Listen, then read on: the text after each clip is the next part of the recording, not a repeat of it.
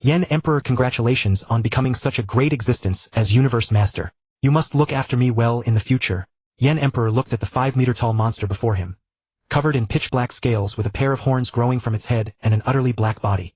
A humanoid monster. This humanoid monster said fawningly to the similarly humanoid monster before him, who was a full 10 meters tall, covered in crimson-red scales with a single horn on his head and radiating an aura of scorching heat and domineering might. The Yen Emperor mentioned by the humanoid monster merely cast a cold glance at this monster and said nothing further.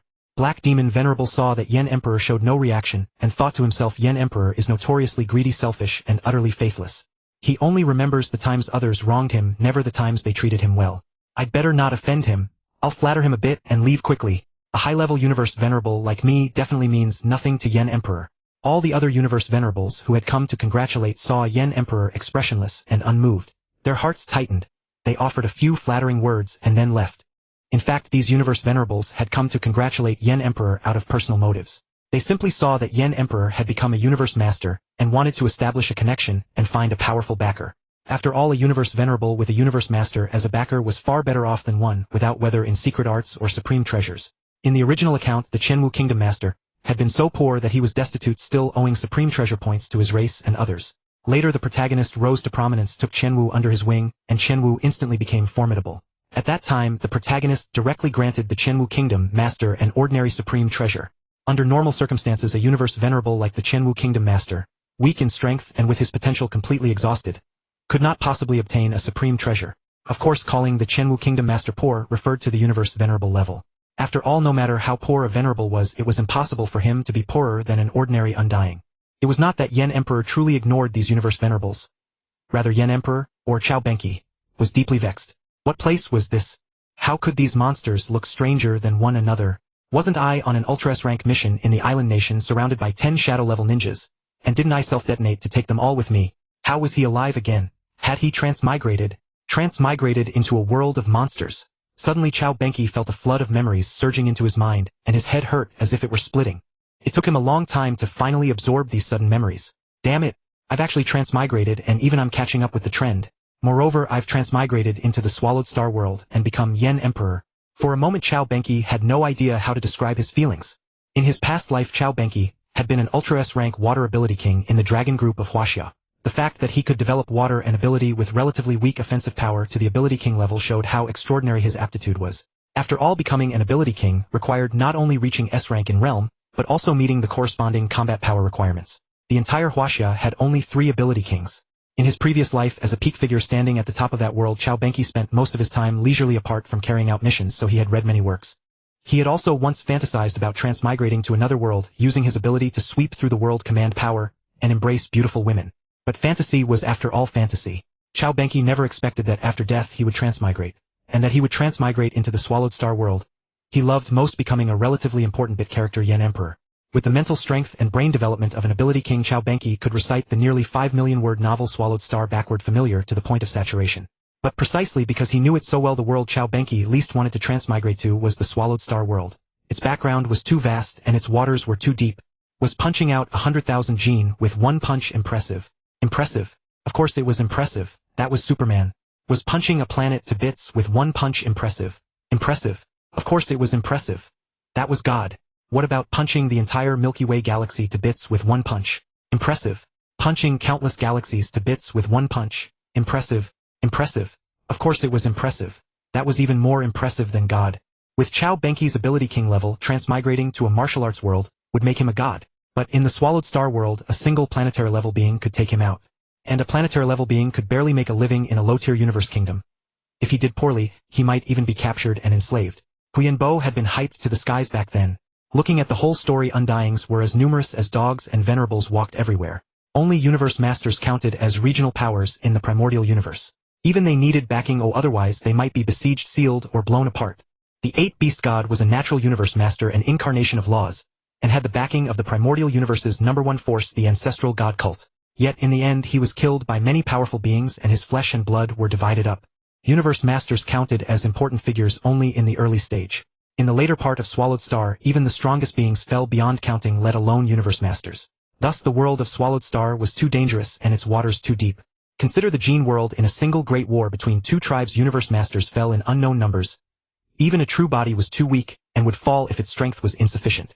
Cao Benqi thought to himself, at least it's good that I transmigrated as Yen Emperor, and Yen Emperor has already become a universe master, so it isn't too dangerous in the early stage. But Cao Benqi then thought, alas, better to have transmigrated as Hong than Yen Emperor. Yen Emperor's comprehension was too low and his mindset was too poor. Mind and comprehension become more and more important in the later stages, especially mind. Mind is the commander, consciousness is the general, and will is the soldiers. Only with a powerful mind can one truly know oneself, then the will improves. Of course, after undergoing great trials, one's will would also improve. And as one's will improved, one's comprehension would also improve. The two complemented each other and neither could be lacking. But Cao Benqi also knew that complaining like this was useless now. It was better to sum up his current advantages. Cao Benqi secretly analyzed the original plot and thought, looking through the whole story, Yen Emperor's opportunities and natural talent were absolutely top-notch. He had Zuoshanke, a God King level teacher, and the potential to reach the third level of the divine body. With just these two, he was already unique in the Primordial Universe. Of course, the protagonist was an exception. But Yen Emperor's comprehension and mindset were too poor. In the end, Zuoshanke abandoned Yen Emperor and cultivated Luofeng instead. Cao Benqi pondered for a while and again thought, Yen Emperor did not appear in the events of the Gene World or the World Beast Calamity. I wonder what his final fate was. Could he become the strongest? Perhaps less than 1 in 10, and that would still require walking the divine body path. Transcend reincarnation? That is absolutely impossible. Alas, forget it, since the die is cast, thinking so much is useless. Let me instead look at the advantages and treasures I have now. Cao Benqi sat still for 3 full days before he finally finished reading through all of the Yen Emperor's memories. Before this he had only received them. He had not yet read them completely. At present Cao Benqi had several major advantages. First, he knew the plot, the inherent perk of being a transmigrator. Second, there were the advantages gained from his transmigration. For example, the Yen Emperor's comprehension had soared. He would not dare compare himself with Luofeng, but he should be just a cut above Hong. Of course, this was the Yen Emperor's own estimate. How things truly stood remained to be verified. In addition, the original Yen Emperor's temperament had not exerted much influence on Cao Benqi. Everything still revolved around his own self. As an Esper King, Cao Benqi's mental fortitude was naturally not too weak. Moreover, because of his transmigration, his will had reached the limit of a universe master. Most importantly, Cao Benqi's transmigration had greatly enhanced his comprehension of the water law. In addition, there was the Yen Emperor's original fire god talent. This made Cao Benqi think of one person.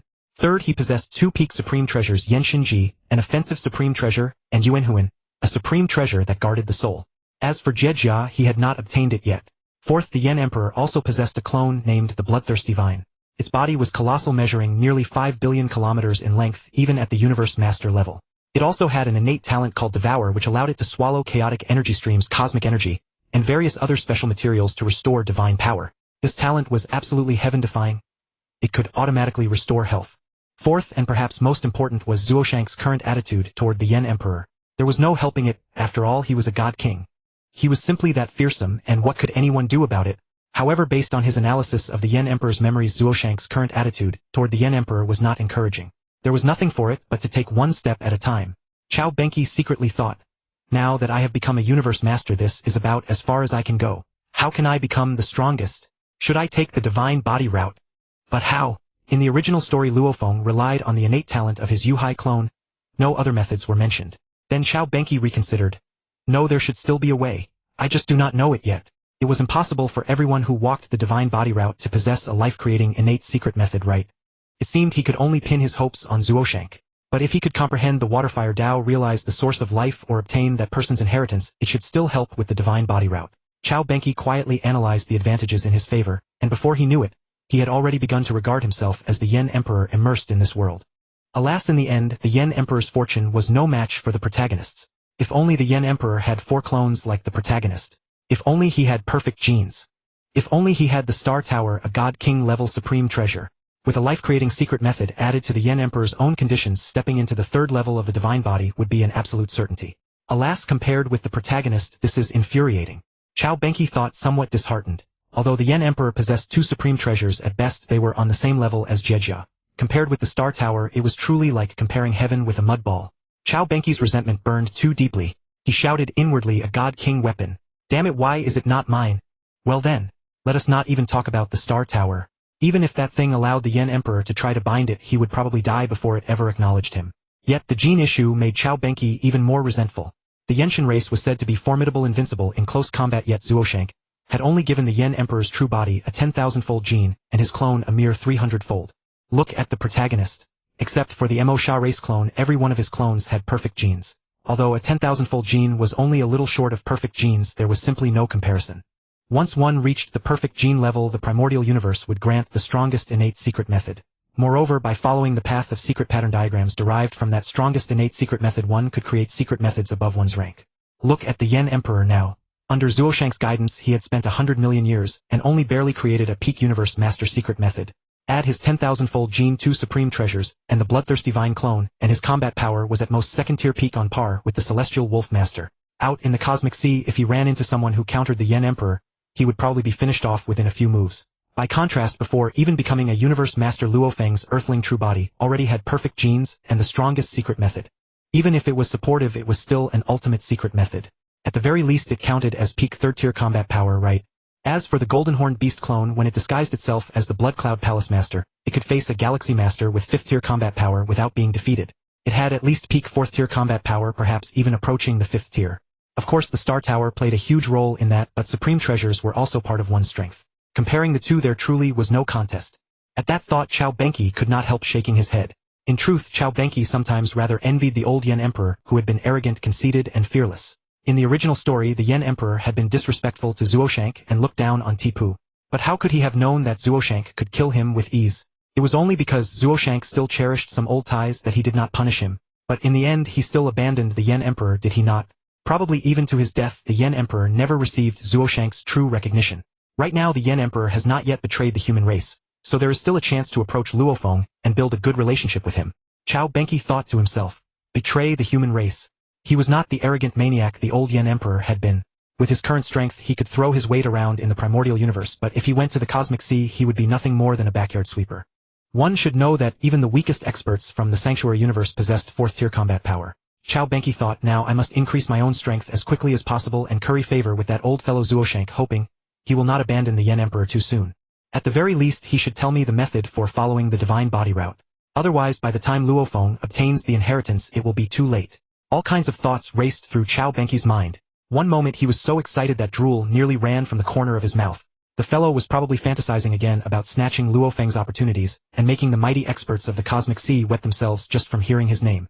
The next moment he wore a grim expression, probably thinking that he might fall on some unknown day or be killed by a world beast in the future. The Yen Emperor's intelligent servant was rather puzzled today. What had come over his master, who had always been so arrogant and conceited? How could breaking through to Universe Master have made the whole man act like a fool? One moment he laughed, the next he wore a mournful face. This left the intelligent servant torn. It had matters to report to its master, yet it did not dare disturb him. It knew well that if it disturbed the Yen Emperor, it would become cosmic garbage. Enough! Since I am here, I might as well take things as they come. Thinking too much is of no use. Since the Yen Emperor's original name is the same as mine, from today onward I am the Yen Emperor. I will definitely become a powerhouse renowned far and wide and make all races submit. Ha ha ha! With that, a surge of heroic spirit welled up in the Yen Emperor's heart. The servant muttered quietly to itself, why does the master look so different today? Jinshi, what are you muttering about? The Yen Emperor's cultivation was so formidable that he naturally heard what the servant said. Oh no, the master heard me. Jinshi hastily prostrated himself on the ground and said in a frightened voice, Great master, your loyal servant was praising your valor, loftiness, and might. My admiration for you flows like an endless river. Enough. Just say it. What did you come to me for? The Yen Emperor broke into a sweat. What an odd one, the previous Yen Emperor had peculiar taste. Yes. Just now, Chaos City Lord sent a message inviting you over. The servant hurriedly replied. Chaos, right. Now that he had become a Universe Master, he was due to convene a giant axe assembly and meet all the other Universe Masters. At last he had entered the core circle of humanity's power. Deep down, Yen D cared little whether the assembly convened. Everything he should know he already knew. Everything he should not know he likewise already knew. Of course, the one thing Yen D truly cared about was that upon becoming a Universe Master, his race would bestow upon him an ultimate treasure. One valued as a top-grade weapon class treasure. No one would ever tire of having too many ultimate treasures. I understand. I will be there at once. Yen D acknowledged and entered the virtual universe. Oh, today the master truly is different.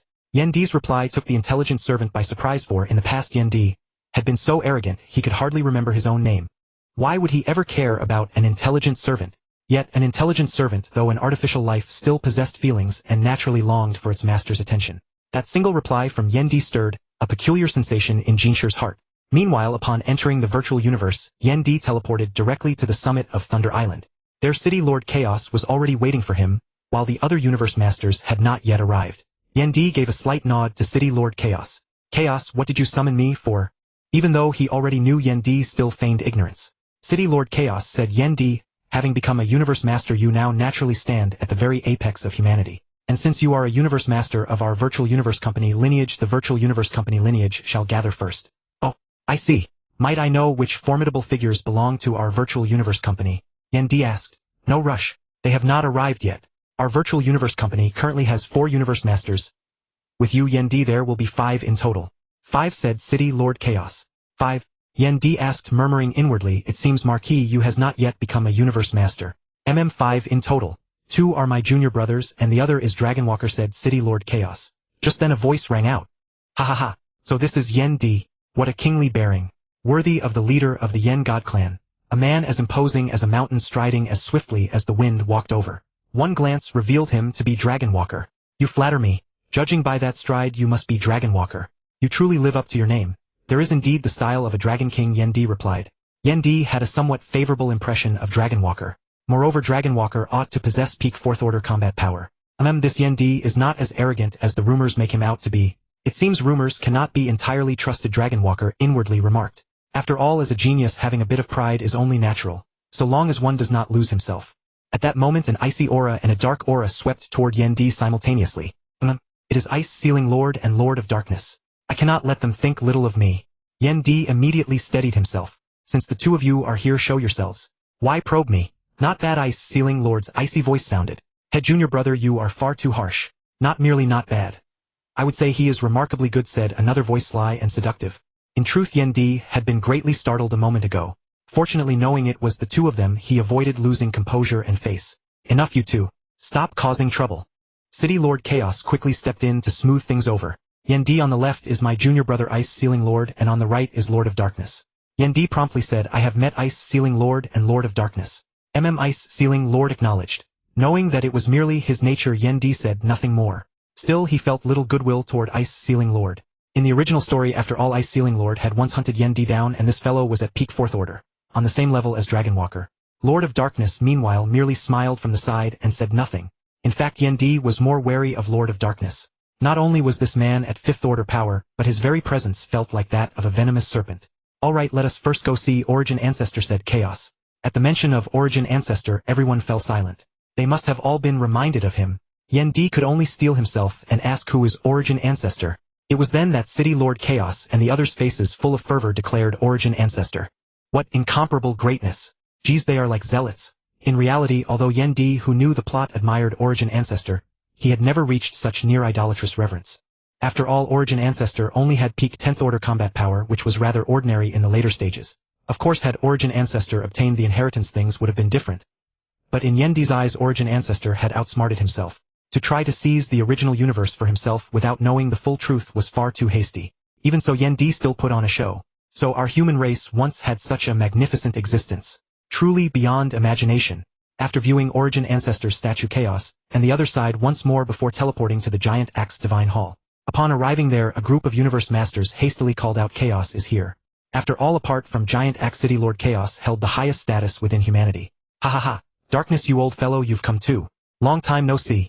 The universe masters mingled warmly, exchanging greetings. Among them all, Yendi paid the closest attention to Lord Pengong and Lord Huangjian. Lord Pengong possessed peak 5th order combat power, while Huangjian was also close to 5th order, and additionally had 4 avatars. Not everyone could be the protagonist and possess 4 avatars. After all, there was only one true chosen one.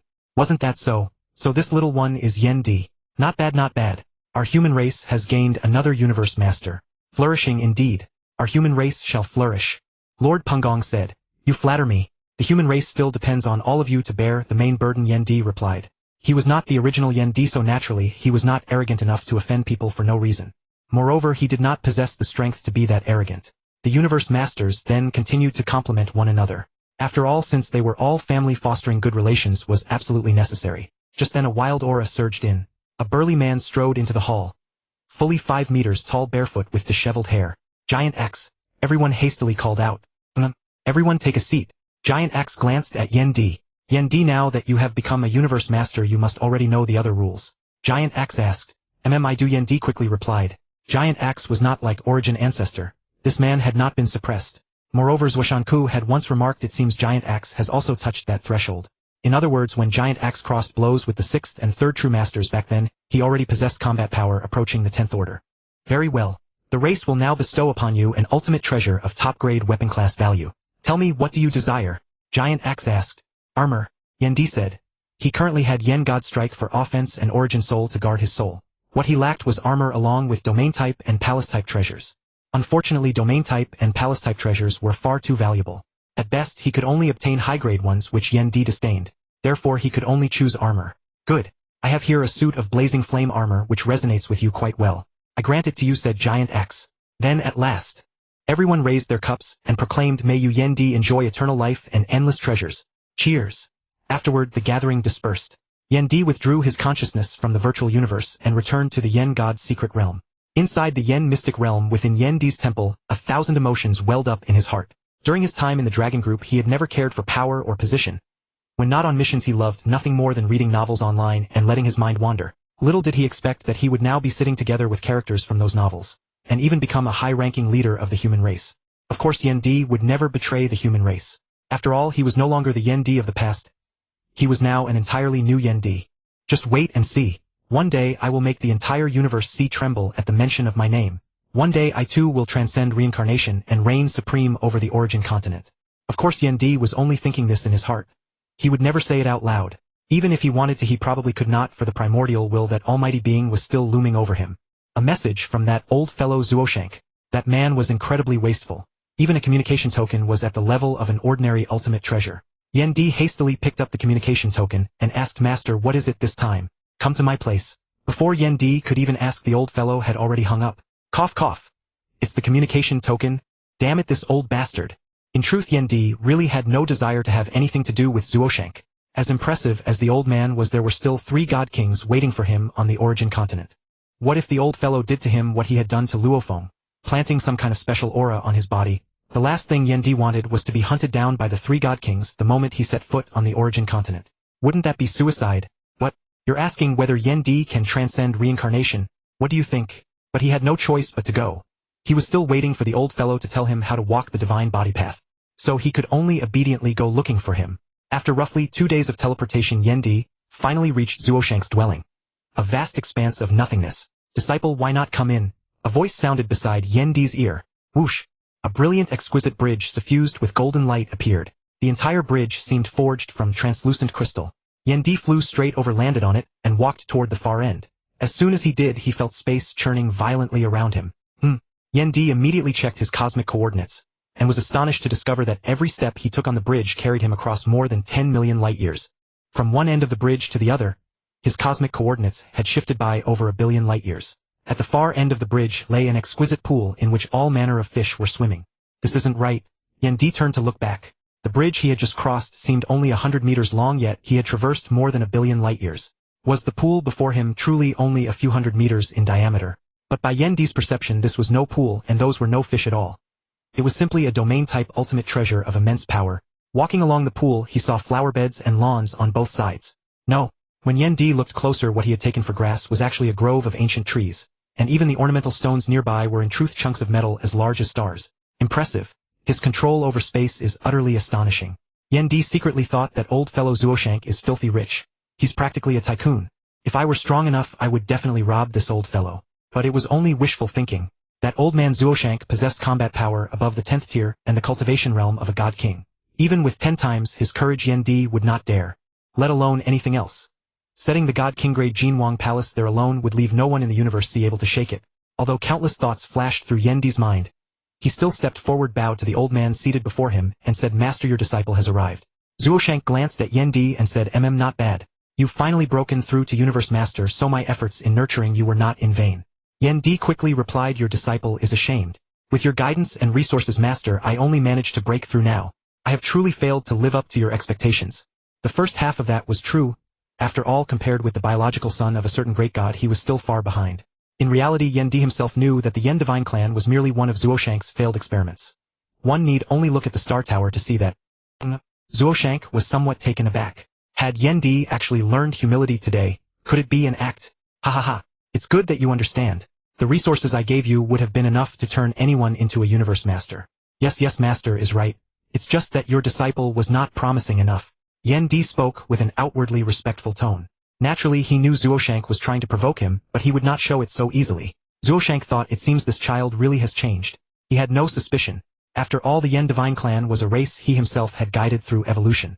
The arrogance and overbearingness of the Yen Divine clan were etched deep into their souls, and he understood them all too well. Had it been the old Yan Di, he might have agreed with his mouth, but his face would have revealed unwillingness when Zuoshanke spoke to him like that. Yet now Yan Di's face was full of sincerity, so it was natural for Zuoshanke to believe that he had changed. How could he know that this Yan Di was not the previous Yan Di? As a Dragon Group agent, his acting was absolutely at the level of an Oscar-winning actor. It's good that you understand. Now that you've become a universe master, I have something to give you, said Zuoshanke. Something? What is it? The tribulation armor. The Star Tower is impossible. Even if he gave it to me, I couldn't use it. Countless thoughts crossed Yan Di's mind, but what he asked aloud was, may I ask what item master intends to give this disciple? There are two things I want to entrust to you. The first is the tribulation armor. This armor was prepared for your third junior brother. Hold it in safekeeping for him, and when the time comes he will naturally come to you to retrieve it.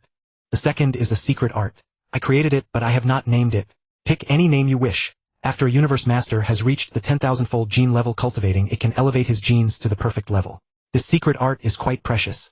Remember, it must never be passed on, Zuoshanke said slowly. Yes, your disciple will keep it in mind and never pass it on. The tribulation armor was what he had anticipated, but this secret art was somewhat unexpected. Still, Yan Di felt a sense of loss. He had not obtained the method he truly wanted, the path of the divine body. Alas, forget it.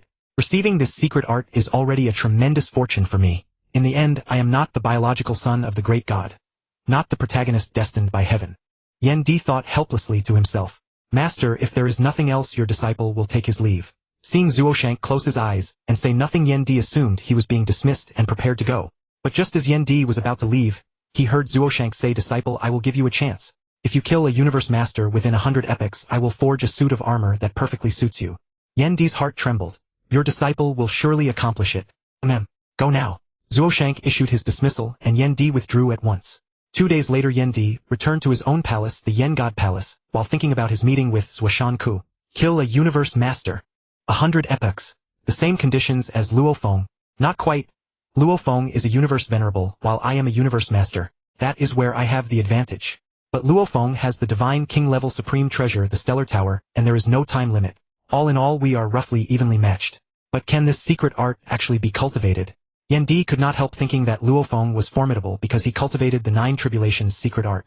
Yet the problem was that doing so would forever brand him with Zuoshanke's mark, and once he reached the origin continent he would have to fight to the death against 3 divine kings. Yan Di was well aware that before transcending reincarnation he could not compare with Luo Feng because the other man was a child of destiny, the protagonist.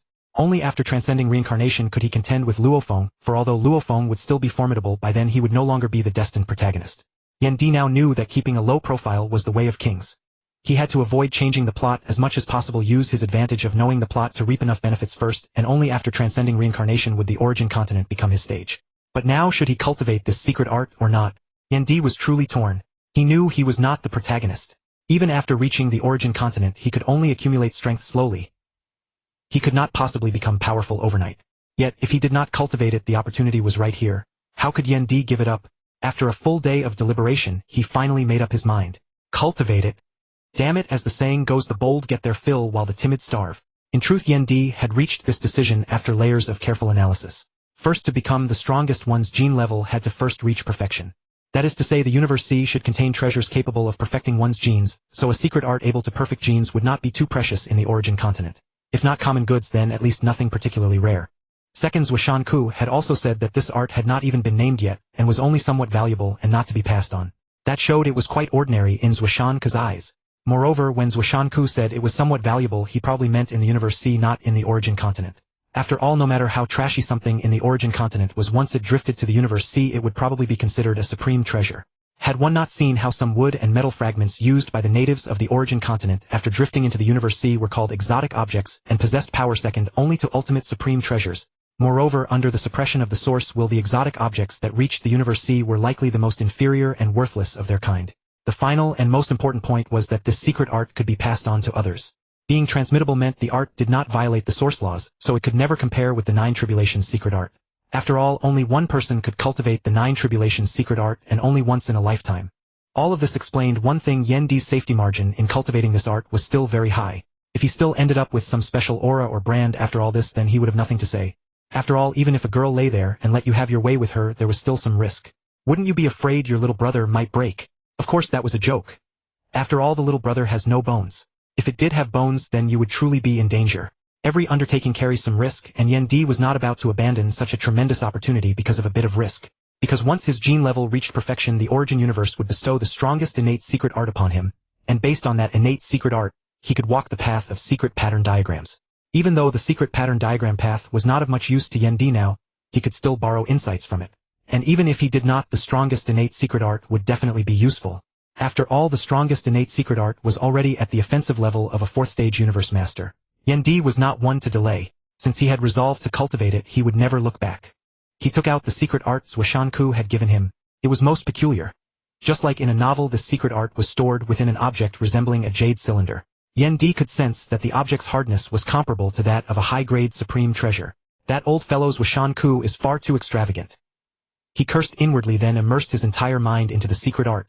It took him a full half-hour to finish reading through the secret art. What a strange secret art. It is truly inconceivable.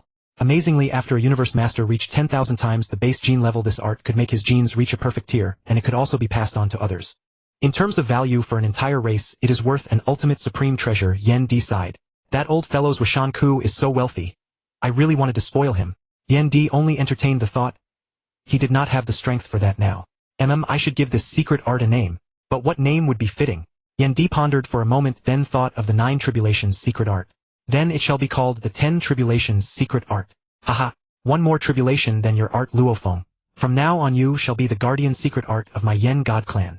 As for Zuoshanke's warning not to pass it on, Yen Di had long since thrown it 108000 light-years away. Excellent. Time to start cultivating.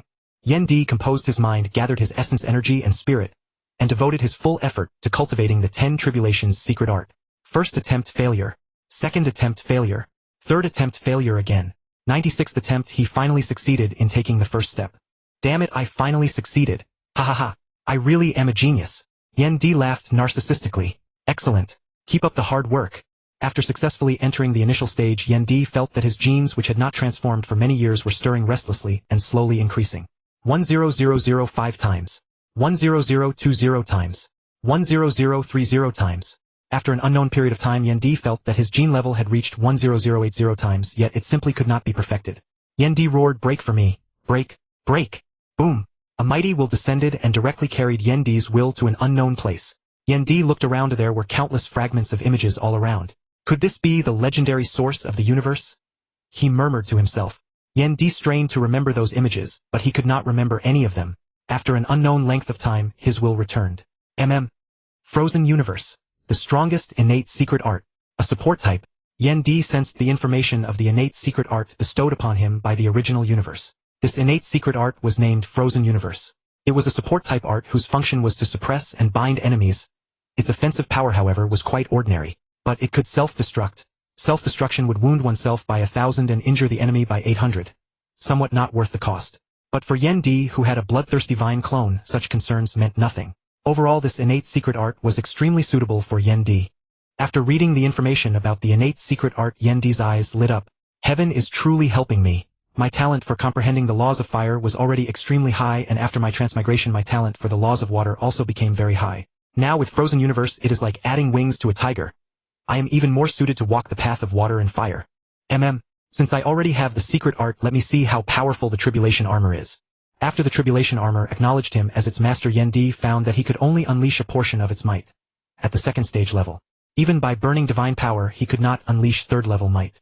But even so, the Tribulation Armor could rival an ordinary peak supreme treasure. No wonder Yen Di had been reluctant to part with it back then. But now Yen Di's horizons were much broader, so naturally he no longer clung to it. After all, once the Gene World arrived, ultimate supreme treasures would only be standard issue battle armor at the True God level, and there would be plenty of better mechanical style treasures. But for now the Tribulation Armor was still very important to Yen Di. Just then, Yen Di's intelligent servant Jean Sure arrived.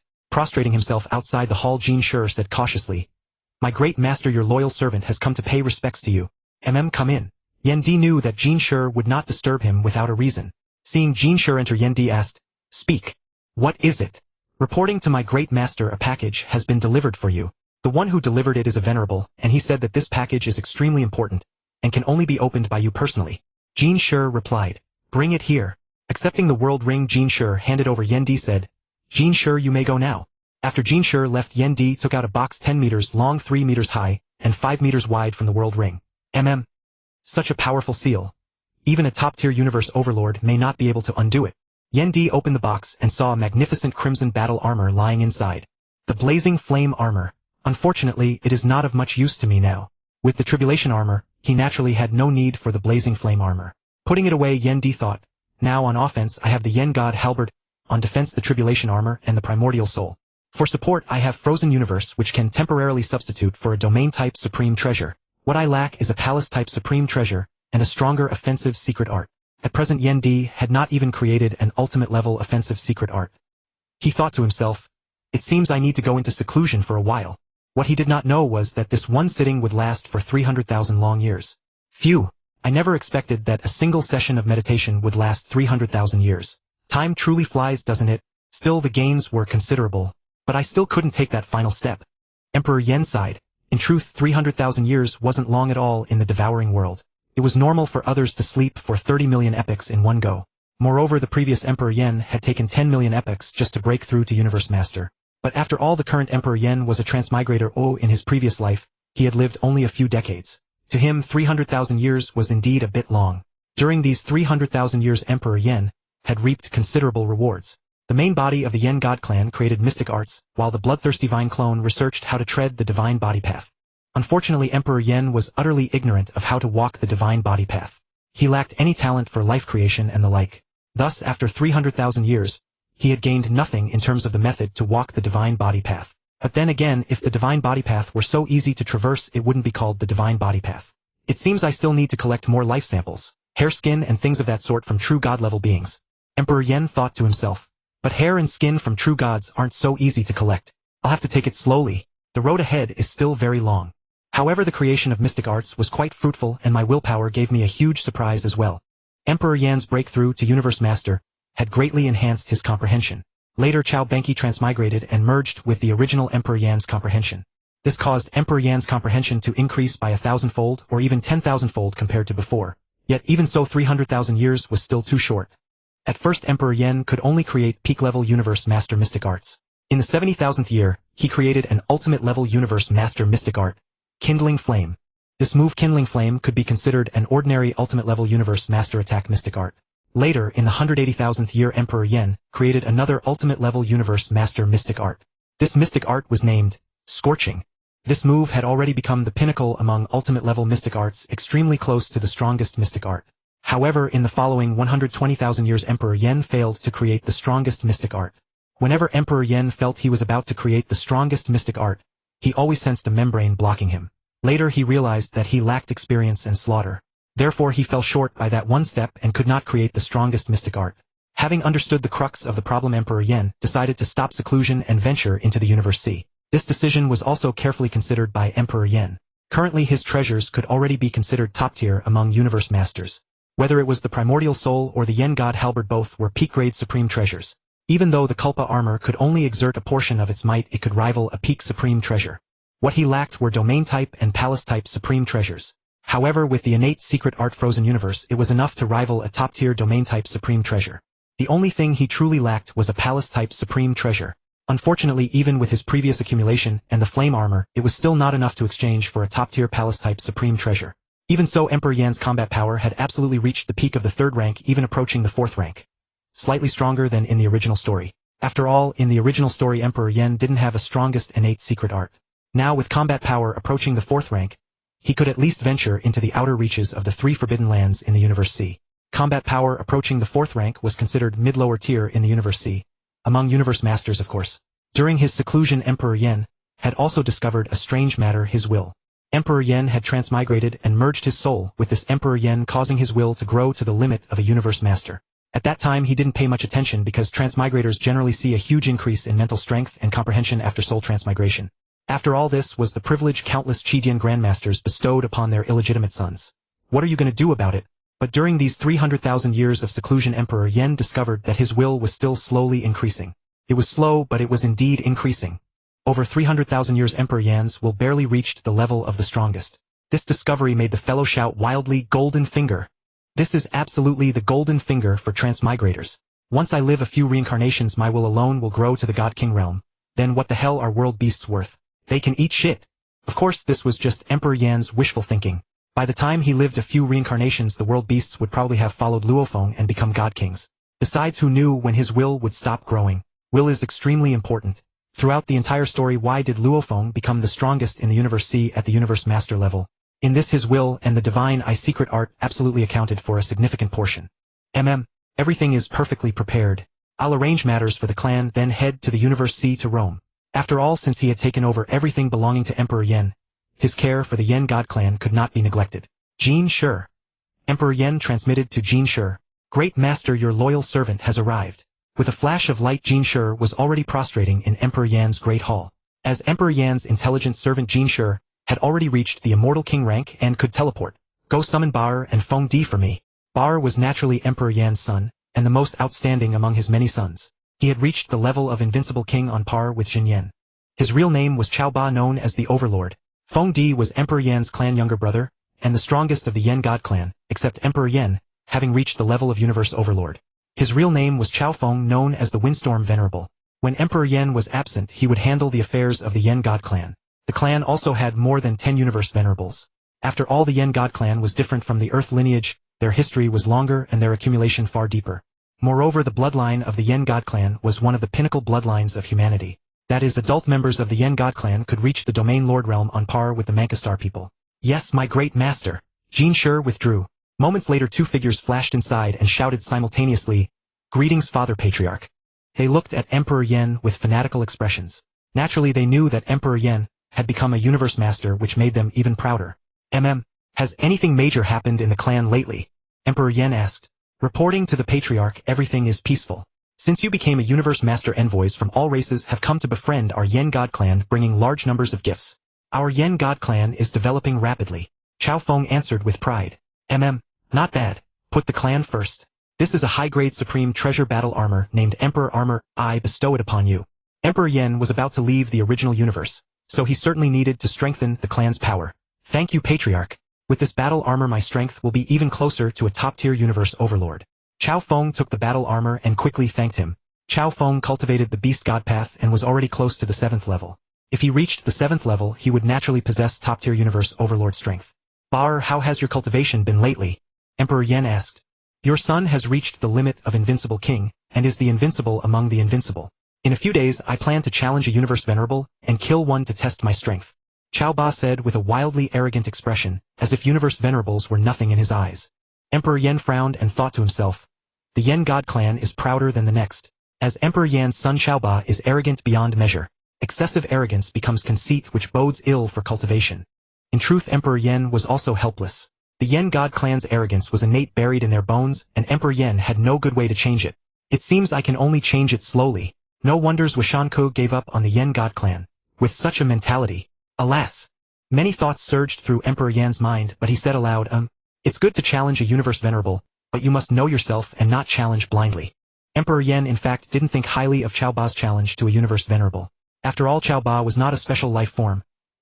He hadn't cultivated a secret art that violated the rules of the universe's operation, and he hadn't created a mystic art at the Universe Venerable level. "Rest assured, Father. Why would I fear them?" Cao Ba still answered with such arrogance. Seeing this, Emperor Yan could only shake his head, thinking, "Let him hit a wall himself, oh he'll understand naturally." He didn't say more. He tossed Cao Ba a world ring and said, "Inside are 11 suits of battle armor. The Emperor level one is for you. Give the remaining 10 king level suits to outstanding clan members." These were sub-armors produced by the Culpa armor. However, due to limited time and because Emperor Yan only allowed high-quality production, there were only 11. Yet the king-level armors were already close to ordinary heavy treasures, let alone Emperor-level ones. "Yes, Father," Cao Ba answered. You may withdraw for now. Father Patriarch, we take our leave." After saying this, the two left. Time to go to the Universe C. Just as Emperor Yan was about to set off, he suddenly received a message. "The Primordial Star is about to open." The Primordial Star has opened. It seems my plans need to change, Yan Di thought to himself. Yan Di knew that the Primordial Star was the greatest dungeon in the Primordial Universe.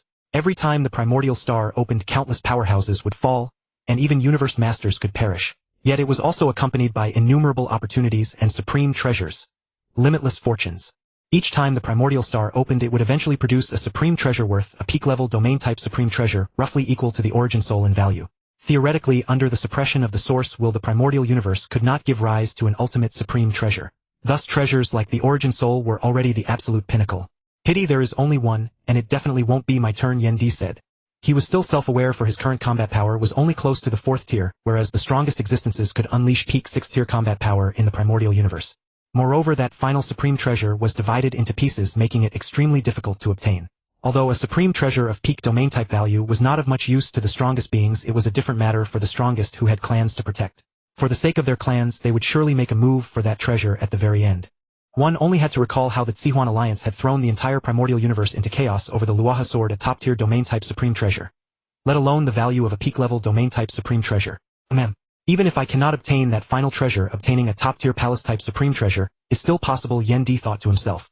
Yen Di was naturally working his own calculations. Top-tier palace-type domain-type and soul-type supreme treasures all had the same value, roughly equivalent to 1 peak-class weapon-type supreme treasure. And 1 peak-class weapon-type supreme treasure was worth about 8 top-tier weapon-type supreme treasures. Of course, that was the value if contributed to one's clan. If directly exchanged, it would be worth roughly 6.5 of them. Yen Di's accumulated wealth over the years, together with the blazing flame armor gifted by his clan, amounted to only about 3.5 top-tier weapon-type supreme treasures.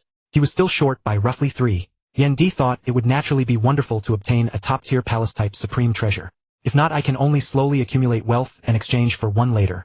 Yen Di was not worried about having nowhere to make the exchange. After all, with Zuoshanke serving as a mobile treasure vault, he could probably procure even an ultimate supreme treasure. If that is the case. Heh. Yen Di revealed a sinister smile. As a universe master, he naturally had no need to form a team when entering the primordial secret realm. Yen Di immediately teleported toward it alone. Yen Di picked up the communicator and said, Hundun, what is it? How has your secluded cultivation been, Yen Di? Hundun asked. Not bad, I made some gains, Yen Di said. Hundun's eyes lit up, and he thought he truly is a rare genius of our human race. After 300,000 years of secluded cultivation, he has already gained something. The possibility that Yen Di was lying never crossed Hundun's mind. Once one reached the level of Universe Master, would there be any need to lie about such a thing? Yen Di, are you planning to go to the Primordial Star? Yes, I am teleporting toward the Primordial Star now. Be careful on the Primordial Star. Don't try to act tough. If anything happens, send me a message in the virtual universe, and I will get there as soon as possible. Thank you, Hundun. I'll be careful. Is there anything else? Yen Di felt tremendous admiration for Hundun. If Jufu was a nation's nuclear weapon, then Hundun was a nation's leader. Thus, if Hundun had any requests, Yen Di would do his best to fulfill them. In truth, Hundun understood Yen Di's personality quite well. He knew that Yen Di was arrogant and overbearing, and he was afraid Yen Di might suffer at the hands of veteran powerhouses. After all, veteran powerhouses had deep accumulations and means that no rookie could match. It's like this. My junior brother, the Lord of Darkness, has a disciple named Venerable Yoho, who has already reached the level of top-tier universe overlord. He is basically invincible among the universe venerables on the Primordial Star, but I fear that an alien universe master might make a move against him. Please keep an eye out for him. Oh, I will definitely pay attention. Yen Di hung up the phone. Know the communication token? And thought Venerable Yuho. Lord Yuho. Heh. So he is humanity's next universe master. Though little was recorded about Lord Yoho, his combat power was only a hair inferior to Lord Bingfeng's. This indicated that Lord Yuho possessed combat strength close to or at the 4th tier. Yen Di naturally wanted to befriend such a powerhouse. We're at the Primordial Star. This is the Primordial Star. Setting foot on the ground of the Primordial Star, he could faintly sense the might of the source will, for the Primordial Star was said to be the place closest to the origin of the Primordial Universe. Yen Di glanced curiously at the land and vegetation of the Primordial Star. Legend said that on this star nothing could be taken away except supreme treasures and precious treasures. Of course, Yen Di was merely curious, and he certainly would not be so bored as to cause destruction on the Primordial Star. The Primordial Star had 10081 teleportation holes leading to different planes, and Yen Di had already been there for 3 days. Damn it! Didn't they say that walking on the Primordial Star could let you step on a precious treasure? I've been wandering around here for 3 days, and haven't seen the slightest trace of a precious treasure, let alone a supreme treasure. Yen Di was extremely disgruntled. He had hurried over as soon as he heard the Primordial Star was open, but not a single supreme treasure had appeared. If there are no supreme treasures, then at least send a few universe masters to spar with me. In fact, Yen Di yearned for battle. Ever since he transmigrated here 300,000 years ago, he had never truly fought, and his blood had long been boiling with restlessness. Yen Di had arrived too early. Most of the powerhouses and treasures had not yet appeared. He did encounter a few universe venerables, but they all fled in fright at the sight of Yen Di. Moreover, they were traveling in groups, so they probably were not too formidable. At most they were high-level universe venerables. After all, those at the universe overlord level generally did not travel in teams or at most in groups of 2 or 3. There are fluctuations 200 million kilometers ahead, and they are not weak. Yen Di shot forward. He knew that, on the Primordial Star, a precious treasure emergence produced no fluctuations while an ordinary supreme treasure produced slight fluctuations. Judging from the fluctuations, it was most likely a high-grade supreme treasure. Ha ha ha, a great start. Indeed, it might be a high-grade supreme treasure. Yen Di laughed heartily. Although a high-grade supreme treasure was of little use to him, a mosquito leg was still meat. Every little bit counted. If it was a palace-type or domain-type treasure, it would be basically equivalent to a top-tier weapon-type supreme treasure in value. Such wealth would be of considerable use to Yen Di now. Venerable Wudu, the top-tier universe overlord of the prison clan. The other 3 are universe overlords as well, but I do not recognize their auras. They should be powerhouses of the demon clan. Yen Di saw Venerable Wudu confronting the other 3 universe overlords. Tianhu, Huxiao, Longbei, I advise you 3 to leave now. Don't force me to act. The 3 of you are no match for me. Venerable Wudu threatened. The universe overlord called Tianhu replied, Wudu, don't be so arrogant. Even if the 3 of us are no match for you, facing us is enough to delay you until our clan's powerhouses arrive. Venerable Wudu also had his concerns. After all, the 3 before him were universe overlords. He could not be certain of killing them immediately, and he feared that other demon clan powerhouses would arrive. The 3 demon clan universe overlords also did not want to summon their own powerhouses, since none wished to share the treasure with others. Suddenly the universe overlord called Langbei stepped forward. He had a shifty-eyed look as if his mind was full of schemes. Venerable Langbei said, how about this? After the treasure appears, we each use our own means to seize it. Wudu, what do you think? Fine. Wudu agreed at once.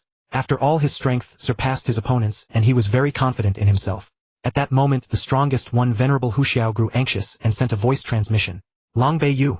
Langbei transmitted to Huxiao and Tianhu, don't be anxious. Although Wudu is strong, when the treasure appears, Huxiao and I will restrain him with a domain-type secret art. Tianhu, you secretly seize the treasure, and then the 3 of us will flee. Huxiao and Tianhu thought it over, and seeing no alternative agreed. The treasure is appearing. Huxiao, act now. No sooner said than done. Huxiao and Langbei simultaneously unleashed their strongest suppression secret arts at Venerable Wudu. 100-fold forbidden waves. Chaotic wind surge. The 2 secret arts hurtled toward Wudu. Ha ha ha, come, let me show you the might of Wudu. Ah, how despicable. Wudu let out a great roar. Because Wudu was momentarily suppressed by Huxiao and Longbei, the treasure was instead taken by Tianhu. I've got it. Retreat. Tianhu shouted. Ah, you despicable demon clan wretches. Take my strongest strike. Wudu universe. Divine power burned. A black point of light flew out of Wudu's mouth, expanding into a colossal universe that shrouded the 3 demon clan universe venerables. Pooh, pooh, pooh. All 3 vomited blood at the same time. Ah, my divine body has lost 10%. Wudu is too strong. Mine has lost 15%. Mine has lost 8%.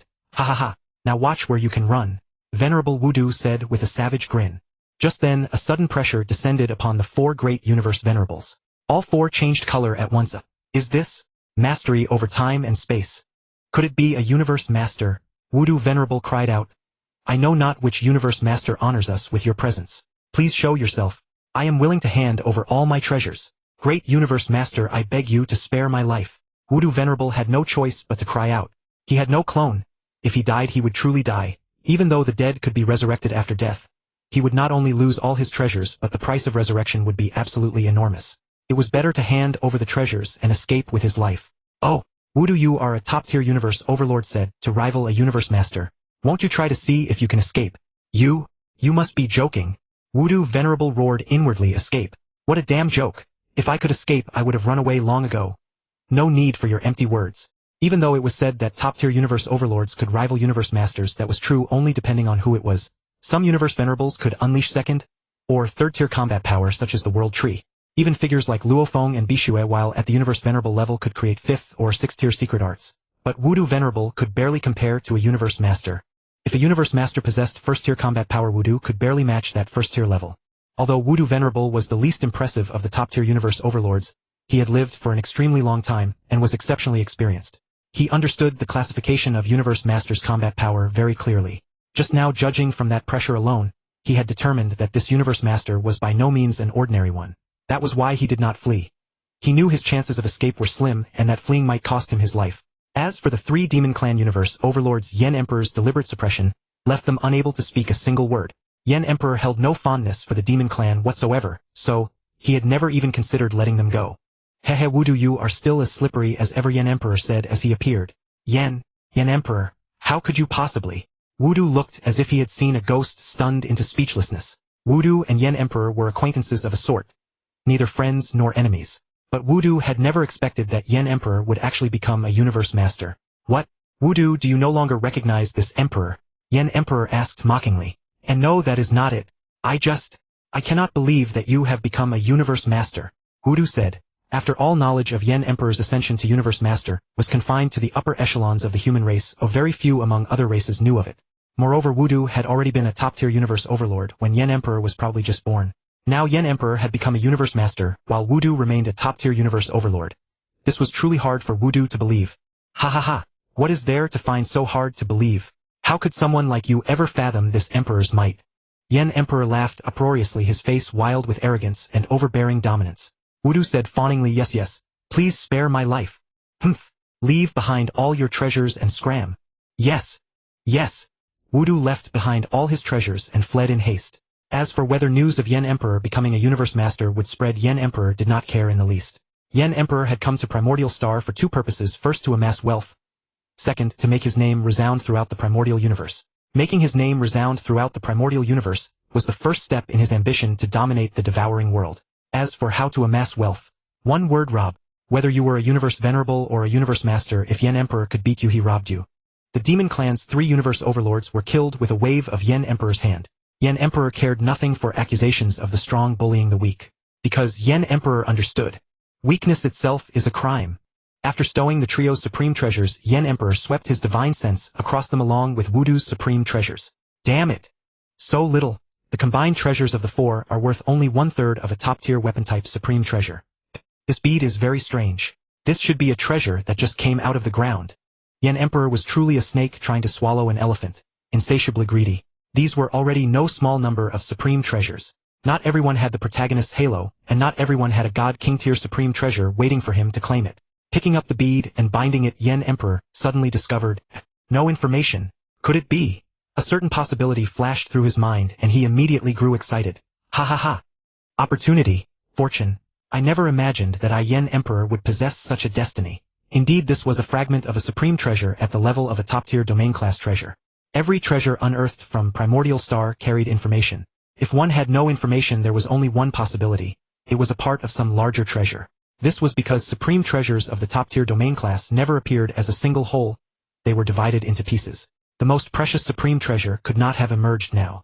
The only possibility was that this was part of a treasure at the level of a top-tier domain class supreme treasure.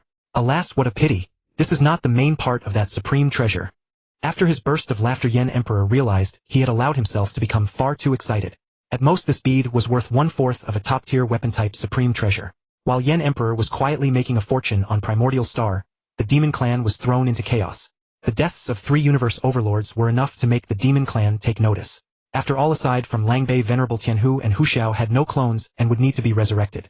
The price of resurrecting 2 universe overlords was not small. But what truly enraged the demon clan was that the 3 universe overlords had been killed by a universe master. Worse, he was human, the demon clan's mortal enemy, and that race had now gained another universe master, making the demon clan feel threatened.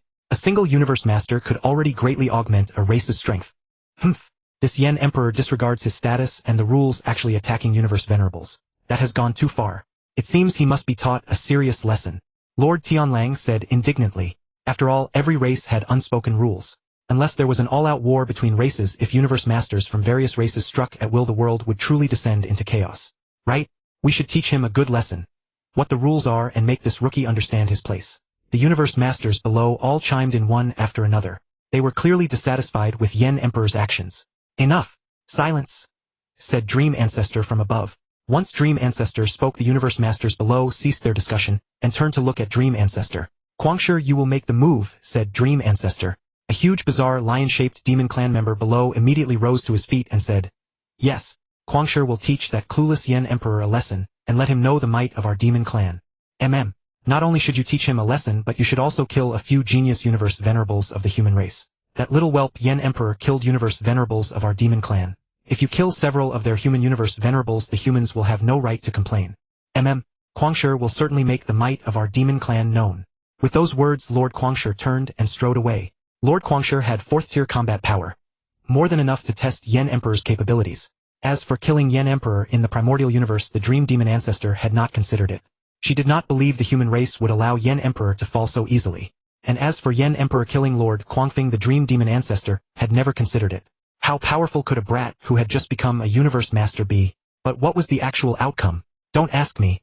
I won't tell you. Ha ha ha. While the Demon Clan was discussing how to deal with Yen Emperor, a shameless universe master appeared on Primordial Star.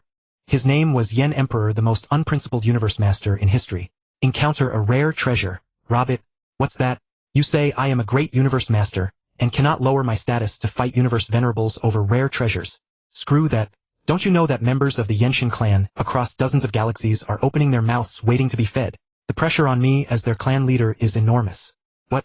You say this is just an ordinary supreme treasure, and ask me to spare you for the sake of some lord or other. Get out. Do you want your life or your supreme treasure? I rob even rare treasures, let alone supreme treasures. What?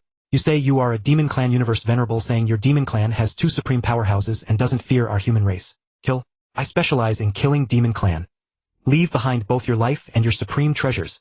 And so Yen Emperor became the robber and demon of Primordial Star. Some even called him the Robber Master. At a certain place on the Primordial Star, over a dozen universe venerables were pitted against one another, divided into 3 factions, each led by a universe overlord. Humph. Venerable Li Jin, are you star beasts also going to interfere in seizing this treasure? Humph. Nonsense. What we star beasts do is none of your 9 territories alliance's business. Heh. Venerable Li Jin, don't be too arrogant. Be careful that our insect race and the 9 territories alliance join hands to deal with you star beasts. A woman with wings beautiful to the bone spoke. Judging by her appearance, the legendary insect race was indeed incomparably beautiful. Although the 3 sides seemed to be evenly matched in numbers and strength, the star beast faction was actually the strongest. Because 3 of the star beast side were golden-horned beasts, including Venerable Li Jin. Alas, who could blame them? The golden-horned beast was a body forged by some almighty deity for his illegitimate son. With 4 innate avatars and unmatched combat power, it was only natural that the other 2 factions feared them. Whoosh! The treasure has appeared. Everyone grab it.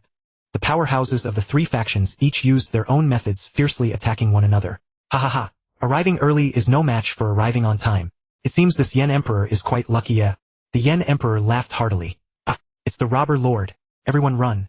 In less than a millionth of a second, the powerhouses of the 3 factions had all fled. Air. Am I really that terrifying? The Yen Emperor touched the horn on his head, feeling that he didn't look scary at all.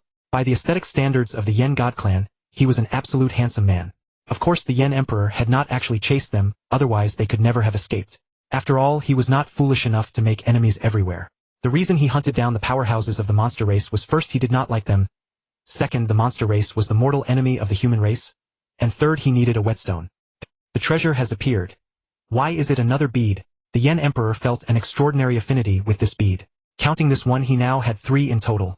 It carried no information, and he could not find the main component, which made the Yen Emperor quite frustrated. Let me take inventory of the gains from these past days. Sigh, so little. Even adding those 3 beads, it was only enough to fund roughly 1.5 top-grade weapon-type supreme treasures. When would he ever save up enough? Except for the first time, the Yen Emperor had not gained much. After all, everyone was smart. They hid as soon as they saw the Yen Emperor. Moreover, he could not really kill whoever he met. At most, he would just rob them.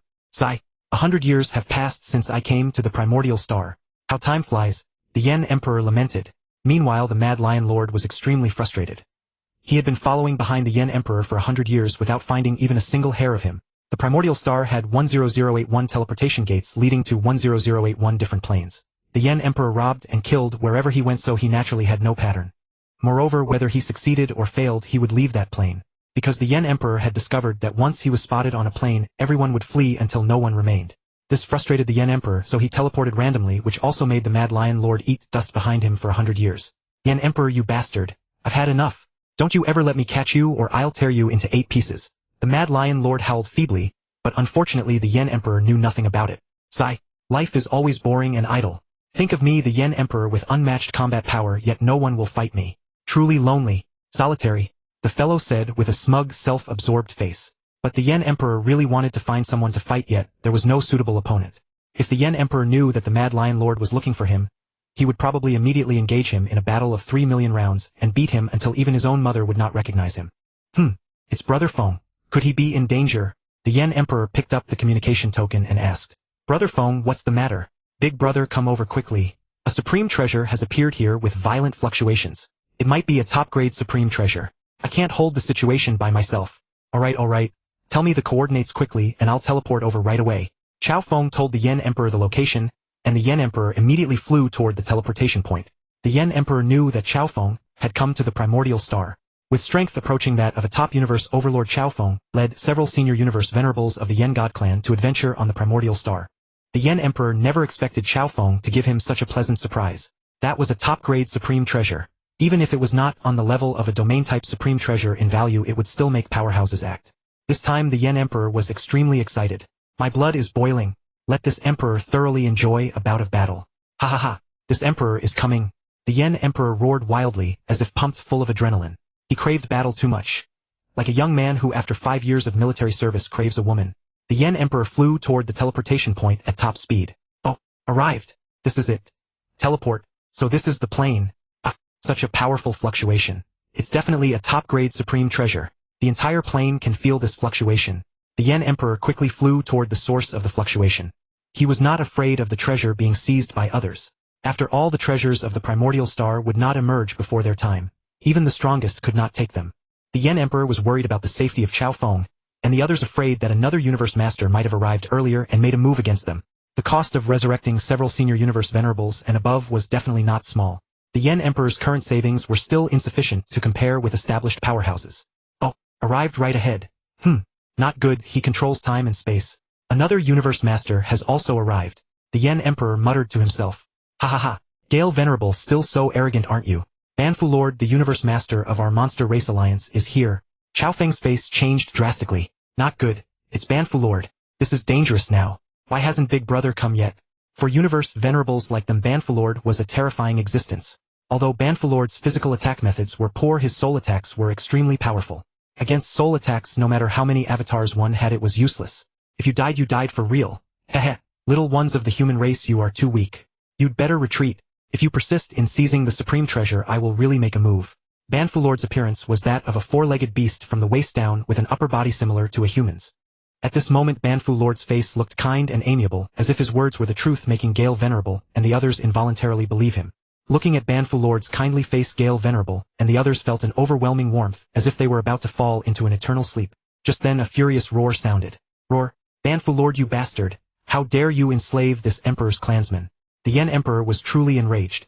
The Yen God clan had only a dozen or so universe venerables, and most of them were here. If they were enslaved, the Yen God clan would suffer a tremendous blow. Especially Gale Venerable. The Yen Emperor thought highly of him, estimating that it would not be long before he became a top universe overlord. He even had a faint hope of becoming a universe master. Phew, that was close.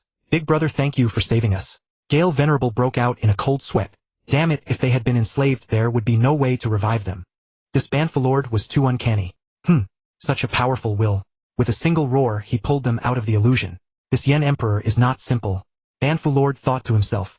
To break his illusion for others with a single roar required at least the willpower of a universe master at the limit.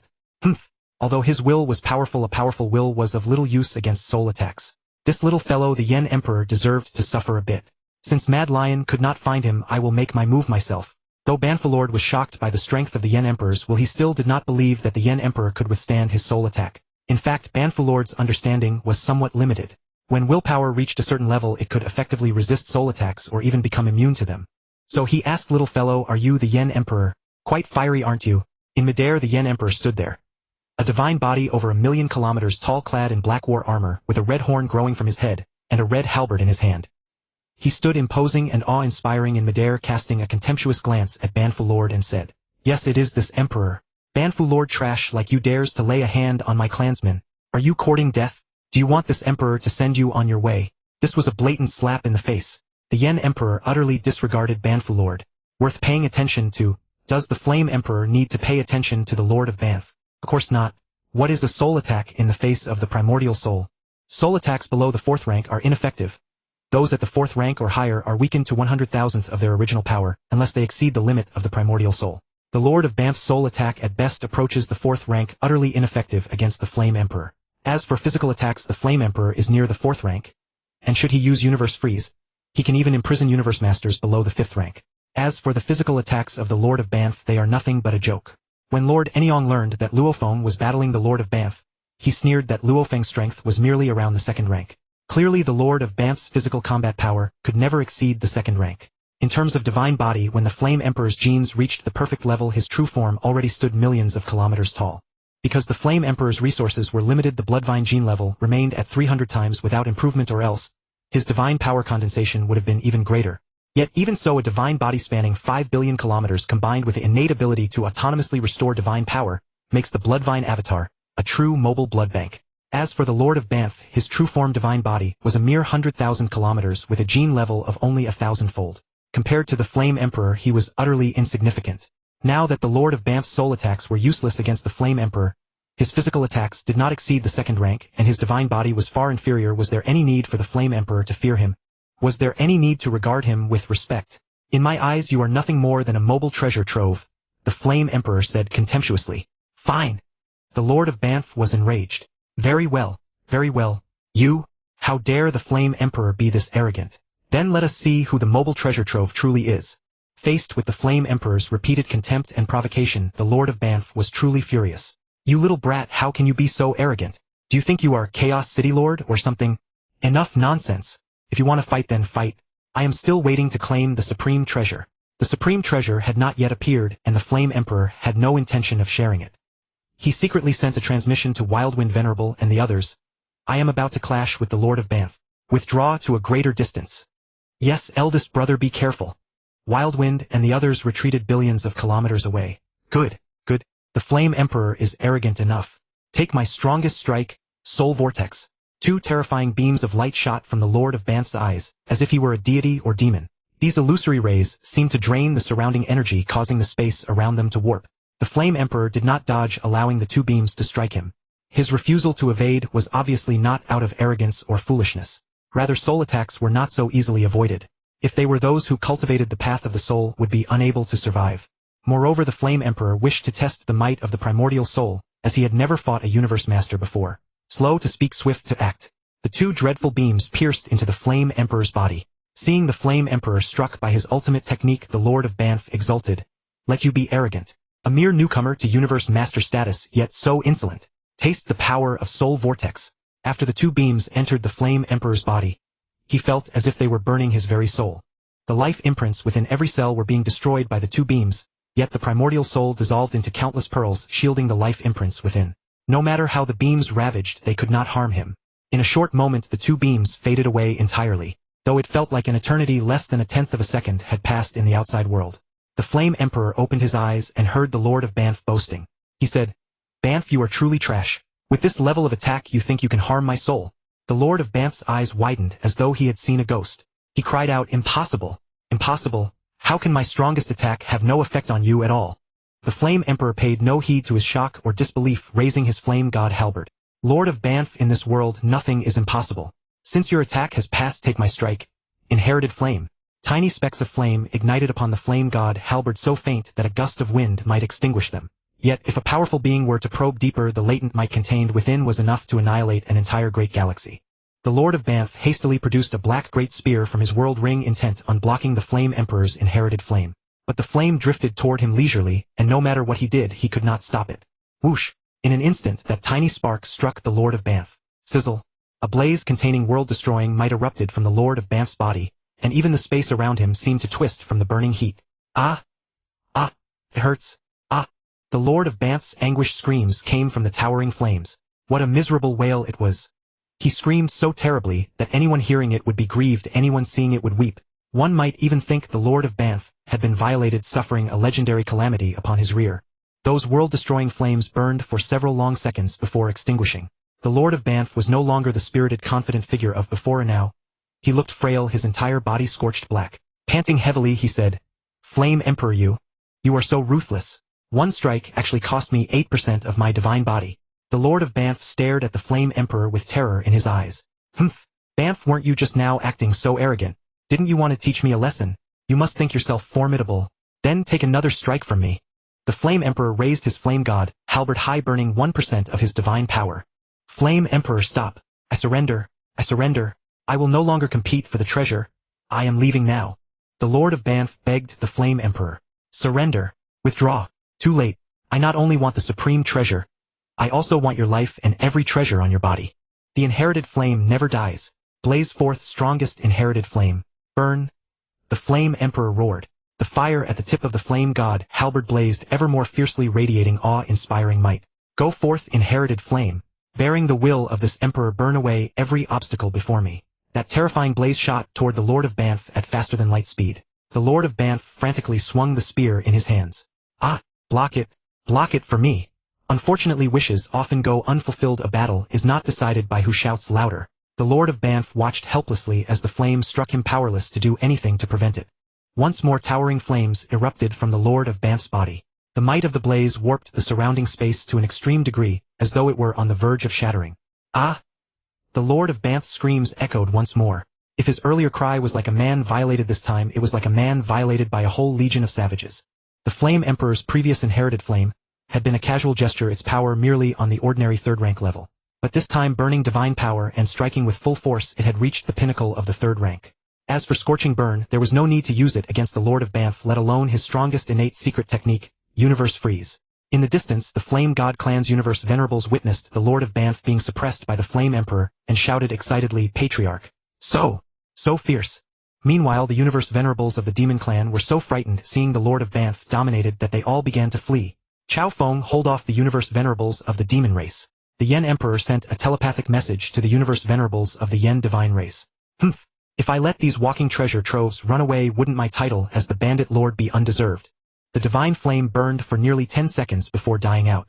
By then, the Lord of Banfu had been scorched beyond recognition. Phew! I finally managed to survive. I almost thought I was going to die. That Yen Emperor is too formidable. This time he actually destroyed 12% of my divine body. The Lord of Banfu said, having narrowly escaped death. Now the only option is to flee, but can I really escape? It was not that the Lord of Banfu was unwilling to flee, but fleeing meant exposing his back to the enemy without any defense. Right?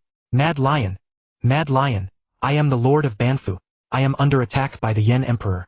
Come help me quickly, here are my coordinates. Naturally, the Lord of Banfu would not tell the Mad Lion Lord that he had been utterly crushed by the Yen Emperor. I got it. Hold off the Yen Emperor first. I'll be there immediately. The Lord of Banfu felt immense pressure. If he could actually hold off the Yen Emperor, why would he need to beg the Mad Lion Lord for help? This is torture for me. The Yen Emperor is so ferocious. How can I possibly hold him off? The Lord of Banfu said with a bitter face. The Yen Emperor did not care what the Lord of Banfu was thinking. Right now, he only wanted to kill the Lord of Banfu, seize the treasure, and leave quickly. Lord of Banfu, what are you thinking about? So lost in thought, are you thinking about how you will die? Since that's the case, I shall give you a lift to your doom. The Yen Emperor taunted. The Lord of Banfu looked at the Yen Emperor in fear. Yen Emperor, do not be so arrogant. The Mad Lion Lord will arrive soon, and then he will tear you limb from limb. The Mad Lion Lord. He sounds like a worthy opponent. It is said that the Mad Lion Lord possesses 4th-tier combat power on par with the Lord of Icebound. This time I'll have a go at him. The Yen Emperor thought to himself. Ha ha ha. Mad Lion Lord. Lord of Banfu, how ridiculous you are. Even if the Mad Lion comes, what then? Do you think the Mad Lion's arrival can save you? And can you even survive until he gets here? Although the Yen Emperor's words were full of contempt for the Lord of Banfu, his movements did not slow in the slightest. As the saying goes, a lion fights a rabbit with full force. The Yen Emperor naturally would not be careless. If encountering the Mad Lion Lord alone already required him to use 120% of his combat power, let alone facing both the Lord of Banfu and the Mad Lion Lord together. The Yen Emperor had no confidence to duel 2 Universe Lords by himself. Since that is the case, Lord of Banfu, die for me. Die! The Yen Emperor roared. This time he held his Yen Divine Halberd horizontally before his chest. Burn Divine Body. Ultimate Secret Art. Scorching Heat. Since the Mad Lion Lord would arrive soon, the Yen Emperor naturally focused all his strength on eliminating the Lord of Banfu. Space around the Yen Emperor trembled and tiny sparks appeared.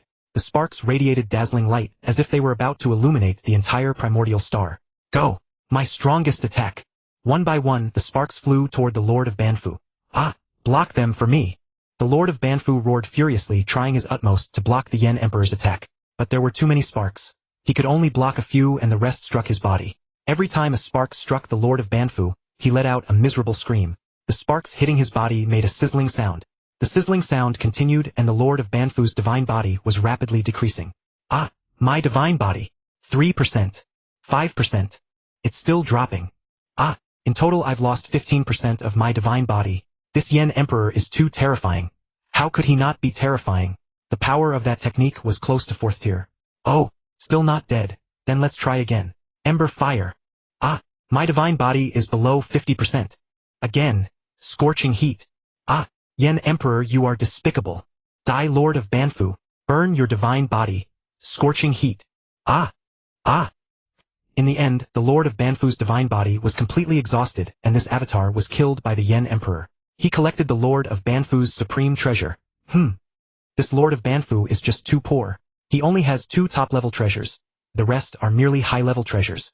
This Yen Emperor is somewhat too greedy. Although the Lord of Banfu was a universe lord of the Demon Alliance, he was not a true core leader, and his status was not particularly high. Naturally, the demon race would not grant him too many treasures.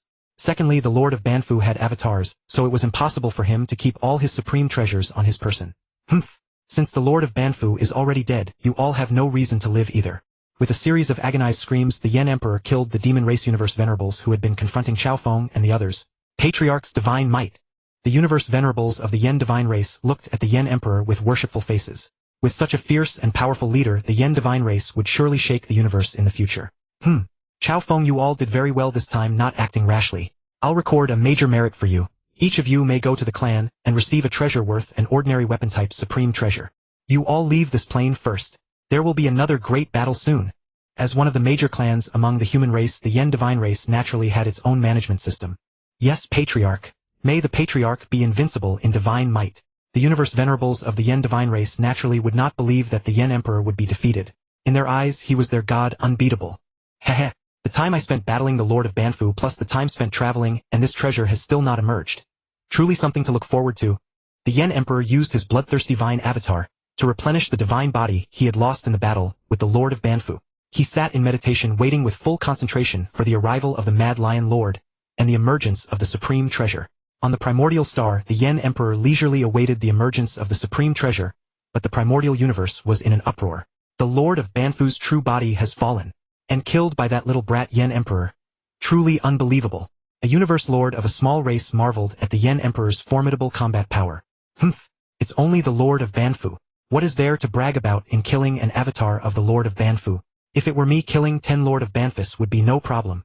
A powerful universe lord of the prison race said contemptuously. Of course he had the ability to say such things because he was the prison king. With formidable 5th-tier combat power and a special body, he was enough to look down on any universe lord who lacked a supreme top-tier treasure. Oh, an interesting little fellow with decent combat power. I wonder whether he can be recruited into our Northern Territory Alliance. The Lord of Galaxy said to himself. Another universe lord with formidable 5th-tier combat power. Isn't it just that he relied on his treasure to block the Lord of Banfu's soul attack, and then killed his true body?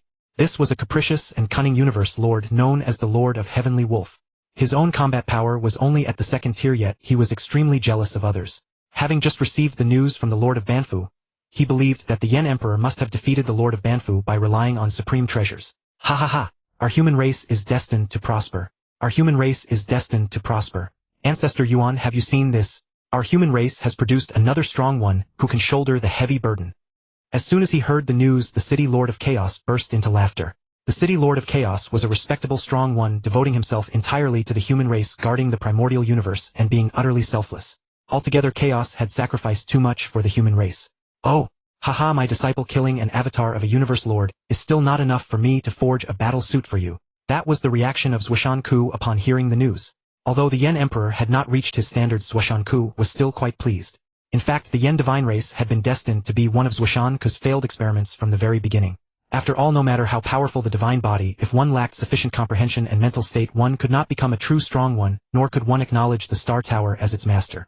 Zuoshanke wanted to cultivate a divine king, who could avenge him, not an ordinary strong one. He did have some feelings for the Yen Divine Race, but those feelings were nothing compared to his hatred. That was why the Earth lineage came into being and why Luofeng came into being. But now the changes and performance of the Yen Emperor had caused Zuoshanke to develop a hint of revised opinion and recognition toward him. Oh, the Yen Emperor's combat power is so strong. On this trip I must not be careless. I must act with utmost caution. After receiving the news, the Mad Lion Lord's attitude toward the Yen Emperor improved considerably. After all, the outside world only knew that the Yen Emperor had killed the Lord of Banfu's true body, not the specifics. The Mad Lion Lord, however, knew that the Lord of Banfu had been literally blasted apart. With such combat power, one had to be careful. No matter what the outside world was gossiping about, the Yen Emperor was still patiently waiting for his supreme treasure to emerge. Ha! The supreme treasure is about to emerge. By the shape it is a sword-type treasure. On the Primordial Star most of the treasure had already emerged, leaving only the sword tip still in the ground. 30 seconds later the supreme treasure emerged, and was collected into the Yen Emperor's hands. Because of the previous great battle, the powerhouses in this plane all knew the Yen Emperor was here, so they naturally stayed far away. Oh, it is a top-level weapon-type treasure roughly equal in value to the blazing flame armor. Ha ha ha, my harvest on the Primordial Star is enough to exchange for a top-level palace-type treasure. The Yen Emperor shouted joyfully, yet what left one speechless was that 4/5 of these gains were plundered. The title of Bandit Lord was indeed well-deserved. Just at that moment, the Mad Lion Lord. That's right, it's me. Not far away a lion with a divine body reaching 100,000 kilometers stood there. A body of Sai and fur clad in black battle armor with enormous fiery red eyes staring straight at the Yen Emperor. Ha ha ha, Mad Lion Lord, you've come late. I thought you wouldn't dare to show up after hearing about the death of that trash the Lord of Banfu.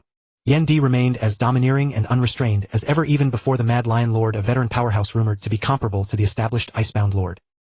He showed no sign of retreat or fear. Only a soaring battle intent that declared, who else but me? The colossal lion spoke, and his voice seemed to carry tremendous might, causing the very space of the primal star to tremble. As the Mad Lion Lord uttered the words, how dare you?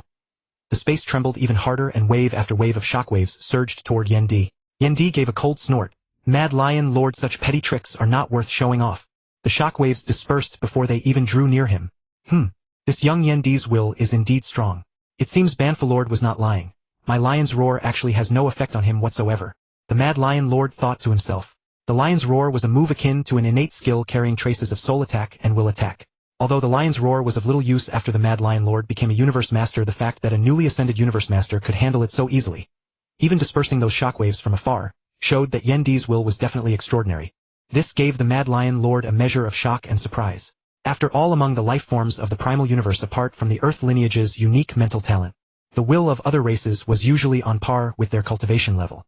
Unless one remained in a particular realm for an especially long time, it was unlikely that one's will could surpass one's cultivation. But Yen Di was destined to be an exception.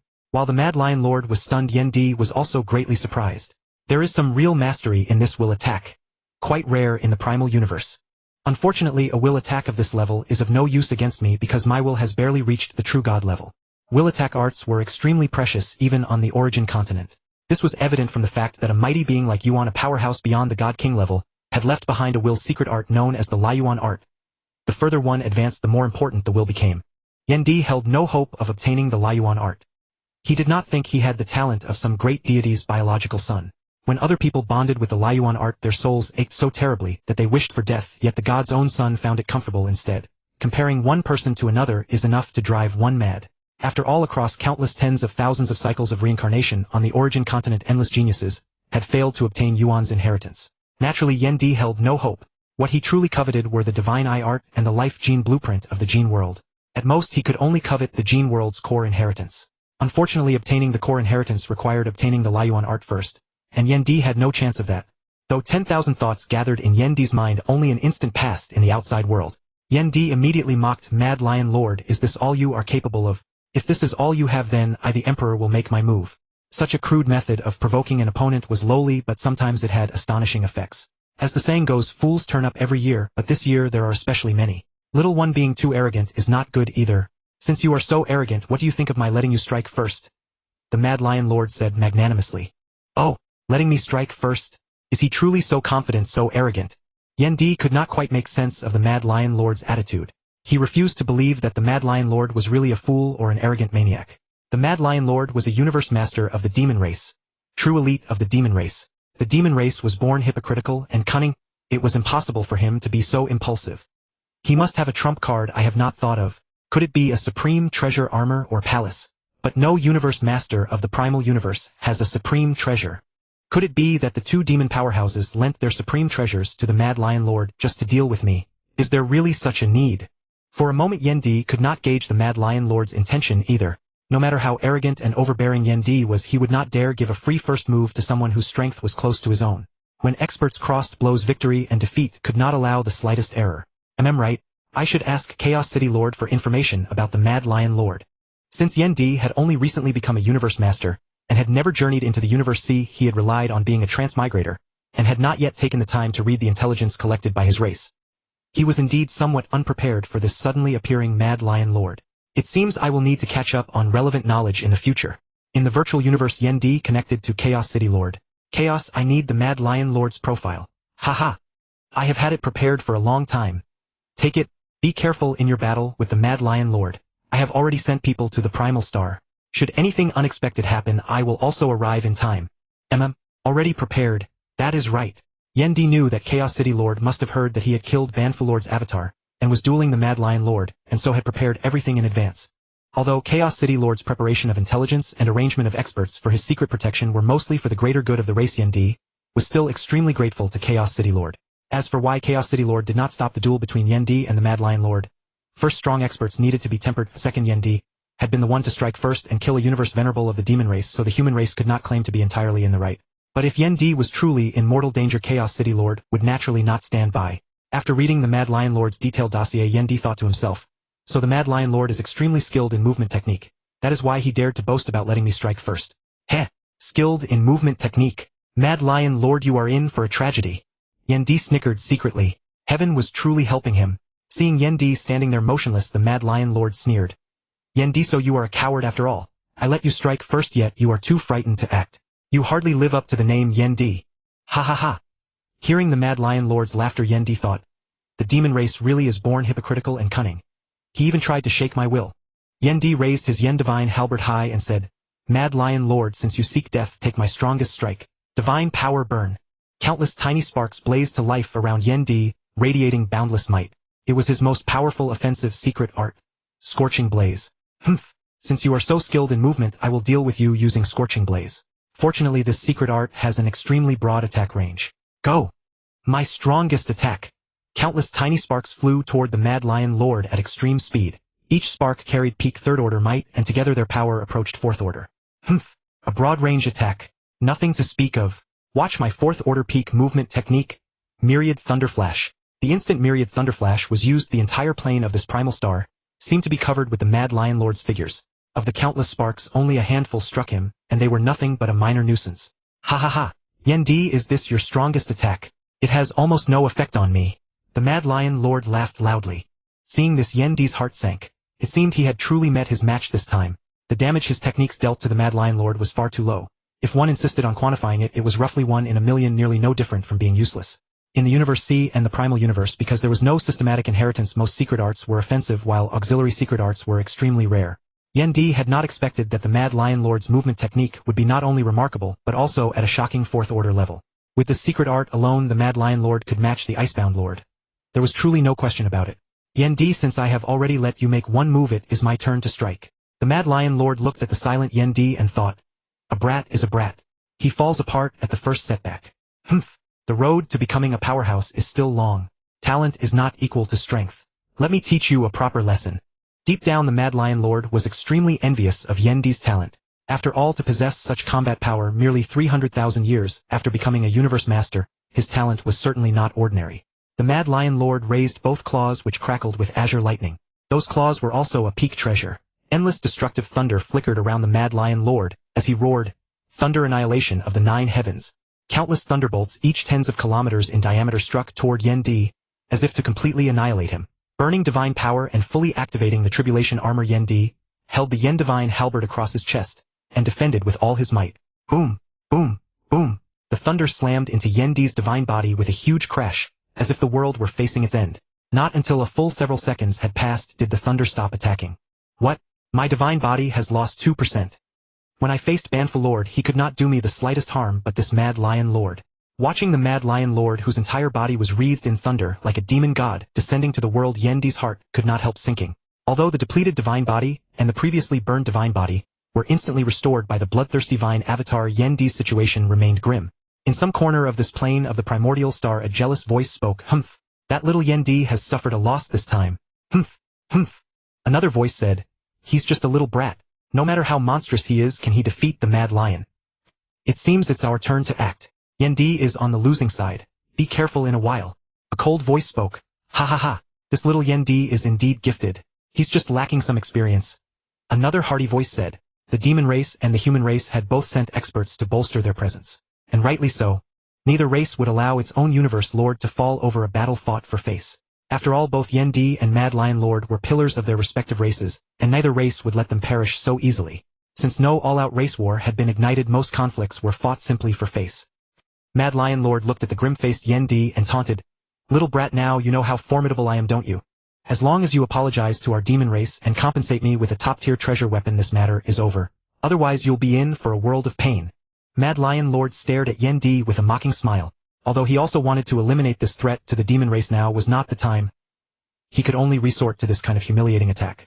If Yendi were to collapse here, it would undoubtedly be a tremendous loss to humanity. But who was Yendi? In his previous life, he had already been an abandoned son of a wealthy clan, subjected to countless humiliations and hardships. Later he awakened an ability, but it was merely a water-type one with weak offensive power.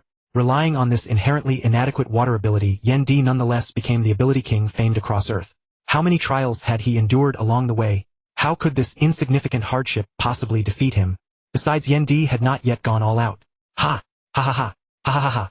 This emperor apologize. Are you even worthy? Yendi burst out laughing. Humph! Since you are so ungrateful, go die. Hearing Yendi's words, Mad Lion Lord's expression turned grim in an instant. Die. Burn divine body. Ultimate attack. Thunder annihilation of 9 heavens. Countless destructive thunderbolts struck at Yendi, once more their power even greater than before. Yendi threw all his strength into blocking the Mad Lion's attack, but Mad Lion Lord's attack was just too overwhelming. Boom! Boom! Boom! After the world-destroying might dispersed, Yendi appeared extremely weak and worn out. So strong. This time it actually chipped away 3% of my divine body. But I've noticed. Yendi panted. Heh heh. How is it, little brat? Do you want to go for another round? Mad Lion Lord mocked. Humph. Mad Lion Lord, you are not much after all. Although your movement arts are extraordinary, your attack power only barely reaches the 4th rank. Cast aside the advantage of your movement and you are only a hair stronger than me. Humph. So what if you've seen through me? Since you can't hit me and I can hit you, you're merely a living target. In the end, you can only lose to me. In truth, every Universe Lord's abilities were absolutely balanced, especially in the Primordial Universe where there was no systematic heritage. A Universe Lord's attack power reaching the 5th rank did not imply that his defense, movement art, or support abilities had also reached the 5th rank. But when attack power was largely equal, other aspects became especially important. Factors such as divine body defense, movement, and support were what decided the outcome. Consider why the divine body path was stronger than the law path. Those who followed the divine body path were meat shields enough to grind down those who followed the law path. A prominent movement art also gave a tremendous advantage. In that era, Luofeng traversed the true gods of the Gene World with a 7th rank intermediate movement art. One must know that the true gods of the Gene World were more than a level stronger than those of the Cosmic Sea. From that one could see how formidable a movement art could be. Yet the prominence of a movement art had a very obvious weakness, namely, humph. Then let's see who is the real living target. Yendi raised both hands and shut his eyes. Come forth, my innate secret art. Frozen universe. A colossal white sphere like a universe-shrouded Mad Lion Lord. The freezing cold seemed to solidify the very space around him, making it nearly impossible to move. Phew, this is my first time using Frozen Universe. It actually costs 1% of my divine body just to unleash, and it lasts no more than 6 seconds. I have to continuously pour in divine power to maintain it, or otherwise it will gradually dissipate. Ah, an innate secret art. Damn it, how does Yendi have an innate secret art of this level? It's forcing my Thunder Flash to not even unleash 10% of its full might. Mad Lion Lord cried in horror. Ha ha ha, Mad Lion Lord, this time let's see who is the real living target. In fact, when he obtained Mad Lion Lord's intel, Yendi already knew that although Mad Lion Lord possessed outstanding movement, his attack power was not particularly strong. Mad Lion Lord's secret arts were actually at the same level as Yendi's. But because the former had created his ultimate secret art and was more experienced, his attack power could barely reach the 4th rank. Yendi, on the other hand, had only created an ultimate level secret art, and his realm was lower than Mad Lion Lord's, so his attack power was a notch weaker. After confirming the amount of damage Mad Lion Lord could deal to him, Yendi resolved to trap the latter with his innate secret art and engage in a mutual bombardment. Though Yendi's attack power was weaker than the Mad Lion's, his divine body was about 10 times larger, and with his Bloodthirsty Vine avatar he was more than enough to grind Mad Lion Lord to death. Mad Lion Lord, die by this Emperor's hand. Yendi raised his Yen Divine Halberd high. Burn divine body. Ultimate attack. Scorching blaze. Countless sparks shot toward Mad Lion Lord. Ah! Yendi, I'll fight you to the death. Thunder annihilation of 9 heavens. Boom, boom, boom. Seconds later the two appeared in the void. Heh. Yendi, when you launched your attack, your Frozen Universe lost its divine power support, and couldn't restrain me much. I dodged most of your blows. Ha ha ha. Mad Lion Lord laughed wildly. Your attacks were also fettered by my secret art. When they struck this emperor, they didn't deal much damage either. Yen Di answered with pride. At this moment what was being tested was sheer endurance, and he could not afford to lose verbally either. But in truth Yen Di knew that his divine body was being consumed 100 times faster than Mad Lion Lord's. Because the unsupported frozen universe had greatly reduced its binding force on Mad Lion Lord, the latter evaded most of Yen Di's attacks, and so did not suffer much damage. On the other hand, frozen universe itself had never weakened attacks by much. Further, Mad Lion Lord's attacks were stronger than Yen Di's, and Yen Di had to maintain frozen universe. As well, so his divine power loss far exceeded Mad Lion Lord's. Humph. Bring it on, who's afraid of whom? Frozen universe. Scorching blaze. Thunder annihilation of 9 heavens. Boom, boom, boom. Another few seconds of deafening explosions. Heh. Yen Di, you can really last. Got the guts to go again. Bring it on. Does this emperor fear you? Frozen universe. Scorching blaze. Thunder annihilation of 9 heavens. Boom, boom, boom. Got the guts to come again. Frozen universe. Scorching blaze. Thunder annihilation of 9 heavens. Boom, boom, boom. The two had exchanged who knew how many attacks. Mad Lion Lord felt that his divine body was nearly depleted by 40%. How can Yen Di have such abundant divine power? Could he have an avatar? This is dreadful. I don't have an avatar. While Mad Lion Lord groaned inwardly, Yen Di was absolutely thrilled. Originally, after a few exchanges with Mad Lion Lord, Yen Di felt he was at a disadvantage. He had planned to release his Bloodthirsty Vine avatar. One to attack, one to assist. But unexpectedly, during the fierce exchange with Mad Lion Lord, Yen Di sensed that the bottleneck for creating his ultimate secret art was beginning to give way. That was why he had abandoned all caution to keep fighting. Haha. Again, I feel I'm just one step away. Frozen universe. Scorching blaze. Thunder annihilation of 9 heavens. Boom. Boom. Boom. Again. Again. Again. That Yen Di is too ferocious.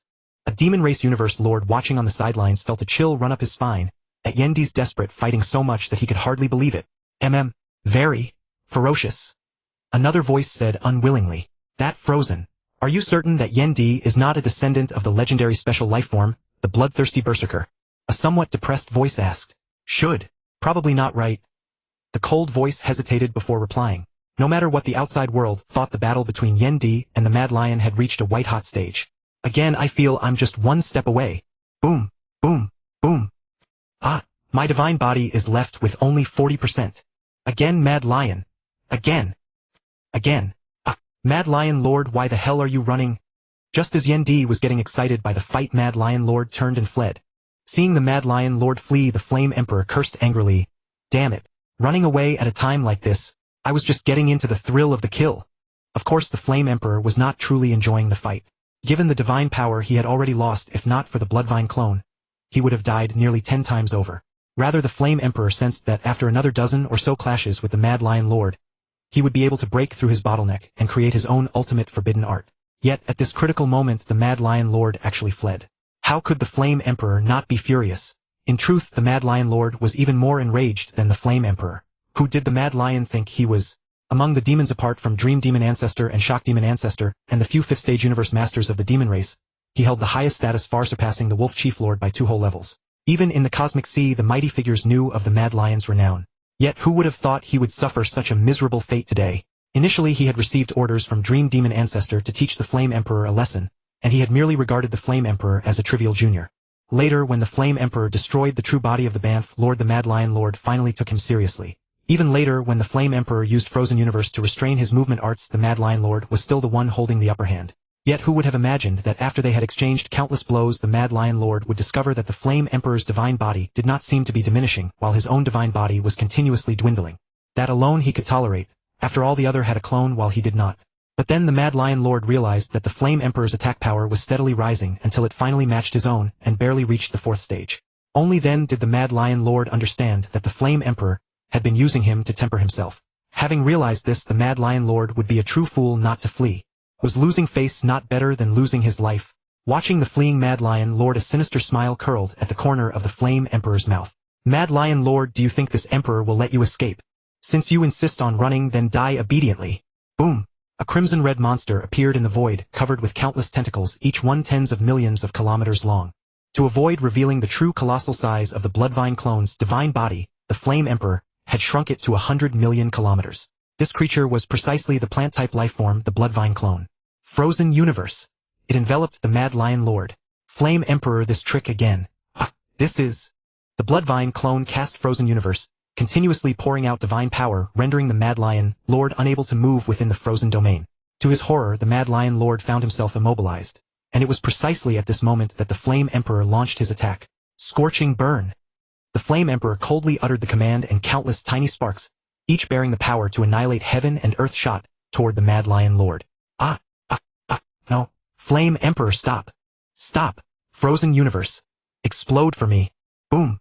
Another thunderous roar resounded as the Flame Emperor actually had the Bloodvine clone detonate the Frozen Universe, unleashing a technique that harmed foe and self alike. Seconds later, huff, huff, huff. Flame Emperor, you are ruthless indeed. Using Frozen Universe in a self-detonation-like manner nearly killed me. My divine body is left with only around 10%. The Mad Lion Lord exclaimed in terror. Oh, still 10% of your divine body remains. How impressive. How about I do it once more? The Flame Emperor said with a sinister expression. Since he had failed to create his ultimate forbidden art, killing the Mad Lion Lord, and having the mountain guest forge him a supreme treasure in return was also an excellent outcome. In his eyes, the Mad Lion Lord was a supreme treasure. A mobile treasury. When the Mad Lion Lord saw the murderous gleam in the Flame Emperor's eyes, he felt a sudden surge of fear. What a joke. Ever since becoming a universe master, even when facing the strongest beings, the Mad Lion had never truly been afraid. Yet now, facing the Flame Emperor, he was afraid. The lad had truly been beaten into terror by the Flame Emperor. The Flame Emperor's desperate life-risking assaults and reckless exchanges had genuinely frightened the Mad Lion Lord. In truth, the Flame Emperor felt his own exchange ability was only mediocre. It truly could not compare to Luo Feng's Nethersea clone. Back in the day, Luo Feng's Nethersea clone had clashed with nearly 1,000 universe masters, and over a dozen of the strongest beings, and ultimately emerged victorious. That was what it truly meant to be formidable. After all, even a plant-type life form's divine body was limited. Even if he elevated the Bloodvine clone's gene level to perfect genes, its divine body would still only be 5 billion kilometers. Unless it broke through the limits of perfect genes, it could never compare to the boundless Nethersea.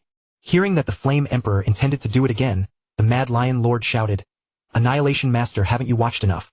Are you truly planning to let me fall?" "Oh, Annihilation Master. Mad Lion Lord, you've learned to bluff now."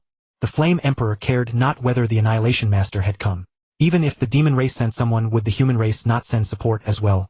Let him slaughter this Mad Lion first. The Bloodvine clone, Frozen Universe. The immense frozen cosmos once again enveloped the fleeing Mad Lion Lord, making it impossible for him to move. Ah, Flame Emperor, no. Stop. Annihilation, do you truly want me to perish? If I fall, I will tell Dream Ancestor that you stood by and did nothing. The Mad Lion Lord howled in desperation. He was truly afraid.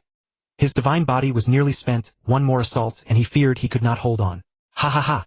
Mad Lion Lord, no one can save you now. Die for this Emperor. Scorching Burn.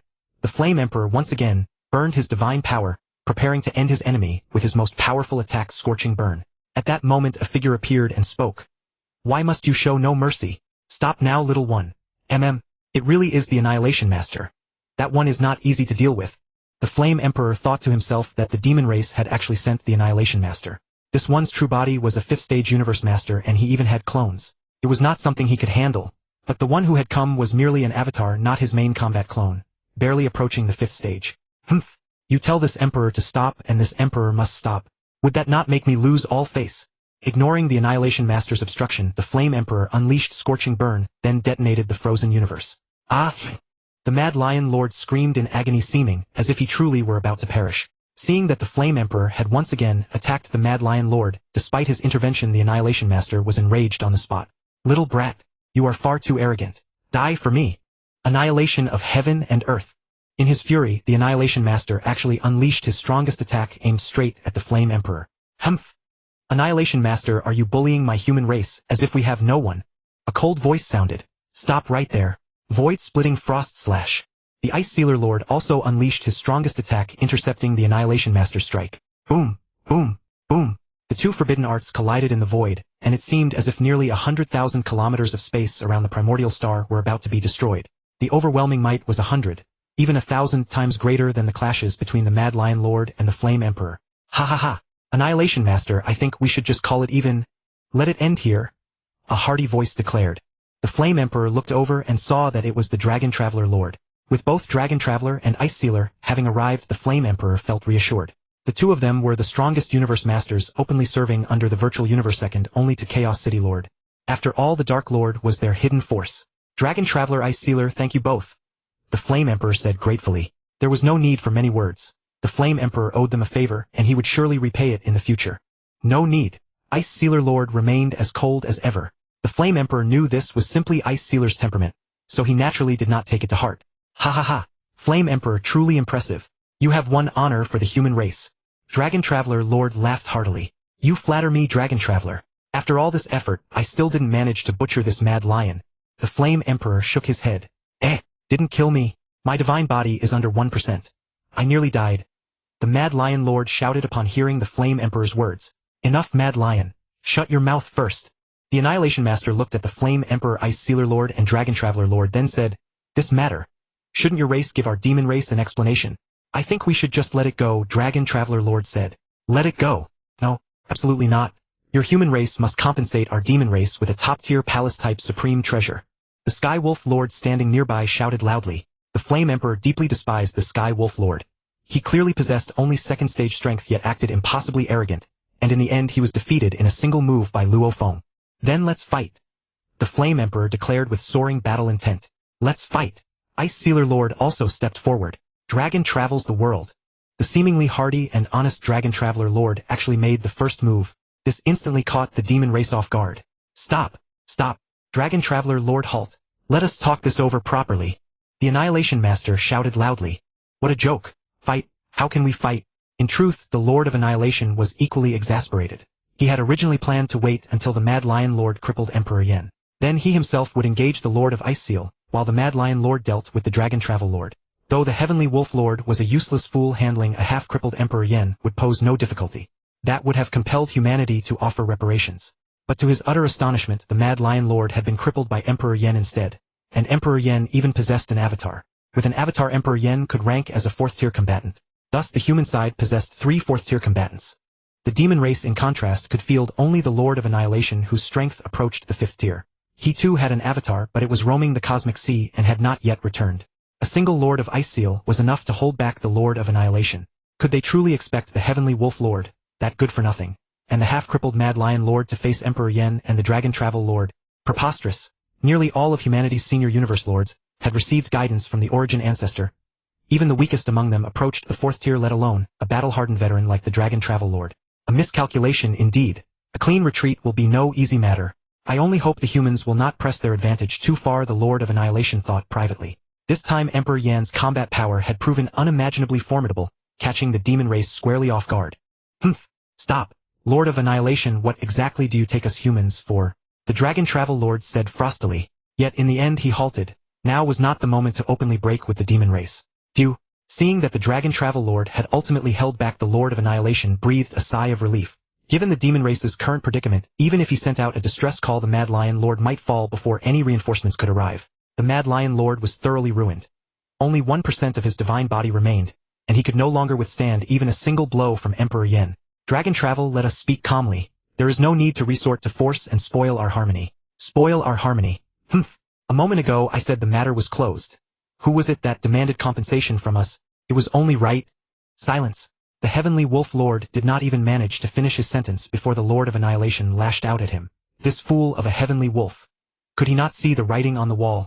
The demon race had truly lost this round. They would have to swallow their broken teeth into their stomachs. Heh. Let it go then. Let everyone be happy and harmonious. Ha ha ha. What say you three? The Lord of Annihilation said with a placating smile. Humph. The Lord of Ice Seal gave a cold snort and said no more. Then it is dropped, said the Dragon Travel Lord. Seeing that both of them had agreed, Emperor Yen saw no need to object further. Then we shall take our leave. Emperor Yen, we shall meet again in the Cosmic Sea one day. Leaving behind that hollow parting remark, the Lord of Annihilation turned and went. Ice Seal, Dragon Travel. Why did the two of you stop me from acting just now? He had originally intended for the Lord of Ice Seal and the Dragon Travel Lord to hold back the Lord of Annihilation and the Heavenly Wolf Lord while he slew the Mad Lion Lord himself. Yet both had prevented him. Emperor Yen, you must have heard of the Origin Ancestor, right? Dragon Travel asked. Of course I have. Naturally, Emperor Yen knew Origin. A tragic figure indeed. He had been a super prodigy, dazzling and peerlessly gifted, who had reached the limit of the strongest during the early phase of the first cycle.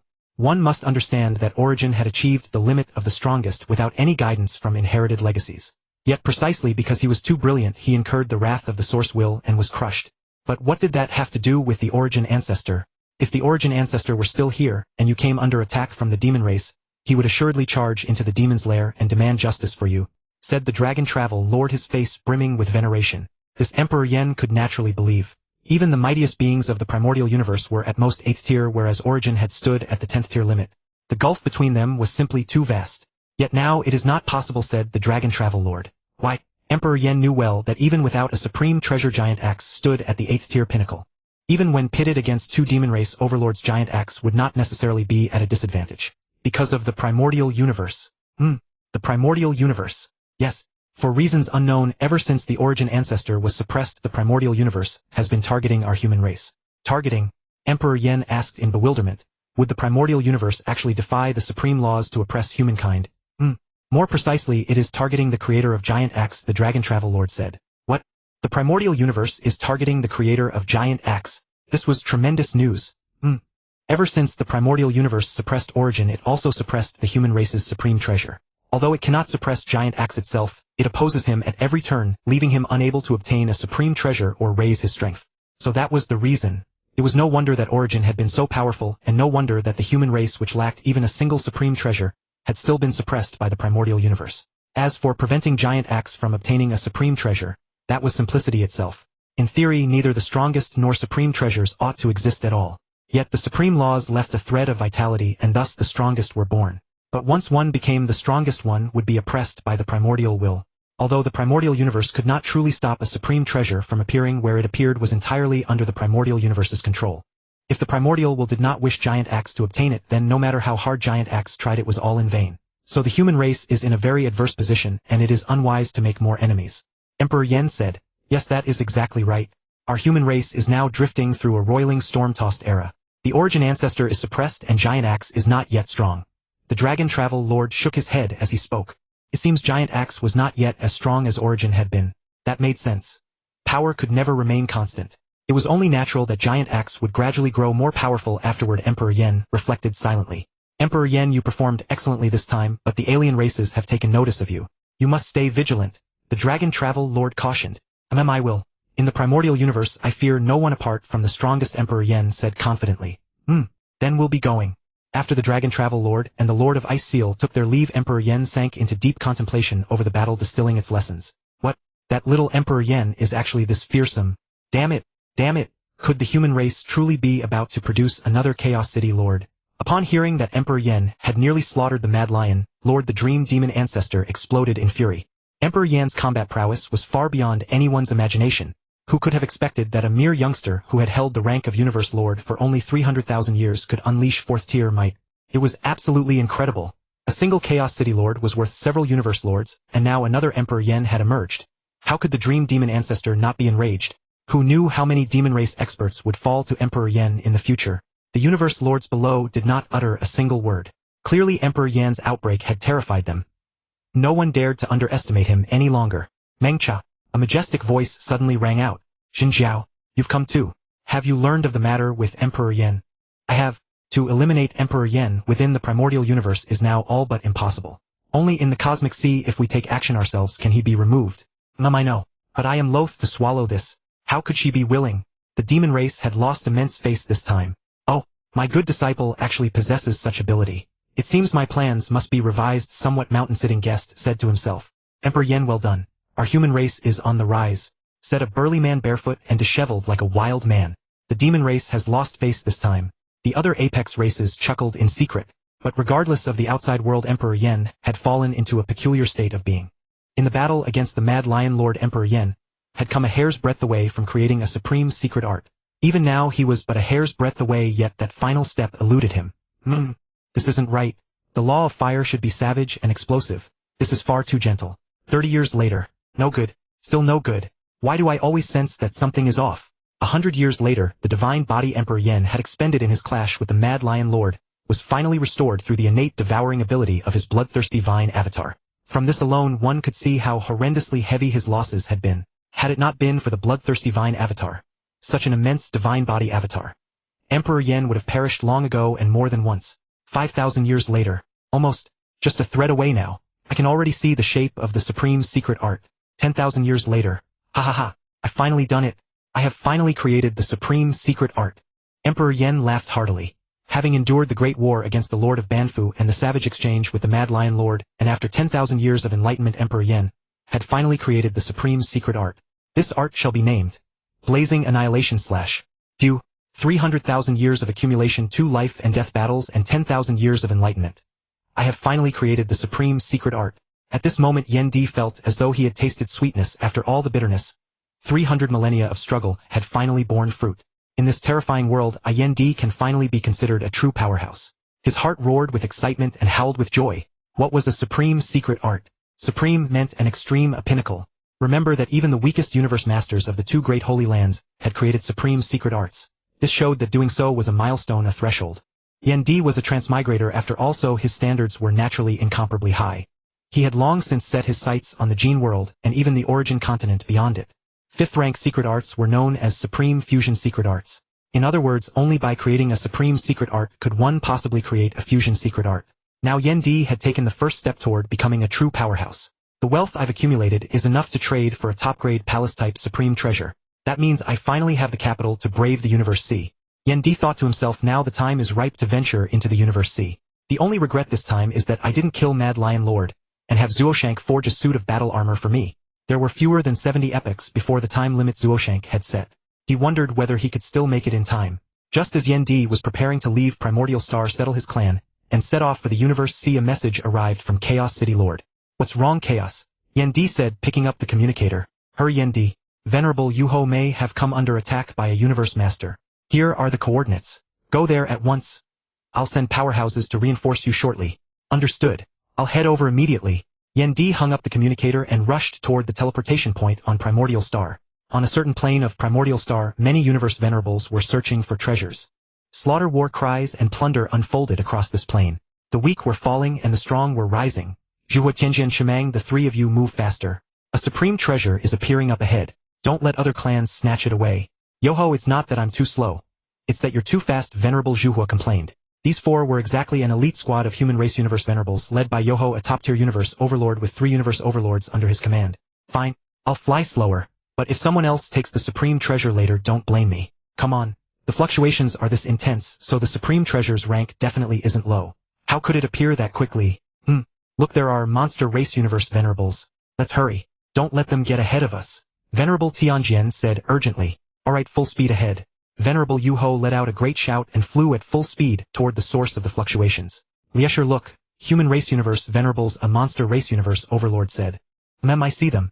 Full speed ahead. The monster race also flew at full force toward the place where the supreme treasure was about to appear. Because the monster race had been closer to the treasure's location, they arrived first. Venerable Yoho, our monster race arrived first. This supreme treasure should belong to us. You'd better withdraw at once. Venerable Liesher said upon seeing the human race universe venerables approaching. Bullshit, Liesher. Are you brain damaged? Hearing Venerable Liesher's words, Yuho cursed without mercy. If Primordial Star worked on the rule of first come first served, then no one would ever die there. At critical moments what mattered was whose fist was bigger. Yuho, you're far too arrogant. Are you trying to start a great war between our 2 sides? If it's war, then war. Do you think the human race is afraid of you? Your Lion Clan's universe master Mad Lion Lord was defeated by your human race's Yen Di. Do you think I'd be afraid of you? Yoho, you go too far. How dare you insult our clan ancestor? I will fight you until one of us dies.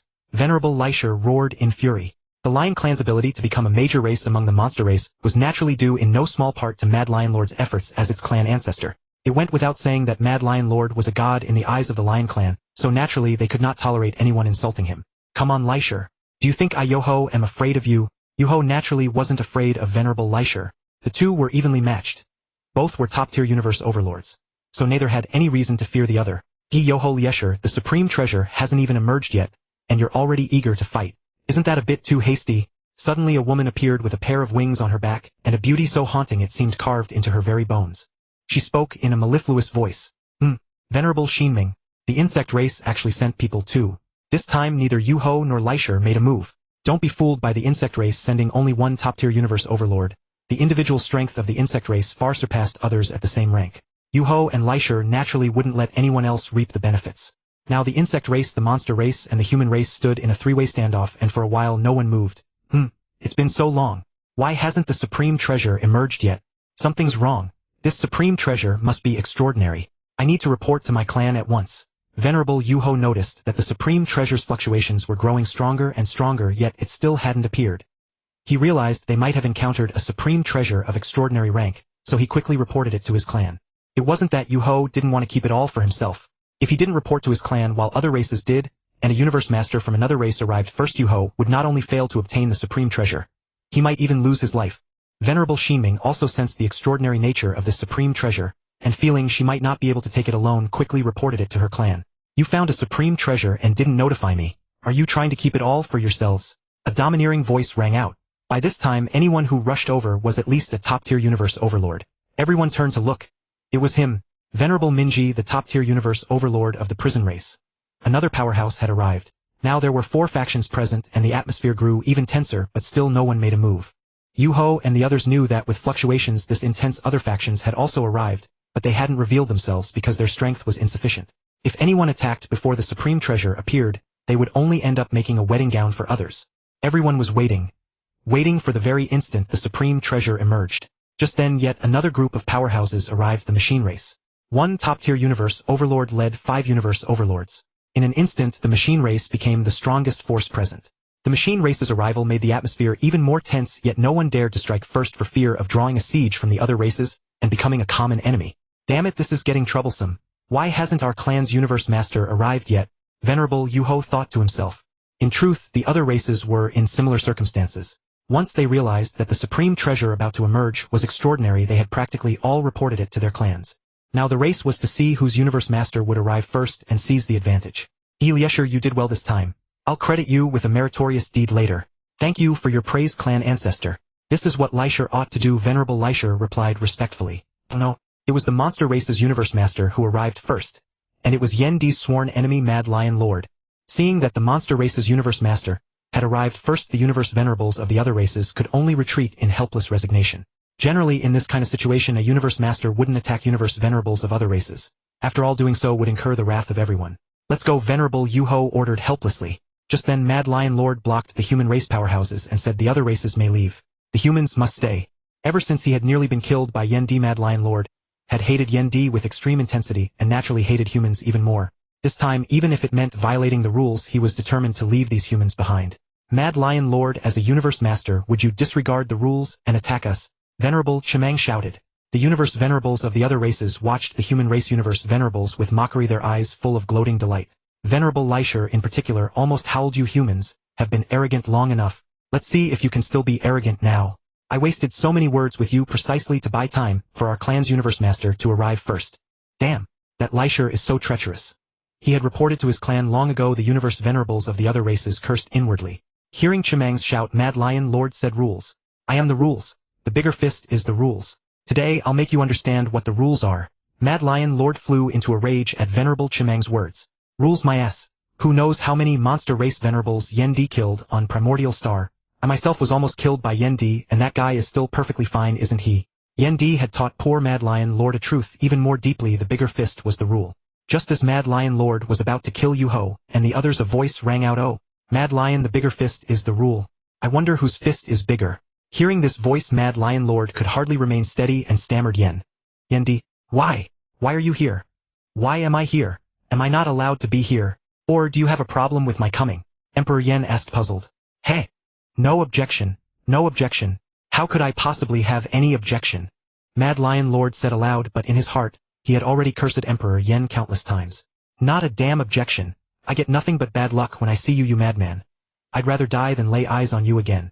It seemed Emperor Yen had left a great shadow in Mad Lion Lord's heart. That was hardly a good thing. Oh, no objection, is that so? But I just heard someone say that the bigger fist is the law. I wonder if I misheard. Emperor Yen asked with a mocking smile. This? That? Well? Mad Lion Lord suddenly did not know how to answer. Yes, Emperor Yen, I just heard Mad Lion Lord say it. At this moment Venerable Yuho actually stepped forward to speak. Oh, so Mad Lion Lord really did say that. It seems I did not mishear. Emperor Yen wore a look of sudden enlightenment. Mad Lion Lord's face immediately turned green, and he did not know what to say. Mad Lion Lord, my fist is bigger than yours, so I am the law. Please leave. Emperor Yen suddenly said coldly. Leave. Emperor Yen, do you truly insist on making trouble for me? I have already given you enough face. Do not go too far. When Mad Lion Lord heard Emperor Yen ordering him to leave, his face darkened, and he said coldly. Leave? A joke? Why else would the universe venerables of every race have reported news of the supreme treasure's emergence to their respective races? Because according to the fluctuations, this supreme treasure was very likely the first treasure since the opening of the Primordial Star, whose value was not inferior to a top-grade domain-type supreme treasure. Although it was only the main part and incomplete, once one obtained the main part one could pay a price later to assemble the complete supreme treasure. Moreover, Mad Lion Lord truly lacked supreme treasures. Top-grade palace-type soul-guarding and domain-type supreme treasures. Treasures of this level were enough to make universe masters come to blows. Humph! What can you do if I am determined to make trouble for you? Emperor Yen answered domineeringly. A former defeated opponent dares to act so arrogant. Besides, I, Emperor Yen, am now stronger than I was 10,000 years ago by I know not how much. Hearing this, Mad Lion Lord grew angry too and shouted, Emperor Yen, do not be so arrogant. It is not that I dare not fight you. I am afraid others will reap the benefits. If you insist on fighting, do you think I would fear you? Oh, since you are not afraid of me, then let us have another battle and see whose fists are harder. At this moment, Emperor Yen needed an opponent to temper his secret arts, so he naturally would not shy away from battle. Moreover, he had not forgotten the promise the sitting mountain guest had made to him.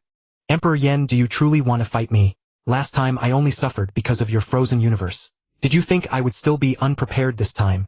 Enough idle talk. This time I will slaughter you.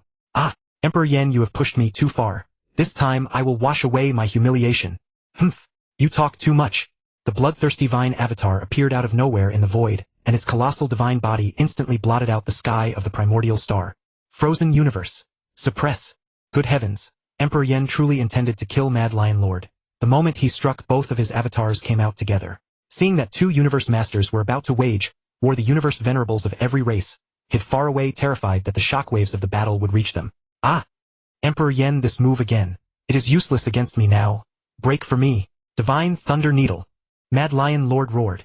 An embroidery needle flew out of Mad Lion Lord's mouth, rose above his head, and driven by his divine power grew larger and larger. It released countless bolts of lightning and ultimately formed a lightning domain 1,000,000 kilometers across, actually forcing Frozen Universe back beyond 1,000,000 kilometers. Emperor Yan's expression turned slightly grim, and he said in a low voice, a top-grade domain-type supreme treasure. That's right, Emperor Yen. After I suffered a loss at your hands, I exhausted the accumulation of endless years to exchange for this top-grade domain-type supreme treasure, the Divine Thunder Needle. Mad Lion Lord said with a trace of heartache. In the past, Mad Lion Lord had been suppressed by some domain-type supreme treasures, but those treasures would not self-detonate after all, so they did not restrain him much. Moreover, his accumulated wealth had been insufficient, which was why he had not exchanged for a domain-type supreme treasure. Of course, a domain-type supreme treasure capable of restraining Mad Lion Lord would have to be at least top-grade. Later, his accumulation finally became enough. He had originally planned to exchange for a palace-type supreme treasure, for with a palace-type supreme treasure, venturing through the cosmic sea would be far safer. But after what Emperor Yen had done to him, Mad Lion Lord ultimately resolved to exchange for a domain-type supreme treasure instead. Now, besides his battle armor claw gauntlets and the Divine Thunder Needle, Mad Lion Lord had no other supreme treasure left. All of this was Emperor Yan's doing, so it was only natural that Mad Lion Lord hated him to the bone. Emperor Yen, do you know something? Originally, I did not plan to make a move against you first. I intended to obtain this coming supreme treasure to recoup my losses and then settle accounts with you. But since you are so blind to reason, I will slaughter you first and then take the treasure. Mad Lion Lord said viciously, certain that with the Divine Thunder Needle, Emperor Yen was nothing but meat in his mouth waiting to be carved up. Is that so? You have such confidence in your supreme treasure. Are you not afraid that I will suppress it instead? Humph. Emperor Yen, do not put on airs. Even if the Divine Thunder Needle can only open up a space of 1,000,000 kilometers for me. Once I shrink my divine body with my movement technique, you still will not be able to hit me, and you will be nothing but a living target. 1,000,000 kilometers. A living target. Mad Lion Lord, you are far too confident. Emperor Yen said coldly. Bloodthirsty Vine avatar burned divine power and increased the might of Frozen Universe. In an instant, Frozen Universe's might multiplied several-fold, and the space forced open by the Divine Thunder Needle began to shrink. Ah! Burn my divine body! Break! Mad Lion Lord roared. Receiving the support of his divine body, the Divine Thunder Needle actually managed to withstand the might of Frozen Universe. Humph! With such consumption, let's see how much longer you can hold out. The Bloodthirsty Vine avatar once again increased its output of divine power. 500,000 kilometers. 450,000 kilometers. 420,000 kilometers. The space forced open by the Divine Thunder Needle was shrinking steadily. Damn it! Damn it! Hold on. Mad Lion Lord's greatest fear was that Emperor Yen would attack him at close range or self-detonate Frozen Universe. Emperor Yan's avatar possessed a divine body far larger than his. But just then, when Frozen Universe had gained the upper hand, it suddenly vanished. Ha ha ha! Emperor Yen, so your secret art has a time limit. What will you do now? Mad Lion Lord was stunned for a moment, then roared with joy. As long as Emperor Yen did not restrict him with Frozen Universe, he believed he had no reason to fear Emperor Yen. Idiot! Emperor Yen cursed inwardly. As his own innate secret art, he naturally knew it had a time limit. But what difference did that make? Boom! The Bloodthirsty Vine avatar once again unleashed Frozen Universe, sealing Mad Lion Lord inside. Humph! It had a time limit but not a usage limit. Emperor Yen, this move is useless against me now. You would do better not to waste your divine body, Mad Lion Lord said confidently. Frozen Universe could only last 6 seconds, and he was more than capable of holding on for 6 seconds. Heh! Is that so? Emperor Yen sneered. Another battle of suppression and resistance began. Mad Lion Lord knew that as long as he held out for 6 seconds he could counterattack. The Divine Thunder Needle's domain was compressed to 50 kilometers. Ah! Just 3 more seconds and I will counterattack, Mad Lion Lord thought. But at that moment Emperor Yen's true body actually attacked. Mad Lion Lord was stunned for an instant. Did Emperor Yen not know that within this range he could dodge his attacks? Had Emperor Yen lost his mind? Dodge! Within 50 kilometers can you dodge my strongest secret art? Emperor Yen thought to himself. Then he raised his Yen Divine Halberd and aimed its tip at Mad Lion Lord's position.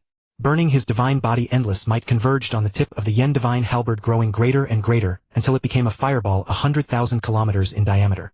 The fireball radiated world-destroying might. Moreover, wisps of chaotic chi drifted around it. The very hallmark of having created a strongest secret art. When Mad Lion Lord saw the fireball and sensed its might, he thought, this is bad. Emperor Yen has actually created a strongest secret art. How can I dodge this? Extreme Flame Annihilation. Kill, kill, kill. Emperor Yen roared, kill. 3 times, and the fireball shot toward Mad Lion Lord. As it flew, it actually expanded, engulfing an area of 500,000 kilometers around Mad Lion Lord in an instant. Watching the attack hurtling toward him, Mad Lion Lord was truly driven to desperation. Emperor Yen, you have actually created a strongest secret art. I refuse to accept it. I refuse. Mad Lion Lord roared, knowing full well that this time he was truly in danger. Boom, boom, boom. After the thunderous explosions, Mad Lion Lord reappeared in a sorry state. His entire body was pitch black, his fur scorched into a grimy mess as if he had been roasted. Well done. Emperor Yen, I submit to you. Let me leave. I give up contending for this supreme treasure. Having lost 7% of his divine body in a single strike, he no longer believed he could hold out until the treasure emerged. If he pushed things further, he might even be killed by Emperor Yen. Let you go. Do you think that just because you ask this emperor to let you go, this emperor will let you go? Wouldn't that make this emperor lose face? The Mad Lion Lord was thinking far too well of himself. After a great battle, what did I get? If I let you go just like that, is that possible? This. Well? The Mad Lion Lord flushed involuntarily. He naturally understood the Yen Emperor's meaning. But aside from his battle armor claw gauntlets and the Divine Thunder Needle, he could not produce a single other supreme treasure. Yet he could not give away those 3 treasures either, which immediately put the Mad Lion Lord in a bind. If the Mad Lion Lord wants to live hand over the supreme treasures you carry. Otherwise, don't even think about going back alive today. Originally, the Yen Emperor had intended to kill the Mad Lion Lord. That way he would not only obtain the Mad Lion Lord's treasures, but also have Zuoshanke forge a supreme treasure for him. But ever since he learned that the human race was currently in a storm-tossed era with the primordial ancestor just recently suppressed and the giant axe not yet risen, he naturally did not want to offend the demon race too deeply. Moreover, from what the Yen Emperor knew of Zuoshanke, although Zuoshanke had agreed to forge a supreme treasure for him, the materials would probably still need to be supplied by the Yen Emperor himself. And what Zuoshanke forged would definitely be a supreme treasure on the same level as the Tribulation Armor.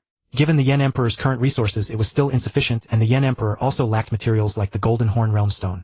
So in light of all this, the Yen Emperor decided that if the Mad Lion Lord handed over his supreme treasures, he would spare his life. Impossible. Absolutely impossible. Yen Emperor, you are too greedy. I won't give you a single one of my supreme treasures. At most I'll give you 1 top-tier weapon-type supreme treasure, and only after you release me. The Mad Lion Lord shouted. Making the Mad Lion Lord hand over all his supreme treasures was truly impossible. Without them his strength would drop by who knew how many levels. Not hand them over. 1 top-tier weapon-type supreme treasure. Give it after I release you, Mad Lion Lord. Do you take this emperor for a fool? The Yen Emperor was truly enraged. Once he let you go, who knew where you'd hide? Raving about handing over some damn treasure. Yen Emperor, I guarantee it. After you release me, I'll immediately send someone to deliver the supreme treasure. I will not break my word. The Mad Lion Lord vowed. But in his heart, he thought, once you let me go, I'll stay hidden within the demon race for 10 million epochs and never come out. What can you do to me? If you have the guts, come storm the demon race. The Yen Emperor naturally wouldn't believe the Mad Lion Lord's nonsense. Nor did he think 1 top-tier weapon-type supreme treasure was enough to make him stop. I'll give you two choices now. First, I kill you and take the supreme treasures myself. Second, I let you go and you give me the supreme treasures. You choose. The Yen Emperor said coldly. This was already the Yen Emperor's final bottom line. If the Mad Lion Lord still refused to see reason, the Yen Emperor would truly strike. Yen Emperor, don't go too far. Do you dare kill me? Aren't you afraid that my demon race's two great demon ancestors will charge into your human race and exterminate your Yen God clan? At this moment, the Mad Lion Lord was actually threatening the Yen Emperor. It was hardly a secret that the Yen Emperor was the patriarch of the Yen God clan. Just as many universe venerables knew that the Mad Lion Lord was the ancestral progenitor of the lion race. Rage exploded. This time the Yen Emperor's fury truly burst forth. Storm the human race. Exterminate my clan. A terrifying presence and a furious will erupted from the Yen Emperor's body.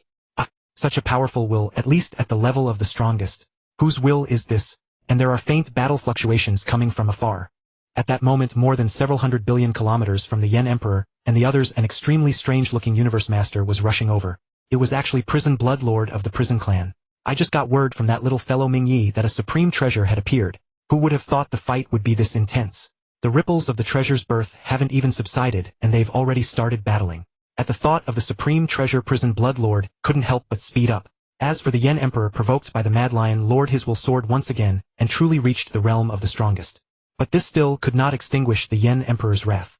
The Mad Lion Lord was startled by the Yen Emperor's furious will, but seeing that the Yen Emperor did not act, he thought the Yen Emperor was afraid, and continued to threaten Yen Emperor. Think it over. If you let me go, I'll give you a top-tier supreme treasure. But if you kill me, your entire Yen God clan will be buried with me. Ha, ha ha, ha ha ha. The Yen Emperor laughed eerily. The Mad Lion Lord was stunned, not knowing why the Yen Emperor was laughing. Did he really think I would send him a top-tier supreme treasure? Mad Lion Lord, you can just die. Without the slightest warning, the Yen Emperor struck, wanting to kill the Mad Lion Lord. Once more the Mad Lion Lord was enveloped by Frozen Universe. Struggling with all his might against the suppression of Frozen Universe, he roared, Yen Emperor. Stop now. Are you trying to bring annihilation upon the Yen God clan? In response, he only heard die. Mad Lion Lord. Burn divine body. Extreme flame annihilation. Kill, kill, kill. Whoosh. Terrifying fireballs shot toward the Mad Lion Lord, erupting in a series of thunderous booms. Boom, boom, boom. With each deafening blast, it seemed that the Mad Lion Lord would be wiped out forever. Yen Emperor, stop. The Mad Lion Lord begged in terror. But the Yen Emperor said nothing. His answer was the suppression of the Bloodthirsty Vine avatar and the attacks of the Yen Emperor's true body. Boom, boom, boom. The shocking tremors rang out without end, frightening every universe venerable on this primal star plane into fleeing. Not one dared to watch the battle. Prison Blood Lord, who had been speeding over, had originally intended to contend for the treasure. But what did he see? The Mad Lion Lord was being beaten down. And when he looked at who was attacking, damn, is this for real? It's actually that little fellow Yen Emperor. Who is the Mad Lion Lord? He's an elite universe master of the demon race. He had dominated the Primordial Universe and even had a name in the universe. Yet today, he was being suppressed and beaten by a mere young fellow. Unbelievable. Although there had been rumors before that the Yen Emperor had fought the Mad Lion Lord to a standstill, Prison Blood Lord had always thought those were nothing but rumors. At most, he had thought the Yen Emperor managed to survive under the Mad Lion Lord by relying on treasures. But who could have imagined that the Yen Emperor was so absurdly strong?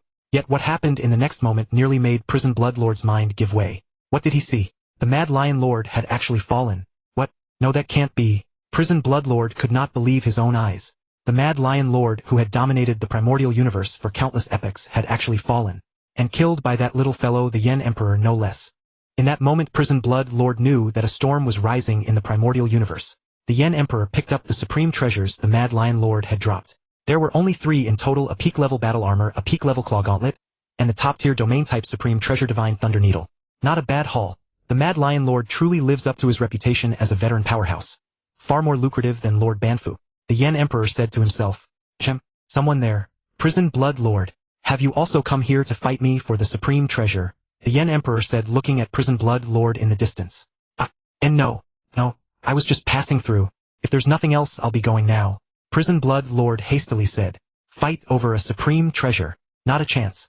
I'm not even as good as the Mad Lion Lord. Why the hell would I fight the Yen Emperor? Although he had avatars and did not fear death, he also did not want the Yen Emperor to make him drop his equipment. Heh. I won't fight over the supreme treasure, but as for this news. As to whether Prison Blood Lord would spread the news that he had killed the Mad Lion Lord, the Yen Emperor did not care in the slightest. A human? Oh no. A demon had been killed by him. How could the news be concealed? At the very least, the demon race would know as soon as it happened. The Yen Emperor had no particular feelings about killing the Mad Lion Lord. It was already done. What feelings were there to have? To be honest, the Yen Emperor did not think much of the demon race. During the World Beast Rebellion, more than one Supreme with 12th Order combat power had died. Why should he care about two demon ancestors whose combat power was at most 8th Order? He firmly believed that before long he would have that level of combat power. Moreover, the Yen Emperor did not believe that the demon race would really storm the human race and annihilate the Yen God clan. The human race was not pushovers either. Besides, in the Primordial Universe everyone was at best 6th Order, so who was afraid of whom? A supreme treasure had appeared named the Frozen Origin Disc. It was a core component of a top-tier domain-type supreme treasure. The 3 beads he had obtained just happened to be part of the Frozen Origin Disc. With beads like these he was still short 4 beads to complete the set. The Yen Emperor tested the power of the Frozen Origin Disc. Since the supreme treasure's components were not yet fully assembled, its power could not yet be fully unleashed. But the Yen Emperor realized that this treasure was exceptionally suited to him. The Frozen Origin Disc could actually merge completely with his strongest innate secret art Frozen Universe, greatly increasing its might. The Yen Emperor was still on the Primal Star studying the newly acquired supreme treasures, but the demon race was enraged and the Primordial Universe was seething. The Mad Lion Lord had fallen, killed by the Yen Emperor of the human race. In an instant the Yen Emperor's name shook the entire Primordial Universe. Yen Di slaughtered the Mad Lion Master, and this had truly stirred up a hornet's nest. Yen Di, where are you? Chaos City Lord sent a message. I'm on Primordial Star studying ultimate treasures. What? You're still on Primordial Star studying ultimate treasures? The always calm Chaos City Lord actually raised his voice. Damn it. The demon race's universe masters are about to charge at Primordial Star, and you're still there studying treasures. Chaos City Lord was momentarily speechless. Don't worry, Chaos, I've already moved to another location. No, moving to another location doesn't matter. You must return to the race first. Fine. Hearing the resolute tone in Chaos City Lord's voice, Yen Di had no choice but to give in. He also knew that staying on Primordial Star was extremely dangerous. He estimated that more than a dozen demon race universe masters were already rushing there ready to chop him into 18 pieces. As Yen Di hurried back toward the race's territory, the demon race truly went berserk this time. Ah, damn it, damn it. Yen Di, our demon race will definitely kill you. Dream Demon Ancestor was truly enraged this time. Last time it was merely a loss of face for the demon race, at this time they had lost both face and a life. Moreover, Mad Lion Master had been one of the demon race's elite universe masters. Losing a universe master was a devastating blow to the demon race. One after another the demon race universe masters below were furious. The humans have bullied our demon race too far. They must be destroyed. At this moment that fellow heavenly wolf master clamored. Right? Right? One after another the demon race universe masters echoed him, as if they could annihilate the human race just because they wanted to. In truth, they were only talking tough. Was the human race one of the 6 pinnacle races of the Primordial Universe so easy to destroy? It was only because Yuan had been suppressed that they could be this arrogant. If Yuan were still here, killing one of them would mean nothing. What could anyone do about it? Enough, all of you shut up. All of you carrying on like this. What a disgrace. Suddenly a majestic voice spoke. Yes, Jin Ancestor. The demon race universe masters obediently fell silent. It turned out that the will of Jin Demon Ancestor, one of the 2 great demon ancestors, had descended. Miejin Yao Huang and Jin Tian. The 3 of you split into 3 routes and head to Primordial Star. If you receive word of Yen Di, do not act rashly. Combine the strength of the other 2 demons and the 3 of you kill Yen Di together. If there is no trace of Yen Di, then kill all the humans on Primordial Star as burial offerings for Mad Lion Master. These 3 demons were basically at the same level as Ice Seal Master, and they were fully equipped with ultimate treasures, so naturally they were not afraid of being killed by Yen Di. Even a supreme being would not find it easy to kill any one of them in the Primordial Universe. The remaining universe masters in the Primordial Universe are to await word of Yen Di. Once Yen Di appears outside human territory, the whole force sets out and kills him. Yes. The demon race universe masters answered in unison. Dream Ancestor, hurry to my side at once. We are going to Qingfeng Realm to demand an explanation from Giant Axe. I'll go to you right away, Dream Demon Ancestor replied. As supreme beings they would naturally be in the cosmic sea under ordinary circumstances. Only if the final ultimate treasure of Primordial Star appeared, would it be worth a race's supreme being making a move. In the Primordial Universe there were only their divine power avatars. The 3 demon race universe masters rushed menacingly to Primordial Star, only to fail to find even a trace of Yen Di. That damned Yen Di ran faster than a rabbit. He was gone long ago. The 3 demons had been on Primordial Star for 100 years now and had searched all 10081 planes, yet they still could not find Yen Di. Fine. If we can't find Yen Di, we'll go after the human race's universe venerables. But the 3 demons were stunned once again. According to the intelligence they had received shortly after Mad Lion Master fell, the human universe venerables had all withdrawn from Primordial Star. If Yen Di were here, he would definitely be laughing secretly. 3 fools. In the primordial universe, unless a supreme being altered the laws of the universe or hid inside a mini-universe, what could Yuan possibly not know? The virtual universe, after all, covered the entire primordial universe. Yen Di returned to the Yen divine race, and before his seat had even grown warm, chaos notified him to attend the giant axe meeting. Helpless, he could only sink his consciousness into the virtual universe and teleport to the giant axe divine hall. Everyone is here. Only you're missing, Yen Di. Please take your seat. The moment Yen Di entered the giant axe divine hall, he heard Giant Axe's voice. Yen Di sat on his own throne, and saw that the throne bore images of him obliterating Banfu Master and slaying Mad Lion Master. He thought to himself, I've finally achieved something now. I'm a person with glorious deeds, no longer a little nobody. Ahem. Giant Axe coughed once. It drew everyone's attention. Next, I have an announcement.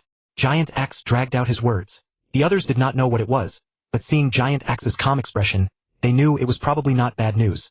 Still, Yen Di felt that what Giant Axe was about to announce had to do with him. Alright, Giant Axe, just say it. Stop being so mysterious. You're already a supreme being. Why are you acting like a child? At that moment, only Chaos City Lord dared to speak in such a tone. At that instant, the manly bromance between Giant Axe and Chaos was radiating brightly. Chaos, give me a little face, alright? Now I announce that Yen Di is to be confined indefinitely. He will be released only when we notify him. Giant Axe declared. Buzz, buzz, buzz. The news that Giant Axe would actually confine Yen Di caused the universe masters below to buzz with discussion, yet no one opposed Giant Axe's decision. Giant Axe, give me a reason.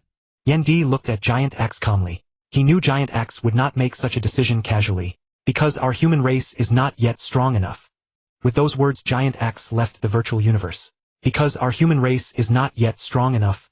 That single sentence silenced all the universe masters present. Indeed, it was because the human race was not strong enough. In this world, ignorance was not a sin, a weakness was. The weaker a race, the graver its sin. Ever since Yuan had been suppressed, the human race had not possessed even a single supreme ultimate treasure. Giant Axe had become a supreme being too recently and had not truly grown into his power. With Giant Axe's current strength, it was enough to guard the human race, but not enough to wage war for it. Yen Di, I hope you understand. After all, Giant Axe. At that point, Chaos City Lord, the leader of the human race, came to reason with Yen Di. Yen Di cut off what Chaos City Lord was about to say. I understand. I know. I just hate that I am too weak. Yen Di said solemnly to Chaos, as if also speaking to himself. Yen Di, it's not that you're too weak. You've done very well. Hearing Yen Di speak of himself this way, the human universe masters stepped forward to comfort him. Originally, Yen Di killing a demon race universe master should have been a tremendously joyous event, yet, precisely because their strength was inferior to the demon race, Yen Di was confined instead. Of course, confining Yen Di was also to protect him. Come to the initial universe. It's the safest place there, Chaos City Lord said. After all, Chaos City Lord controlled the initial universe. Even if a supreme being came, they could only fall there. I understand. Yen Di answered quietly and withdrew from the virtual universe. The confinement was for his own good, and Yen Di naturally understood that, so he felt no dissatisfaction. More than anything, it was helplessness at his own weakness. If only he could be like Luofeng, not becoming a supreme being yet possessing power that surpassed supreme beings. Even if he were to storm the demon race now, who could say anything? Once again, Yen Di's desire for power grew even stronger. Watching Yen Di's departing figure, Chaos City Lord wanted to say something, but in the end, he did not speak again. Alas, Master, if you were still here, how could it have come to this? If I could break through and become a supreme being, how could it have come to this? Chaos City Lord sighed helplessly. Ever since Yuan and the human race's supreme ultimate treasure were suppressed, the human race was the weakest of the 6 pinnacle races. It had strength enough to defend, but not enough to attack. Chaos City Lord meanwhile had reached the limit of Universe Master for countless eons, yet he still could not break through. Alas! All the Universe Master sighed and left the Giant Axe Divine Hall. Just as Yen Di was preparing to travel from the Yen Divine Secret Realm to the initial universe, a message came from Zuoshanke. Disciple, come to your master. I have matters to entrust to you. The communicator carried the voice of that old fellow Zuoshanke, still as vigorous and forceful as ever. Something to do. Could it be about forging the battle armor? But my wealth is still not enough to buy the materials. Could there be another matter? Though Yen Di was puzzled, he still said, Master, I have been confined by my race and cannot leave human territory. Hearing the frustration in Yen Di's voice, Zuoshanke burst out laughing and said, Confined? Ha ha ha, that little giant axe is quite amusing. Hearing Zuoshanke's laughter, Yen Di could only helplessly pretend he hadn't heard. Only after the old fellow finished laughing did he say, Then come to me when you have time. With that, Zuoshanke hung up the communicator. This old fellow, he doesn't even help me a little. Yen Di cursed inwardly and continued on to the initial universe. Yen Di had been in the initial universe for 1,000 years, and to a universe master 1,000 years passed in the snap of a finger. During those 1,000 years Yendi was bored out of his mind.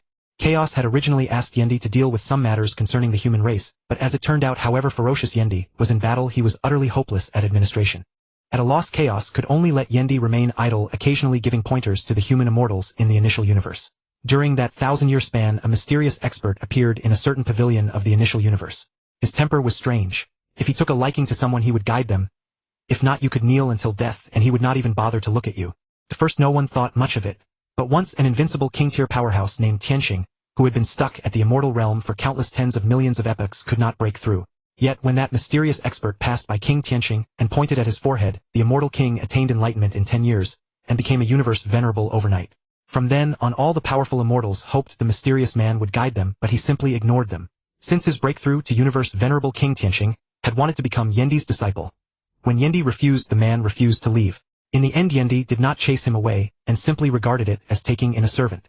Tianxing was clever enough to begin acting as Yendi's servant and tending to his daily needs. Even a casual pointer from Yendi benefited Tianxing immeasurably. Later a king-level immortal begged Yendi for guidance, but Yendi was not interested and naturally ignored him. That fellow knelt outside Yendi's gate for 30 years. At last unable to wait any longer he began to insult Yendi. The poor wretch was killed on the spot by a single slap from Yendi. This filled everyone with dread. Everyone knew that in the initial universe using force was forbidden, let alone killing. Strangely enough Chaos City Lord came and resurrected that king-level immortal, ordered him to face the wall in penance for 100,000 epochs and said nothing more. Only then did everyone understand that this mysterious expert was extraordinary. Extraordinary beyond measure. From then on the experts of the initial universe treated Yendi with even greater respect. "My lord, I have come." Outside Yendi's door stood a 6-meter-tall figure resembling an ape. "Come in, Jin Yen." The ape-like figure entered and said, "Greetings, my lord." "Greetings, teacher Tianxing." Sit on the right." Yendi truly felt that the world was sometimes very small. Not long ago the human race's pinnacle genius tournament had been held, and the champion of this edition was naturally this ape-man named Zhen Yen. At first Yendi had paid no attention, but later he learned that his name was Zhen Yen, and that he was also an ape-man, which reminded him of someone. So he had Tianxing accept him as a nominal disciple. Even if this was not that person, Zhen Yan's talent was in no way inferior to Bo Lan's, and his character was excellent enough to make him the disciple of an ordinary universe venerable. Just as Yendi was about to begin his lecture, he received a message from Chaos City Lord. His confinement was lifted, and he could go out. However, he must not go to the Primordial Star.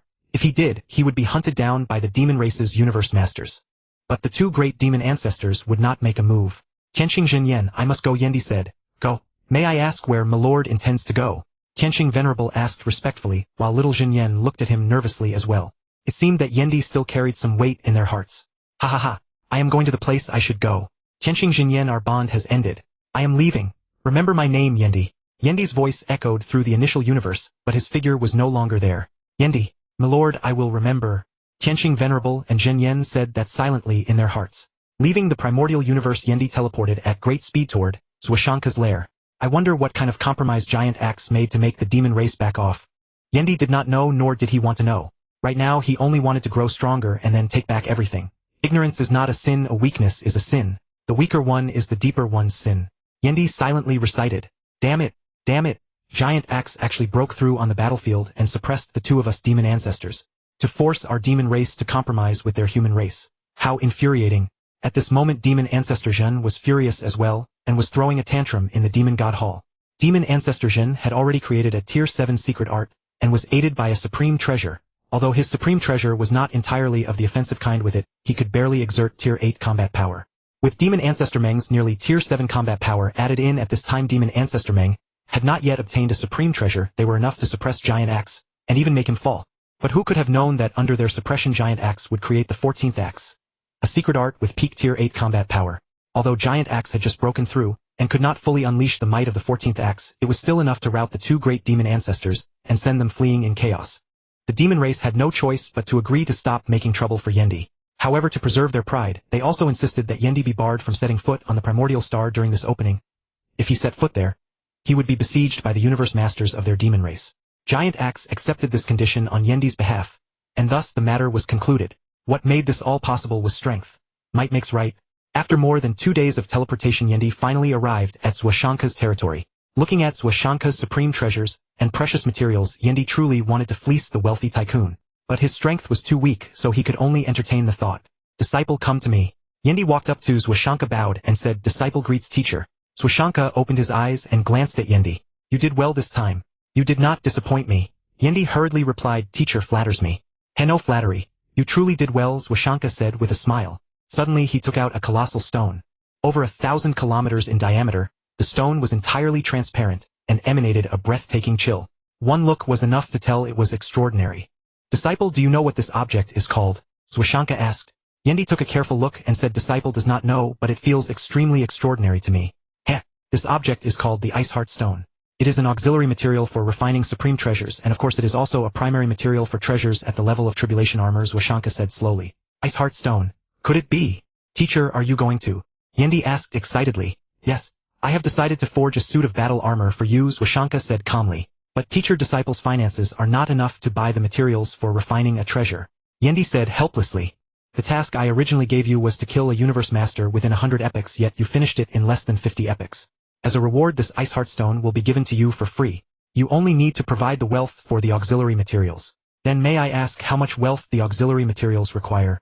Roughly the value of 2 peak-grade weapon-type treasures. Phew, good, that's enough. Yendi secretly breathed a sigh of relief. The wealth he had accumulated before was barely enough to exchange for a top-grade palace treasure, but after killing Mad Lion Master he had obtained 3 treasures, each of which had the value of a peak-grade weapon-type treasure. After giving that suit of armor to his Bloodthirsty Vine avatar, Yendi only had 2 treasures truly worth offering, and the remaining 2 happened to be just enough. Handing those 2 treasures to Zuoshanke, Yendi said, disciple also needs a top-grade palace treasure, and would like to exchange treasures with teacher once again. Zuoshanke took the treasures Yendi had accumulated over the years, swept his eyes over them, and said, in the 3rd chamber on the right, go pick one yourself. A top-grade palace treasure was nothing to a wealthy tycoon like Zuoshanke. Wow, Zuoshanke, this bastard is a real damn tycoon. Yendi stared greedily at the treasures before him, and nearly wanted to sweep them all into his arms. Phew, hold it in. See no evil. See no evil. Yendi suppressed his greed, and chose a supreme treasure called Dragon King Hall, from among the many treasures. From a distance, Dragon King Hall looked exactly like a palace.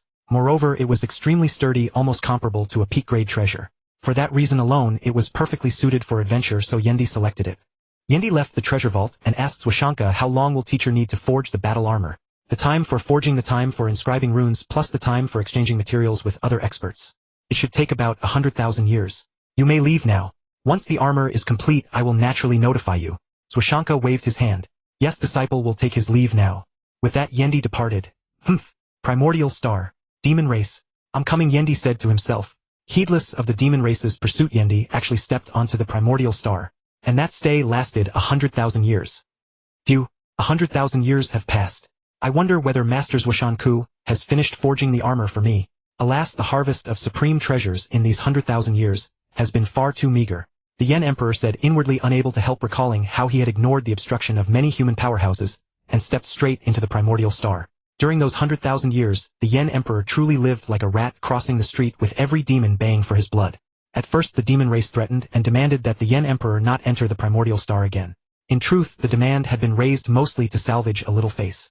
Because even if the Yen Emperor did not enter the Primordial Star, he would not suffer much loss. Yet no one had imagined that he would not even give the demon race this small measure of face and would simply stride straight in. This time he had truly poked a hole in the heavens. The mighty experts of the demon race were all enraged. What awaited the Yen Emperor was 100,000 years of relentless pursuit and gang attacks. Although it was said that at the Yen Emperor's level, even a defeat in the Primordial Universe would not easily kill him, facing more than a dozen Universe Lords attacking together carried the risk of being sealed.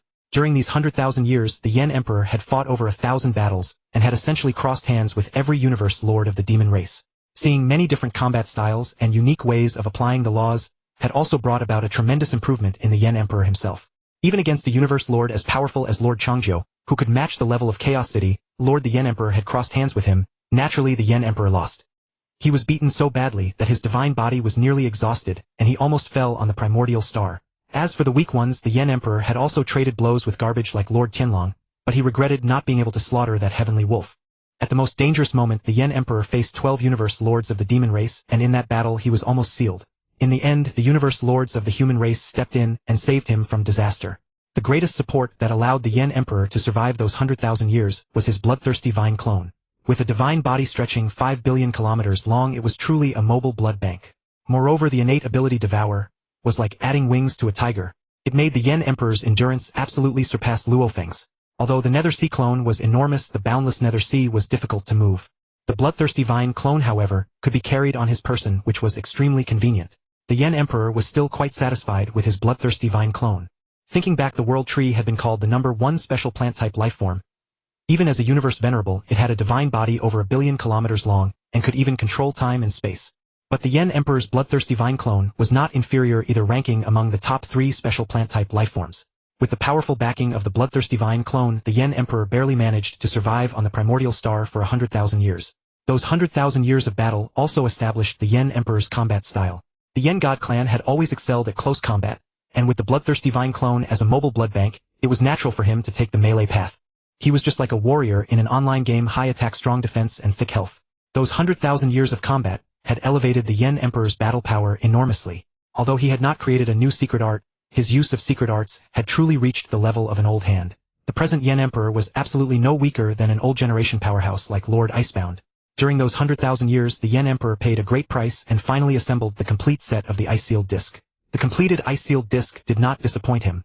When paired with his strongest innate secret art, its suppression power barely reached the 5th rank. With the Dragon King Hall, a top-grade palace-type supreme treasure, the Yen Emperor became unprecedentedly powerful. It was precisely because of these conditions that he had survived for 100,000 years on the Primordial Star. Apart from completing the Ice-Sealed Disc, the greatest external gain of these 100,000 years was raising the Bloodthirsty Vine clone's gene level to 5,000 times, greatly increasing the purity of its divine power. As a special plant-type lifeform, the materials capable of strengthening the Bloodthirsty Vine clone were naturally extremely expensive. The wealth the Yen Emperor had accumulated over these 100,000 years went to completing the Ice-Sealed Disc and buying materials, leaving him with almost nothing. The Yen Emperor decided to leave the remainder to the Yen God clan as development resources. Unfortunately, because the Bloodthirsty Vine clone had not reached the 10,000-fold gene level of a Universe Lord, he could not cultivate the 10 Tribulations Secret Art.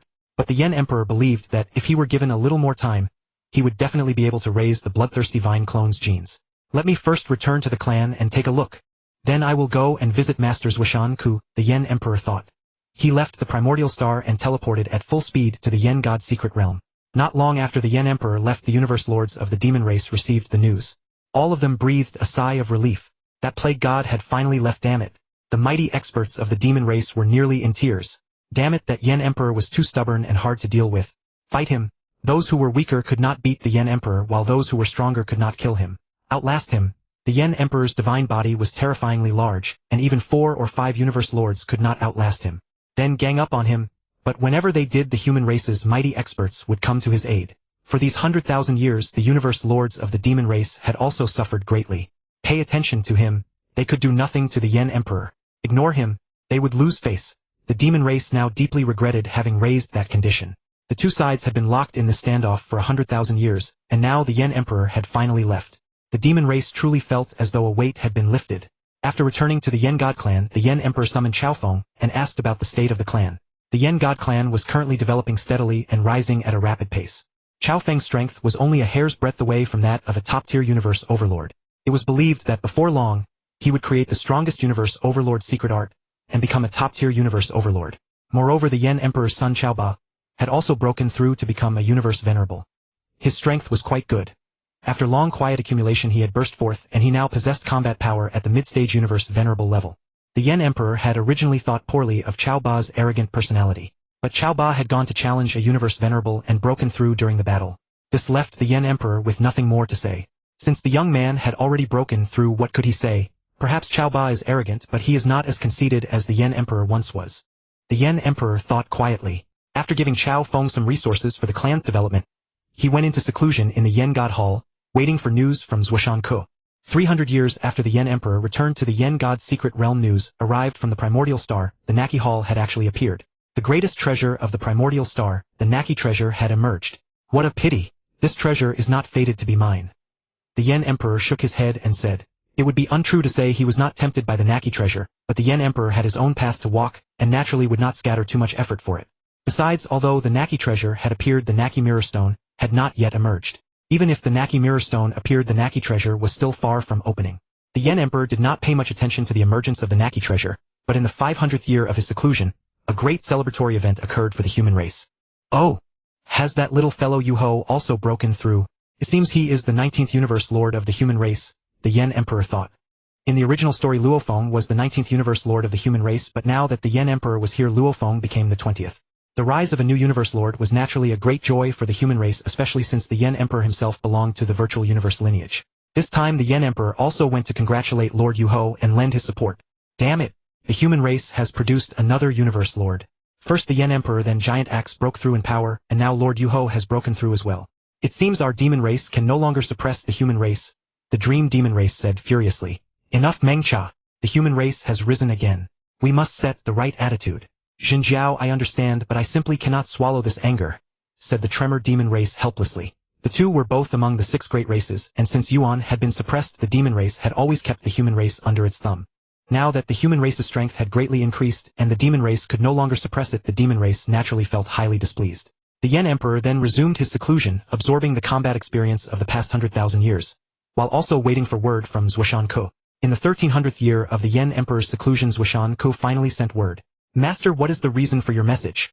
The Yen Emperor asked, picking up the communication token. Could it be that the armor has already been completed? Yes, the armor has already been completed. Come to my place at once. After saying this, Zuoshanke cut off the communication. The speed at which he hung up the communication token was still so fast that the Yen Emperor was not allowed a single extra word. After 2 days of teleportation, the Yen Emperor finally arrived at Zuoshanke's domain. Once again he was astonished by Zuoshanke's tycoon-like wealth and extraordinary abilities. This made the Yen Emperor feel even more awe and reverence toward him. The God King realm is truly not something I can fathom. The Yen Emperor thought inwardly. Disciple, come to your master's side. Zuoshanke transmitted his voice. Master! The Yen Emperor stepped before Zuoshanke and bowed to the elder, seated in front of him. Zuoshanke raised his head and looked at the Yen Emperor, saying, In these 100,000 years you have performed acceptably well and shown true courage. Clearly Zuoshanke was quite satisfied with the Yen Emperor's 100,000 years of campaigning on the Primordial Star. Master, you flatter me, the Yen Emperor said modestly. Enough! Do not be so modest before me. The armor has been forged for you. Take it. Zuoshanke waved his hand.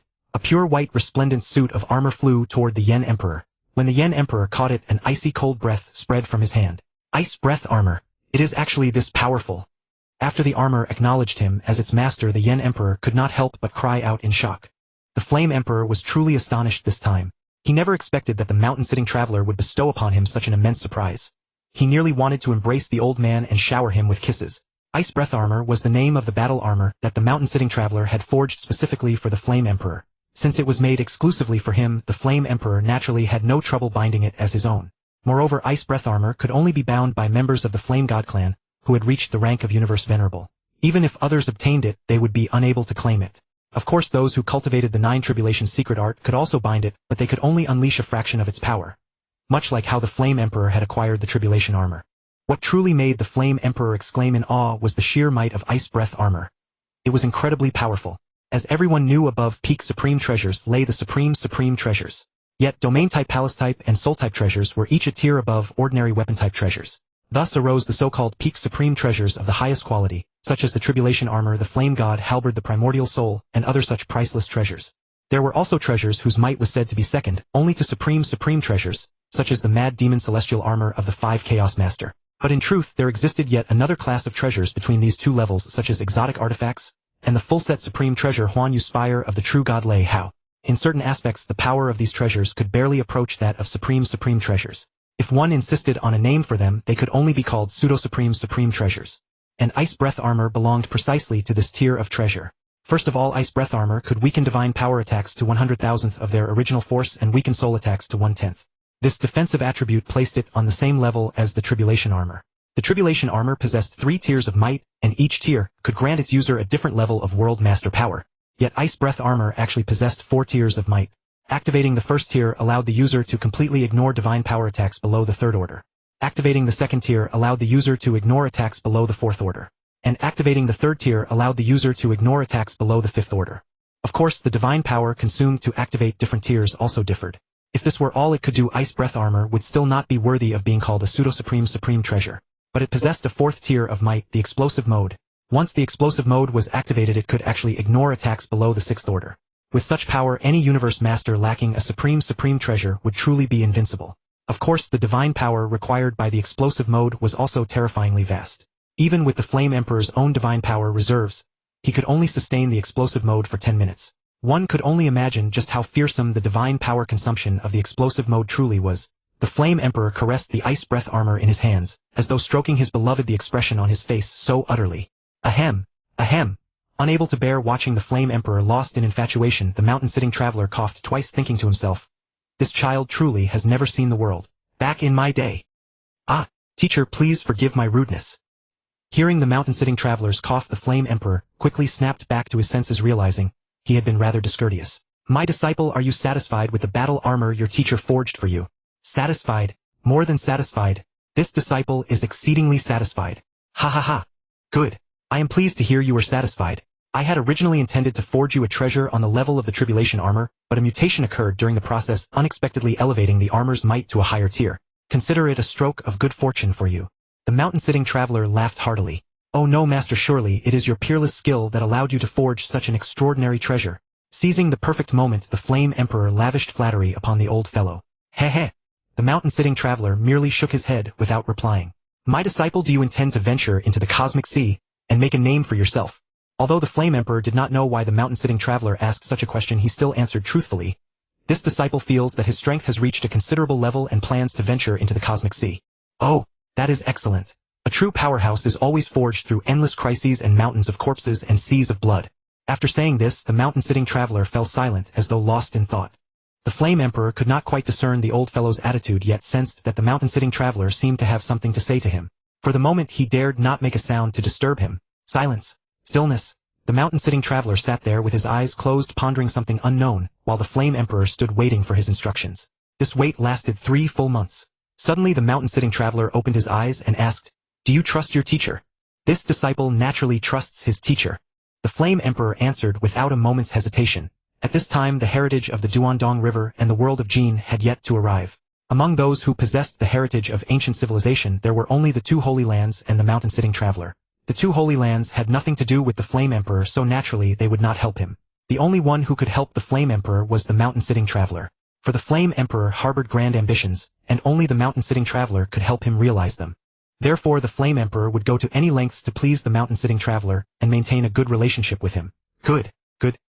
My disciple, you truly have not disappointed your teacher." The mountain-sitting traveler laughed heartily. "Teacher, everything this disciple has was bestowed by you, so I naturally trust you unconditionally. If there is anything you wish for this disciple to do, I will do my utmost to accomplish it." The Flame Emperor replied with a look of utmost reverence. "Heh heh. For now I need no help from you. All you need to do is focus all your effort on improving your strength. That will be the greatest help you can give me." The Flame Emperor mused inwardly. No help needed now. Then there will be something later. Is he going to have me kill a god king in the future? This mountain-sitting traveler is truly sly. Yet the Flame Emperor had no choice in the matter. He possessed the potential to walk the path of the divine body but lacked the method. As a transmigrator, he knew better than anyone the importance of inheritances. "Then teacher, is there any way for this disciple to improve his strength more quickly?" The Flame Emperor asked the mountain-sitting traveler, in return watching to see how the old fellow would respond. Strength is composed of several parts. First, there are supreme treasures. I have already provided those for you. Second, there are secret arts. Those you must create on your own. And the third, naturally, it is a powerful divine body. The mountain-sitting traveler answered unhurriedly. The Flame Emperor immediately feigned confusion and asked, "Divine body? A powerful divine body naturally means powerful strength. But divine bodies are innate. How could one possibly make them stronger?" "Heh heh. My disciple, the world is vast and full of wonders. Once I pass on a heritage to you, you will naturally understand." With a wave of his hand, the mountain-sitting traveler sent a white heritage crystal flying toward the Flame Emperor. As he grasped the crystal in his hand, the excitement surging within him was indescribable. The heritage he had longed for was finally within his grasp. How could the Flame Emperor not be thrilled? Although he was bursting with excitement, he still maintained a puzzled expression on his face and asked, "Teacher, may I ask what this is?" "Heh heh. Bind it and you shall see," the mountain-sitting traveler said with an air of mystery. The Flame Emperor wasted no time and immediately bound the heritage crystal. An immense torrent of memories surged into the Flame Emperor's mind, requiring 3 full hours for him to digest and read through all that knowledge. Truly, inconceivable," the Flame Emperor exclaimed with half-genuine, half-feigned excitement. He had never doubted that the mountain-sitting traveler possessed methods for walking the path of the divine body, but he never imagined that the old man would give him a heritage that even supreme treasures could not compare with. "Heh heh. Are you excited, my disciple? The Flame God clan was originally guided by me, and it is most suited to walk the path of divine power. Now that you have earned my recognition, I have bestowed this heritage upon you. I hope you do not disappoint my expectations." Also I hope you will not spread the things I have left in your mind. Yes, yes. Thank you teacher for granting this disciple such an immense fortune. This disciple will surely not let down your expectations. The Flame Emperor hurriedly expressed his gratitude. This time he was genuinely thankful to the mountain-sitting traveler. For the mountain-sitting traveler had actually left the life gene blueprint in his mind. And that was something that even the lineage of the Duandong River did not possess. As for telling the Flame Emperor not to spread the life gene analysis chart, that was truly a needless worry. Before his gene level reached 90,000 times, he would be utterly incapable of replicating it. Although it only contained the life gene analysis chart from perfect genes up to 30,000 times combined with the Flame Emperor's physique suited for the path of the divine body, he could absolutely reach the first level of the divine body path within a short time. 30,000 times gene level and tenfold divine body. One must know that the Flame Emperor's divine body had already been transformed by the mountain-sitting traveler, making it 10 times larger than an ordinary person's. If it were expanded tenfold again, it would reach 10 million kilometers. Even without the Bloodthirsty Vine clone, he could barely be considered a meat shield. My disciple. Originally I had decided to give up on your flame god lineage. But your performance now has earned my recognition. I will naturally devote all my efforts to nurturing you. However, the Flame God clan has one flaw. Its soul talent is not quite perfect. Teacher, this disciple has the primordial soul to assist me, so this problem is naturally of no concern. In truth, how could the mountain-sitting traveler know that this Flame Emperor was no longer the same Flame Emperor as before? Due to the transmigration and the fusion of two souls, his soul had long become extremely perfect with no trace of the former defect remaining. In reality, the arrogance of the Flame God clan was itself a defect of the soul. One deeply rooted within it and exceedingly difficult to change. Heh. The primordial soul is sufficient at the universe master level, but it falls a bit short beyond that. Then may I ask, teacher? The Flame Emperor said with slight hesitation. Could it be that this old fellow intends to forge a supreme treasure for me? Your teacher once forged a supreme treasure called the Star Tower. Surely you have heard of it. It was prepared for the leader of the soul lineage, which has had different names in different eras. The mountain-sitting traveler now called it the soul lineage. That is your future third junior brother. The mountain-sitting traveler said slowly. The soul lineage. Could it be the earth lineage? The Flame Emperor thought to himself. In truth, he coveted the Star Tower greatly, but unfortunately there was no way he could bind it now. As for your Flame God lineage, you have no supreme treasure. Therefore, when refining the primordial soul, your teacher left a path for the future. It can be upgraded. Upgradable. The Flame Emperor was puzzled. Could the primordial soul be upgraded to a supreme treasure? That's right, upgradable. As long as your performance meets my standards, I will naturally upgrade it to a supreme treasure. The mountain-sitting traveler said with confidence. Standards. Teacher, may I ask what standards this disciple must meet? Also, this disciple does not have the materials to upgrade the primordial soul either. The Flame Emperor was somewhat worried about the materials needed to upgrade the primordial soul. After all, this was an upgrade to a supreme treasure. He estimated that even if he spent an entire reincarnation cycle gathering them, he still would not have enough. There is no need to worry about the materials, my disciple. Since your teacher has promised to spare no effort in nurturing you, I will naturally not treat you unfairly. Thank goodness. The Flame Emperor breathed a sigh of relief inwardly. He had been afraid that the mountain-sitting traveler would make him prepare the materials himself. In which case, who knew when he would ever gather enough? Your teacher gives you a promise. If while you are a universe master, you can kill 10 universe masters or 1 universe supreme, I will upgrade your primordial soul to a supreme treasure. WH. What?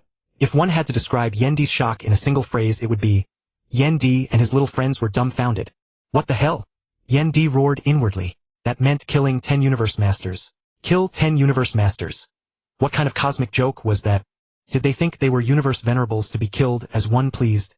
As for slaying a universe overlord, Yendi had already automatically ignored that. What? Too few? Are the requirements too low? The old fellow Zuoshanke said with a teasing look. Master, don't you think this requirement is a bit too high? How about changing it to 5? Yendi said weakly. Then Zuoshanke said magnanimously, fine, 5 it is. Ah! Master, you are too kind, I am so grateful. Before Yendi could finish his flattery, Zuoshanke's next words almost turned him to stone. 5 is acceptable. Then kill 5 at the level of Chaos City Lord. If you kill a universe master possessing a supreme treasure, 2 will suffice. Zuoshanke said with a completely serious expression. Well, Master, let's forget it. I have confidence in myself. 10 it is. Oh, that's fine. But don't say I forced you to kill 10. Of course, if you kill a 5th rank universe master, I'll count it as 2 and 1 with a supreme treasure counts as 5. If you can kill a universe overlord, then that single one is enough. And no, Master, how could you ever force me? I do it willingly, it has nothing to do with you. Facing the shameless Zuoshanke, Yendi was truly defeated. I knew Zuoshanke's demands would not be simple, but I never expected them to be this extreme. After all, the higher the level, the harder it was to kill. It was said that a universe overlord clad in supreme treasure armor was completely impossible to kill with physical attacks. Thus Yendi held no hope of killing an overlord. Even among universe masters of the same level, defeating was easy but killing was hard. The reason he had been able to kill Mad Lion Lord last time was entirely because Mad Lion Lord was countered by Yendi. If Mad Lion Lord had possessed a peak domain type supreme treasure, Yendi would have had no way to suppress him. Even with the frozen disc now in hand, it was still difficult to suppress a peak domain type supreme treasure. As for killing 5 universe masters at the level of Chaos City Lord, that was even more out of the question. With Yendi's current strength, fighting such opponents was already a problem for survival, let alone killing them. And killing 2 universe masters with supreme treasures was even more unmentionable. Sigh. I knew that old fellow Zuoshanke's rewards would not be easy to obtain. Back then Luo Feng nearly died for the Star Tower, almost falling. Now my situation is no easier at all. Yendi shook his head and thought secretly. Master, if there is nothing else, this disciple will take his leave. Go ahead. Zuoshanke waved his hand. Having obtained what he wanted, Yendi naturally had nothing else to do and turned to leave. After another 2 days or so of prolonged teleportation, Yendi finally returned to the Yenshin mystic realm. It seems that the hair, fur and flesh collected over 100,000 years on the Primordial Star are useless now. Yendi thought to himself. In the 100,000 years he had fought on the Primordial Star, he had collected the skins, hair and flesh of countless races, though the highest were only from universe masters. But now that he had the life gene blueprint, these were naturally unnecessary. It's time to go to the Cosmic Sea. Facing the Cosmic Sea where dangers and opportunities coexisted, Yendi had already been looking forward to it for too long. Now that his battle prowess had fully matured, and his supreme treasures were complete, it was time to venture into the Cosmic Sea. In truth, in the Cosmic Sea more threats originated from the Cosmic Sea itself. And obtaining the Ice Breath armor now was absolutely the right time. I'll contact Chaos City Lord and ask him to take me to the Cosmic Sea. Yendi naturally could not go alone. He didn't even have a map. Going there would definitely be seeking death. Chaos. This is Yendi. Yendi, what's the matter? Chaos, I want to venture into the Cosmic Sea. Have you decided? I have. Yendi answered resolutely. Good. Wait at the Yenshin mystic realm. My true body will come to pick you up. Understood. Yendi knew that Chaos City Lord had 3 avatars, one stationed in the Origin Universe, one guarding the Virtual Universe headquarters, and one roaming the Cosmic Sea. The one roaming the Cosmic Sea possessed combat power at the 5th rank peak, and was called by the Purple Moon Ancestral Clan the Universe Master most likely to become the strongest. Ah, Chaos's true body. Truly something to look forward to. Yendi said to himself. More than a month passed in the blink of an eye, and Yendi was still waiting patiently in the Yenshin mystic realm. During this month Yendi left the Tribulation armor with his clan. With the Ice Breath armor, Yendi naturally no longer needed the Tribulation armor. Placed in the clan and fed with special materials, it could give birth to an imperial armor comparable to a heavy treasure, greatly benefiting the clan's development. Oh! Has he come? Even from such a distance the pressure is so strong. Truly worthy of being Chaos City Lord. As soon as Yendi's voice fell, Chaos City Lord arrived. A face similar to that of an earthling with scales on his forehead. His tall stature radiated overwhelming might. Let's go. Then Yendi followed Chaos City Lord to the Cosmic Sea. During the teleportation, Chaos City Lord introduced to Yendi the method of going to the Cosmic Sea and the points to be careful of within it, and then gave Yendi the human race's map for exploring the Cosmic Sea. Alas, the human race's map is really small. Regarding the 3 great forbidden lands, 70% is of the outer regions and only a little is of the inner regions. Yendi sighed quietly. There was no helping it, after all the races of the first reincarnation era had experienced too little. And this piece of the human race was probably the largest in the Primordial Universe. After all, the Primordial Universe could at most suppress Yuan and his supreme treasure, but it couldn't suppress the map too, could it? In truth, what touched Yendi most was seeing those damaged miniature universes. The rivers and mountains are so enchanting that countless heroes have bowed before them. Yendi could not help recalling a verse by a certain great man from his previous life. In truth, for those overlords crossing the reincarnation cycle and obtaining eternal life was the true rivers and mountains. Yet through the ages, across tens of thousands of reincarnations, there were only 2 holy lands remaining in the Cosmic Sea. But is it really eternity to pass through the cycle and establish a holy land? Yendi asked himself. Was that truly eternity? Looking at all of history, who had ever been eternal? Even the legendary Yuan, who transcended the shackles of the supreme rules and reached a certain supreme realm, was never said to be truly eternal. Even the mighty god King Jin, who was stronger than others, would have a day of falling. In fact, in his previous life, Yendi had always been puzzled what is eternity. When he was mortal, he felt that planetary level cultivators were like gods, mighty combat strength and a lifespan of 1,000 years. But later he discovered that there were actually immortal divine beings. But after achieving immortality, even those as strong as universe masters discovered that they were not eternal. Because even the Primordial Universe could be destroyed. But when they reached the Overlord level and possessed a miniature universe, they could live at most 3 reincarnations before they had to challenge the cycle. Win and establish a holy land, lose and disappear forever. Yet, on the dangerous origin continent even void true gods faced the danger of falling. So was this really eternity? He remembered that when the Purple Moon Holy Land was destroyed by Luofeng, the Purple Moon ancestor had once said, "There is no eternal glory or everything is subject to reincarnation. We are destroyed today but one day Luofeng will die too." Although these words were the Purple Moon ancestor's curse on Luofeng, he was also speaking the truth. Don't forget that even the powerful world beasts are bound by the supreme rules. Who can truly be eternal? True eternity. What is true eternity? Yendi murmured to himself.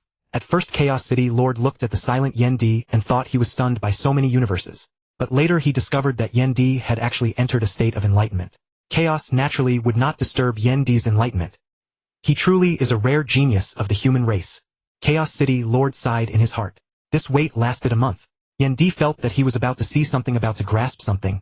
But he was just a little short, unable to reach it. What exactly was missing? Alas! Eternity, eternity, what exactly am I missing? Why can't I touch it? Yendi, have you gained anything? Seeing Yendi wake up, Chaos City Lord asked. I feel there is still a bit missing. That bit seems far away yet also very close and I cannot reach it. Oh, then let's keep moving. Afterwards the two teleported toward the outer regions of the Qingfeng realm according to the map.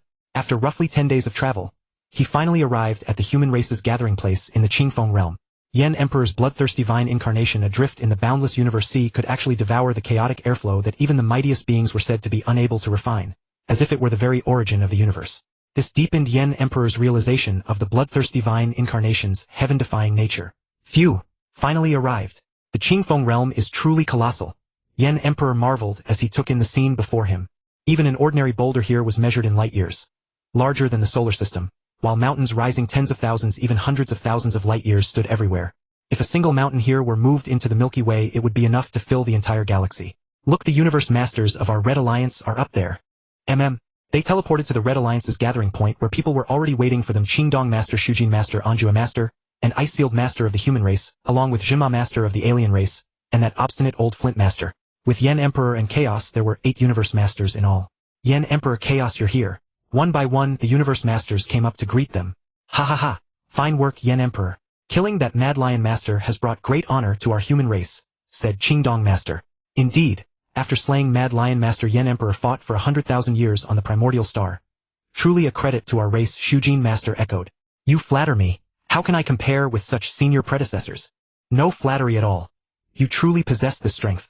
You should know that without a pinnacle domain-type supreme treasure, it is nearly impossible to restrain Mad Lion Master. Even I could not hold him down in a head-on fight. Even Ice-Sealed Master, known for his cold and aloof demeanor, spoke up. Having witnessed the battle between Yen Emperor and Mad Lion Master, he had a clear understanding of Yen Emperor's strength. His assessment was thus extremely objective. Moreover, after Yen Emperor killed Mad Lion Master, all the human universe masters knew he had created a supreme secret art, so they naturally would not underestimate him. Alright, come.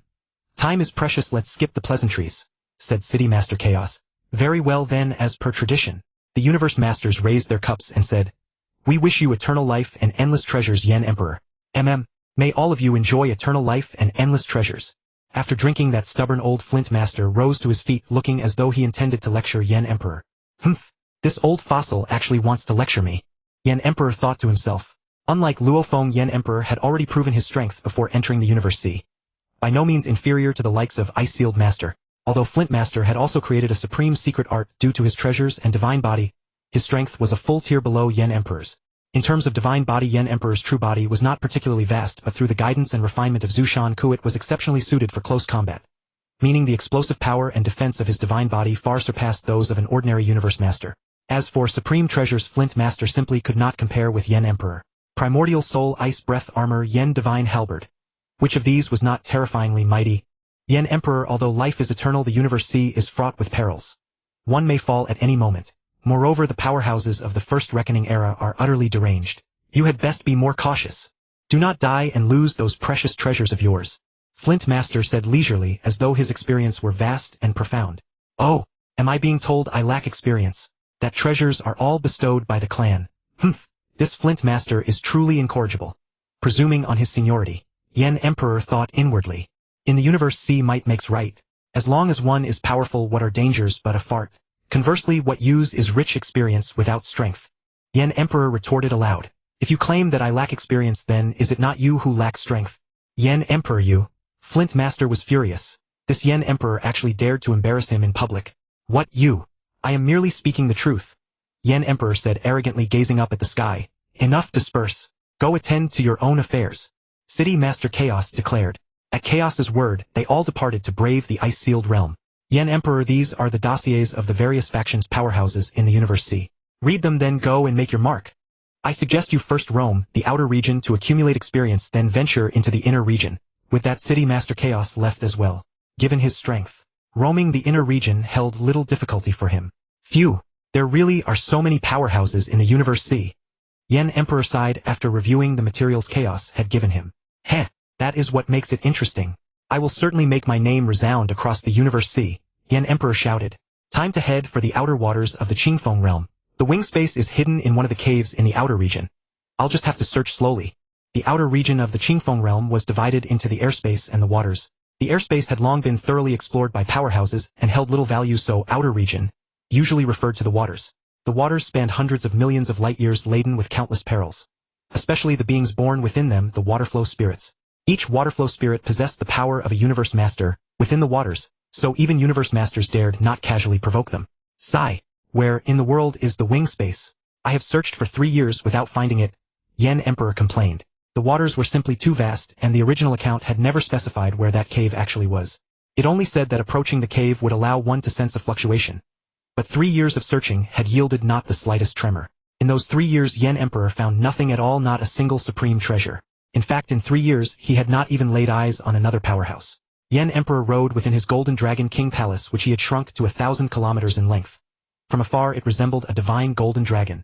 Yen Emperor used the ice-sealing domain of the ice seal disk to test for danger, bit by bit inching forward as he searched, while his Bloodthirsty Vine incarnation studied the life gene analysis diagram. Of course, at Yen Emperor's current cultivation realm, he could only study the level of perfect genes. Yet his gains over the 3 years were modest, merely raising his Bloodthirsty Vine incarnation's gene level to 8,000 times the baseline. Studying the analysis diagram of the perfect gene level was of tremendous help in elevating the Bloodthirsty Vine incarnation's gene level. He believed it would not be long before it reached perfection. Sigh. The life of a powerhouse is always lonely and solitary. I'll keep searching, Yen Emperor said helplessly. In truth, each of the 3 great forbidden zones alone spanned over 100 million light-years, and the outer region of the Qingfeng realm stretched across hundreds of millions of light-years. All the universe masters and ultimate powerhouses of the Universe Sea and the Primordial Universe combined numbered at most 10,000. That was like casting 10,000 ants upon the earth. One can imagine how minuscule the chances of encountering one another were. Powerhouses roaming the Universe Sea, unless they traveled in groups, spent most of their time utterly alone. Flint Master's words may have been harsh, but in fact the greatest dangers came from the forbidden zones themselves. It was precisely because Yen Emperor understood this that he had prepared the Dragon King Palace. A top-tier palace-type supreme treasure was the basic requirement for venturing into the Universe Sea. Yen Emperor thus wandered aimlessly through the waters. Wherever there was a cave, he would go up and investigate. After searching countless caves, Yen Emperor did acquire several supreme treasures, but unfortunately the best was merely high-grade. Not a single top-grade one among them. After all, this was the outer region. How could there be so many supreme treasures? That old fellow Zuoshanke. Yen Emperor was deep in thought when unexpectedly a message arrived from that very old man. Master, what brings you to contact me? Have you reached the Universe Sea? Yes, I have arrived.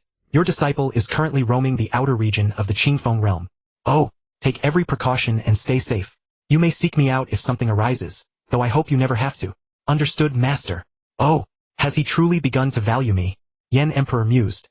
It seemed that old fellow Zuoshanke was genuinely determined to train Yen Emperor with full effort, or otherwise he would never have concerned himself with Yen Emperor's life or death. Has it already been 100 years? Still no word at all. He watched the waterflow spirits playing thousands of kilometers away, transforming into all manner of shapes. Sometimes they tumbled, sometimes they frolicked, sometimes they chased one another. All of it quieted Yen Emperor's restless heart. Oh, ha ha ha, excellent. The Bloodthirsty Vine incarnation has actually reached the perfect gene level. My strength will grow once again. Yen Emperor burst into laughter. Over the years Yen Emperor had continuously studied the life gene analysis diagram. Though he had not broken through to perfect genes himself, it had now elevated the Bloodthirsty Vine incarnation's genes to the perfect level, and its divine power had condensed considerably. Oh, not bad conversion rate. After the breakthrough, my divine body has shrunk to 2/3 of its usual size. It will take some time to recover. Because of the breakthrough to the perfect gene level, his divine power had become denser and its quality had risen, though the total quantity had decreased. Yet, given the Bloodthirsty Vine incarnation's devouring talent, it would not take long to recover. Sigh. Let's keep searching. The Bloodthirsty Vine incarnation's breakthrough brought Yen Emperor only slight joy. After all, it was entirely within his expectations. And so Yen Emperor resumed his great undertaking of searching for caves. Oh, so that's how it is. No wait, like this? It should be so. Yen D frowned and muttered to himself as though pondering an extremely difficult problem. Haha, I've made it. Now breakthrough for me. Yen D suddenly burst into laughter. Genetic recombination. 13,000-fold genes. With Yen D's thunderous roar, the breakthrough finally came. His genes had surpassed the perfect gene level. After 300 years of research and study combined with his natural aptitude and the aid of the gene analysis chart, Yen D had at last broken through. Although this breakthrough did not greatly enhance Yen D's strength, its significance was entirely different. Breaking free from the shackles of perfect genes meant that Yen D could at any moment break through to become the strongest being in the universe. Of course, Yen D would not break through to become the strongest. He harbored far greater ambitions. At the very least, I must break through to 90,000-fold and attain the infinite divine body. Even that realm. Yen D murmured to himself as if speaking to himself or perhaps swearing an oath. As for reaching that level, Yen D truly had no confidence. Throughout the countless cycles of reincarnation on the Chiyuan continent, there had never even been a rumor of anyone achieving it, which left Yen D not very confident either. Just as Yen D was lost in thought, an uninvited guest arrived in the waters thousands of light years away from him. Alas, this water region is vast, yet it holds no excellent supreme treasure. Truly too stingy. Still, as a place to test my blade heart realm, it is not bad. A universe master seated within a silver-white palace and carrying a bow on his back muttered to himself. Had anyone been present, they would surely have recognized him as the divine eye race's expert, the Lord of Ultimate Arrow. Now this Lord of Ultimate Arrow was also a rather unusual universe master, for he had actually embarked upon the way of the bow and arrow. The way of the bow and arrow excelled at ranged attacks. Absolutely the perfect class for kiting one's foes. But one thing made the Lord of Ultimate Arrow especially frustrated. Whenever he encountered a universe master wielding a peak domain-type supreme treasure, he would always be suppressed. Although the way of the bow and arrow was mighty and long-ranged, its attack speed was slow. That was an indisputable fact. Once an enemy got close to the Lord of Ultimate Arrow, it would truly be a tragedy. Moreover, ever since he heard that the demon race universe master of the Primordial Universe had been brutally blasted apart, and that the man had been killed precisely because he had been restrained by an enemy's binding, the Lord of Ultimate Arrow made a great resolve. Using the supreme treasures he had amassed over countless ages together with those borrowed from his good friend, the Lord of Pure Vision, he finally exchanged them within his clan for a peak domain-type supreme treasure, the Blade Heart Realm. With the Blade Heart Realm in hand, the Lord of Ultimate Arrow felt utterly formidable and emboldened, no longer afraid of being countered. Thus, after obtaining the Blade Heart Realm, he came to the waters and began to master control over his supreme treasure. The Lord of Ultimate Arrow extended the might of the Blade Heart Realm over a range of about 10 light-years, seeking not to acquire treasures, but only to master the treasure's control. What is that? The Dragon King Hall. The Lord of Ultimate Arrow swept through the waters bit by bit, then suddenly discovered a palace-type supreme treasure resting there ahead. And it seemed to be the legendary Dragon King Hall. If the Dragon King Hall is here, then he must be Yen D, the one who killed the Mad Lion Lord. Since I've run into you, I'll use you to test the might of my Blade Heart Realm. The Lord of Ultimate Arrow said madly. As the powerhouses of the first reincarnation era, every one of them was utterly insane. Although Yen D had slain the Mad Lion Lord, the Lord of Ultimate Arrow believed Yen D possessed only 4th-tier combat power. That was not enough to make him fear or retreat. It is said that Yen D's Yen Divine Halberd is extremely precious enough to rival a peak-class supreme treasure. Moreover, the Lord of Banfu once said that Yen D possesses at least a peak-level soul-guarding supreme treasure. These are all extremely valuable. Kill him and everything will be mine. The Lord of Ultimate Arrow said viciously. Just as Yen D was rejoicing over his gene level, having broken through to the perfect level, he suddenly sensed that the space around him had been sealed off by someone. A domain-type supreme treasure. Who was trying to strike at me? Yen D cried out in alarm. The ice sealing disc. The ice sealing domain. He unleashed the powerful ice sealing domain only for it to be rebounded at once. Not good. It is actually a peak domain-type supreme treasure. Haha. Yen D, I'd like to see where you can run. The maddened Lord of Ultimate Arrow, after sealing the space around Yen D, directly drove his palace-type supreme treasure and rammed it toward Yen D's Dragon King Hall. Driven by the Lord of Ultimate Arrow's divine power, his palace-type supreme treasure transformed into a colossal mountain 10 million kilometers tall, then ferociously hurtled toward Yen D. The overwhelming might caused the entire water region to tremble. You want to ram me? Both of us have top-grade palace-type supreme treasures. Who's afraid of whom? Although Yen D could sense how utterly mad the Lord of Ultimate Arrow was, he was not afraid either. Burning his divine power, he activated the Dragon King Hall, and it transformed into a golden divine dragon 10 million kilometers long. Then, bolstered by the ice-sealing domain, it too charged at that mountain. Boom! The two top-grade supreme treasures collided violently. Such tremendous might stirred the waters over nearly 1,000,000,000,000 kilometers into surging waves, as if the end of the world had come. Bang, bang, the golden divine dragon formed from Yendi's Dragon King Hall was sent flying billions of kilometers, while the colossal mountain formed from the Lord of Ultimate Arrow's supreme treasure was knocked back only a few 100,000 kilometers. In a single clash, Yendi had unexpectedly fallen into the disadvantage. Haha, the Blade Heart Realm truly deserves to be called a peak domain-type supreme treasure. It is indeed formidable. The Lord of Ultimate Arrow laughed heartily. With the reinforcement of the Blade Heart Realm, the might of that mountain was far superior to Yendi's Golden Divine Dragon. Phew, this Lord of Ultimate Arrow's supreme treasure is terrifying. It actually sent me flying with a single strike, Yendi thought. He flew out of the Dragon King Hall and said, "Lord of Ultimate Arrow, do you dare to come out and fight?" Yendi felt helpless. Staying hidden inside the Dragon King Hall would naturally be safe, but the suppression of the Blade Heart Realm left him extremely passive. If he left the Dragon King Hall, he would be more agile and better able to display his full strength. If the Lord of Ultimate Arrow remained inside his treasure, Yendi would be able to dodge his ramming attacks. If you want me to come out, I'll come out. Do you think I'm afraid of you? As expected of an expert of the first reincarnation era, he acted with utter madness. Ignoring his advantage, the Lord of Ultimate Arrow charged straight out of his supreme treasure. Although staying inside the supreme treasure made it difficult to attack Yendi, it was absolutely safe. After all, a top-grade palace-type supreme treasure could not be destroyed even by the strongest being. But without another word, the Lord of Ultimate Arrow emerged from his supreme treasure and joined battle with Yendi. Yendi, take this move, sky-splitting arrow. The Lord of Ultimate Arrow took down his peak supreme treasure, the sky-splitting bow, from his back. Drawing the bowstring, his divine power automatically condensed into an azure arrow. The Lord of Ultimate Arrow cultivated the way of wind and time, so the speed at which he loosed arrows was astonishingly fast. He released the string and loosed the arrow. As if transcending the limits of space, the azure arrow crossed nearly 10 billion kilometers in an instant at hundreds of thousands of times the speed of light, arriving before Yendi. Whoosh! Faced with such an overwhelming strike from the Lord of Ultimate Arrow, Yendi had not the slightest time to counterattack. All he could do was pour all his power into the ice-sealing disc and the frostbreath armor. Boom! The arrow slammed into Yendi's body with a thunderous roar, as if it were about to pierce straight through him. The instant he was struck, Yendi felt his entire body being shattered by that arrow.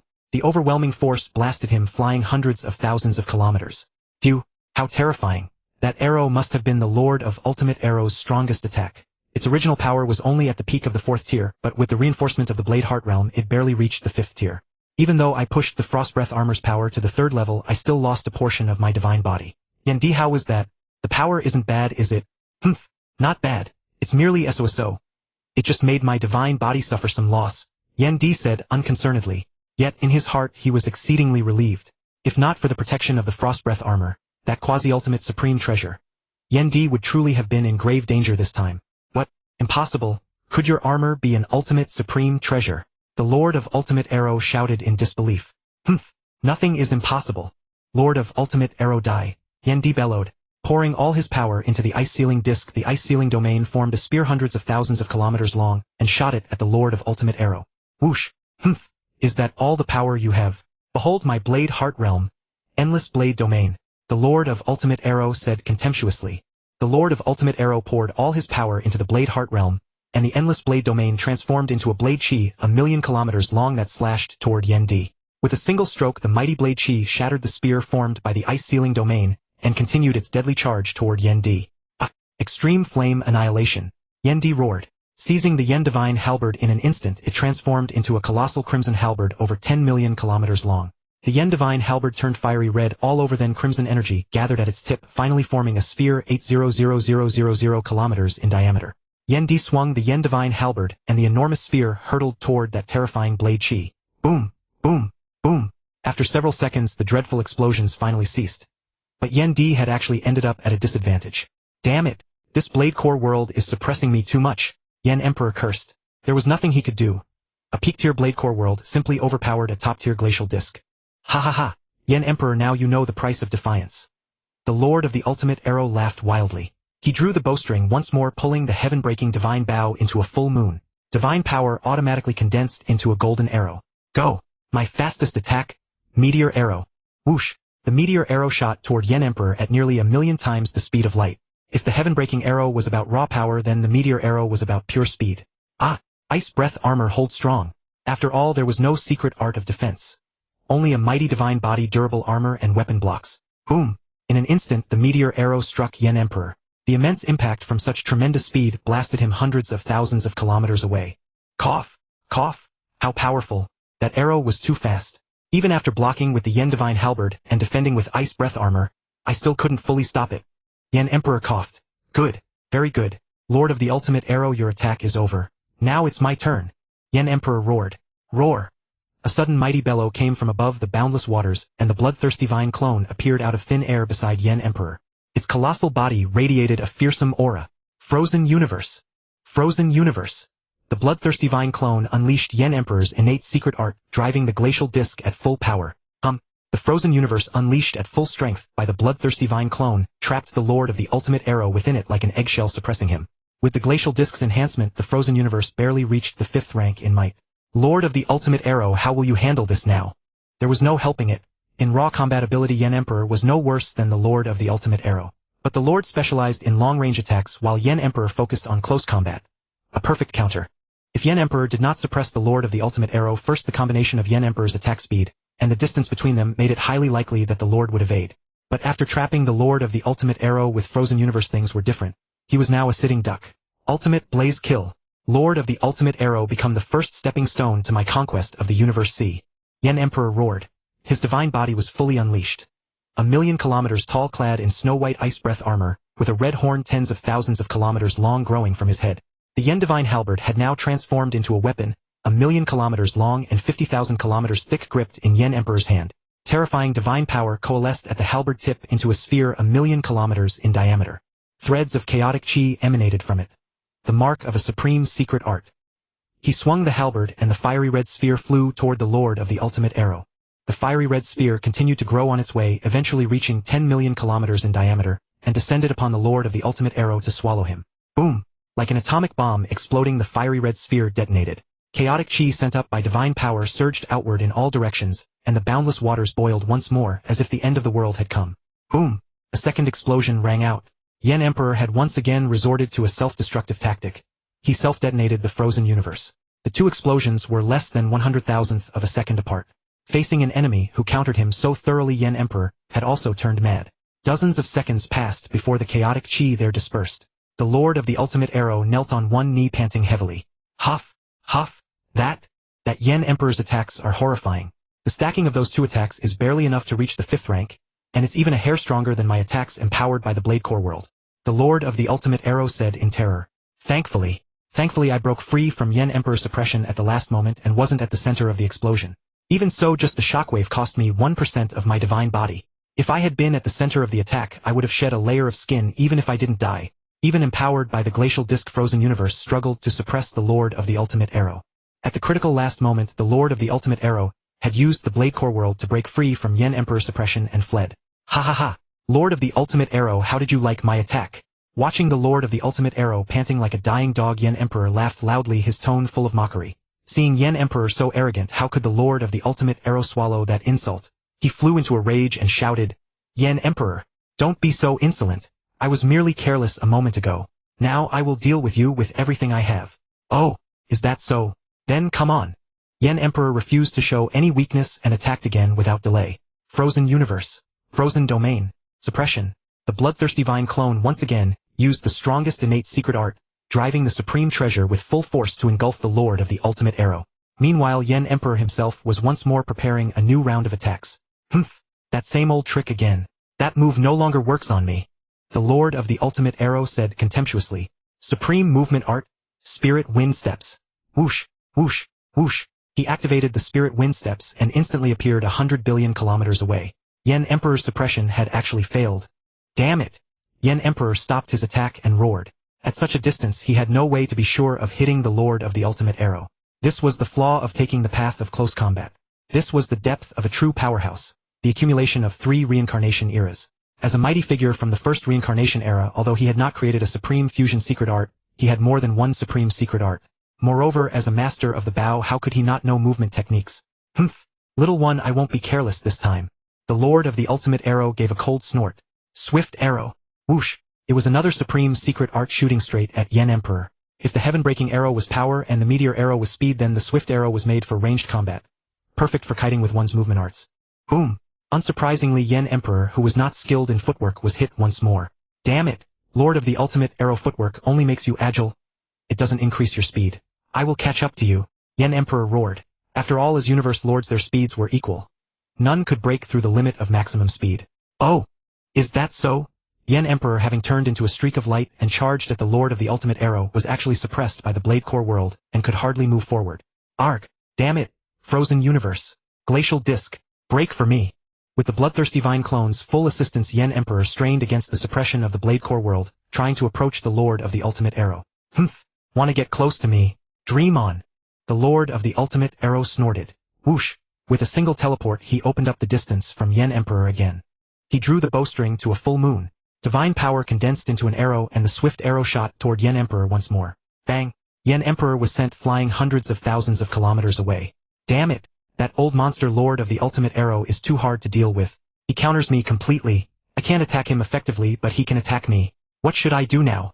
For a moment, even Yen Emperor was forced onto the defensive. Haha! Little one, now you know how formidable I am. The Lord of the Ultimate Arrow laughed, yet his hands did not relent at all. He drew his bow to a full moon and shot another swift arrow at Yen Emperor. It seemed the Lord of the Ultimate Arrow planned to wear Yen Emperor down to death. Humph! If I can't win, can't I at least run?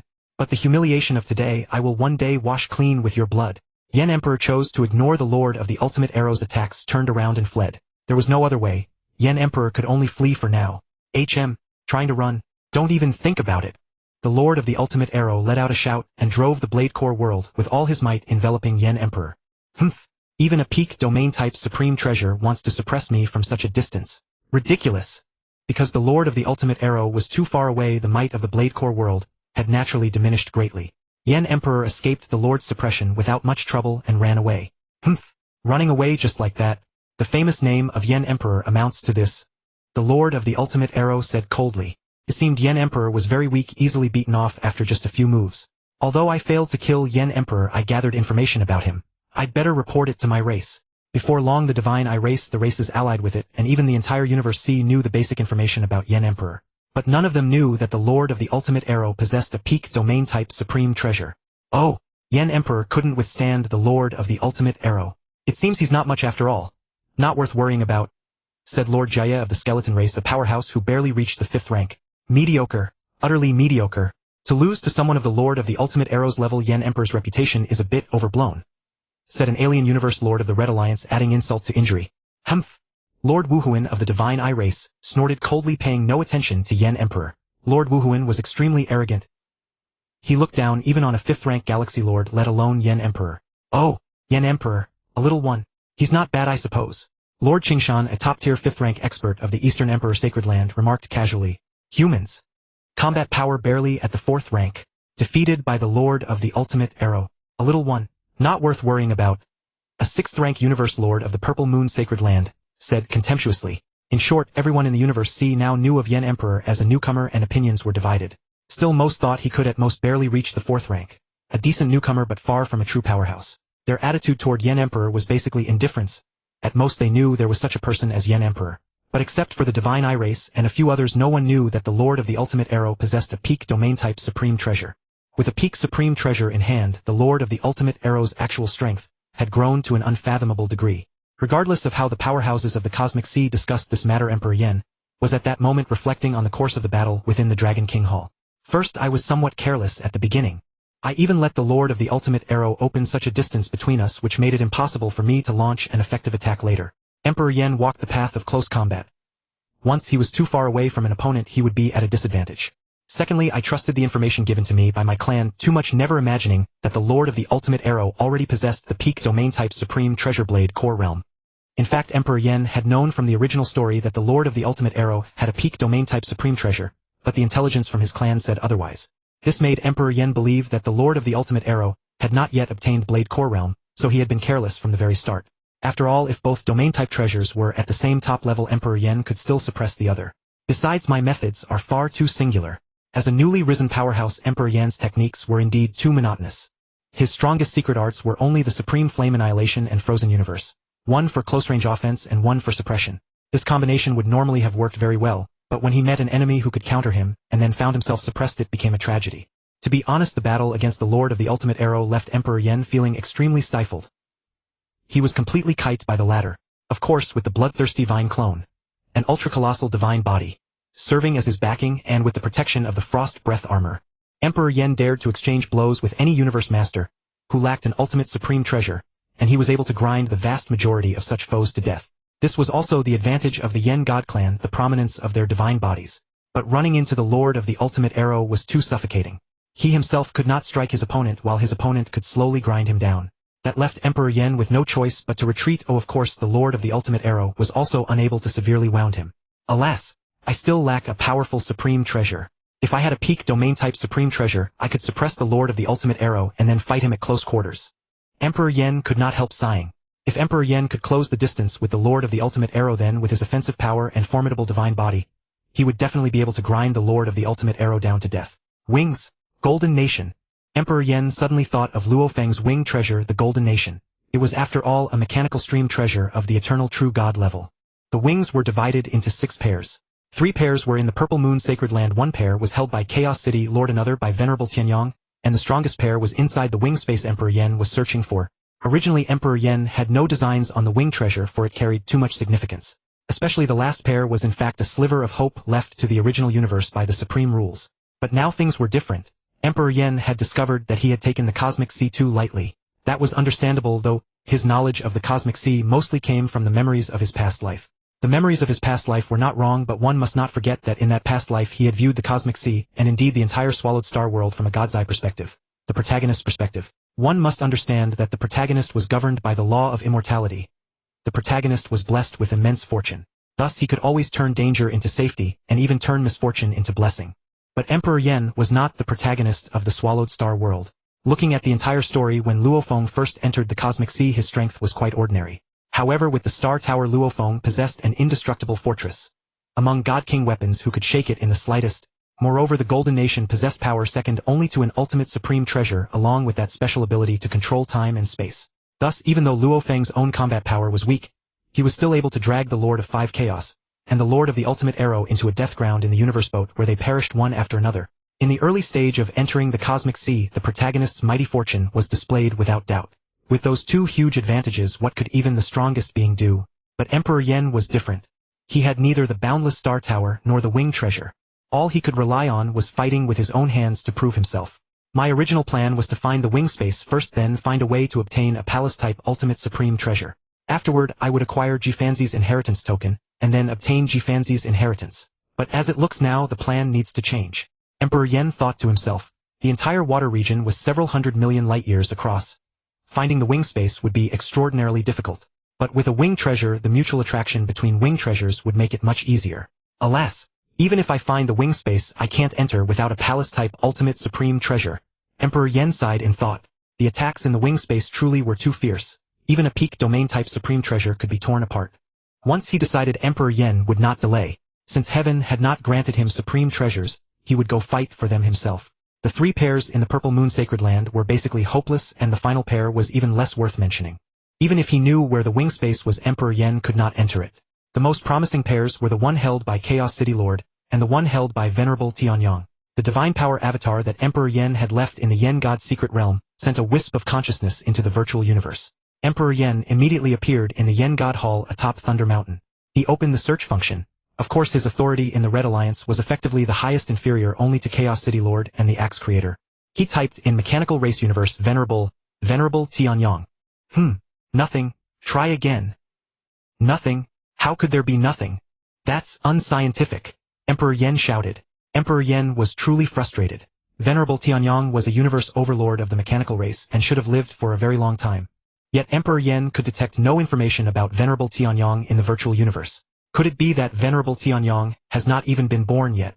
Emperor Yen felt this was possible. After all, he had transmigrated to a time before the Swallowed Star plot. But exactly how early he had come he could not be certain. However, Emperor Yen estimated that it was no fewer than 1 billion epochs.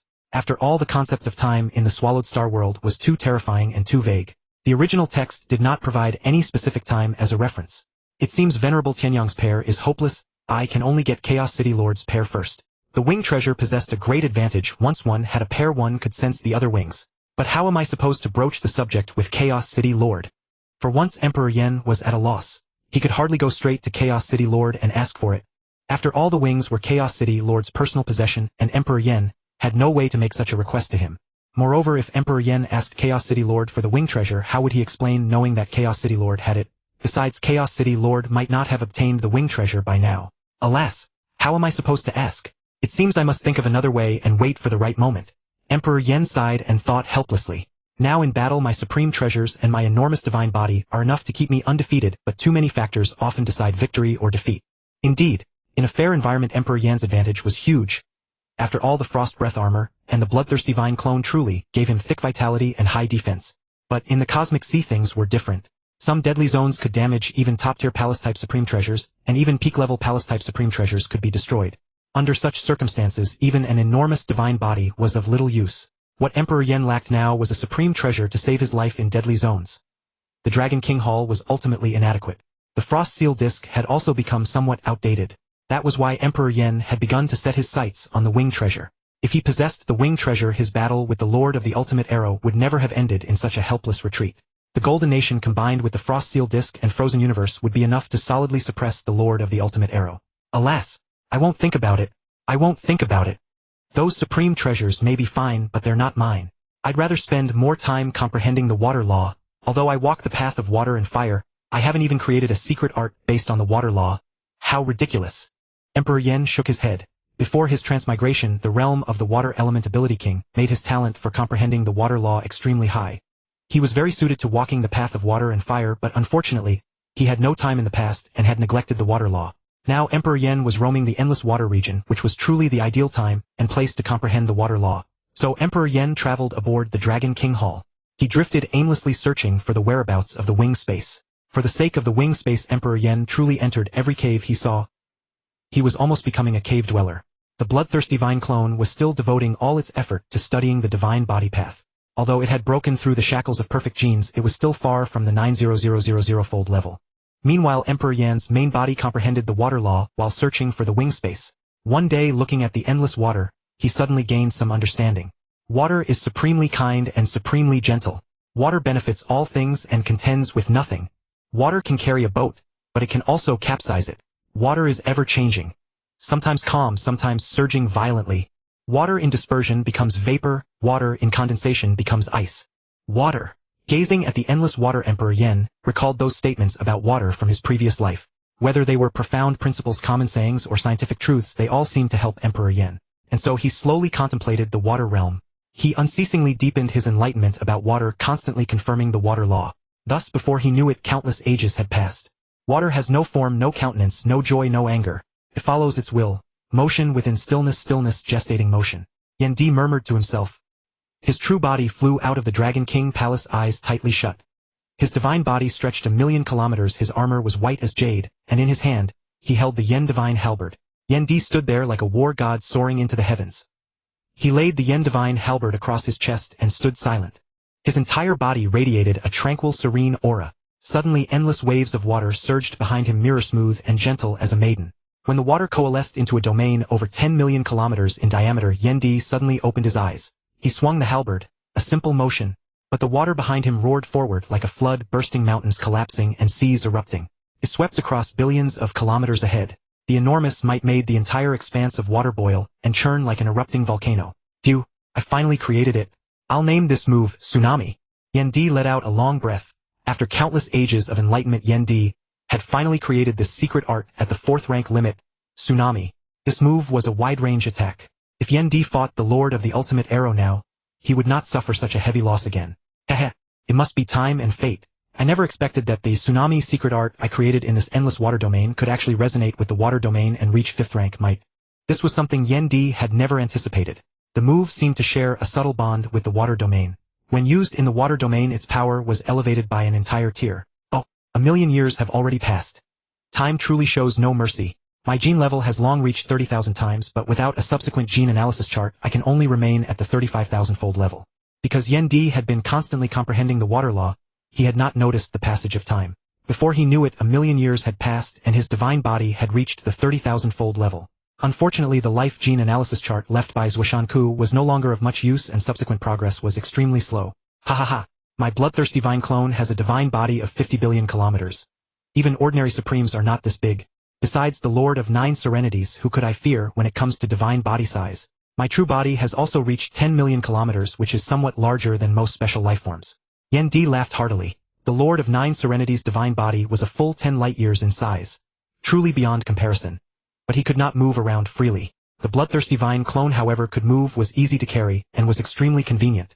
Ordinary special lifeforms had divine bodies of only 1,000,000 kilometers. Of course, if the World Tree broke through to Universe Master, it would also reach tens of billions of kilometers, but all such beings were extremely inconvenient to move. In this million years I created a 4th rank limit secret art, my divine body swelled tenfold, and my strength has truly increased dozens of times. Moreover, in the water domain, even a Universe Master like the Lord of Five Chaos does not scare me. That was true. Yan Di's divine body had always been astonishingly huge and difficult to kill. In the endless water domain, he could even unleash 5th rank power so naturally. He did not fear the Lord of Five Chaos. Over this million years I have gone through several hundred great battles and gained quite a lot. I even killed the Demon Bear Lord. Yan Di thought to himself. During the time he had spent comprehending the laws, he had experienced nearly 1,000 great battles. Because word had spread across the cosmic sea that Yan Di had been defeated by the Lord of the Ultimate Arrow most believed, he barely reached the 4th rank. As a result, he was constantly attacked by veteran powerhouses. Of course, Yan Di suffered defeats as well as victories. He had even encountered Universe Masters at the 5th rank peak, but thanks to his extraordinarily large divine body, he always came through without serious danger. As for the Demon Bear Lord, he was a Universe Master of the 1st reincarnation era. A special lifeform, his combat power barely reached the 4th rank, and he followed the path of melee combat. But because he was a special lifeform, his divine body was nearly 10 million kilometers in size, raising his overall strength to the peak of the 4th rank. The Demon Bear Lord challenged Yan Di and even used a blunt tactic of trading wounds for wounds. In the end, that poor fool's fate was sealed. With the Ice Breath armor and the Bloodthirsty Vine clone, Yan Di ruthlessly killed the Demon Bear Lord. This battle could be considered Yan Di's vindication. From then on, few people casually attacked him. In truth, the outside world knew Yan Di had a plant-type clone, but most assumed the Bloodthirsty Vine clone's divine body was only about 10 million kilometers, at most 100 million. But how could they know that this Bloodthirsty Vine clone had arisen from a chance mutation? Its divine body was horrifyingly enormous. Now as tall as 50 billion kilometers. And it also possessed that heaven-defying innate secret art, devouring. It was simply a mobile blood bank. A pity. Even after 1,000,000 years I have explored less than 100 millionth of the water domain. When will I ever find the wing space? Yan Di said helplessly. Confronted with a water domain over several hundred million light-years in diameter, Yan Di chose to explore it one section at a time. Even though the ice seal disk could cover several light-years at a time, Yan Di could still only explore slowly. After 1,000,000 years, the area he had explored was less than 100 millionth of the whole. The water domain was simply too enormous, and it was filled with countless dangers. His exploration speed was truly as slow as a tortoise. While Yan Di was carrying out his grand exploration of the water domain, a palace-type supreme treasure was drifting slowly several million light-years away. Alas, our human race is finding it harder and harder to survive, and we have only a single supreme. Our race's supreme treasures are also pitifully few. I fear there is no hope of transcending reincarnation. Swordwalker Lord muttered to himself. He was a human of the 2nd reincarnation era from the sword cultivator lineage of humanity. A natural sword prodigy, he was perfectly suited to the path of the sword. What was more, Swordwalker Lord was born with a natural sword body, and had been obsessed with swords since childhood. He advanced triumphantly all the way to Universe Master. Famous for his sword arts, his combat power was enough to rival the Icebound Lord. Swordwalker Lord sat in his top-grade Palace-type Supreme Treasure Thunderclap Tower, using his top-grade Domain-type Supreme Treasure Sword Prison, to explore the water prison little by little in search of treasures. Suddenly, over 1.5 light-years away, ripples signifying the emergence of a supreme treasure appeared. Oh, a supreme treasure is emerging. Ha ha ha. The fluctuations are actually this intense. A great fortune. A great fortune. I never imagined that I, Swordwalker, would encounter such fortune. Swordwalker Lord said excitedly. Swordwalker Lord opened up at full throttle and teleported over directly to a Universe Master 1.5 light-years was nothing. Wow. A great encounter. A great encounter. Ah, it's a source-type supreme treasure, the water spirit pearl emerging from the world. And at least a peak-tier source-type supreme treasure at that. Swordwalker Lord shouted. Source-type supreme treasures. A strange kind of supreme treasure. They have no offensive power whatsoever. Their functions differ according to their attribute. But they share one common trait: they accelerate the recovery speed of divine power. Common grade 10-fold acceleration. High grade 100-fold acceleration. Top grade 1,000-fold. Peak grade 10,000-fold. Peak supreme grade 100,000-fold. And one that can reach a 1,000,000-fold acceleration is basically comparable to an ultimate supreme treasure. Tens of millions of kilometers away from Swordwalker Lord, a whirlpool over 100 million kilometers in diameter suddenly appeared in the water domain. At the center of the whirlpool was a pearl 1,000 kilometers in diameter. It was entirely water blue and radiated dense water law. Ha ha ha. It's appeared, my treasure. Come to me. Swordwalker Lord yelled. Carefully he drove Sword Prison to slowly spread over the water spirit pearl, then attempted to pull it over. But when he pulled it did not budge. What? It hasn't fully emerged yet.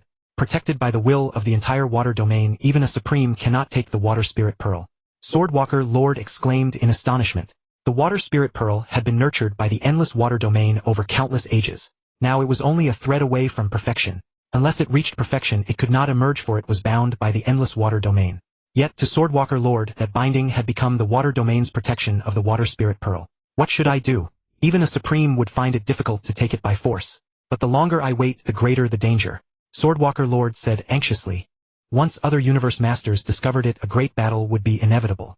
A source-type supreme treasure of this peak tier was enough to make universe masters come to blows. It's already been 3 days. Why hasn't it emerged yet? Swordwalker Lord paced restlessly inside Thunderclap Tower, but the water spirit pearl simply refused to emerge. He was completely helpless. Should I force my way in and take it? No sooner said than done. Swordwalker Lord did not hesitate. He directly drove Thunderclap Tower toward the water spirit pearl at the center of the whirlpool. As soon as he entered, Swordwalker Lord felt a pull dragging him downward. Phew, fortunately this pull is nothing to fear. Keep advancing. At 90 million kilometers it was somewhat strenuous. At 80 million Swordwalker Lord found it extremely difficult. At 70 million he could no longer advance. If he forced his way further, he would be dragged down into the depths beneath the whirlpool. Damn it, I can only advance to 70 million kilometers before stopping. The rumor that this endless water domain has developed a will of its own. It is indeed true. In the Cosmic Sea legends said that some special places over the long passage of time had given birth to their own sentience, or rather will. Though weak, it was still a kind of instinct. For instance, the lava fiend god born from the god-annihilating gorge, a death ground of the cosmic arc, possessed a trace of wisdom. And the water spirits born from the endless water domain also had some instincts. The water spirit pearl, having been nurtured by the endless water domain, was naturally treated as its own child and protected by its will. For example, if a water spirit was within the endless water domain, it could receive the blessing of the endless water domain and greatly increase its might. Sigh. There's no other way. I'll just wait here. I hope no other powerhouses discover it. Swordwalker Lord let out a sigh. Just as Lord Jianxing was miserably waiting for the water spirit pearl to emerge, 2 mighty experts appeared more than a dozen light-years away. To you, it's been a long time since we brothers met. This time we must properly get together. A steel giant with 2 heads and 6 arms spoke. Julie, it has indeed been a long time, my brother. This time let us 2 join forces. You attack at close quarters and I will attack the soul. That should be enough to roam across these waters, said a life form that looked like an enlarged rabbit. These 2 were both experts of the ancestral god cult from the first reincarnation era. They were both unique special life forms. Lord Julie's divine body was a full 10 million kilometers in size. Moreover, he was extraordinarily gifted with formidable defensive power and mighty close combat ability, reaching the pinnacle of the 4th rank. Lord Tuyu was also a unique special life form. Though his divine body was ordinary, his soul was exceptionally outstanding, and his will had reached the level of an ultimate powerhouse. Relying on soul attacks alone, he had reached the pinnacle of the 4th rank, making him a presence in the cosmic sea that few dared to provoke. During the first reincarnation era, back when they were in the Primordial Universe, the 2 had already been existences on the same level as guardian beast gods like Lord Geo. Originally the 2 had been extremely close. After their era was destroyed, the Primordial Universe drove all living beings into the cosmic sea. The ancestral god cult, once glorious to its peak, became a loose alliance. Since its members came from different races, it was naturally impossible for them to be truly united. Those in the ancestral god cult who had clans returned to their own clans, while special life forms without a clan, the strong among them, acted alone, and the slightly weaker ones huddled together in small groups. After entering the cosmic sea, Lord Julie and Lord Tuyu had supported and aided each other as close as brothers. Lord Tuyu was renowned for his soul attacks, but once soul attacks proved ineffective. A meat shield was needed, and that was exactly when Lord Julie came into play. Tuyu, having returned from the black-striped stone pillar, you must be much stronger now. Haha, these 10 billion epics of tempering have made my will reach the level of an ultimate powerhouse. My soul attacks are already approaching the 5th rank. Lord Tuyu laughed heartily, clearly delighted that his will had reached the level of an ultimate powerhouse. Ha ha ha, good. My hammer arts have also produced a secret technique at the limit of the 4th rank. With my peak supreme treasure heaven-splitting hammer and the top-tier domain supreme treasure sea-suppressing domain, my material attacks will be enough to approach the 5th rank. Lord Julie laughed as well. Good, good, excellent. With the 2 of us joining forces, we need fear no cosmic lord below the 6th rank. Lord Tuyu shouted his approval. Thus Lord Julie kept his sea-suppressing domain within a range of 3 light-years, exploring the waters bit by bit. To you there are ripples ahead. A supreme treasure is emerging. Lord Julie suddenly shouted. Quick, speed up, Julie. Don't let other experts get to it first. Lord Tuyu also shouted. Haha, don't worry, to watch me.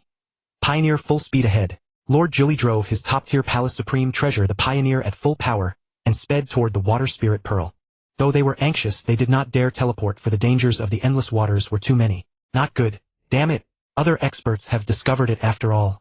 Lord Jianxing, who had been miserably waiting for the Water Spirit Pearl to emerge, cursed. In the distance, the shuttle-shaped Pioneer was racing over at full speed. The Pioneer, a top-tier Palace Supreme Treasure.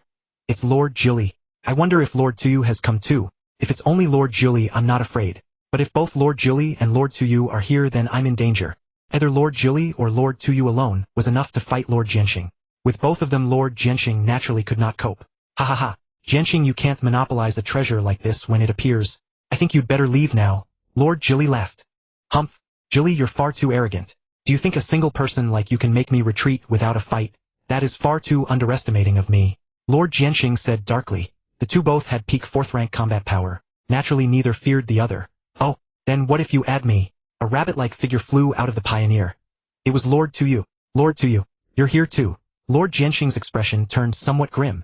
If the two joined forces, he was no match. I have come, but you should leave. Jianxing, if you continue to stay, don't blame us too for showing no mercy. Lord Tuyu said coldly. Leave.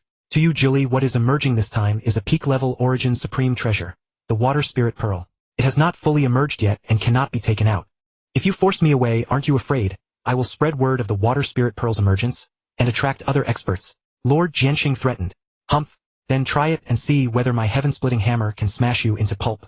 The volatile-tempered Lord Jilly roared. Jilly, don't be impulsive. First see whether you can take out that Spirit Pearl. Lord Tuyu hastily stopped Lord Jilly. He knew that with his and Lord Jilly's strength, their chance of killing Lord Jianxing was less than 30%. Moreover, even if they killed Lord Jianxing, they could not stop him from sending word out. Fine, then I'll go and try. Humph. That Lord Jianxing is lucky for now. Lord Jilly agreed at once. Between Lord Jilly and Lord Tuyu, Lord Jilly was the fighter while Lord Tuyu was the strategist. Thus Lord Jilly generally listened to Lord Tuyu. Humph. Take it out. Do you have that kind of strength? You'd better not lose your life before obtaining the supreme treasure. Lord Jianxing mocked in return. Since they were trying to seize his supreme treasure, he would not show them a pleasant face. Humph. Jianxing, watch your mouth or I'll smash your mouth. With that, he flew toward the center of the vortex, preparing to take out the Water Spirit Pearl. Humph. Lord Jianxing did not answer, merely snorting coldly, waiting to see Lord Jilly make a fool of himself. As for whether Lord Jilly could take out the Water Spirit Pearl, Lord Jianxing had never thought he could. Moreover, within the range of that vortex, teleportation was impossible. Lord Jilly flew little by little toward the center of the vortex. 90 million kilometers. The pressure is not strong. Continue forward. 80 million kilometers. The pressure has grown much stronger, but it is still within my tolerance. Continue forward. 70 million kilometers. The pressure is so strong. Am I close to my limit? 65 million kilometers. I can no longer advance.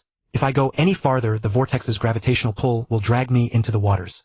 Helplessly, Lord Jilly flew out of the vortex. Haha, now you know how terrifying this vortex is, Lord Jilly. Lord Jianxing gloated. But inwardly he was still a little displeased that Lord Jilly had flown 5 million kilometers farther than he had. Scram. Lord Jianxing, don't make me angry. Be careful. Tuyu and I will join forces and annihilate you. Lord Jilly roared in fury. Fine, come annihilate me then. I'd like to see you annihilate me. As long as you dare make a move against me, I will spread the news that the Water Spirit Pearl is emerging. Lord Jianxing, you dare threaten me? Then go die. Lord Jilly screamed. Hearing Lord Jianxing's repeated provocations and taunts, the volatile-tempered Lord Jilly finally could not hold back. He raised both hammers and struck. Jilly, don't act rashly. Stop. The calm Lord Tuyu quickly restrained Lord Jilly. Do why?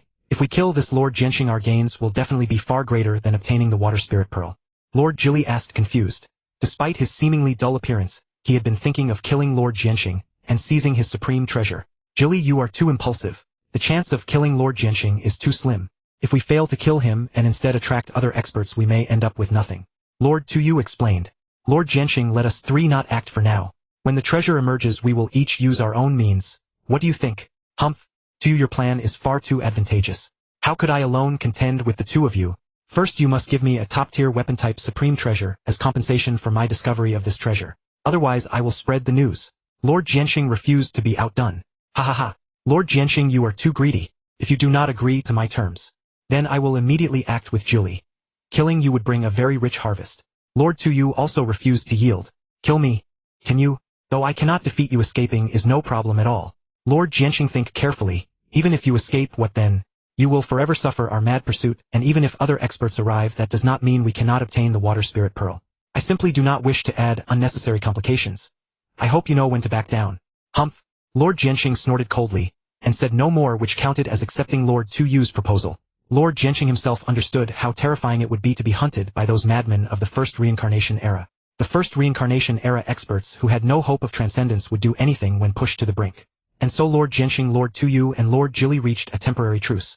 The three formed two sides, secretly confronting one another as they waited for the treasure to fully emerge. There are ripples ahead. Could a supreme treasure be appearing? Let me investigate. A beautiful life form several light years away from Lord Jianqing, and the others said in astonishment. This exceedingly beautiful life form was female. She had 6 pairs of colorful wings, exuding an enticing fragrance and radiance. Her face was flawless, and upon her head grew a pair of curved pure white antennae. Her legs were straight and fair, glowing with a milky white halo. Her beauty was in no way inferior to that of the insect race's mother queen. The beautiful life form activated the supreme treasure in her hand, sending out endless soft breezes that probed toward the water spirit pearl. The wind spirit domain. It is the Yudi Flower Emperor. I never expected that little one to discover that a supreme treasure is emerging here. Lord Tuyu murmured to himself. The moment the wind spirit domain spread over them, Lord Jianqing and the others recognized the newcomer from the treasure. It was the Yudi Flower Emperor of Primordial Star. A cosmic lord of a powerful race who barely reached the 4th rank. Lord Tuyu, what do we do? Should we attack? Lord Jianqing asked. Attack? Kill her if we can't drive her away. She must not discover that the water spirit pearl is emerging. Lord Tuyu answered decisively. They were utterly merciless toward the Yudi Flower Emperor, weaker than them. Such was the cruelty of the cosmic sea. For supreme treasures and fortunes, one killed all obstacles barring the way. Good. The 3 attacked the Yudi Flower Emperor simultaneously. Heavens! Lord Jili, Lord Jianqing, and Lord Tuyu. How can I possibly withstand their attacks? If I die, what will happen to my race? The Yudi Flower Emperor's beautiful face lost its color. Facing the combined assault of 3 peak 4th rank cosmic lords, she had a full 90% chance of falling. Moreover, the Yudi race had only her as a cosmic lord. If the Yudi Flower Emperor fell, her people would face extremely difficult times. In an instant, the Yudi Flower Emperor was plunged into boundless danger. Sword Prison, Jinhai Domain, and Lord Tuyu's domain-type supreme treasure all surged forth together to envelop Yudi Flower Emperor. Caught under the suppression of 3 top-tier domain-type supreme treasures, the pressure was no less than that of a peak domain-type supreme treasure. Yudi Flower Emperor could barely move. What do I do? What do I do? There is no escape now. And I cannot fight them. What am I supposed to do? Yudi Flower Emperor cried out, her face turning pale with shock. She drove the wind spirit domain in her hand with all her might, yet against the simultaneous suppression of the 3 top-tier domain-type supreme treasures, it was completely useless. Ha ha ha. Little creature of the original universe, stop struggling. You cannot escape. Lord Jili laughed ferociously. Seeing Lord Jili's hideous face and savage grin, Yudi Flower Emperor was so frightened that her beauty seemed to wither. Oh, right. I must call for help. Only then did Yudi Flower Emperor remember to ask for aid. She immediately used the divine power avatar she had left in the original universe. Her consciousness sank into the virtual universe and sent out a distress signal. I hope Hundun can make it here. It would be useless even if other universe masters came. Yudi Flower Emperor thought to herself. In truth, even someone with the strength of City Lord Hundun would find his scalp tingling if he faced the combined siege of these 3 universe masters. Yudi, I am still deep in Qingfeng realm. Be careful yourself. Look after yourself. I am too far away. One universe master of the Red Alliance after another said that they could not come. Just then, Yudi is in danger.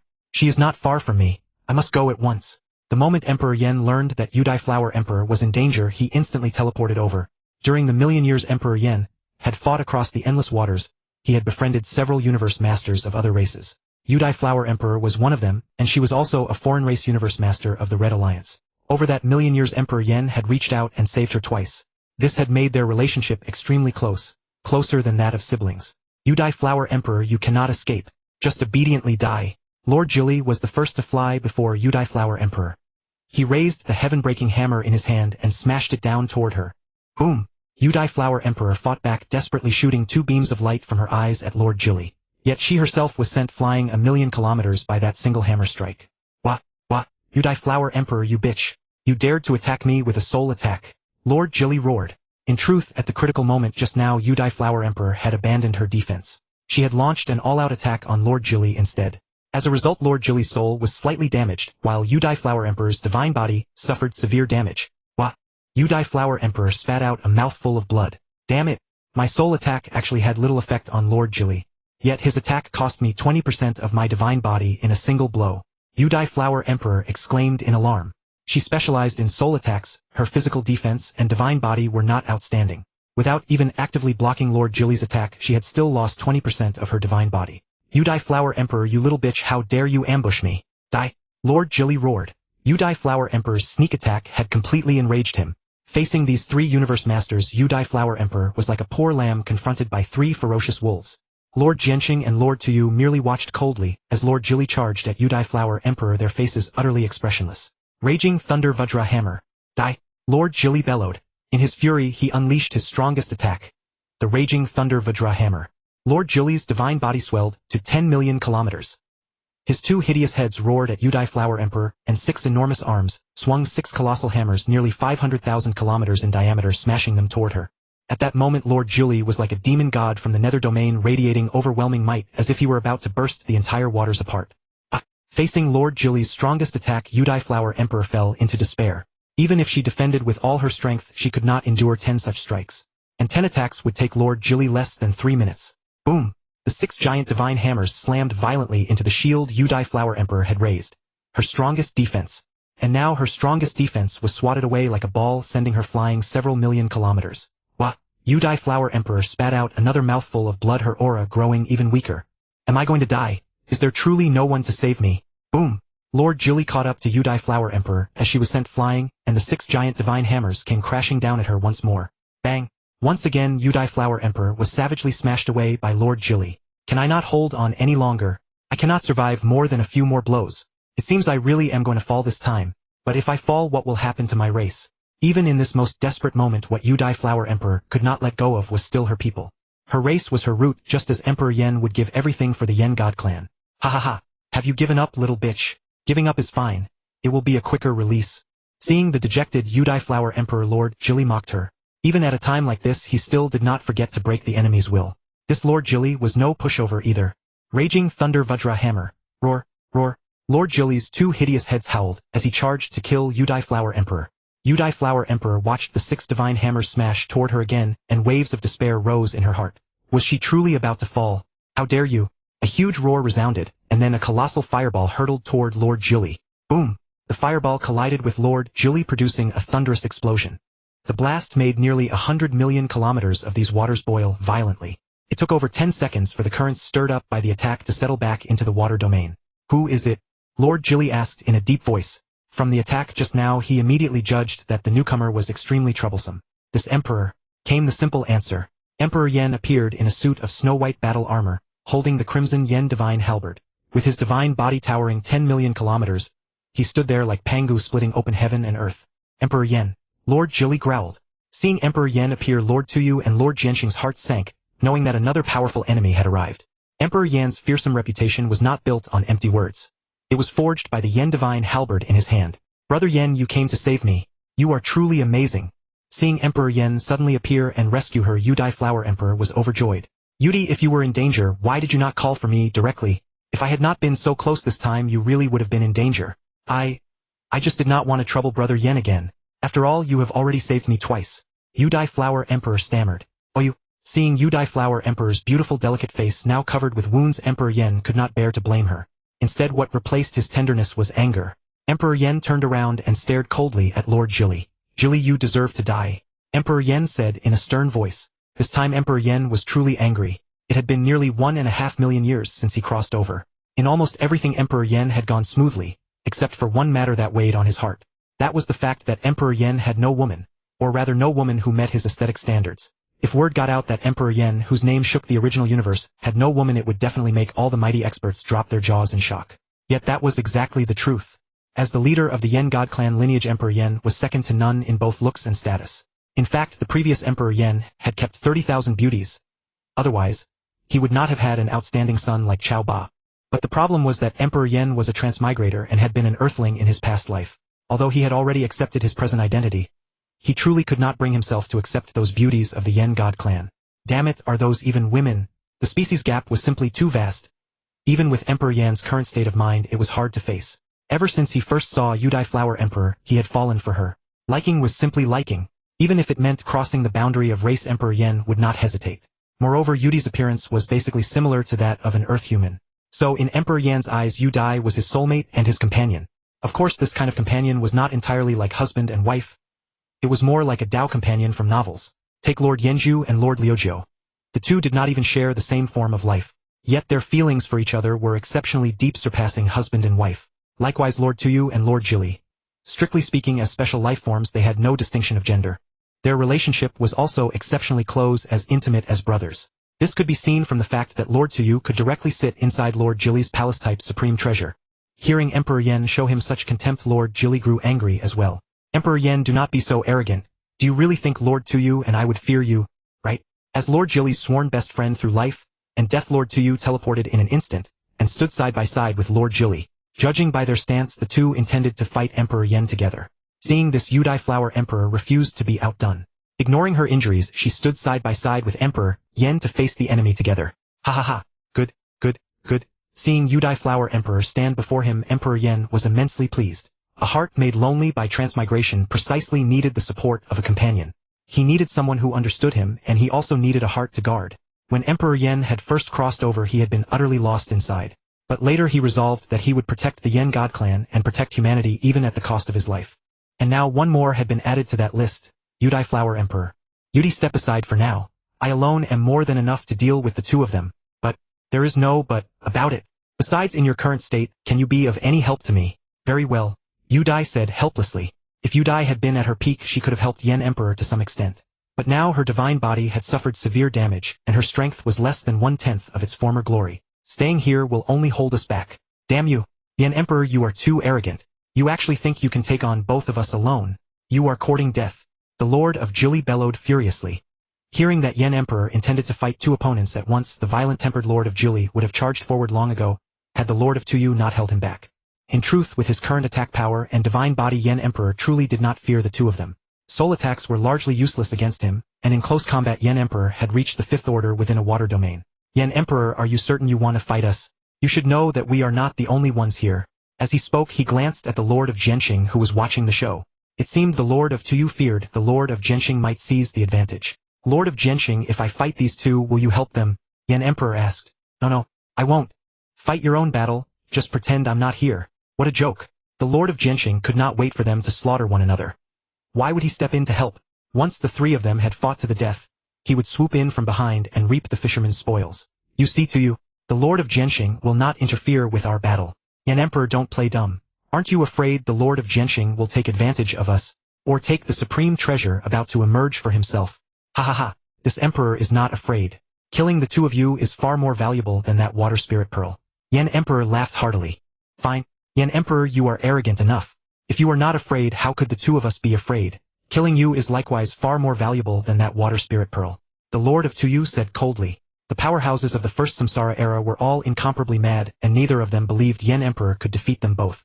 With such an overwhelming advantage, why would they retreat without a fight? Humph! Kill me, then you two die first. Extreme flame annihilation. Boom! Yen Emperor struck directly at the Lord of Jili and the Lord of Tuyu. A colossal fireball condensed from divine power shot swiftly toward the two of them. Tuyu, quick! Hide behind me! The Lord of Jili stepped forward, shielding the Lord of Tuyu behind him. Then he raised the sky-breaking hammer in his hand, and astonishingly met Yen Emperor's attack head-on with all his might. Mad Thunder Vajra Hammer. The Lord of Jili's 6 divine hammers, each more than 500,000 kilometers in diameter, now radiated dazzling light. They collided violently with Yen Emperor's attack. Boom! Both Yen Emperor and Jili were sent flying millions of kilometers away. This Lord of Jili's physical attack is formidable. It can actually match the power of my extreme flame annihilation. Even among fourth-order universe masters there were differences in might. For instance, some barely reached the fourth order, some were at the peak of the fourth order, some approached the fifth order, and some barely reached the fifth order. In general, when burning divine power and drawing amplification from supreme treasures, excluding ultimate supreme treasures, a peak fourth-order universe master could at most unleash combat power that barely reached the fifth order. If it were any stronger, that would make them a fifth-order universe master. Without using tsunami, Yen Emperor's attacking power was only close to the fifth order, comparable to the Lord of Jili's. If the power of extreme flame annihilation overlapped with the self-detonation of frozen universe, he could barely reach the fifth order. Of course, with the support of a peak domain-type supreme treasure, he could also barely reach the fifth order. Fifth-order universe masters were further divided into 3 minor tiers: ordinary, peak, and limit. Take the Lord of Xinghe, for example. His attack power was ordinary 5th order, but because his divine body was unique, his true combat strength could rise one minor tier higher. The Lord of Wuhuan, when using the Great Extinction of the 5 divine beasts, reached peak 5th order combat power.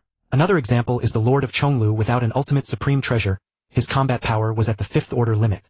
In other words, he had created a perfect fusion secret art. When Yen Emperor used Tsunami in a water domain, his attack power was enough to reach the ordinary 5th order tier. Though Yen Emperor had pondered much in his mind, only an instant had passed in the outside world. In the instant Yen Emperor was sent flying, the Lord of Tuyu, hiding behind the Lord of Jili, launched a sneak attack. Soul attack. 4 dragons ascending to Heaven's Gate. 4 giant dragons, each 1,000,000 kilometers long, appeared beside the Lord of Tuyu. Roaring, they shot toward Yen Emperor. Whoosh! The 4 dragons struck Yen Emperor and plunged directly into his divine body, attacking and confounding his soul. Had Yen Emperor been affected in the slightest, what awaited him was the thunderous assault of the Lord of Jili and the Lord of Tuyu. As the 4 dragons passed through the ice breath armor, their power was reduced to 1/10. Then, passing through the primal soul, it was further reduced to 100,000th of that remaining might. With only 1/1,000,000th of its original power left, it had no effect whatsoever against Yen Emperor's will, which had grown over that million years to reach the advanced level of a supreme being. Seeing Yen Emperor struck by his soul attack, the Lord of Tuyu immediately sent a voice transmission to the Lord of Jili. Jili, act now. Yen Emperor's will is too strong, or my attack won't affect him for long. Good. Watch me. Mad thunder, sky-breaking hammer. The Lord of Jili unleashed a desperate ultimate secret art. The 6 divine hammers fused together, transforming into a giant hammer, with a head more than 3,000,000 kilometers in diameter, and a handle reaching 10,000,000 kilometers. This secret art was the most powerful attack the Lord of Jili had created from the mystic patterns of the sky-breaking hammer. The Lord of Jili's 6 thick arms grasped the colossal hammer. He raised the divine hammer high, and the sky-breaking hammer radiated heaven-shaking might. Yen Emperor, die! Roared the Lord of Jili. The terrifying hammer smashed ferociously toward Yen Emperor. Ridiculous! Yen Emperor said contemptuously, watching the Lord of Jili attack him. With a soul attack of this level, you delusionally think you can make me, Yen Emperor, fall unconscious. And then have the Lord of Jili seize the chance to use that life-staking secret art against me. Although the power of the Lord of Jili's mad thunder sky-breaking hammer was immense, perhaps even barely reaching the 5th order, it was far too slow to unleash and often failed to hit the enemy. Only after the Lord of Tuyu first knocked the enemy unconscious with a soul attack could he actually use it. But don't forget, Yen Emperor was not unconscious now. Boom! The Lord of Jili's attack arrived in the blink of an eye and struck the water domain where Yen Emperor stood. It caused the waters within hundreds of millions of kilometers to surge and seethe violently. Did it hit? The Lord of Tuyu asked hurriedly. If Yen Emperor had truly been caught completely defenseless by that move, even if he did not die, his combat power would have been greatly reduced. Huff, huff, huff. It should have hit. Struck by your soul attack, Yen Emperor couldn't possibly wake up this quickly. The Lord of Jili said, panting heavily. It seemed that unleashing this move placed an enormous burden on him as well. Humph. This Emperor is not so easily struck. Suddenly Yen Emperor's voice rang out. What? The Lord of Tuyu and the Lord of Jili exclaimed in shock. You clearly took my soul attack, so how could you still dodge Jili's attack? The Lord of Tuyu said in disbelief. Nothing is impossible. Since your attacks are spent, then come receive a move from me. Oh, endless waters! Hearken to my summons. Yen Emperor's divine power transformed into threads of blue water, instantly coalescing behind him into a vast water domain, exceeding 10,000,000 kilometers in diameter.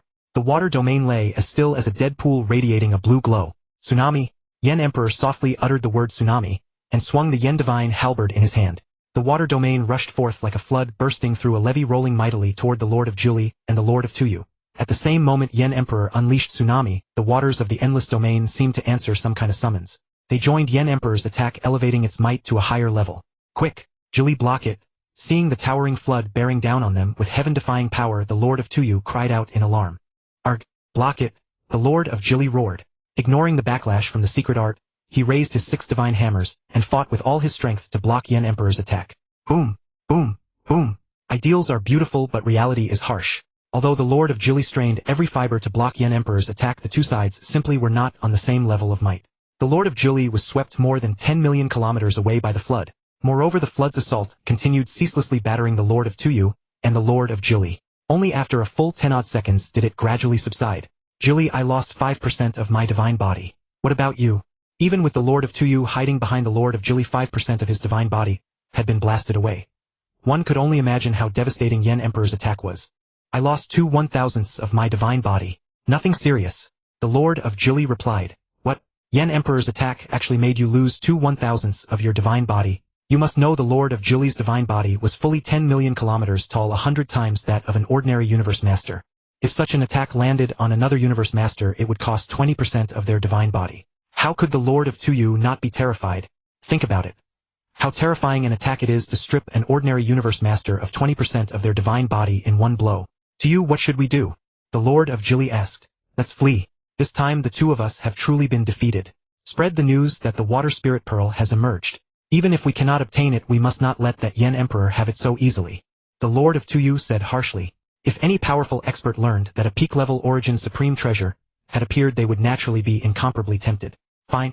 Without hesitation, the two transformed into streaks of light and fled, while also spreading the news of the water spirit pearl's emergence. Humph. Flee. Do you think you can escape without a peak domain-type supreme treasure? Yen Emperor sneered. Perhaps given the Lord of Jili's mighty divine body, he might not be able to keep him here. But in Yen Emperor's eyes, the Lord of Tuyu was a walking treasure trove. How could he let them escape? Yen Di is truly formidable. Lord Genshin swallowed hard and said in awe as he watched Yen Di actually send both Lord Tuyu and Lord Joli fleeing. Brother Yen Di is incredible. From afar, the Flower Emperor Yudai watched Yen Di with a face full of delighted surprise. She had not directly begged Yen Di for help, because she had been afraid that he might not be able to handle Lord Tuyu and the others. It seemed they had indeed underestimated Yen Di. At that moment Yen Di let out a mighty roar. Come forth, Bloodthirsty Vine clone. The Bloodthirsty Vine clone flew out from the Dragon King Hall. Its divine body, towering tens of millions of kilometers high, instantly enshrouded the entire space. To avoid drawing attention, Yen Di had the Bloodthirsty Vine clone shrink its divine body to nearly 100 million kilometers. After all, a divine body of nearly 100 million kilometers, though still enormous, was acceptable. If the outside world learned that Yen Di's Bloodthirsty Vine clone had a divine body 50 billion kilometers tall, it would truly arouse immense envy. It's Yen Di's Bloodthirsty Vine clone. Run! Lord Tuyu shouted. The powerhouses of the Cosmic Sea had long known that Yen Di possessed a Bloodthirsty Vine clone that excelled in binding. Without a top-tier domain-class treasure, escaping was nearly impossible. This made Yen Di notoriously difficult to provoke. Had it not been for their numerical advantage this time, Tuyu and his companion would never have dared to move against Yen Di. Run! Stay right here. The Bloodthirsty Vine clone beside him drove the ice-sealing disc with all its might, and unleashed the frozen universe enveloping Lord Tuyu and Lord Joli. Break! Break! Break! Break for me now! Lord Tuyu yelled, driving the top-tier domain-class treasure in his hand with all his strength, yet it was utterly futile. Lord Joli also drove his sea-suppression domain at full power, but to little effect. Humph! You cannot escape! Die! Tsunami! Yen Di mercilessly unleashed his most powerful attack toward Lord Joli and his companion. The towering waves of water carried incomparable might. Bolstered by the overwhelming momentum of the boundless waters, the waves crashed toward Lord Joli and his companion. Boom! The Bloodthirsty Vine clone once again resorted to its suicidal fighting style. It directly self-detonated the frozen universe. Although self-detonating the frozen universe would damage its own divine body to the Bloodthirsty Vine clone, whose divine body spanned 50 billion kilometers, that loss was like a single drop of water in the ocean, utterly negligible. The power of the tsunami and the power of the frozen universe's self-detonation converged, plunging Lord Tuyu and Lord Joli into a storm of savage impacts. Tuyu, quickly hide behind me. Hurry! Lord Joli shouted. It's useless, Joli. This time Yen Di self-detonated the frozen universe. The attacks come from every direction, so you cannot possibly shield me. No, it will work. It must work. We have fought side by side for nearly 3 cycles of reincarnation. I will never let you fall before me. Lord Joli roared. The feelings forged through endless eons were truly profound. As the only special life forms of their kind, they had no clan or kin. Each valued the other's life even more than their own. No, Joli, listen to me. Yen Di is too powerful. I simply cannot escape. But your divine body is mighty and you still have a chance to flee. In a moment I'll go up and hold off Yen Di. You seize the chance to run. Lord Tuyu said gravely. No, Tuyu, if we die together. I won't let you leave me. Lord Joli roared. Joli, listen to me just once more. If you escape, there remains hope that you can avenge me. But if we both die, there will be no chance left. With that, Lord Tuyu took advantage of the moment when the self-detonated frozen universe no longer exerted much suppression. He shoved Lord Joli aside with force, madly burned his divine body, and faced Yen Di's attack alone. Yen Di, I'll fight you to the death. Lord Tuyu shouted. He furiously launched soul attacks at Yen Di again and again without any defense, hoping only to stop Yen Di and let Lord Joli escape. He watched Lord Tuyu's aura weakening continuously under the storm-like attacks of Yen Di, while Tuyu himself, offering no defense whatsoever, attacked Yen Di with all his might just so that he could escape. Lord Joli went mad. Yen Di, I'll fight you to the death. He turned around and began crazily burning his divine power. He charged to the front of Lord Tuyu, doing his utmost to ward off Yen Di's attacks for him. Joli, why are you back? Are you crazy? Run, damn it! Lord Tuyu cursed upon seeing Jolie return despite the danger. No Tuyu, I won't go. If we die together. Lord Jolie said firmly. Jolie, you're so stubborn. Get out of here. Yes, Tuyu, I'm exactly that. Stubborn. I've always listened to you, but this time I won't. If we're going to die, let's die together. If you die, what meaning is there in my living on? Lord Jolie said solemnly. Fine. Since you both want to die, I'll grant you that. Yendi raised his Yen Divine, Halberd once more preparing to launch a new round of attacks. The Bloodthirsty Vine clone, once again, cast the frozen universe enveloping Lord Tuyu and Lord Jolie. Yendi, stop at once. If you spare Jolie, I am willing to become your soul slave. Seeing that Yendi was about to strike, Lord Tuyu quickly said. Soul slave. Yendi's heart stirred. As fellow universe masters, it was generally impossible to soul enslave another universe master. But if the other party willingly submitted, then it was a different matter. Very well. As long as you become my soul slave right now, I promise to release Lord Jolie. Yendi agreed immediately. After all, as a universe master, having such a powerful soul slave as Lord Tuyu would naturally be of tremendous help. No Yendi, release Tuyu. I Jolie am willing to become your soul slave. My divine body is incomparably vast, and I will be 100 times more useful to you than Tuyu. Hearing that Lord Tuyu was willing to become Yendi's soul slave, in order to save him, Lord Jolie spoke up urgently. No Yendi, choose me. I am far more useful than Jolie, Tuyu said hastily. At the same time, he secretly sent a voice transmission to Lord Jolie. Jolie, shut up. I am skilled in the soul arts. When Yendi later penetrates his soul into my soul origin, I will strike back fiercely against Yendi's soul. Only then will we have a chance to escape. Really? Tuyu, how sure are you? Don't lie to me. I am 90% confident. Though my counterattack won't be enough to kill Yendi, it will absolutely buy us time to escape. Fine. Tuyu, take care then. In fact, there was one thing Lord Tuyu hadn't told Lord Jolie once. His counterattack failed. He would have his soul origin destroyed by Yendi and die instantly. Have you two agreed on who will be my soul slave? Actually, Yendi favored Lord Tuyu. After all, if Lord Jolie could be called a meat shield, then the Bloodthirsty Vine clone was a meat shield whose strength was far more than a little superior. Furthermore, Yendi had very little understanding of the soul arts. I will do it, but you must release Jolie first. Only after that will I become your soul slave. Lord Tuyu said. Ridiculous. What if you refuse to become my soul slave after Jolie has gone? What a joke. Let Lord Jolie go. Then what if you make me your soul slave and still don't release Jolie? I Yendi never go back on my word. Furthermore, you have no choice. Either die together or choose to trust me, Yendi said arrogantly. Fine, I choose to trust you. Lord Tuyu also understood that they had no right to choose. He had merely harbored a fluke hope just now. Then let it begin. Just as Yendi was about to seep his soul into Lord Tuyu's life imprint, the Flower Emperor Udai suddenly sent a voice transmission. Brother Yendi, you must be careful. Don't be careless. If Lord Tuyu counterattacks you, it will cause soul damage. Oh, I'll be careful. After hearing the Flower Emperor Udai's warning, Yendi became more vigilant, alert against Lord Tuyu's counterattack. The moment Tuyu attempted it, Yendi would immediately destroy his soul origin. Yendi placed his hand on Lord Tuyu's head, carefully separating a thread of soul power, and probing toward Tuyu's soul origin. Almost there, just a little closer. Lord Tuyu was waiting for Yendi to become careless. Once the opportunity matured, he would unhesitatingly counterattack Yendi. I can see the soul origin. Just as Yendi was about to enslave Lord Tuyu, Tuyu's soul origin violently crashed toward Yendi, attempting to counter-devour Yendi's soul. Fortunately, I was prepared, otherwise I would really have fallen for your trick. If the soul is damaged, at the very least it would take millions of epochs to recover. In severe cases, one's potential would be damaged beyond recovery. Seeing Lord Tuyu's soul origin charging back to counterattack, Yendi unhesitatingly activated his primordial soul to protect his soul. Then he slammed madly into Lord Tuyu's fragile soul origin. In the outside world, Lord Tuyu's divine body instantly lost all life. Lord Tuyu was dead. Tuyu, what's wrong? Why aren't you answering? Seeing Lord Tuyu lifeless, Lord Jolie urgently asked. He's dead. He dared to think he could counterattack me. As a result, I shattered his soul origin and killed him, Yendi said coldly. In this world where the strong devour the weak, there is no room for a single lapse in caution, otherwise one would truly perish body and soul. Yendi, I'll fight you to the death. Lord Jolie shouted. Hearing Yendi admit that he had killed Lord Tuyu drove Lord Jolie completely mad. Since Tuyu is dead, what meaning is there in Jolie living on? Watching the distant Lord of Tuyu lying dead, and the maddened Lord of Jolie, the Lord of Zhenxing, thought to himself, fight on. If all of you die, so much the better. Then no one will contend with me for the water spirit pearl. Yen Emperor, you actually killed Tuyu. I will never let this rest. The Lord of Jolie roared at the top of his lungs. Calmly collecting the Lord of Tuyu's supreme treasure, the Yen Emperor looked coldly at the Lord of Jolie, and said, never let this rest with me. Ever since this Emperor set foot on this path, I have killed every obstacle before me without mercy. So what if I killed a Lord of Tuyu? The road of the strong has always been paved with bones and corpses. To keep his secret of enslaving the world beasts from being exposed, Luofeng destroyed the miniature universe of the Lord of High and in the end destroyed the Purple Moon Sacred Land as well. How many lives were those? Were those innocent lives guilty? In this world, weakness is a sin. The weaker you are, the heavier your guilt. Hearing such cold words, the Lord of Jili let out a furious roar and charged at the Yen Emperor. His divine body, 10 million kilometers tall with 2 hideous heads and 6 colossal arms, brandished the sky-breaking hammers.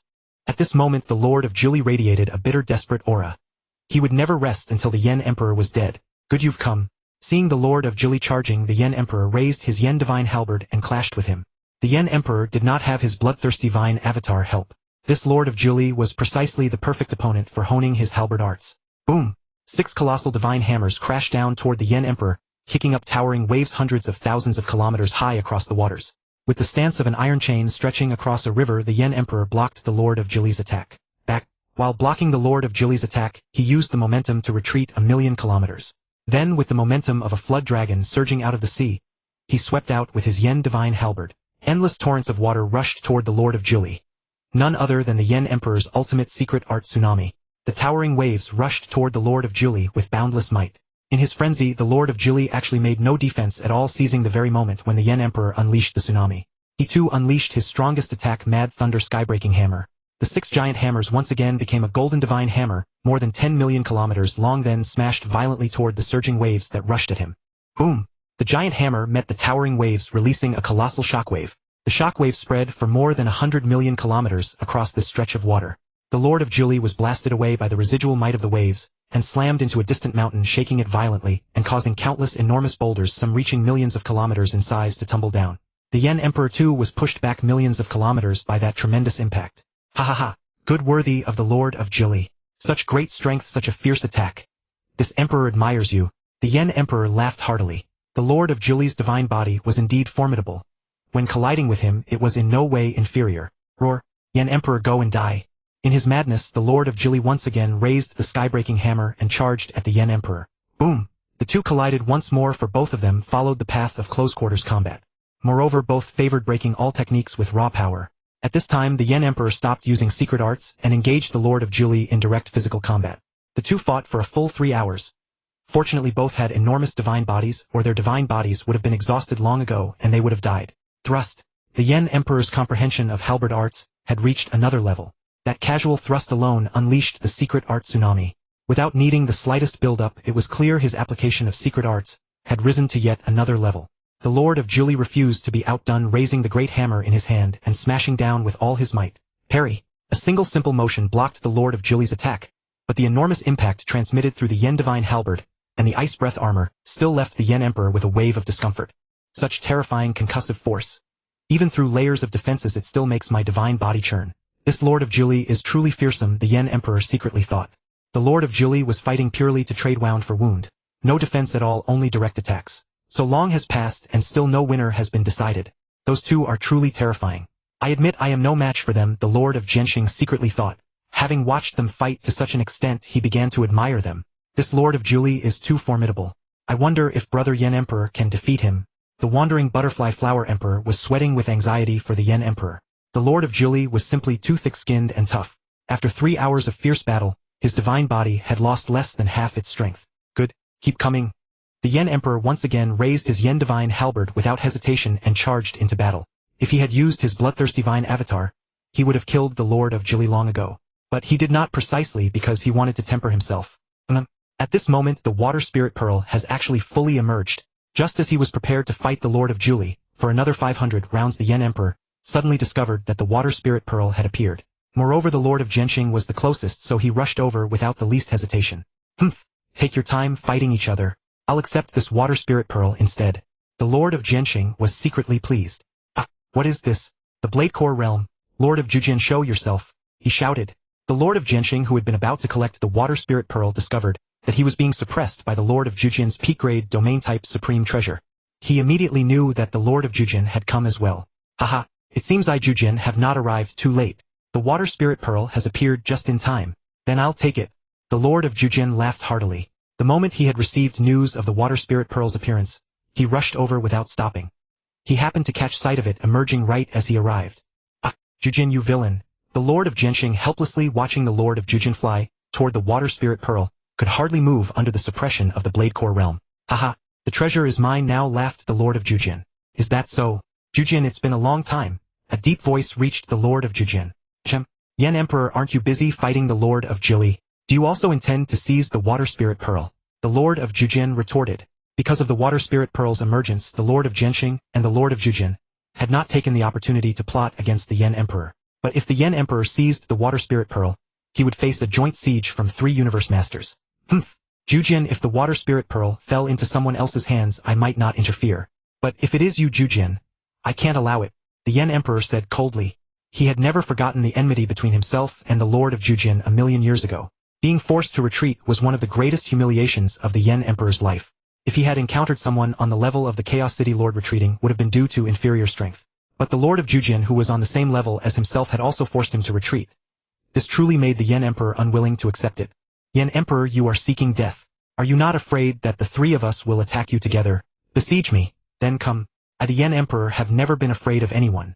The Yen Emperor said loudly. Compared with 1,000,000 years ago, whether in divine body, will, or secret arts, he had grown far stronger.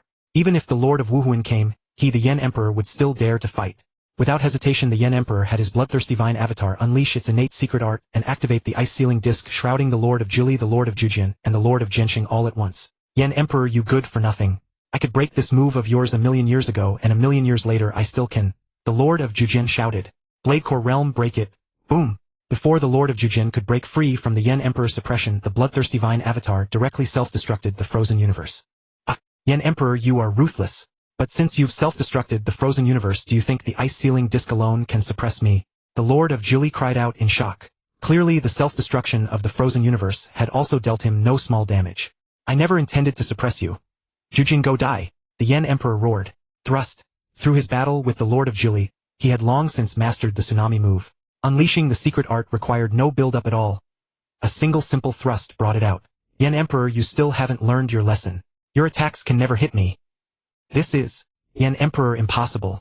The Lord of Jujin suddenly cried out, discovering that the footwork he was so proud of was utterly unable to dodge the Yen Emperor's attack. Moreover, the Yen Emperor's attack had reached a terrifying level. 5th stage. How could that be? The Lord of Jujin could not believe it. He, the Lord of Jujin, had cultivated for nearly 3 reincarnation cycles without reaching the 5th stage. Yet the Yen Emperor, a mere little fellow from the Primordial Universe, had actually reached it. How could the Lord of Jujin accept it? Unfortunately, it was the truth, and the Lord of Jujin was violently blasted away by the sky-high waves. The Bloodthirsty Vine avatar once again cast Frozen Universe, suppressing the Lord of Jianxing and the Lord of Jili. The Yen Emperor flew lightly to the Water Spirit Pearl and took it. But the moment the Water Spirit Pearl entered his hand, the Yen Emperor was astonished. How is this possible? It isn't peak grade, but... Yen Emperor, I advise you to put down the Water Spirit Pearl. Otherwise you will face a siege from the 3 of us. The Lord of Jujin, having flown back, said coldly. At the same time, he used the Blade Core realm to release the Yen Emperor's suppression over the Lord of Jianxing and the Lord of Jili. Once the suppression was undone, the Lord of Jianxing immediately flew over and stood side by side with the Lord of Jujin, clearly intending to besiege the Yen Emperor together. The Lord of Jili, without another word, charged at the Yen Emperor. In an instant, the Yen Emperor was caught in a joint siege by 3 universe masters, each one comparable to the Ice Seal Lord. Watching the Lord of Jili charging at him with the Lord of Jujin and the Lord of Jianxing ready to strike at any moment, Yen D dared not be the least bit careless and activated his ultimate trump card. Ice Breath Armor. Activate Rampage Mode. Boom. Yen D's divine power blazed and surged. Facing 3 lords of the universe, he activated the Ice Breath Armor's Rampage Mode, without the slightest hesitation. Under Rampage Mode, he was immune to physical attacks below the 6th rank. 1,000,000 years ago, Yen D's true divine body could sustain Rampage Mode for at most 10 minutes, so he did not dare to use it recklessly. But now things were different. His divine body had expanded to 10 times its height, and his divine power had become 3 times purer. This was enough for Yen D to sustain Rampage Mode for 4 or 5 hours. Moreover, with the Bloodthirsty Vine clone, as his steadfast backing, Yen D had no need to worry about the loss of his divine body. Come, Jili Jujin, let us settle our grudges here and now. Yen D roared, raising his Yen Divine Halberd as he charged at the Lord of Jili. With Rampage Mode activated, he had no need to defend. He only needed to attack with all his might.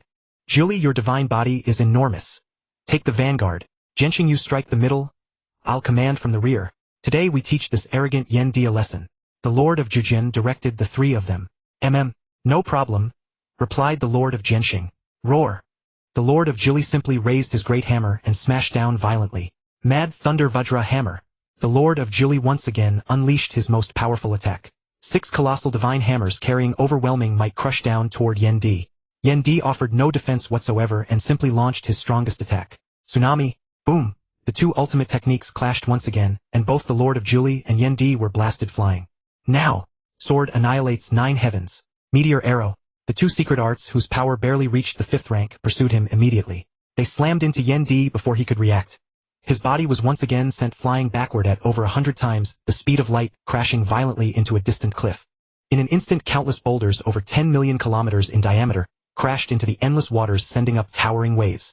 Once again, the domain of waters was thrown into turmoil. How is it? How badly is Yen Di damaged? The Lord of Jianxing immediately asked. The combined attacks of the three had definitely reached the ordinary 5th rank level enough to rival Yen Di's tsunami technique. I don't know. Jili, are you all right? Asked the Lord of Jujin. He suddenly noticed that the Lord of Jili's aura had weakened considerably. Could it be that the Lord of Jili, known as the Undying Meat Shield, had also suffered severe damage to his divine body? Roar! The Lord of Jili bellowed and climbed to his feet, but he was bedraggled all over and his aura was listless. Ah! Brother Yen Di, are you all right? Seeing Yen Di blasted away, the wandering butterfly flower emperor immediately cried in shock. At the same time, the consciousness of her divine power clone in the Primordial Universe sank into the virtual universe and instantly sent out a distress signal. What? Yen Di is being besieged by 3 lords of the universe in the waters. Damn it, I am still deep in the Qingfeng realm and utterly unable to rescue him. Upon receiving the news, the Lord of Chaos City was greatly alarmed. As the leader of the human race, second only to the axe creator, the Lord of Chaos City naturally valued Yen Di enormously. Yen Di had reached the pinnacle of the 4th rank in just over 100 epochs after becoming a Lord of the Universe, and he was exceptionally blessed by fortune. The Lord of Chaos City even believed that Yen Di had a great chance of breaking through to become the strongest. Alas! I cannot make it in time. You must look after yourself, the Lord of Chaos City said helplessly. He knew that only he, Darkness, and Peng Gong could be of any use, anyone else would be useless. Yet neither he nor Peng Gong could arrive in time, and Darkness was not even in the Qingfeng realm. All the human lords of the universe were anxious for Yen Di. Those with the strength could not get there. Those who could get there lacked the strength. As for the alien lords of the universe in the Red Alliance, each harbored their own thoughts, and no one intended to rescue Yen Di. Yen Di is in danger. I must hurry over. Yen Di is the human race's supreme genius. I cannot let him fall. In the waters over 10 million light-years away from Yen Di, a human lord of the universe received the news, and immediately rushed to rescue him, heedless of the danger. No matter what happened within the Red Alliance, the battle between Yen Di and the 3 lords of the universe continued unabated. Ha ha ha! Rampage mode is indeed powerful. The attacks of 3 lords of the universe cannot harm me in the slightest. Yen Di laughed heartily. That old fellow Zuoshanke had given his disciple armor of absolutely superior quality.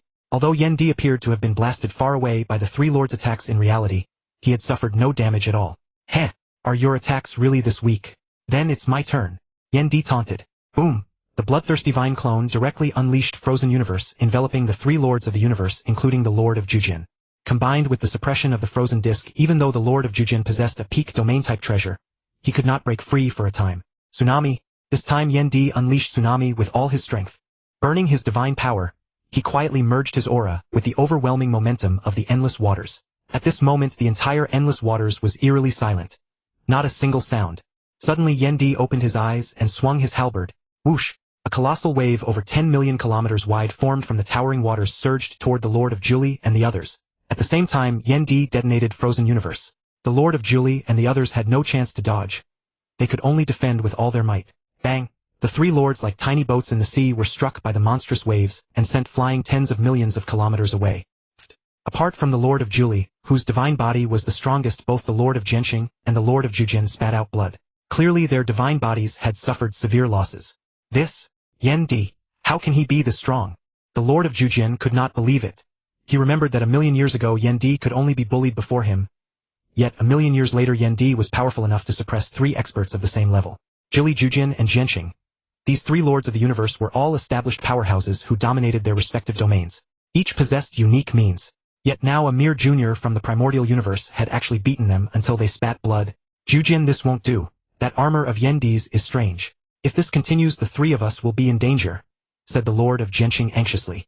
He bore no great grudge against Yen Di, and as a powerhouse of the 2nd reincarnation era, he was far less reckless than the Lord of Jili and the others. How about we clash head-on with Yen Di a few more times? If it really doesn't work, we'll retreat first. What do you say? Fine. Let's do as you suggest. The Lord of Jianqing agreed at once. Treasures were good, but one needed to live to possess them. Immediately the three launched another attack on Yendi. Still with the Lord of Juli as vanguard, the Lord of Jianqing in the middle, and the Lord of Jujin covering the rear. Boom! Mad Thunder Vajra Hammer. Sword annihilates 9 heavens. Meteor Arrow. Showing not the slightest mercy, the three lords of the universe unleashed their strongest attacks simultaneously at Yendi. Bang! Yendi was once again blasted viciously away, crashing into a distant mountain. But he immediately emerged and launched a counterattack. Frozen Universe. Suppress. Soon the three lords of the universe, the Lord of Juli and the others, were suppressed by the Bloodthirsty Vine clone. Tsunami.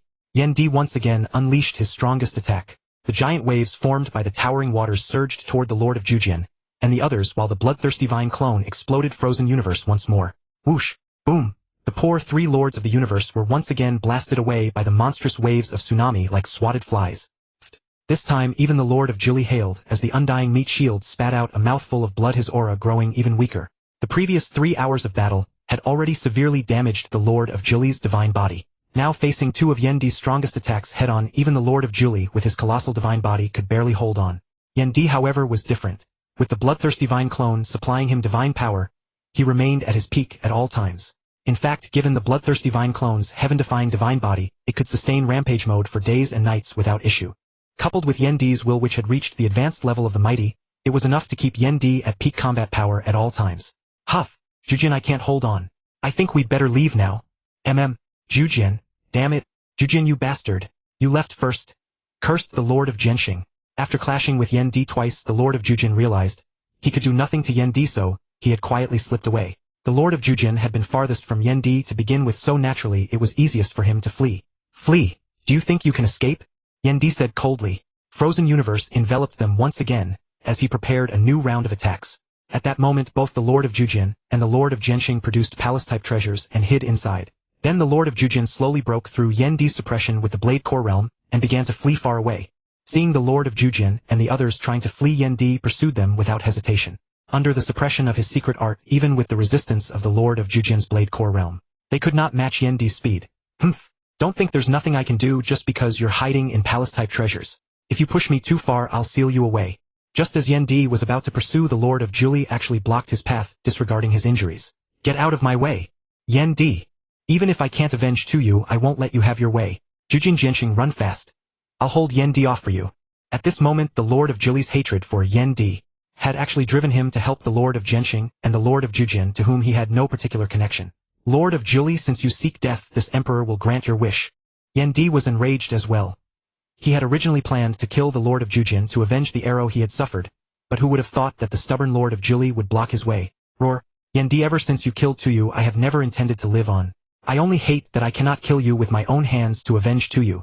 Humph! Lord Juli, since you are so eager to die, I will grant your wish, Yendi said coldly. Yendi felt not the slightest guilt over killing Lord Tuyu, for he had long understood that weakness is a crime, only strength is the truth. Roar! Wild Thunder Vajra Hammer. Lord Juli raised his sky-breaking hammer once more and charged at Yendi, heedless of his wounds. This time Yendi showed Lord Juli no mercy. He directly unleashed his strongest attack, Tsunami. Then he once again detonated the ice-sealed universe. Boom! The colossal force made the waters seethe. Waves hundreds of thousands of kilometers high raged in every direction as if the apocalypse had arrived. With rampage mode active, Yendi was completely unaffected by Lord Juli's attacks. Meanwhile, Lord Juli, struck by Yendi's tsunami, appeared even weaker in aura. Roar! Once again, ignoring his injuries, Lord Juli charged at Yendi. That tragic and desolate momentum only made Lord Juli more frenzied. Lord Juli now had only one thought: to kill Yendi at all costs. Humph! Yendi snorted coldly. He could already tell that Lord Juli was intent on death. He had nothing left to live for. This was a flaw in his life form, just as the members of the Yen divine clan were arrogant by nature. Although Lord Juli was a special life form, whose divine body was 100 times greater than an ordinary universe lord's, his mind was too fragile, and his will too weak. Once provoked, he fell into a mental dead end. Bang! Ignoring his wounds once more, Lord Juli attacked Yendi, only to be savagely sent flying by him. Bang! Bang! Bang! Lord Juli charged at Yendi again, and each time Yendi sent him flying. His aura grew weaker and feebler, as if he could die at any moment. Ah! Yendi, even if I die, I won't let you have an easy time. In despair, Lord Juli chose to self-destruct. Boom! The dreadful shockwave rushed toward Yendi, but it had no effect on him in rampage mode. Alas! A mighty figure who roamed the universe sea for nearly 3 cycles has fallen by my hand. Yendi sighed. Universe lords fall, true gods fall, and even supreme god kings fall. Then what is true eternity? Yan Di thought of that question again. What is eternity? What does it mean to be eternal? Gathering the scattered treasures left by Lord Jili, Yan Di sank into silent thought. Can eternity exist in this world? If it can, then what is eternity? If it can, then Yan Di will definitely find true eternity. Wow, brother Yan Di, you're amazing. You killed Lord Tuyu and Lord Jili, and you also defeated Lord Jujin and Lord Jianxing. This time your name will surely spread throughout the universe. See. Flower Emperor Yu Dai said, beaming with surprise, her beautiful eyes almost narrowing into two lines. Ha ha ha, of course. Who do you think I Yan Di am? Here, this is Lord Tuyu's soul attack treasure, the illusory demonic spirit pearl. It suits you perfectly. With it you can truly reach the 4th rank. Yan Di laughed heartily. Flower Emperor Yudi's secret art had already reached the level of a supreme secret art, but she had no excellent soul attack treasure to unleash its full might. Without one she could not fully display her power. But now, with the illusory demonic spirit pearl, her soul attacks would be hardly inferior to Lord Tuyu's. Brother Yan Di, this. Flower Emperor Yu Dai hesitated, even though she wanted the pearl very much. But Yan Di had already saved her life. How could she bear to accept it? Haha, what? But, take it quickly, Yan Di said with a laugh, pressing it into Flower Emperor Yudi's hand. But brother Yan Di, Flower Emperor Yu Dai held the illusory demonic spirit pearl, tightly, too emotional to speak. Seeing Flower Emperor Yudi's adorable expression, Yan Di was overjoyed. Unable to resist, he reached out and tapped her cute nose. What? Are you being so polite with your brother now? No, it's just... There is no, but... If I tell you to keep it, keep it. Without your rescue, I wouldn't have obtained the water spirit pearl, nor would I have been able to kill 2 universe lords. In truth, being able to slay those 2 universe lords was also a stroke of luck. Lord Tuyu was countered by Yan Di, and in the end his soul origin was destroyed and he died. As for Lord Jili, he was determined to die. Otherwise Yan Di could never have killed 2 universe lords so easily. One must understand. The higher one's level, the harder it is to kill, especially when everyone's treasures are more or less equal and no heaven-defying inheritance exists. Tuyu and Jili together with Lord Bashiong, whom I slew before. The count has already reached 3. I still need 7 more to fulfill Zuoshanke's request. Yan Di thought to himself. Just then, a desolate domain suddenly shrouded Yan Di and Flower Emperor Yu Dai. This is the barbaric wasteland. Why has Lord Huangjian come? Yan Di wondered. Yan Di, Yudi, are you two all right? When I received word that you were besieged by 3 universe lords, I rushed over. A figure over 100,000 kilometers tall, covered in scales, with 3 sharp horns on his head, and an overbearing aura spoke. He was like a humanoid beast. Lord Huangjian. We're fine. Huangjian, thank you for your concern. How did you know I was besieged by 3 universe lords? Yan Di was rather confused. He hadn't asked for help. Yan Di, it was I who sent the distress signal through the virtual universe, Flower Emperor Yu Dai said. In front of others, she seemed too shy to call him brother Yan Di. Right, but where are Lord Jujin and the others? Lord Huangjian was also puzzled. Hadn't they said Yan Di was being besieged? Why is there not a single person around? Is that Lord Tuyu's corpse? Yan Di, you killed Lord Tuyu. Lord Huangjian exclaimed in shock. That was Lord Tuyu, notoriously impossible to provoke. Together with his partner Lord Jili, they were terrifyingly powerful. Yan Di not only killed Lord Tuyu, he also forced Lord Jili to self-destruct. He drove off Lord Jujin and Lord Jianxing. He was even able to withstand the combined siege of 3 universe lords. Flower Emperor Yu Dai said with a hint of pride. Before Yan Di could say anything, she had already spoken on his behalf. And she seemed genuinely excited that Yan Di possessed such combat power. This? Yan Di? You really? Lord Huangjian no longer knew how to describe Yan Di. Even Chaos City Lord might not possess such battle power. It was a fortunate coincidence. Mere luck. It was all because I countered Lord Tuyu. Lord Jili simply could not bear the shock of Lord Tuyu's death, so he chose to self-destruct. Yan Di said modestly. Fortunate coincidence. Mere luck. Who would believe that? Without sufficient strength, how could he have forced Lord Jujin and Lord Jianxing to retreat? Lord Huangjian thought to himself. Haha, enough of this. Lord Huangjian, you came to my aid. That truly moves me. In truth, among the many universe lords of the human race, the one Yan Di liked most was Lord Longxing, the one he respected most was Chaos City Lord, and those he disliked most were Lord Bingfeng and Lord Huangjian. He disliked the former because in the original story that Lord had hunted Yan Di, naturally Yan Di could not feel any fondness toward him. As for Lord Huangjian, he was too selfish, frequently seeking personal gains for the forces under his command, which rather disgusted Yan Di. Yet Yan Di never expected that when Lord Huangjian learned he was besieged by 3 universe lords, he would rush over to rescue him without regard for danger. This deeply moved Yan Di. Haha, it's nothing. As a member of the human race, it is only my duty to save you. If you Yan Di are strong, then humanity is strong. If you fall, it weakens the power of our race. Lord Huangjian laughed heartily. From this universe lord's words, one could see the place his race held in his heart. He understood deeply what it meant for a race to prosper. Perhaps it was precisely because of this mindset that he often sought personal benefits for the forces under his command. Yet, even his pursuit of personal gain was meant to strengthen the human race. Huangjian, I'm not good with words. Take this treasure, the sea-suppressing domain, as a token of my gratitude. Yan Di, what are you saying? Do you think I Huangjian came here for the sake of a treasure? Aren't you underestimating me? Lord Huangjian said, displeased. Fine. Yan Di was being too worldly. From now on you Huangjian are my brother. If anything happens, just tell me. I will do my utmost to help you. Haha. Yan Di, all the universe lords of our human race are naturally brothers, Lord Huangjian said with a laugh. Good brothers. At that moment confidence surged within Yan Di. If the human race was this united, it was destined to flourish. Flourish it must. Just as Yan Di and Lord Huangjian were talking happily, the universe sea was set abuzz because of Yan Di. Lord Tuyu has fallen. Lord Jili too. Lord Jianxing and Lord Jujin were forced to retreat by Yan Di. And Yan Di possesses armor second only to a supreme treasure possessing part of a supreme treasure's might. Is this really true? That was the first reaction of the universe lords throughout the universe sea when they received the news. This Yan Di has grown far too quickly. A universe lord of the Purple Moon Sacred Land said. As a universe lord of a sacred land, he had lived through countless cycles. Yet geniuses like Yan Di were still exceedingly rare. This Yan Di probably has fifth order might. The universe lords of the Red Alliance all thought the same. A peak-level origin treasure. Battle armor with part of a supreme treasure's might. I need that. Lord Wuhuan said, his face full of greed. Humph. Abandon all plans against Yan Di. The Dream Demon Clan snorted coldly. Clearly Yan Di's strength had already made the demon races wary, just as they dared not move against Chaos City Lord. Strength is justice. Weakness is sin. That is the truth of this world. Once one becomes strong enough, even the origin will itself will stand in awe of you. Legend said that even the Supreme Yuan could dictate the highest laws of reality. Ha ha ha. Yan Di, the human race shall flourish. The human race shall flourish. Chaos City Lord laughed heartily. Clearly Yan Di's performance delighted Chaos City Lord. He immediately sent an email. Yan Di, you have done well. A few short words, yet they conveyed Chaos City Lord's joy. Disciple, you truly have not disappointed your master. It seems the remaining life gene analysis diagram can now be handed over to him, Zuoshanke said with emotion. Clearly Yan Di's performance had won Zuoshanke's recognition. Regardless of whether the mighty figures of the universe sea feared Yan Di, scorned him, marveled at him, or even plotted against him, one thing could not be denied. The name of Yan Di had spread throughout the universe sea. Through his battle achievements and his strength, Yan Di had proven himself. The name of Yan Di had spread throughout the universe sea. Through his feats and his strength, Yan Di had proven himself. A year had passed since Yan Di slew the Lord of Jili and the Lord of Tuyu.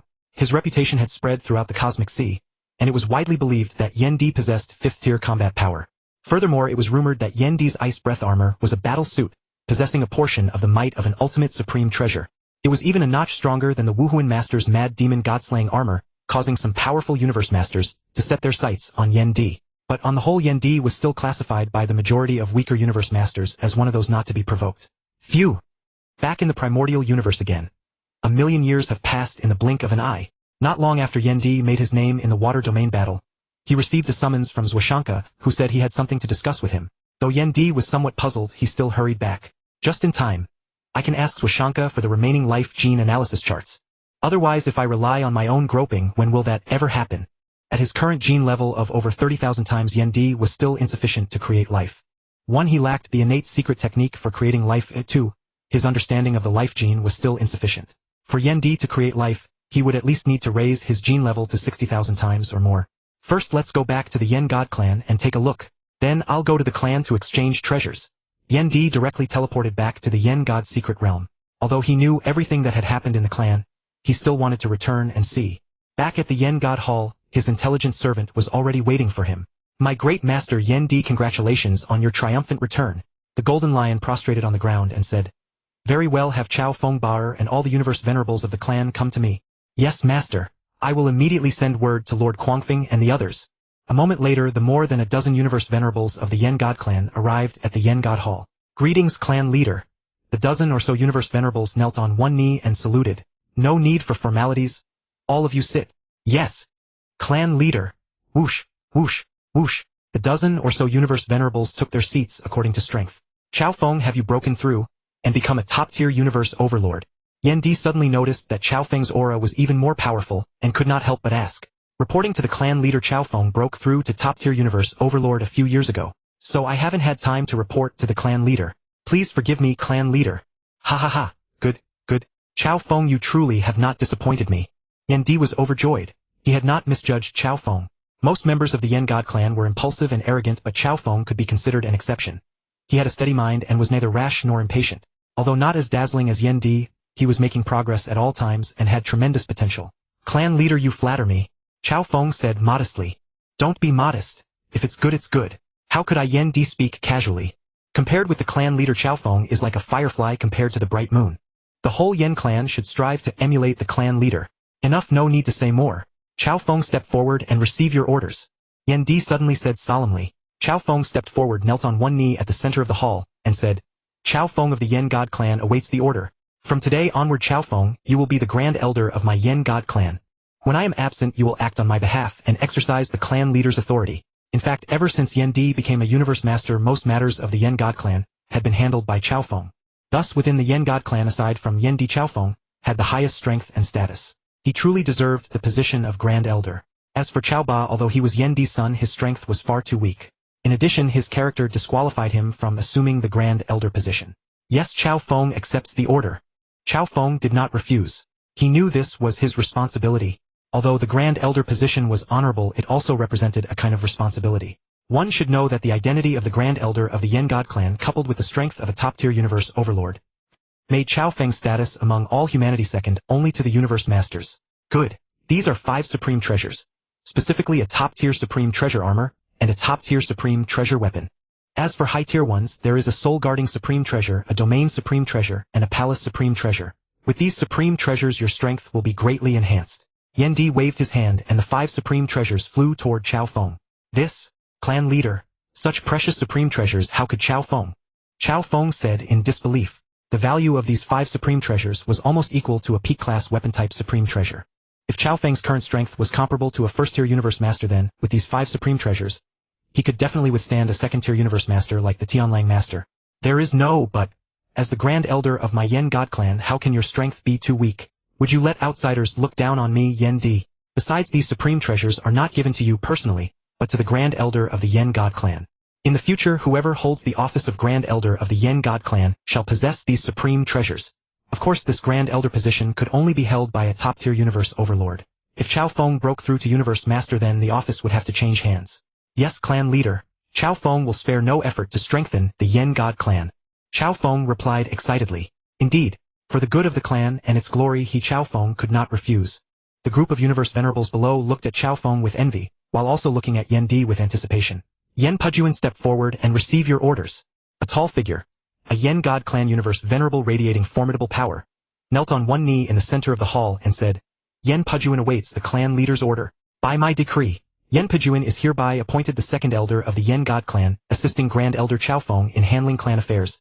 I bestow upon you the high-level supreme treasure 9 domain armor. Yes, clan leader, Yan Pujuan obeys the decree. Thank you for bestowing a supreme treasure upon me. Yan Pujuan's strength was not merely a little inferior to Cao Feng's. Naturally, he was also the strongest universe venerable in the Yan God clan apart from Yan Di and Cao Feng. He had strength close to that of a universe overlord. Giving him a high-level supreme treasure armor was to increase his chance of surviving. It was impossible to give that many supreme treasures to every member of the Yan God clan. Otherwise, wouldn't Yan Di be bankrupted? Good Cao Feng, our Yan God clan will establish an elder council. Anyone with universe venerable combat power shall be an elder of my Yan God clan. As for the specific posts, you will arrange them. Yes, clan leader, Cao Feng said respectfully. Except for Cao Ba, everyone may go attend to their own matters. Yan Di waved his hand. Yes. Then those universe venerables all left the Yan God hall, leaving only Yan Di and Cao Ba in the hall. Why hasn't your strength progressed in the slightest over these years? Yan Di questioned sternly. Cao Ba's potential was not inferior to Cao Feng's, but 1,000,000 years had already passed since Yan Di had left. Cao Ba had not shown the slightest improvement. He was still a mid-level universe venerable. It should be noted that Cao Ba had remained at the undefeatable king stage for a very long time. After his breakthrough, combined with the resources given by Yan Di, his strength should have gone through a phase of rapid surge. Yet over that 1,000,000 years Cao Ba had made no progress at all. How could that not anger Yan Di? Hearing Yan Di's severe voice, Cao Ba was so frightened that he knelt on the ground. Actually, Cao Ba was also frustrated. Since he became a universe venerable, his strength had not grown at all. It was as if his potential had been completely exhausted.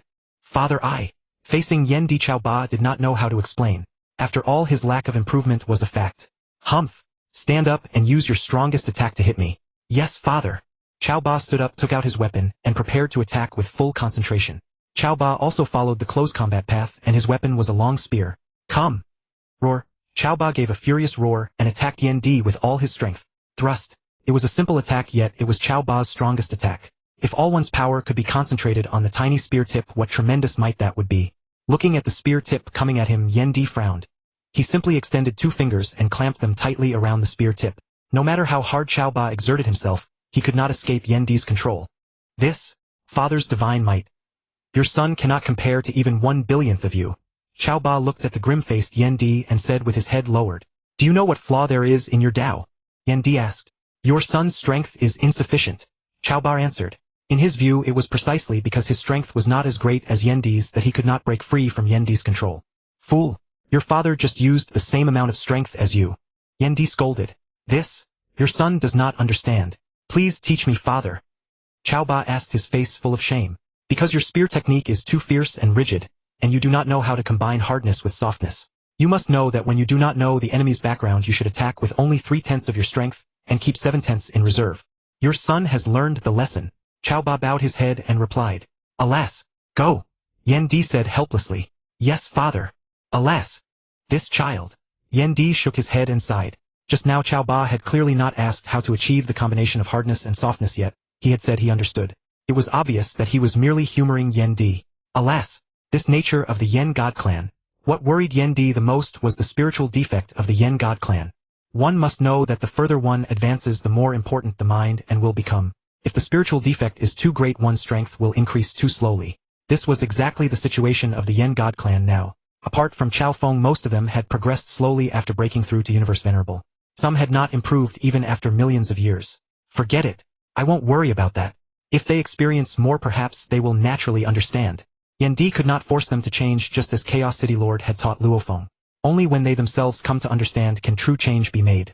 After staying in the Yen God secret realm for a few days and inspecting the development of the Yen God clan, Yan Di left. After leaving the Yen Shen mystic realm, Yan Di teleported directly towards Zuoshanke's lair. After roughly 2 days of teleportation, he finally arrived at Zuoshanke's lair. A realm of nothingness. The surroundings were silent as night. An eternal stillness, as if not the slightest change had occurred in millions of years. Come in, my disciple. Zuoshanke's vigorous, powerful voice rang out. Yan Di walked inside. This was already the 4th time he had come to Zuoshanke's lair, yet every time, he marveled at the formidable and mysterious means of that old fellow. The realm of a god king was truly unfathomable. Master, your disciple has arrived. Yan Di stepped before Zuoshanke and saluted respectfully. Zuoshanke, who had been sitting with his eyes closed in repose, opened his eyes and looked at Yan Di. He stared at Yan Di for a long while before slowly saying, Have you broken through to a gene level of 30,000 times? Yes, master. Your disciple has broken through to 30,000 times, but without the guidance of the life gene analysis diagram afterward, I have only reached 35,000 times. Good. Not bad, Yan Di. I truly wasn't wrong about you. Zuoshanke said with gratification. It's all because of your excellent teaching, master. Yan Di casually sent over a flattering remark. When it was time to flatter, one had to flatter. Besides, flattering a god king wasn't something just anyone could do. Hehe. Disciple, I'll give you an opportunity. If you pass, I'll give you the life gene analysis diagram from 30,000 to 60,000 times. Zuoshanke said with a chuckle. Yan Di looked at the smiling Zuoshanke and felt a sense of foreboding, but he still steeled himself and asked, May I ask what test master has in mind? You'll know once you come with me. Zuoshanke said mysteriously. Follow me. Yan Di followed Zuoshanke and saw. Master, is this a universe passage? Yes, it is the passage to my miniature universe. Yan Di felt somewhat puzzled. Why would Zuoshanke bring him to a miniature universe? Whoosh! With a dizzying teleportation, Yan Di could already sense that he was no longer in the Primordial Universe. Have we arrived at Zuoshanke's miniature universe?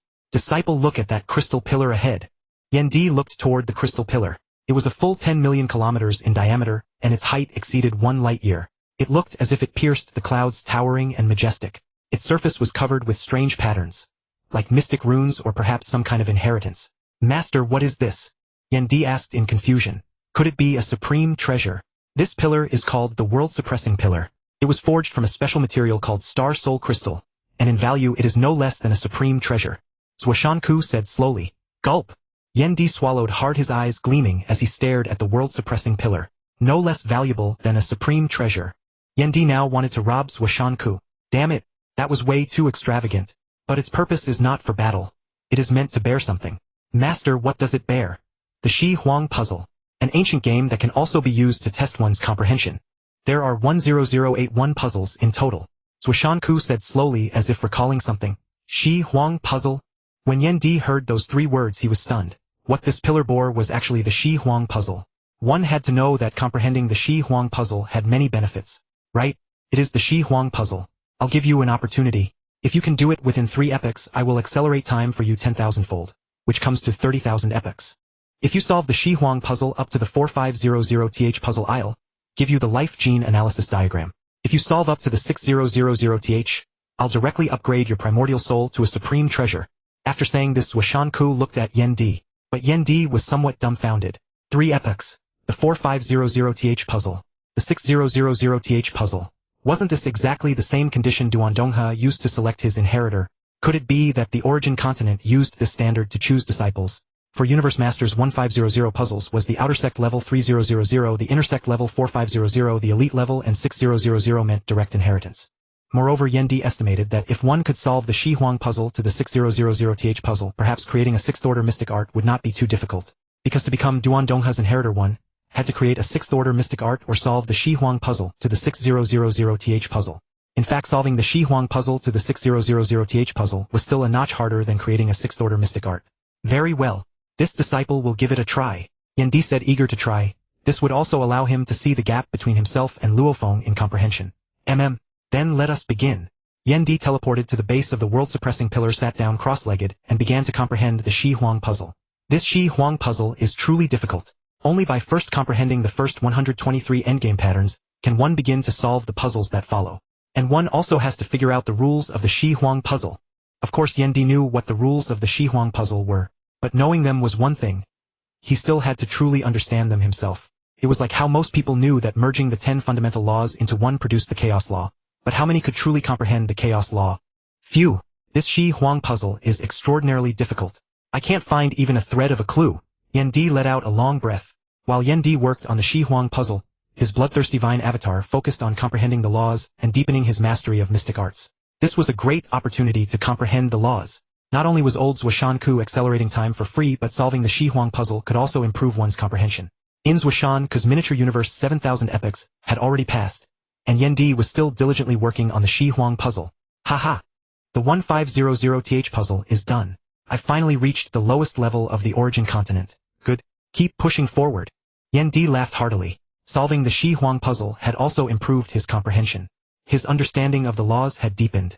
If Yan Di were to create a supreme mystic art now, he could probably create one in a few 100,000 years. But the supreme mystic arts no longer had much use for him.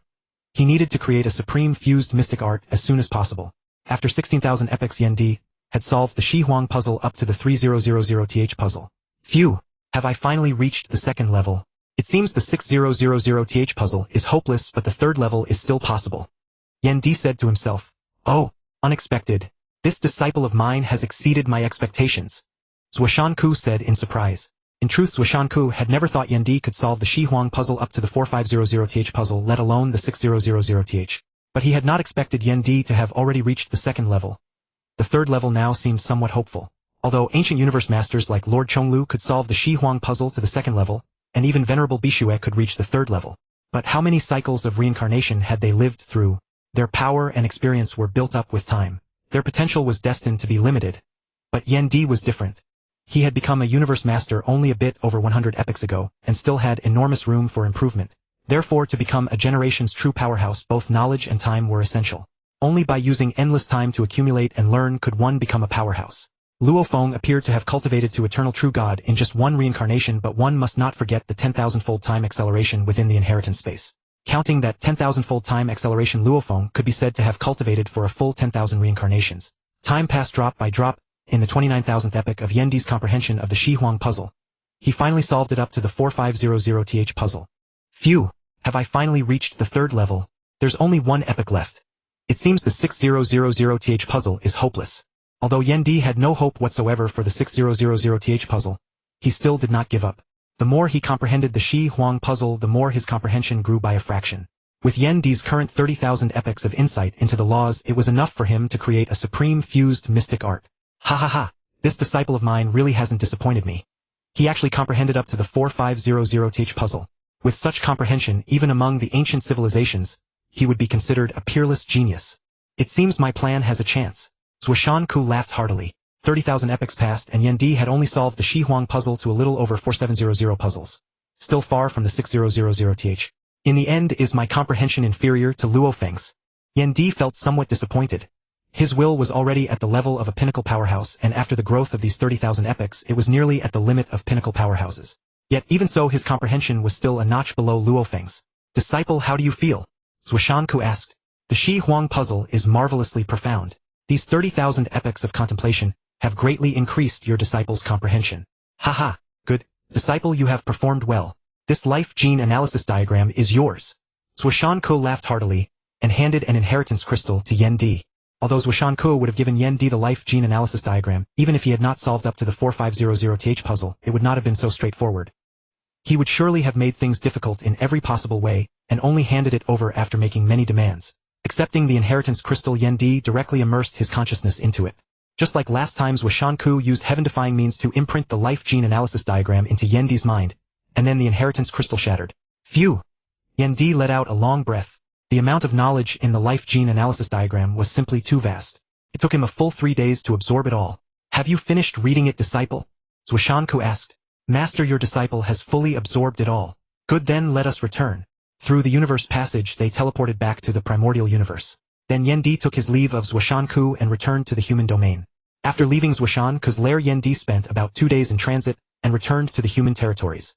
He then teleported directly to the initial universe and headed for Chaos City, prepared to exchange for treasures. Although exchanging treasures within the human race was a little expensive, Yendi did not hesitate. The extra cost could be regarded as his contribution to the race. Though honored as a universe master, Yendi remained extremely low profile within the human race and rarely troubled himself with affairs. If he had thrown all matters of the Yenshin clan to Quangfeng Venerable, how could he possibly have had time to manage the human race's affairs? This contribution was also Yendi's way of supporting the development of the human race.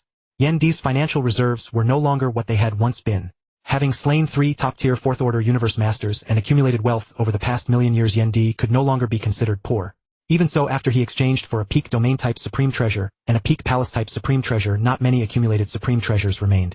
The peak domain-type supreme treasure was named Star River Realm, an ordinary peak domain-type treasure. The peak palace-type supreme treasure was named Dragon Pattern Tower, which belonged to the ultimate grade peak category of palace-type treasures. After all, palace-type supreme treasures were still extremely important in certain death zones. Over the years, Yendi's hoard of supreme treasures had mainly come from slaughter. Of those he had obtained personally, the Water Spirit Pearl was the most precious. Speaking of the Water Spirit Pearl, Yendi felt he had been quite fortunate. After its full emergence, the Water Spirit Pearl had actually reached the peak ultimate grade level, capable of accelerating divine power recovery by 100,000 times. But even 100,000-fold recovery speed was nothing but a chicken rib to Yendi. Thanks to the devouring talent of his Bloodthirsty Vine clone, when he devoured chaotic air currents in the cosmic sea, his divine power recovery reached 1,000,000-fold. It was comparable to a supreme-grade source-type supreme treasure. Yendi had originally planned to keep the Water Spirit Pearl for use after he became a most powerful, because once one became a most powerful, all innate secret arts would disappear. Everything would have to rely on oneself. Later, however, after thinking it over, he decided to use it now. This was because a source-type supreme treasure could amplify the power of innate secret arts, and this Water Spirit Pearl was enough to elevate Frozen Universe to the 5th order limit. Improving his innate secret arts now would directly enhance his combat strength. If he waited until he became a most powerful, it would be somewhat useless, since a most powerful had a miniature universe supplying divine power. No sooner said than done. Without the slightest hesitation, Yendi directly refined the Water Spirit Pearl. Is this the innate secret art at the 5th order limit? Yendi then poured all his power into the evolved Frozen Universe, and a miniature universe more than 100 million kilometers in diameter shrouded everything ahead. With the suppression force of the 5th order limit and the added support of Star River Realm, even a 6th order universe master would probably find it difficult to break free. Moreover, if the 5th order limit Frozen Universe self-destructed, its power would be enough to reach the destructive force of an ordinary 5th order strike. With his current supreme treasures and secret arts, Yendi had reached true 5th order strength even outside the endless waters. Upon returning to the Primordial Universe this time, his strength had exploded to about 10 times what it had been. Should I go and roam the Primordial Star? Yendi felt somewhat eager. With his current strength, going to the Primordial Star would surely throw the demon race into a panic. The Primordial Star would remain open for 1,000 epochs, yet fewer than 200 had passed. Naturally, Yendi had ample time. But there is no treasure on the Primordial Star that can truly stir my heart. Yendi muttered to himself. If there was anything that could tempt him, it was the greatest treasure of the Primordial Star, the Naki treasure. The Naki treasure contains supreme treasures of peak ultimate grade, and this made Yen Di somewhat tempted. Very well, then I'll go and make some trouble there. Yen Di made his decision to adventure on the Primordial Star. He would first wander around the Primordial Star. Even if he could not obtain supreme treasures, he would at least disgust the demon race. Yen Di would never forget those 100,000 years, when he was like a rat crossing the street nearly surrounded, and killed by the demon race's universe masters. Boom! Yen Di descended directly onto the Primordial Star, numbered 2021. Control time and space. He directly enveloped the entire Primordial Star of this plane. There are no demon race universe masters, but there are quite a few universe venerables. Given his current strength and status, Yen Di disdained to kill those universe venerables, but he still did something lacking class. He vied with the demon race's universe venerables for supreme treasures, and even robbed them of precious treasures. For a time, rumors once again spread throughout the entire Primordial Star. The demon-like shameless bandit lord had come to the Primordial Star. Just like a bandit, wherever he passed he robbed even a single precious treasure. When the demon race's upper echelons received the news, they cursed Yen Di for being shameless, but made no significant move. At most they warned their universe venerables to be careful and not offend that madman Yen Di. In this way, Yen Di wandered through the various planes of the Primordial Star, snatching any supreme treasure he saw. He even robbed supreme treasures from universe masters. In fact, those who could enter the Primordial Star were mostly universe masters of modest strength, such as Lord Tianlang. Most had only second-order combat power, and those at third order were not many. On this day, on the plane numbered 9527 of the Primordial Star, a top-grade supreme treasure was about to be born. Tianlang, why do you want to contend with me for this supreme treasure? A three-legged alien beast said. Shimo, when a supreme treasure appears it naturally comes down to strength. Do you want me to retreat without a fight? The massive Lord Tianlang asked. Haha. How could I Tongling be absent when a supreme treasure appears? Lord Tongling, who had flown over from afar, said with a loud laugh. Humph! Tongling, you came too. Lord Shimo said.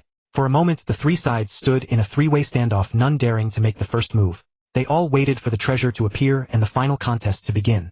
After all, a top-grade supreme treasure was also a considerable fortune for second-order universe masters like Lord Tongling and Lord Tianlang. Suddenly the saber-type supreme treasure fully appeared. It's out! Make your move!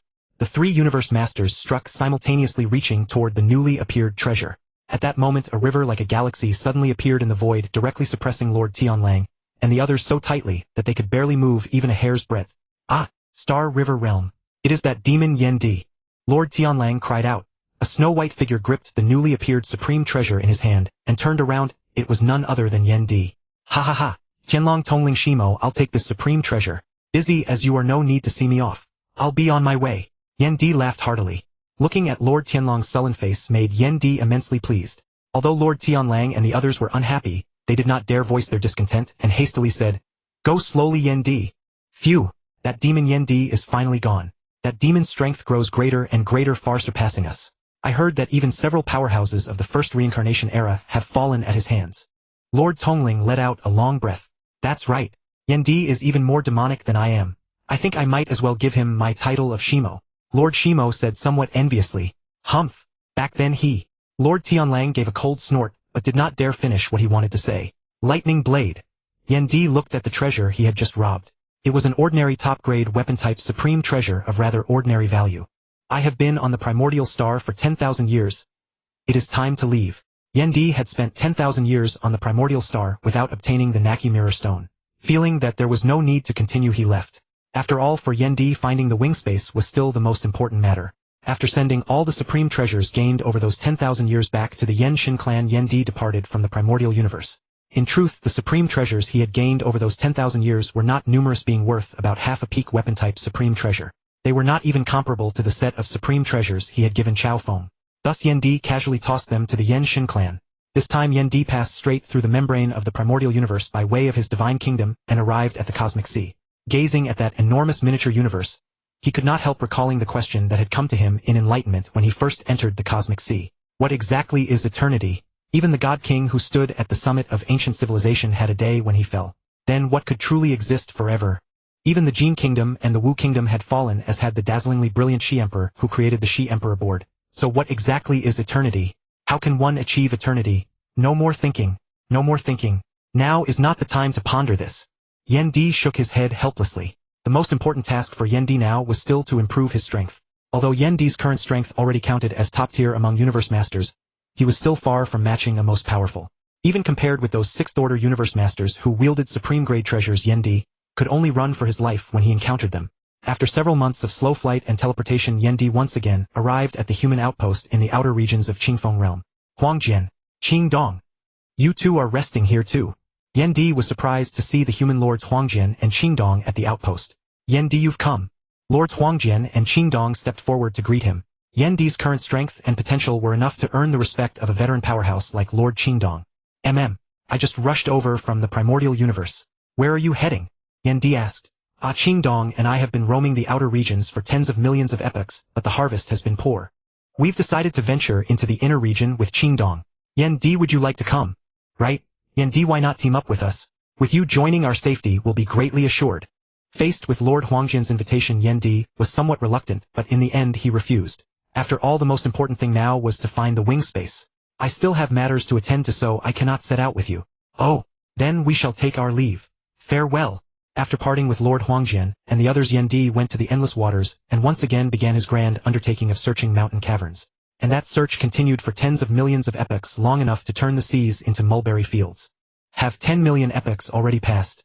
Finally, I have found the wing space. This wing space truly gave me a hard time to find. Yan Di sighed. Even after 10 million epochs, he had explored less than 1/10,000th of the waters. Not long before, Yan Di suddenly sensed ripples coming from a certain place and went to investigate. He dispatched a divine power avatar piloting a top-grade palace-type supreme treasure. After passing through 9 layers of light curtains, it was destroyed in an instant. Only then could Yan Di confirm that he had found the wing space. Unfortunately, even having found it, he could not enter unless he possessed an ultimate palace-type supreme treasure. Otherwise, he could only stare helplessly. Over these 10 million epochs, Yan Di's gains had been extremely bountiful. Compared with 10 million epochs ago, his strength had increased by more than 100-fold. However, only one universe master had fallen at Yan Di's hands. After all, everyone knew Yan Di was not to be provoked, and none of them would be foolish enough to rush to their own deaths. In his 1.5 millionth epoch after entering the waters, Yan Di created the strongest fused secret art. He merged his ultimate secret art, Kindling Fire, with his strongest secret art, Extreme Flame Fatal Strike, giving birth to the mightiest fused secret art, Annihilation. As a move, Annihilation possessed the ordinary power of a 5th-grade secret art roughly equal to the Galaxy Lord's River beneath the night sky. Later, Yan Di simultaneously studied the Fire Void Way and the Water Void Way. He attempted to fuse Extreme Flame Fatal Strike with the move Tsunami. One had to know that whether it was the Water Void Way or the Fire Void Way, each contained a total of 10081 variations. If one fully comprehended all 10081 variations, one could create a secret art at the peak of the 5th grade.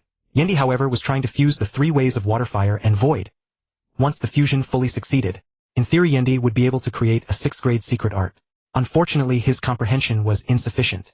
It took a full 6 million epochs before he could barely stiffly fuse the 3 ways of Water, Fire, and Void together. Even with such a stiff fusion, Yan Di still created a top-tier 5th grade secret art, Polar Grand Detonation. At this point, Yan Di's mastery of secret arts had reached great perfection enough to rival old generation powerhouses, such as the Dark Lord and Lord Wuhuan. On the divine body path during these 10 million epochs, his gene level had already reached 60,000 times as early as his 1 millionth epoch in the waters. When he broke through to 60,000 times, Yan Di finally discovered something terrifying. The Bloodthirsty Vine avatar's divine body was too enormous. At the breakthrough, its divine body reached a terrifying 5 trillion kilometers. One had to know that 5 trillion kilometers was essentially 0.5 light-years. With a divine body of 0.5 light-years, Yan Di could no longer carry the Bloodthirsty Vine avatar around with him. Fortunately, after his gene level broke through to 60,000 times, his true body's divine body also reached a staggering 1 billion kilometers. At the moment of the breakthrough, his divine power became even more condensed. For the time being, the Bloodthirsty Vine avatar's divine power reserve was only about 20 billion kilometers in scale. After replenishing his main body's divine power, Yan Di sent the Bloodthirsty Vine avatar back to the Primordial Universe and placed it in the Yen God Mystic Realm. In the Primordial Universe, the Bloodthirsty Vine avatar's devouring innate secret art recovered divine power much more slowly than in the Cosmic Sea. Even though 9 million epochs had passed since the breakthrough, the divine body had only recovered about 1/3 of its total volume. Less than 0.2 light-years. With the devouring innate secret art, Yan Di did not worry about lacking divine power. Even if recovery was relatively slow in the Primordial Universe, Yan Di was in no hurry. After the gene level broke through to 60,000 times, progress became extremely slow without the aid of the life gene analysis chart. After all, to reach 90,000 times, he could only rely on himself. Now Yan Di was attempting to create life. Unfortunately, he possessed no innate secret art for creating life and was extremely unskilled in that regard. Even after nearly 9 million epochs, the lifeforms he created could only reach apprentice level 1 upon adulthood, and even then they were the kind that lacked reproductive ability. This was of little help in raising his life gene level. He was now only at a little over 61,000 times. Now then I really have that old fellow Zuoshanke to thank. The fate, destiny. Yendi could not help shaking his head as he said this. Back when he was a realm master, Yendi had obtained an avatar ability by sheer coincidence. Originally he had planned to nurture a world tree as his avatar. However, the world tree's gene level was too high and Yendi was simply unable to breed a world tree avatar. So he chose the next grade Bloodthirsty Vine avatar. One had to know that the Bloodthirsty Vine was far inferior to the world tree. At best, as a universe master, it could only reach a divine body 100 million kilometers in height. Later, when Yendi took Zuoshanke as his master, Zuoshanke wanted Yendi to have a greater advantage in his divine body. That meant making his divine body mutate. If the mutation succeeded, the divine body would increase tenfold. Of course, failure meant death.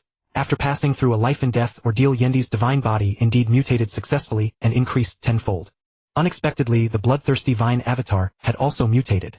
Its divine body increased by a full 50-fold, and what was more, this avatar's devouring ability could devour chaotic chi currents. After the mutation, once the Bloodthirsty Vine avatar broke through to Universe Master, its divine body reached an astonishing 5 billion kilometers.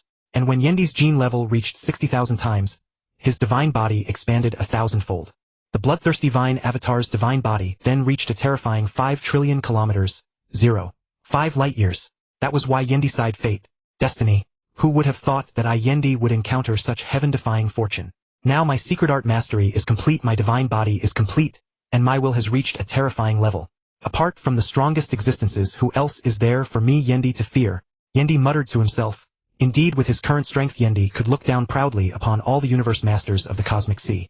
A will at the void true god level, even without a will impact secret art, was enough to instantly deprive those universe masters of consciousness, whose wills had not reached the level of the strongest. Even universe masters wielding ultimate supreme treasures did not frighten Yendi. Of course, universe masters who possessed ultimate supreme treasures were all extremely ancient and formidable, and their wills were certainly extraordinary. Although Yendi was not afraid of them, he could not kill them either. Although his will had grown extremely slowly after reaching the level of the strongest over 10 million epochs, it still reached the heaven-defying void true god level. One should know that across the entire cosmic sea, very few wills could reach the void true god level. Now my strength has fully matured and the wing space has been found. It is time to go to the cosmic sea and make use of the time acceleration advantage of the black pattern stone pillar.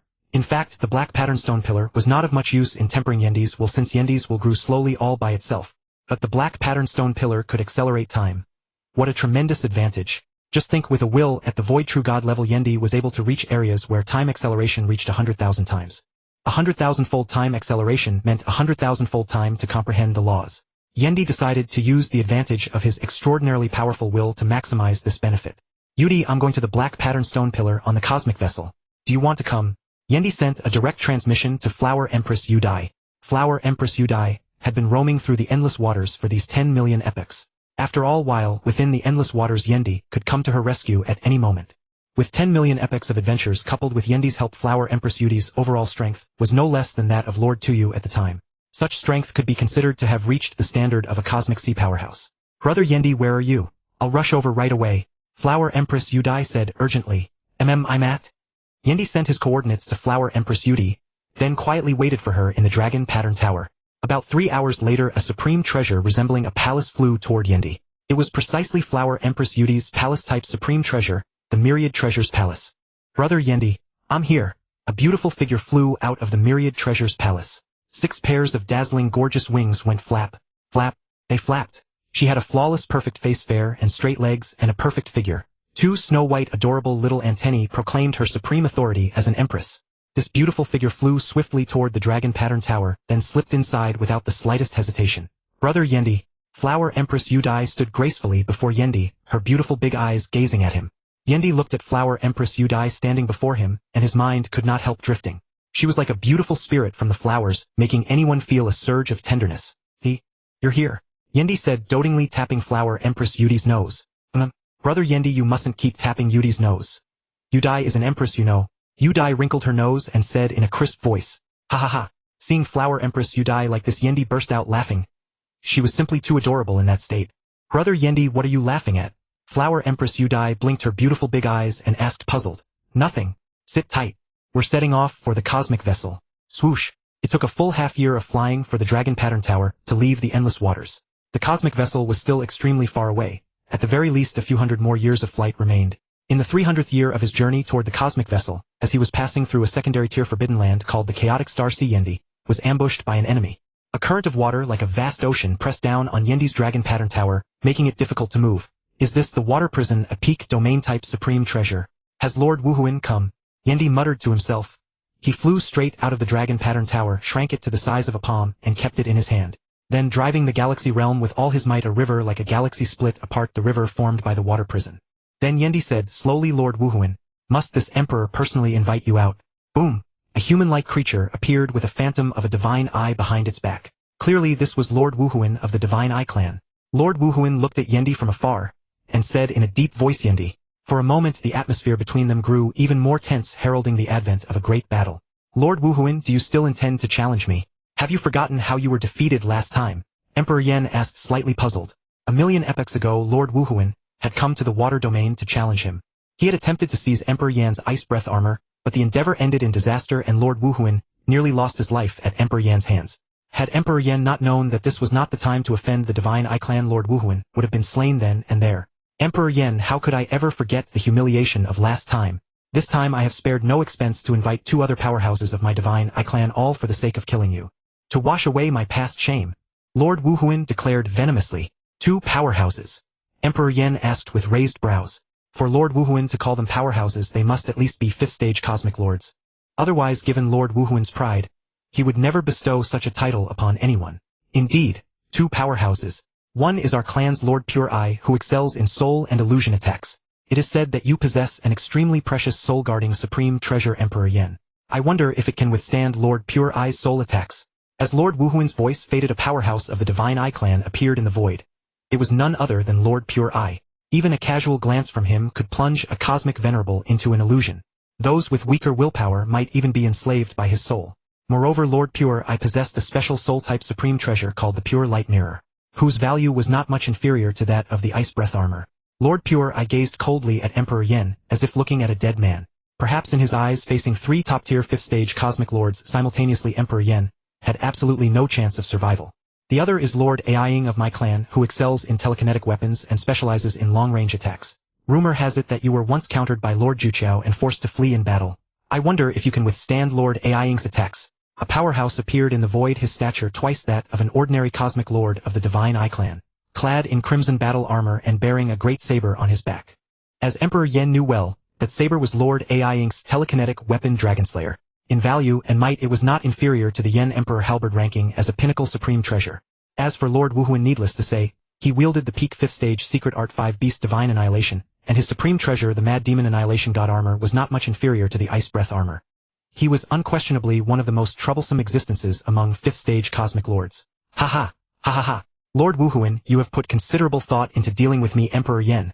Emperor Yen laughed heartily. Emperor Yen, with such a formation against you, how can you possibly harbor the slightest hope of victory? I suggest you surrender now, and spare us the trouble. Lord Aiying said coldly from the side. It was as if Emperor Yen were nothing more than meat on a chopping block awaiting their carving. Surrender. Ha, ha ha, ha ha ha. Emperor Yen suddenly burst into wild laughter. Do you really think I, Emperor Yen, would surrender? Do you 3 take yourselves for the 3 true lords of the Divine Eye clan? Humph. Dealing with you hardly requires disturbing the 3 true lords. The 3 of us are more than enough. Lord Pure Eye said with confidence. Enough, Pure Eye Aiying. Stop wasting words on a dying man. In a moment, Pure Eye, you will use your illusion art to trap Emperor Yen in a mirage, while Aiying and I simultaneously unleash our strongest attacks. We will settle Emperor Yen with utmost speed. Lord Wuhuin stepped forward and issued the order. Fine, but do not forget our agreement. I will not forget. After slaying Emperor Yen, you 2 shall each take 40% of his supreme treasures, and I shall take 20%. I remember well. Good. Attack. Among the 3, Lord Pure Eye struck first at Emperor Yen. The divine eye on his back radiated a dazzling, dizzying light that shot toward Emperor Yen. Midway, that light transformed into a strange, ferocious beast, like a flood dragon with 2 heads, viciously charging at Emperor Yen at terrifying speed.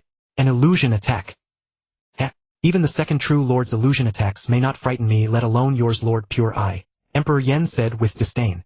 Over countless epochs, Emperor Yan's will had long reached the level of an intermediate void true god. Lord Pure Eye's fragile illusion and soul attacks were utterly useless against him. If not for his fear of exposing his void true god level, one single will impulse from Emperor Yen could have temporarily knocked both Lord Wuhuin and Lord Aiying unconscious. Wuhuin Aiying, Emperor Yen has fallen for my illusion. Strike now.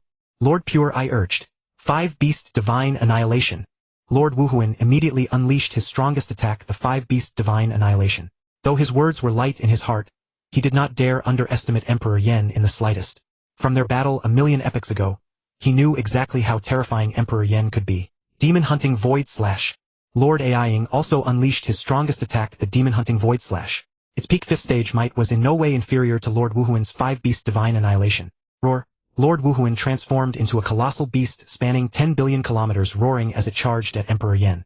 Meanwhile, Lord Aiying's telekinetic war blade transformed into a crimson saber, 100 billion kilometers long, seemingly tearing through the void, as it descended upon Emperor Yen at an inconceivable speed. Brother Yen, wake up! Within the dragon pattern tower, the butterfly flower emperor cried out anxiously. Outside, Emperor Yen remained completely motionless, as though ensnared by Lord Pure Eye's illusion, and lost in an endless mirage. In truth, the very instant Lord Pure Eye's illusion struck him, Emperor Yen had used his formidable will to blast the illusion apart. In the distance, smiles spread across the faces of Lord Pure Eye, and Lord Aiying, for Emperor Yen was about to be hit. The three firmly believed that with such overwhelming attacks, even if they could not kill Emperor Yen, they could at least severely damage his divine body, and leave him with less than half his combat power. Of course, they made their calculations based on a divine body 100,000 kilometers tall. If they were to learn that Emperor Yan's divine body was 1 billion kilometers tall, they would surely be driven mad with envy and despair. Boom! The colossal beast and the terrifying saber struck Emperor Yen, simultaneously sending his body flying backward at 1,000 times the speed of light. He crashed directly into an island in the chaotic Star Sea. The island, a full light year in diameter, was immediately shattered and sunk by the impact of Emperor Yan's body. Brother Yen. Within the dragon pattern tower, the butterfly flower emperor shouted desperately. Enough, butterfly, stop shouting. Do you have so little faith in me? Emperor Yan's voice suddenly reached the butterfly flower emperor's ears. Brother Yen, you really are fine. That's wonderful. The butterfly flower emperor rejoiced. Is he dead? Lord Aiying asked. Probably not. Emperor Yen is not so easily slain. But I imagine he is badly wounded. Lord Wuhuan replied. Humph. If he is not dead, then we shall strike again. Offend our divine Eye clan, and still expect to live. Lord Pure Eye sneered coldly. Alas, is this the extent of your combined assault? Its power is quite mediocre. Emperor Yan's voice suddenly rang out. You. The three powerhouses of the divine Eye clan were stunned, nearly speechless, because Emperor Yan's aura had not weakened in the slightest. Could he truly be completely unharmed? No, it must be that Emperor Yen used an incarnation to instantly replenish his lost divine body. Lord Aiying shouted. Yes, it must be so. Lord Wuhuan and Lord Pure Eye shared the same conclusion. For them to believe that their combined assault had no effect on Emperor Yen was simply too hard to accept. In truth, Emperor Yen had never been deceived by Lord Pure Eye's illusion, so he was naturally capable of resisting their attacks. Yet he chose not to. Instead, he activated violent rage mode to test the limits of its power. As it turned out, the ice breath armor did not disappoint him. The physical attacks of Lord Aiying and Lord Wuhuan combined could reach the peak of the 5th stage, yet they failed to harm Emperor Yen in the slightest. It seemed the old man Zuoshanke could truly knew how to equip his disciple with reliable supreme treasures. Your attacks are finished. Now it is my turn. Frozen Universe. Instantly, a miniature universe a full light year in diameter enveloped the three cosmic lords of the divine Eye clan. Then Emperor Yen poured his power fully into the galaxy boundary, whose immense suppression made it impossible for the three cosmic lords to move even an inch. Emperor Yen then raised his Yen Emperor Halberd for his strongest attack. Polar Grand Detonation. Emperor Yen fiercely brought down the Yen Emperor Halberd, now 1 million kilometers long, unleashing a blade of light 100 billion kilometers wide that slashed toward Lord Wuhuan and the others. Empowered by the origin of the frozen universe and the augmentation of the galaxy boundary, this Polar Grand Detonation had reached the peak of 5th stage might. In the past, without using an incarnation, Emperor Yen could never have simultaneously unleashed the frozen universe, driven a domain-type supreme treasure, and executed an attack secret art at once. Such intense multitasking had once been an enormous challenge for Emperor Yen. But ever since his will reached the level of a void true god, this kind of simultaneous control had become trivial. Ah! Emperor Yan's attack is coming. Defend with everything we have. Lord Wuhuan unleashed his signature skill, the five-beast divine annihilation, transforming into a 10 billion kilometer beast to block Emperor Yan's assault. The dreadful blade of light first pierced through the beast formed by Lord Wuhuan, then cut through Lord Aiying's war saber, and finally arrived before Lord Pure Eye, where it exploded directly. Boom! The moment the might of Polar Grand Detonation erupted, Emperor Yen instantly teleported out of his frozen universe, then self-detonated the frozen universe itself. Boom! Boom! Boom! The explosions continued for dozens of seconds before gradually subsiding. The beast formed by Lord Wuhuan was already tattered and broken, and Lord Aiying no longer wore the confident look he had before. Lord Pure Eye, whose physical defense was the weakest, appeared especially bedraggled. Emperor Yen, you. The three of them stared at Emperor Yen in terror, too frightened to form words. With strength like this I suppose you are not far from a 6th-stage cosmic lord. Leave behind a peak domain-type supreme treasure and get out of here, Emperor Yen said coldly. Take it. Without a word Lord Wuhuan hurled a supreme treasure toward Emperor Yen, and the three turned into streaks of light and fled. Brother Yen Di, you are truly astonishing, Flower Sovereign Yudai said gazing adoringly at Yen Di's towering figure. Those 3 Universe Masters were top-tier 5th-order Universe Masters. Even amid the gathering of powerhouses in the Cosmic Sea these 3 were notorious for their fearsome reputations. Yet such formidable Universe Masters had joined forces and still been defeated by Yen Di. Truly inconceivable. Yen Di shook his head smiling without answering. In truth, even if the 3 Universe Masters of the Divine Eye Clan joined forces Yen Di could defeat them. But killing them was completely impossible. Just as Giant Axe could defeat the 2 true lords of the Divine Eye Clan, yet killing them was unlikely. Of course if Yen Di exerted his will at the Void True God level, he could at least leave Lord Aiying and Lord Wuhuan behind. Moreover, given the current strength of the human race, if Yen Di truly did kill the 3 Universe Masters of the Divine Eye Clan, then the 7 true lords of the Divine Eye Clan might well do something insane. After all, Giant Axe had yet to obtain the ultimate supreme treasure, the Divine Axe. He looked at the supreme treasure Lord Wuhuan had given him, the Nether Prison. It was an ordinary peak-tier domain-type supreme treasure slightly inferior to the Star River realm. Yudi, the Nether Prison is yours. Without even glancing at it, Yen Di gave this peak-tier domain-type supreme treasure to Flower Sovereign Yudai. Brother Yen Di, this is too precious. How could I? Flower Sovereign Yudai exclaimed in astonishment. She had never imagined that Yen Di would so casually give her a supreme treasure that Universe Masters would tear themselves apart for. After all, the Yudai clan was only an ordinary powerful race. Even if all their resources were combined, they were not worth several peak-tier domain-type supreme treasures. Yen Di gazed into Flower Sovereign Yudi's eyes and said softly, in my eyes this treasure is not worth a 10 millionth of you. Brother Yen Di. Flower Sovereign Yudai looked at him deeply moved. In this world where the strong preyed on the weak, sincere affection was all too precious. Take for instance Lord Tuyu and Lord Jili, or Lord Yenju and Lord Liujiu. Generally after one reached Universe Master, one had to worry about one's race. Let alone Flower Sovereign Yudi, whose strength was not great, and whose back supported the entire Yudai clan. After becoming a high-ranking member or leader of a race, one had to scheme and contend with other powerhouses for the clan's prosperity and survival. In such a world, how many people could truly be trusted? Even Flower Sovereign Yudai had only gradually accepted Yen Di's feelings after he had risked his life to help her several times. Let's go, Yudai. Once again piloting the Dragon Vein Tower toward the Universe Arc, Yen Di shouted inwardly, Yudi, rest assured. I will make us eternal. You and your clan as well as me and my clan. 500 years later, Yen Di finally reached the place where the Universe Arc lay, having spent a full 700 years since setting out from the outer regions of Qingfeng realm. I had long heard that the Universe Arc was vast and incomparably magnificent. Truly, it is better to see once than to hear 100 times. Yen Di said, gazing at the distant Universe Arc in admiration.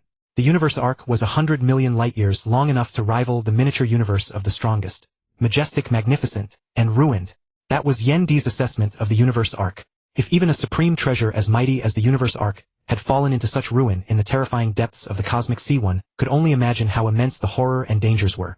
Alas, what exactly is eternity? Yen Di sighed. It must be known that Duandonghe had once said he followed his general to the Cosmic Sea. From that, it could basically be concluded that this general was at least a saint-level existence. If a fleet piloted by a general who had at least reached saint-level along with many eternal true gods and countless void true gods could not unleash the might of a god king, then Yen Di truly would not believe it. Yet even such a colossal battle fleet had vanished into the endless ages. Even the Wu Kingdom, which could forge a super warship like the Universe Arc, and the god king of Wu, who founded it, had all been devoured by the boundless years. Then what was true eternity? Alas! Yen Di shook his head and sighed. He felt that he had been strange lately, always pondering the question of what true eternity was. He always felt he had grasped something, yet there seemed to be an invisible membrane separating him from it, preventing him from truly seizing it. Brother Yen Di, what's wrong? Flower Sovereign Yudai looked at Yen Di's unusual mood and asked with concern. It's nothing. Let's go. The humans' gathering place on the Universe Arc is not far away. So saying, Yen Di flew toward the floating fragments outside the Universe Arc. It took him 3 full days to find the fragment where humans had their station on the Universe Arc. As expected, there's no one here. In truth, the Red Alliance had only about 30 Universe Masters, and most of them were in Qingfeng realm. The remaining 10 or so were at Liuzhong Mountain and the Universe Arc. They were probably out adventuring, so it was not likely Yen Di would just happen to run into them. Yudi, let's rest here for 3 days then set out, alright? Yen Di asked. I'll do as Brother Yen Di says. Flower Sovereign Yudai replied obediently. The Dragon Vein Tower stopped on a fragment of the human station and turned into a giant tower 1,000,000 kilometers high, standing there toweringly. Yen Di left the Dragon Vein Tower and stood on the fragment that revolved around the Universe Arc at every moment, gazing at the eternal, unchanging Universe Arc in the distance. He saw the universe arc continuously inhaling and exhaling vast currents of chaotic chi while devouring a damaged miniature universe at the same time. The universe arc's colossal hull was covered with scars of damage. It was truly impossible to imagine what kind of force could nearly destroy something so immense. Around the universe arc, black lightning rays of light dark winds and other phenomena flickered endlessly. Actually, the strangest thing on the universe arc was the green vines.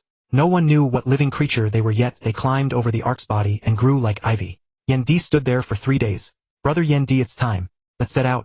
Flower Sovereign Yudai called. Under Yendi's urging, the Dragon Vein Tower once again sped toward the universe arc. God-slaying ravine. Yendi looked at the boundless ocean of lava ahead. It was the famed God-slaying ravine on the outer reaches of the universe arc. It was one of the top 3 forbidden lands around the universe arc. Its danger could even rival ordinary forbidden lands in the depths. This was also where Luo Feng's fearsome reputation began. There he had gravely wounded Indra-worn Lord Jujin down to death and nearly made Lord Wuhuan fall. The danger of the God-slaying ravine was beyond doubt based on Yendi's estimation. The 7 lava divine demons had at least the combat power of the limit of the strongest and even possessed part of the might of void true gods, the same level as the 8 overlords of the cosmic sea. Lava divine demons. How I long to fight one. Yendi said, his blood boiling. It must be known that lava divine demons had no understanding of law power at all. They relied entirely on overwhelming force to break all laws. Each of them possessed an almost perfect path of close combat.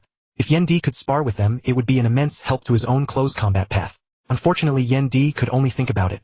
If he truly fought a lava divine demon, wouldn't that be courting death? How am I to cross the god-slaying ravine? Yendi hesitated. To reach the black patterned stone pillars, one had to pass through the god-slaying ravine. Although the chance of running into a lava divine demon in the ravine was extremely small once encountered. If he was too close, then with Yendi's strength there was almost no chance of escape. Of course, as for the other 7 great dangers, with Yendi's strength, crossing them was not too difficult. I'll take the gamble. I don't believe my luck could really be that bad. As the saying goes, the timid starve, the bold die of overeating. Over countless ages there had been many powerhouses who crossed the god-slaying ravine. They couldn't just refuse to cross because of the threat of the lava divine demons, could they? No sooner said than done. Yendi piloted the Dragon Vein Tower forward carefully.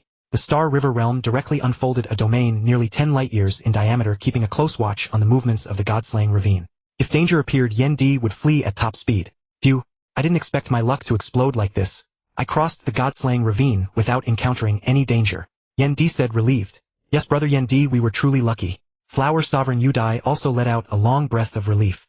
Originally, Yendi had planned to flee the moment danger appeared, but unexpectedly, he had already traversed the entire god-slaying ravine, which remained eerily calm throughout. It was as if all the lava divine demons had been called home by their mothers for dinner. Good, let's keep moving. Once again, Yendi and Flower Sovereign Yudai embarked on their adventure, a journey filled with crises and opportunities. After 200 years of travel, relying on his extraordinary strength, and passing through countless dangers and battles, Yendi finally reached the depths of the universe arc. What Yendi and the others now faced was the forbidden land of the withered sea desert. A place whose danger was enough to rival the god-slaying ravine without its lava divine demons. Of course, for a well-prepared Yendi, this degree of peril was not too difficult. However, he could not afford to be careless. In the 3 great forbidden lands, the slightest lapse meant death. Just as Yendi reached the central area of the withered sea desert, violent winds suddenly howled and a sudden change descended. Yudi, watch out. This is one of the 9 great perils of the withered sea desert, the death storm. At the center of the Kuhai Desert, yet another colossal tornado was bearing down upon Yendi and his party. The funnel was 3 light-years in diameter and towered dozens of light-years into the sky. Its immense might churned up the sands and stones of the Kuhai Desert until the entire tornado resembled a golden divine dragon. Brother Yendi, we won't be in any danger, will we? Flower Emperor Yudai asked with concern. Given her strength and status in the Red Alliance, she had never been able to obtain any maps or information concerning the Kuhai Desert. Don't be afraid, Yudai. With my Dragon Vein Tower, we'll ride out this death storm.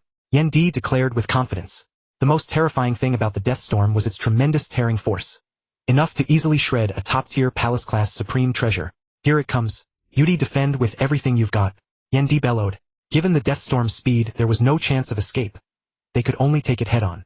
The colossal death storm engulfed them in an instant. Sand and stone flung up by the storm slammed against the Dragon Vein Tower's body, each impact sending violent tremors through it. The power behind those flying stones was far greater than a full-force blow from the strongest. Bang, bang, bang.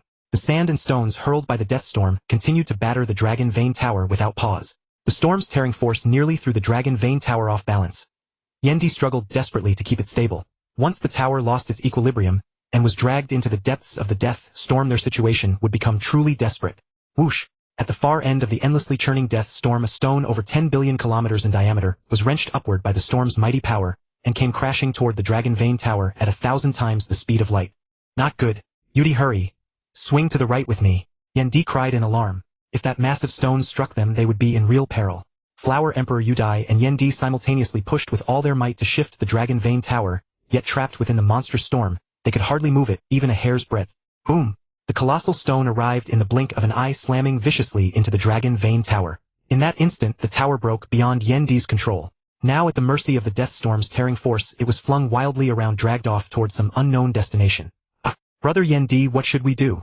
Flower Emperor Yudai exclaimed, her face draining of color. Don't panic, Yudai. Trust me. We will make it through safely. Roar. Yendi's divine body went fully unleashed, the billion-kilometer frame, bursting open to tower like a titan. Clad in the immaculate white frost breath armor, with his crimson horn gleaming, Yendi seemed more towering and majestic than ever. With his divine body fully unleashed, he burned his divine power, with abandon desperately steering the Dragon Vein Tower toward the fringes of the death storm. Whoosh, whoosh, whoosh. Several more enormous stones came tearing toward the Dragon Vein Tower. Just consider, these stones could endure within a death storm that could shred even top-tier palace-class supreme treasures. Imagine then their hardness and the power they carried. Bang, bang, bang. Yendi channeled the fusion secret art annihilation through the Dragon Vein Tower, but the might of those stones was in no way inferior to the limit attacks of the strongest. His strikes could not halt them in the slightest. Needless to say, the flying stones slammed into the Dragon Vein Tower once more. In an instant, the tower completely lost both direction and control. Like a fragile skiff trapped in an ocean maelstrom, it was dragged bit by bit toward destruction by the terrible storm. Yudi, forget about the tower now. Focus all your power on protecting yourself. The moment the Dragon Vein Tower slipped fully from his control, Yendi knew that trying to restore its heading was utterly meaningless. What mattered now was weathering the shockwaves that came seeping through the Dragon Vein Tower. Rampage mode. Yendi immediately activated the Frost Breath Armor's rampage mode, gathering Flower Emperor Yudai beneath his protection and bearing the dreadful shockwaves alone. Meanwhile, the Dragon Vein Tower, like a little boat caught in an ocean whirlpool, was drawn inch by inch toward the center. And what at the heart of the death storm awaited Yendi? It's already been half a day, and the death storm still shows no sign of letting up. I wonder if Brother Yendi can hold on. Flower Emperor Yudai fretted inwardly. All the while, Yendi fought at full strength against the oncoming shockwaves, his heart seething with anxiety. Human records concerning the death storm were woefully sparse, noting only that its danger was comparable to the 7 perils of the Mizhen Abyss. But who could have known that the death storm would prove so fiendishly tenacious? Could I Yendi actually fall here? No. I will never fall. I Yendi am the strongest. Yendi roared within his heart. Although he had the power of avatars and did not fear death, all his most important treasures were on this avatar. Furthermore, Flower Emperor Yudai had no avatars at all. Whatever the reason, Yendi could not fall. For 3 whole days, even Yendi, with his astonishing divine body and density of divine power, had lost 10% of his divine body. One should realize that 10% of Yendi's divine body was vastly larger than that of an ordinary strongest. Of course, his divine power density still fell short of a strongest's. After all, one who becomes a strongest possesses divine power 100 times denser than a universe master's. What is this? Yendi looked around in bewilderment. On every side raged the horrendous storm, yet he was suspended in midair within a tranquil pocket of stillness. Could this be the heart of the death storm? Ha! I never imagined that the center of the death storm would be so peaceful. Not unlike the eye of a tornado. Yendi exclaimed in astonishment. Neither he nor the others had expected the center of the death storm to be so calm, seemingly bereft of all danger. Ah, Brother Yendi, I feel terrible. Flower Emperor Yudai suddenly cried out in agony. Yudai, what's wrong? Where does it hurt? No, this isn't right. It's a will assault. Yendi looked at the anguished Flower Emperor Yudai and suddenly sensed what was amiss. The heart of the death storm contained a dreadful assault upon the will. Hold on, Yudai. I will find a way to get us out. All-pervading as it was, the will assault had no effect on Yendi whatsoever, yet to Flower Emperor Yudai it was a mortal threat. Though Yendi's will was paramount, he possessed no ability to shield someone else from the assault. Remember when Luofeng faced the will assault of the White Wing's supreme treasure, even a God King class weapon like the Star Tower could not block it out. Let alone the Dragon Vein Tower. Damn it, the will assault is gradually intensifying. Yendi cried in alarm. For Flower Emperor Yudi, whose willpower stood at the limit of a universe master, any further strengthening of the assault meant an all too real danger of falling. Hold on, Yudai, don't give up. You must endure. As long as you persevere, you won't merely survive, your willpower will surge tremendously. Yendi exhorted the suffering Flower Emperor Yudai. What am I to do? For a moment even Yendi felt anxious and unsettled. Calm down. Calm down. There must be a way. Yendi forced himself to steady his mind. There are only 2 ways to save Yudai. First, escape from the heart of the death storm. Second, find the source of this will assault and eliminate it. Escaping the heart of the death storm was unrealistic. With the storm's tearing force, Yendi simply could not break free in a short span of time. The only path was to locate the source of the will assault and find a way to destroy it. Yendi unfurled the galaxy realm, and the entire region within 10 light-years of the death storm fell under his perception. Yendi searched meticulously for the source of the will assault, refusing to let even the faintest trace slip by. What's that? Yendi suddenly discovered that 8 light-years above them hovered a black stone about 10,000 kilometers across. It was precisely this black stone that ceaselessly radiated the will assault. What was more, the stone was steadily drawing closer to them, which was why the assault kept strengthening. Good. Since I found the source, I'll go destroy it. Yendi flew straight out of the Dragon Vein Tower, heading toward the black stone above. After covering 2 light-years, he discovered that the will assault here was potent enough to steal the consciousness of a universe master at the peak of willpower. At 4 light-years, the assault approached the level of the strongest. At 6 light-years, it had reached the intensity of an early-stage strongest.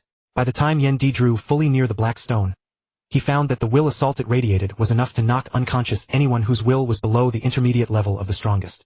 To remain wholly unaffected by this assault, one needed at least a will approaching the limit of the strongest. Very well, since I found the source, I'll take this stone. A stone barely 10,000 kilometers in diameter was in the eyes of Yendi, whose divine body stood a full billion kilometers, like an egg beside an ordinary person. Yendi reached out, seized the black stone, and gave a violent tug. It won't budge. Yendi was staggered. A casual tug from Yendi was enough to annihilate an entire galaxy, let alone move a mere stone. Since I cannot take it, I'll simply destroy it, Yendi thought. Aware that the stone was exceedingly strange, he unleashed Frozen Universe right away. Then, with the galaxy realm bolstering him, he unleashed his most powerful attack with all his might. Polar Grand Detonation. Boom, boom, boom. A blade of light 10 billion kilometers long slashed fiercely into the black stone, whereupon Yendi directly detonated the Frozen Universe. The combined power of the double strike was enough to reach the limit of the 5th order. Yet a dozen or so seconds later, what? Yendi was utterly dumbfounded, for the black stone still floated as steadily as ever in the void, slowly descending. Staring at the black stone that had not moved a whit, Yendi could almost feel it mocking him. So what is to be done? Could it need master recognition? Yendi wondered. He placed his hand directly on the black stone and left a life imprint upon it. Yet the black stone gave no reaction whatsoever. Could it be some sort of exotic treasure? Exotic treasures generally required no master recognition. One could take them and use them directly, but the problem was that he couldn't even take this black stone. So how could he use it? Could blood bonding work? Yendi recalled that the Divine Eye Clan had once attempted to bind the mausoleum boat through blood bonding. Who knew whether it would work? Let's give it a try. There's nothing to lose anyway. Yendi sprinkled his blood directly onto the black stone. And once again he was left utterly dumbfounded. What the hell? Is this for real? I actually succeeded? Yendi stared in disbelief at the black stone in his hand, and exclaimed in astonishment. Originally Yendi had merely been grasping at straws. He tried sprinkling his blood onto the black stone, though he himself had not held much hope. Who could have expected that it would actually succeed? The moment Yendi's blood touched the black stone, he felt some kind of connection with it. Then, with a single thought, the black stone flew into his hand by itself. The death storm actually dissipated. Yendi looked at the raging death storm around him. After he had taken the black stone, it vanished on its own. How strange. It feels as if this black stone was the heart of the death storm. Once the black stone was taken away, the death storm also disappeared. Yendi speculated inwardly. Brother Yendi, are you all right? Yudai Huahuang, who no longer felt unwell on the ground, immediately flew to Yendi's side and asked hurriedly. Oh, it's nothing. Let's hurry on our way. Yendi and Yudai Huahuang once again entered the Dragon Vein Tower. Piloting the tower, they slowly crossed the perilous Kumo Sea. This black stone is so strange. No secret patterns, no information, no function at all. Just like a supreme treasure refined by Zuoshanke. Yendi turned the black stone over and over in his hand, finding it extremely odd. It could not grow larger nor change its shape. It carried no relevant information whatsoever and possessed no function at all. Moreover, ever since it had acknowledged Yendi as its master, it could not unleash a willpower shock. Whether Yendi infused it with divine power or probed it with his will, nothing had any effect. At this moment the black stone was as useless as an ordinary stone. Its only exceptional quality was its hardness, which Yendi estimated to be no less than that of an ultimate supreme treasure. Since that's the case, I'll set it into a shield and count it as a supreme treasure that can block attacks. If I have time, I can return to the Primordial Universe and have Zuoshanke appraise it. With Zuoshanke's vast experience and knowledge, he is sure to recognize it. Yendi thought to himself. Although Yendi followed a close combat path because he wielded dual weapons and moved with agility, he generally did not use shields. But if there was a shield with extraordinary defensive power, Yendi would naturally not mind having it. He took out a peak-tier shield named the Crimson Scale Shield, This shield was simply an ordinary peak supreme treasure. Although Yen Di could not refine supreme treasures, inlaying one was well within his ability. He manipulated the crimson scale shield until a depression formed in its center, then set the black stone into it. "Okay. Haha, done," Yen Di said excitedly. Although the crimson scale shield did not bear secret patterns of the ultimate supreme treasure level, the area covered by the black stone, Yen Di estimated that its defensive power was no less than that of an ultimate supreme treasure. Now the value of this crimson scale shield is no worse than the ice breath armor. Yen Di thought happily. From today onward your name shall be Shi Gondang. Yen Di named the crimson scale shield now embedded with the black stone Shi Gondang, an extremely ordinary name and a knockoff at that. Phew, have we finally left the Kumo Sea? Ahead lies the Boxing Sea. A dangerous place no less formidable than the Maizhen Abyss. After enduring countless dangers, Yen Di had finally emerged from the Kumo Sea. He could not help but let out a long breath and sigh with emotion. Yes, brother Yen Di, we have indeed encountered countless dangers along the way. Yu Dai Hua Huang likewise sighed with feeling. Good, then let us set out for the Boxing Sea. As far as Yen Di knew, although the Boxing Sea's danger rivaled that of the Maizhen Abyss, the likelihood of supreme treasures appearing there was several times greater. It could be called a rather generous forbidden land.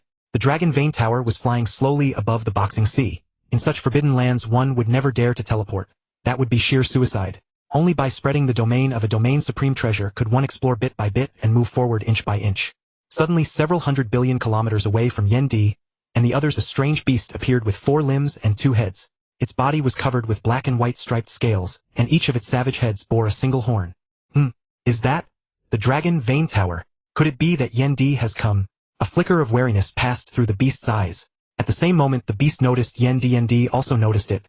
It's actually Lord Benqi of the Dark Giant Rhino Clan from the first reincarnation era. It is said that the Dark Giant Rhino Clan excels in the Dark Tao of the Light Ray Law, and that Lord Benqi through a life mutation grew 2 heads. With 2 heads, he can wield both the power of darkness and the power of light at the same time.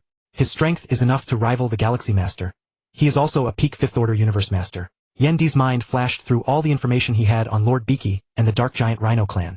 In the first reincarnation era, the Dark Giant Rhino Clan could not be counted among the peak races, and it had only one supreme powerhouse. Moreover, that supreme powerhouse possessed no ultimate supreme treasure, kept an extremely low profile, and was relatively weak in strength. Lord Benqi, Yen Di. Lord Benqi watched Yen Di warily, knowing full well that Yen Di was not someone to be trifled with. Although Lord Benqi did not know that Yen Di had defeated 3 Universe Masters of the Divine Eye Clan at once, he did know that Yen Di had defeated Lord Wuhuan 1,000,000 epochs ago. Therefore he calculated that with his own strength, if they came to blows 8 times out of 10, he would be defeated. Yen Di also watched Lord Benqi warily, though he was confident he could defeat him. But to kill Lord Benqi without resorting to a void true god level will would still be extremely difficult to accomplish. The reason Yen Di had been able to kill Lord Tuyu and Lord Julie at that time was that his strength was indeed slightly greater than theirs. Yet the difference was limited. As for the true reason he had slain them, it was because the frozen universe could suppress them, leaving them no chance to flee. But Lord Benqi was a different matter. He possessed a domain supreme treasure second only to an ultimate supreme treasure, the Light Dark Realm. With the might of the Light Dark Realm, even if Yen Di overlapped his frozen universe with the Galaxy Realm, he still could not suppress Lord Benqi. At best, he could only match the power of Lord Benqi's Light Dark Realm.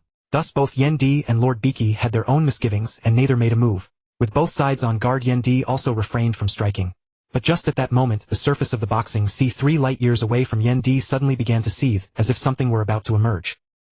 Is a supreme treasure about to appear? Yen Di wondered. Judging from these ripples, it was highly likely that a supreme treasure was emerging. Could a supreme treasure be appearing? Lord Benqi also sensed the disturbance in the area. There, on the seething sea surface, a strange piece of metal over 1,000,000 kilometers in diameter suddenly appeared. The metal was entirely water blue, radiating a soft blue glow. It's Bohai Mithril. Go! Yen Di and Lord Benqi both shouted at the same time, and charged straight toward the newly emerged Bohai Mithril. Bohai Mithril was a metallic material unique to the Bohai realm. It was on the same level as the ice crystal stone that served as the main material for the ice breath armor. It could be regarded as an auxiliary material for forging ultimate supreme treasures, and a main material for forging peak supreme treasures. Its value was only slightly lower than that of a top-tier domain supreme treasure. Lord Benqi then drove his light dark realm toward the Bohai Mithril to seize it, and Yen Di was unwilling to be outdone. He unleashed the Galaxy Realm while also deploying the Frozen Universe. The might of the two sides was essentially equal, and neither could overpower the other. With mutual suppression making teleportation impossible, they could only travel by flying. Whoosh! Ha ha ha! Lord Benqi, I've secured the Bohai Mithril. I'll take my leave now. No need to see me off. Yen Di laughed heartily. Yen Di had originally been closer to the Bohai Mithril, and both sides' suppressing power was equal. Since the flight speeds of Universe Masters were largely the same, it was only natural that Yendi obtained the Bohai Mithril first. Humph! Yendi, you've taken the treasure. How could I let you leave so easily? Lord Benqi sneered. At the same time he drove the light-dark realm at full power, making it impossible for Yendi to leave quickly. Oh, then what do you want, Lord Benqi? Are you suggesting we fight? Yendi retorted. Even so, without deploying a void true god level he was not confident that he could kill Lord Benqi. But if the other party refused to see reason, he would not mind teaching him a lesson. There is no need for that. It's just that the outside world is full of rumors about how gifted you are, Yendi, and how mighty. Today I wish to test my skills against you and see for myself what you are truly capable of. Very well, then make your move. Although the divine body Yendi had damaged in the Kumosi had not yet recovered, he still had no need to fear Lord Benqi. Good. Yendi, you are refreshingly forthright. Then take my strongest strike. With a tremendous roar, Lord Benqi made both of his horns blaze with strange light at the same time. One horn was blindingly bright while the other seemed to drink in all the light around it. After night comes dawn, and after dawn comes night again. Night and dawn cycle endlessly, light and darkness alternate. Dawn. The light of Lord Benqi's two horns then alternated just as night and dawn succeeded each other. In the end it coalesced into a dawn-like beam of light and shot toward Yendi. Lord Benqi's strongest attack. Dawn. This is the perfect chance to test my Shurgondang. Yendi took out Shurgondang, shrank himself to over 1,000 kilometers in size, and hid behind the area where the black stone was set into the shield. Boom! The beam struck Shurgondang. Hidden behind it, Yendi felt the shield tremble violently. Yet apart from that he sensed not the slightest threat. Haha! Shurgondang has truly not disappointed me. It can fully withstand a peak 5th order attack. Its value is definitely not much lower than that of a wonder-class treasure. Yendi thought happily. What? Yendi is barely injured. This Yendi is truly unfathomable. Lord Benqi exclaimed in astonishment. His own strongest attack had been utterly useless against Yendi. What was more, Yendi's shield was definitely on the same level as his light-dark realm. Realizing that his attack had no effect on Yendi, Lord Benqi turned and left. Yendi and his companions then continued on their journey. 300 years after Yendi departed from the boxing sea, he and his companions finally arrived at the Haywen stone pillar. Brother Yendi, is this the black-marked stone pillar? Yudai the Flower Empress asked. Both Yendi and Yudai the Flower Empress stood in shock. The 16 black-marked stone pillars towering over 1,000 light-years each radiated overwhelming might. Even the most supreme treasures would pale in comparison. Moreover, all 16 pillars were engraved with profound mystic patterns. A distant glance at them seemed to draw one in forever, yet they remained incomprehensible. Which pillar should I cultivate under? Among the black-marked stone pillars stood 3 supreme powerhouses. Pillar 9 was the territory of Ancestor Shualan. Ancestor Shualan was extremely evil in nature, and one generally must not offend him. Pillar 2 belonged to Star Lord Benqi, who was mild-mannered and highly respected. As for Hengxing the demon god, that fellow was erratic and capricious, making him the most troublesome of the 3. Yendi's mind flashed with information about the black-marked stone pillars, and for a while he found it hard to decide which pillar to cultivate beneath. Yudi, which black-marked stone pillar do you think we should train under? Unable to decide on his own, Yendi asked Yudai the Flower Empress. Wherever Brother Yendi goes, I'll go there. Yudai the Flower Empress answered without hesitation. All right. Yendi felt helpless. The current Yudai reminded him of a saying from the world of his previous life. Women in love have negative IQs. Then let's go to the 12th black-marked stone pillar. There are few people there and the terrain is relatively hidden. Yendi was not going there to temper his will. Instead, he would make use of the time acceleration to comprehend the laws, comparing and pondering the mystic patterns on the black-marked stone pillars to elevate his mastery of secret arts. I will do whatever Brother Yendi says. Yudai the Flower Empress answered just as straightforwardly. Let's go. Yendi and Yudai the Flower Empress shot toward the 12th black-marked stone pillar, and the flow of time around them quickened step by step. 100 times. 500 times. 1550 times. 5000 times. Huff, huff. Brother Yendi, I can't hold on any longer. Let's stay here. Yudai the Flower Empress said, gasping for breath. Is this about the limit of a universe master's willpower? Yendi said silently in his heart. Alright, then you train here, Yudai. I'll go ahead and leave a divine avatar, then come back to accompany you. Take care, Brother Yendi. Yendi continued forward and the time acceleration grew faster and faster without cease. 15000 times. 20000 times. 28000 times. Suddenly a strange figure appeared before Yendi. An alien creature with a single foot, 5 eyes, and no mouth. The alien said arrogantly, "Boy, what's your name? Not bad willpower. A universe master, yet you can actually make it this far. A universe master I've never seen. And this aura and tone. Could it be?" Suddenly Yendi thought of someone. a supreme powerhouse who loved to cause trouble around the black-marked stone pillars, Hengxing the demon god. Yan Di immediately replied. I'm called Yan Di, got it? My willpower is far stronger than this. Not something your feeble will can compare to. In fact, what Yan Di said was true. Although Hengxing the demon god's blood sea demon armor could unleash willpower attacks, his own willpower was not strong. At most it was at the limit of a supreme powerhouse. Of course that not strong was only relative. In truth, Hengxing's willpower at the limit of a supreme powerhouse still ranked among the top in the cosmic sea. Yan Di's willpower, however, had reached the intermediate stage of the void true god level. Naturally, Hengxing could not compare. But when these words reached Hengxing's ears, they sounded completely different. Hengxing, whose temper was like that of an old child, flew into a rage. Boy, you actually dare say that I, Hengxing the demon god, have weak willpower. I'll duel you. A duel? Yan Di was no fool. How could he duel a supreme powerhouse? He immediately asked, Hengxing the demon god, do you think your willpower is stronger than mine? You're dissatisfied because I said your will is weak. Humph. How could the will of the great Hengxing the demon god be weaker than that of a weakling universe master like you? Hengxing the demon god snorted coldly. Fine, Hengxing the demon god, since you claim your will is stronger, do you dare bet with me? If you don't dare, then get lost. Yan Di said with a face full of arrogance. At that moment the Oscar-worthy acting skills from his previous life could be put to use again. Ah! You're making me furious. Come on, weak universe master. Tell me what you want to bet. I, Hengxing the demon god, will agree to it. Hengxing said with a furious expression. Hengxing was truly angry. When had the great Hengxing ever been looked down upon by a universe master? Wherever he went people flattered him and feared him. Good. You've got guts, Hengxing the demon god. Yan Di showed an appreciative expression. Humph. Hurry up and say what the stake is. Hengxing said impatiently. Fine. Since you're so straightforward, Hengxing the demon god, let's bet on whose willpower is stronger. Yan Di looked at Hengxing with a look of contempt. Okay, a will bet it is. Then let's start quickly. Hengxing said anxiously. But in his heart he thought, I, Hengxing the demon god, have willpower at the limit of the universe's strongest. Apart from Star-Lord Beiqi and a few others who can surpass me. Could Yan Di, a mere universe master, truly surpass a supreme powerhouse? Hengxing felt this bet was as good as won. As long as he won against Yan Di, he would teach this arrogant brat a lesson he wouldn't forget. Hengxing the demon god, don't be so anxious. Since we're betting, there should be a stake. What stake? Hengxing asked, puzzled. Since we're betting, we need to decide what happens if you win and what happens if you lose. Yan Di said with a meaningful smile. Oh, right. If I win, I must teach you, little brat, a good lesson.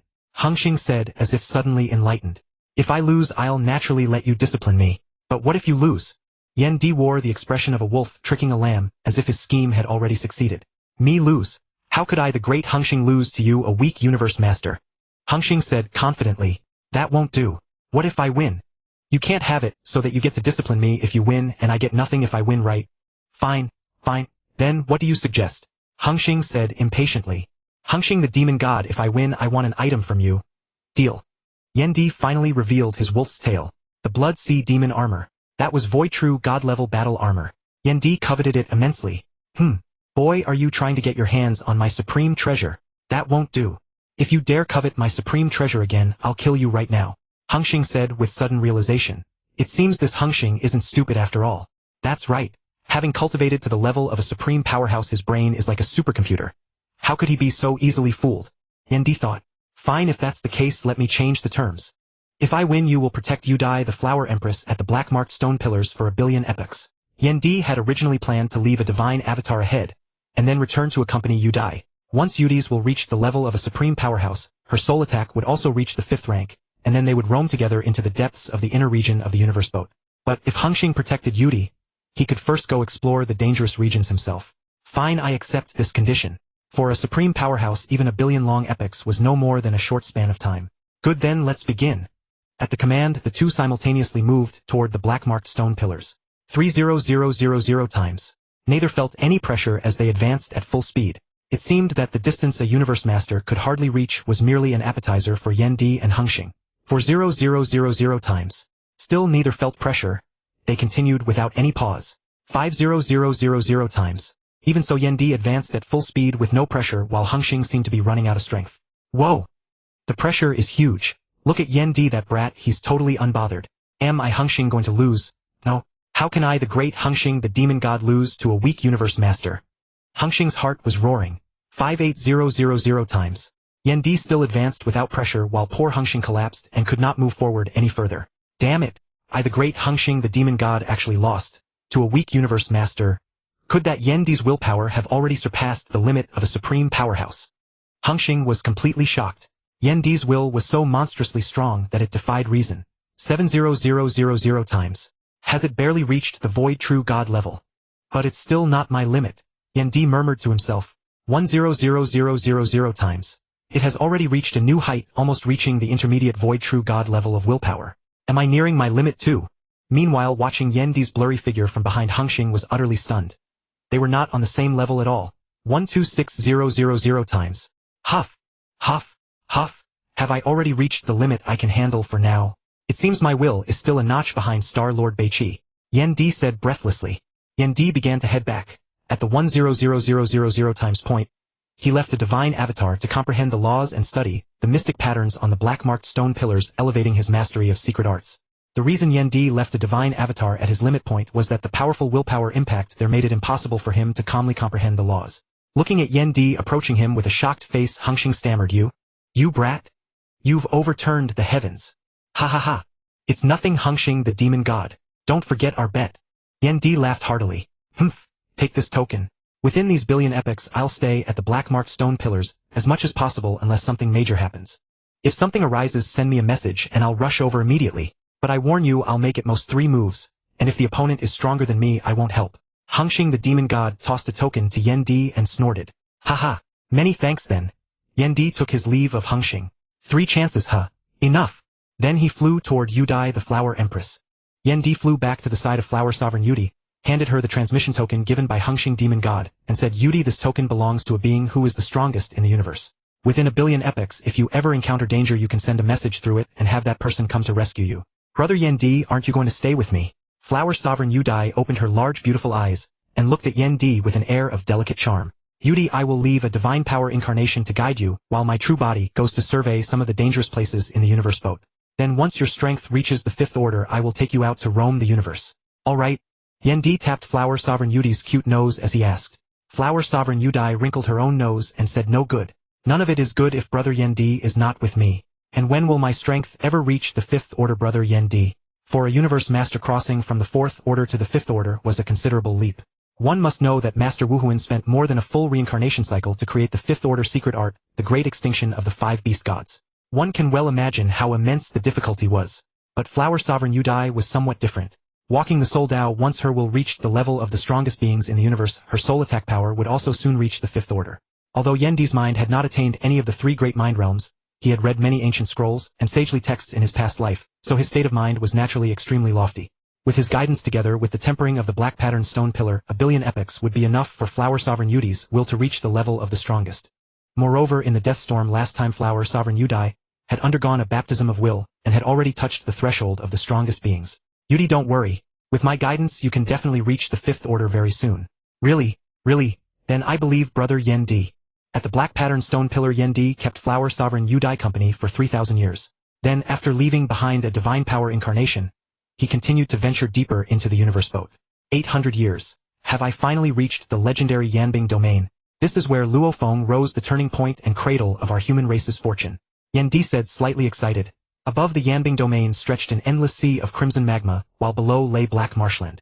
From time to time great sheets of magma fell into the black marsh below, sending up sizzling sounds.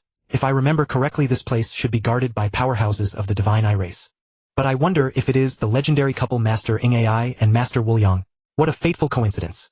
Master Aiying, whom I beat away last time, is actually Master Ng Ai's brother. This feud is now well and truly formed. Yandi muttered to himself. The Ingwu couple were both 5th order universe masters and renowned powerhouses in the universe sea. Master Wuliang's soul attacks were no less formidable than Master Jingyan's, while Master Ng Ai's close combat ability was not much inferior to Yandi's. The inner region of this universe boat is truly dangerous. Even a top-grade palace-type supreme treasure would be blasted to pieces. Yandi sat in the dragon pattern tower looking at the scene outside the Yanbing domain and sighed. But this also created a situation: any treasure that appeared in the depths of the universe boat would be at least a peak palace-type supreme treasure. If it were too inferior, it would be destroyed directly by the natural environment here. The deep inner region of the universe boat, especially a perilous place like the Yanbing domain near its core, was exactly such a fierce environment. Any random whirlwind bolt of lightning or drifting stone could shatter a top-grade palace-type supreme treasure. Each was immeasurably stronger than a full-force strike from an ordinary strongest being. Alas, I'll simply have to explore slowly. Let me investigate bit by bit. Our human race has far too few maps of the depths of the universe boat. I'll fill them in one piece at a time. Yan Di let out a sigh. The 3 great forbidden regions were truly too vast. Even the strongest beings could explore only 1/10,000,000th of them in 3 reincarnation eras, let alone the humans of the primordial universe. Yan Di had already been in the Yanbing domain for during this period sitting in the dragon pattern tower, he had gradually surveyed and basically understood the threats of the Yanbing domain. The dangers here were relatively clear-cut, otherwise Yan Di would not have found it so easy to map them out. This speed was already extremely fast. One had to remember that Yan Di did not possess a palace-type supreme treasure at the paramount level, so he did not dare to charge about recklessly. Unfortunately, not a single supreme treasure had emerged, though he had crossed hands with powerhouses many times.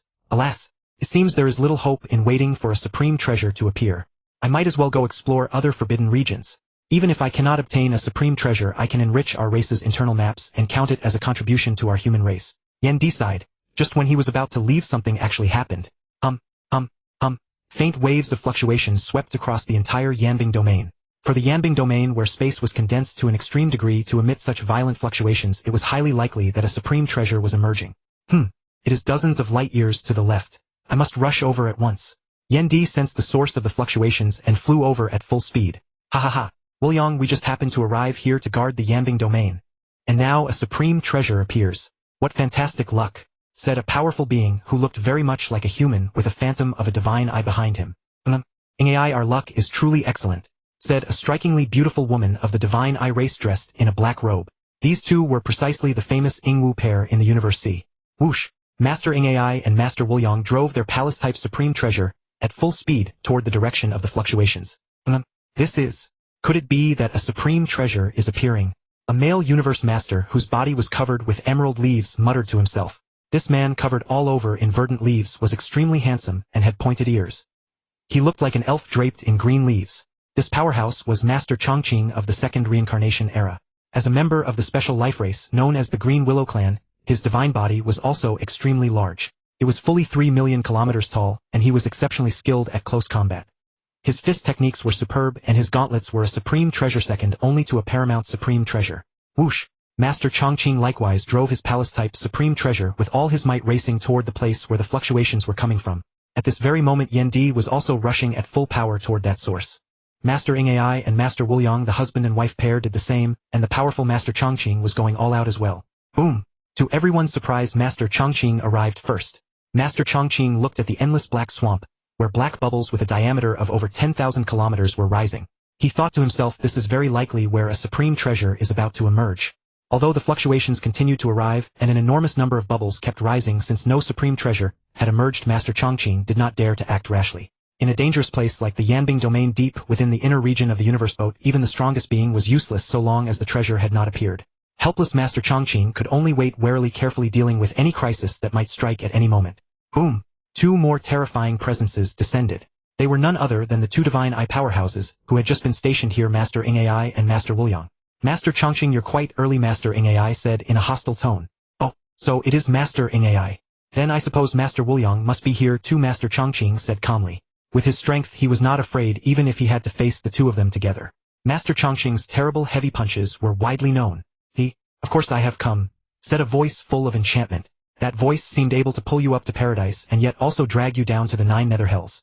Humph! Master Wuliang, don't use your petty tricks on me. Such a bit of soul attack is useless against me, Master Chongqing said with a cold snort. Cut the nonsense, Master Chongqing. This Yanbing domain is guarded by our divine eye race. I think you had better leave at once rather than make the 2 of us move to drive you away, Master Ngai said coldly. Your divine eye race? Humph! Are you saying all 3 great forbidden regions belong to your divine eye race? Your race is indeed overbearing, but I Chongqing am not afraid of the 2 of you. Master Chongqing replied without yielding. In that case, we'll have to test our true skills. Master Ngai was not slow to act. He immediately prepared to fight in order to drive Master Chongqing away. Humph! If you want to fight, then fight. Let my iron fists take on the 2 of you, Ing and Wu. Master Chongqing was likewise unafraid, and directly took up his stance, ready to wage a great battle against them. How could a top-tier 5th-order universe master like Master Chongqing be cowed by threats? Just then a voice came over. The supreme treasure has not yet appeared. Why must the 3 of you resort to fists and blades? Yan Di! All 3 powerhouses exclaimed in surprise. I never thought the celebrated genius universe master Yan Di would come, Master Chongqing said with a hint of admiration. Genius universe master? Yan Di was bewildered. When had he acquired such a title? Yendi, you actually came too. A voice tinged with resentment drifted over. Yendi turned his head and saw that it was Master Ai. He said, "What cannot I this emperor come? Humph, where you Yendi go is none of my business." Master Ai snorted coldly, his tone making no effort to conceal his resentment and dread of Yendi. The outside world did not know that Yendi had single-handedly defeated 3 top-tier 5th-order universe masters of the Divine Eye race, but within the Divine Eye race it was extremely well known. Moreover, Master Ai was the elder brother of Master Ai, and naturally knew this matter extremely well. Precisely because of this he understood even more clearly how terrifying Yendi was. Yendi did not take up the conversation, knowing that saying such things now was meaningless. The most important matter at hand was to seize the supreme treasure that was about to appear. As for killing Master Ai and Master Wuliang, that was somewhat unrealistic. Unless he directly unleashed willpower at the Void True God level, there was only a chance that he could keep Master Ai behind. As for Master Wuliang, whose will had absolutely reached the level of the strongest beings, Yendi did not have much confidence either. For a time, with Yendi's addition, all 3 sides quieted down and waited for the supreme treasure to emerge. Boom, boom, boom. Finally, there was new movement where bubbles had been rising beneath the black swamp. A corner of a supreme treasure emerged. Judging by its shape, this is most likely an armor-type supreme treasure. Yendi estimated inwardly as he watched the exposed corner. Any weapon class or battle armor supreme treasure born in a place like the Yanbing domain would reach the peak ultimate grade of preciousness. They were basically on the same level as the Yen Divine Halberd and the Tribulation armor. Treasures of this level were extremely precious even to a 5th-tier universe master.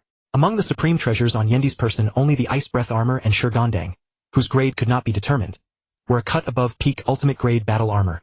The rest were merely at this level, and even the Xinghe realm was somewhat inferior. At the peak ultimate grade, every supreme treasure was extremely precious no matter its type. What mattered most was compatibility. As they watched the treasure about to be born, the 4 powerhouses tensed their nerves, ready to strike at any moment. Swoosh! It's out! Move! Without any hesitation, Yendi and the other 3 all reached for the emerging battle armor supreme treasure. At the same time, they all drove their domain-type supreme treasures at full power to suppress their opponents. After all, the movement speed of universe masters was restricted by the primal will, and there was basically little difference among them. If one's domain-type supreme treasure could surpass the opponents by a notch, it would provide a tremendous advantage in suppressing rivals contending for treasures, fleeing for life and fighting. Buzz, buzz, buzz. All 4 universe masters began suppressing one another. The domain-type supreme treasures of the married couple, Lord Ai and Lady Wuliang, were peak ultimate grade, as was Lord Chongqing's. Only Yendi's was a notch inferior. Thus Yendi's speed was also the slowest. Do you think you can suppress me like this? You have truly underestimated me, Yendi. Yendi sneered inwardly. Boom. Frozen Universe. Yendi directly unleashed his innate secret art Frozen Universe. A miniature universe a full light year in diameter instantly engulfed them all. With the Xinghe realm's augmentation added to it, the might of its suppression and restraint was second only to an ultimate treasure. For a moment Yendi gained the upper hand and quickly flew toward the emerging supreme treasure. Not good. That's Yendi's innate secret art Frozen Universe. We absolutely cannot let him succeed. Lord Ai exclaimed in alarm. Yendi's Frozen Universe move had an extremely fearsome reputation. Some powerhouses in the Universe C even believed that at least a third of Yendi's combat strength relied on Frozen Universe. Nor was this claim without truth. With Frozen Universe, Yendi was devastatingly practical, whether intercepting enemies or fleeing. Lord Chongqing, we cannot let Yendi succeed like this. How about we join forces against him? Lady Wuliang asked. Fine. Lord Chongqing agreed without the slightest hesitation. Then let's strike together. Absolute sky-shattering fist. Overlord Void Slash. Illusory Dream, Drunken Heart, Butterfly. The 3 universe masters struck at the same time. Lord Chongqing's absolute sky-shattering fist transformed into a colossal Saiyan fist shadow over 10 billion kilometers in diameter, hurtling toward Yendi. Lord Ai's Overlord Greater Void Slash turned into a giant cleaver, a full 10 billion kilometers in diameter, and chopped toward Yendi. Lady Wuliang's soul attack meanwhile transformed into sky-filling dream-drunken butterflies that flew at Yendi. Facing the strongest attacks of 3 5th-tier universe masters, Yendi did not dare to be the slightest bit careless. He immediately activated Blazing Fury mode, layering the source power of his miniature universe onto himself and defending with all his might. Boom, boom, whoosh. 2 dreadful physical attacks slammed into Yendi's body, producing a terrible sound. Yendi's entire form was blasted away at a speed exceeding 100 times the speed of light. Lady Wuliang's soul attack meanwhile eerily burrowed into Yendi's body, trying to bewitch him and directly destroy the source of his soul. Unfortunately, after being weakened twice by the Ice Breath armor and the Primal Soul, the soul attack had become utterly fragile and was crushed directly by Yendi's will. Cough, cough. This Lord Chongqing's physical attacks are formidable indeed. He actually affected me even while I was in Blazing Fury mode. Yendi coughed. Lord Chongqing had always been the strongest of the 3 universe masters. With his pure mastery of secret arts alone, he had already reached the 5th tier limit. Coupled with his pair of gauntlets, second only to ultimate treasures, and the empowerment of a peak ultimate grade domain type supreme treasure, his attacks faintly surpassed the 5th tier limit. Lord Ingai's attack power also overlapped with his. As a result, the combined strike of all three barely reached the 6th tier and affected Yendi even in blazing fury mode. What? Could the legend really be true? Does Yendi's ice breath armor possess a fraction of an ultimate treasure's might? Lord Chongqing said in disbelief. I think that rumor is very likely true. The ice breath armor is even a trace more precious than your overlord gauntlets. Lord Ingai echoed. They naturally knew very well how powerful their attacks were. Seeing that Yendi remained almost unharmed, even when they joined forces, they naturally thought of the ice breath armor. Generally below the 6th tier was the might of a peak tier supreme treasure. Reaching the 6th tier proved that a hint of ultimate treasure might have been attained. Wonder relics were an example. Even a supreme treasure second only to an ultimate treasure was of little use to the strongest beings of the universe. But wonder relics were different. Take the Black Cosmos founder of that era for instance. While the three were discussing, Yendi flew straight toward the treasure that had emerged. Because he had been blasted away by their combined attack, he was already extremely close to that battle armor. Ha ha ha, everyone, I'll take this treasure now. Yendi laughed heartily as he reached his hand toward the treasure. Damn it, Yendi, stop right there. Yendi, stop. That supreme treasure is mine. The three universe masters roared furiously at the same time. Although a forbidden land like the Yanbing domain produced supreme treasures of extremely high quality, one would be born only once every several million or tens of millions of epochs, sometimes even once in hundreds of millions of epochs. A peak ultimate grade supreme treasure like this was extremely precious. Heh, screaming is useless. The treasure is still mine. Yendi snickered and stored the treasure directly into his dragon pattern tower. Yendi, hand over the treasure or don't even think about leaving alive today. Lord Ingai roared. At the same time, he secretly sent a voice transmission to Lord Chongqing. Brother Chongqing, join my wife and me in dealing with Yendi. Once we get the treasure, we'll split it evenly. What do you say? Fine. Since his own interests were at stake, Lord Chongqing naturally would not be soft-hearted. You won't let this emperor leave. Do you truly think this emperor fears the three of you? Yendi retorted without showing any weakness. As long as an attack had not truly reached the 6th tier, it could not break through Yendi's blazing fury mode. How could Yendi fear them? Besides, he had not yet used that supreme treasure Shurgondang. Boom. Slow as it is to tell, quick as it was to happen. From the moment Yendi used Frozen Universe, barely 6 seconds had passed until now. Frozen Universe's duration was almost over, so Yendi directly self-detonated it. Although its power was ordinary for the 5th tier and not especially strong, Lord Chongqing and the others still had to defend with all their might. While Lord Chongqing and the others were defending, Yendi once again unleashed Frozen Universe, drawing all of them inside it. Polar Grand Detonation. Yendi raised the Yen Divine Halberd high and chopped down with all his strength. A blade light roughly 10 billion kilometers long slashed toward the three universe masters opposite him. With all the various augmentations, this attack of Yendi's could be considered to have reached the 5th tier limit. Boom! At the same time, he self-detonated Frozen Universe again. The convergence of the two powers raised the might of Yendi's attack to another level. Roar! What a Lord Chongqing! Facing Yendi's attack, he did not defend at all. He simply lifted his iron fist and smashed it straight at the incoming blade light. Swoosh! The terrifying blade light shot past Lord Chongqing and attacked Lord Ingai. Lord Ingai raised his great cleaver and defended with all his might. Boom! The terrifying blade light finally exploded, splitting into countless smaller blades that surged toward Lord Ingai and the other two. Boom! Boom! Boom! Facing Yendi's attack, Lord Ingai and the other two were all affected to varying degrees. After all, not every universe master whose attack reached the 5th tier also had a defense that reached the 5th tier. This Yendi is truly formidable. His attacks are actually not far behind mine. Lord Chongqing marveled. Although Lord Chongqing's attacks were a notch superior, his defense was far inferior to that of Yendi, who possessed the ice breath armor. Check this. Is this Yendi's true strength? Lord Ingai stammered.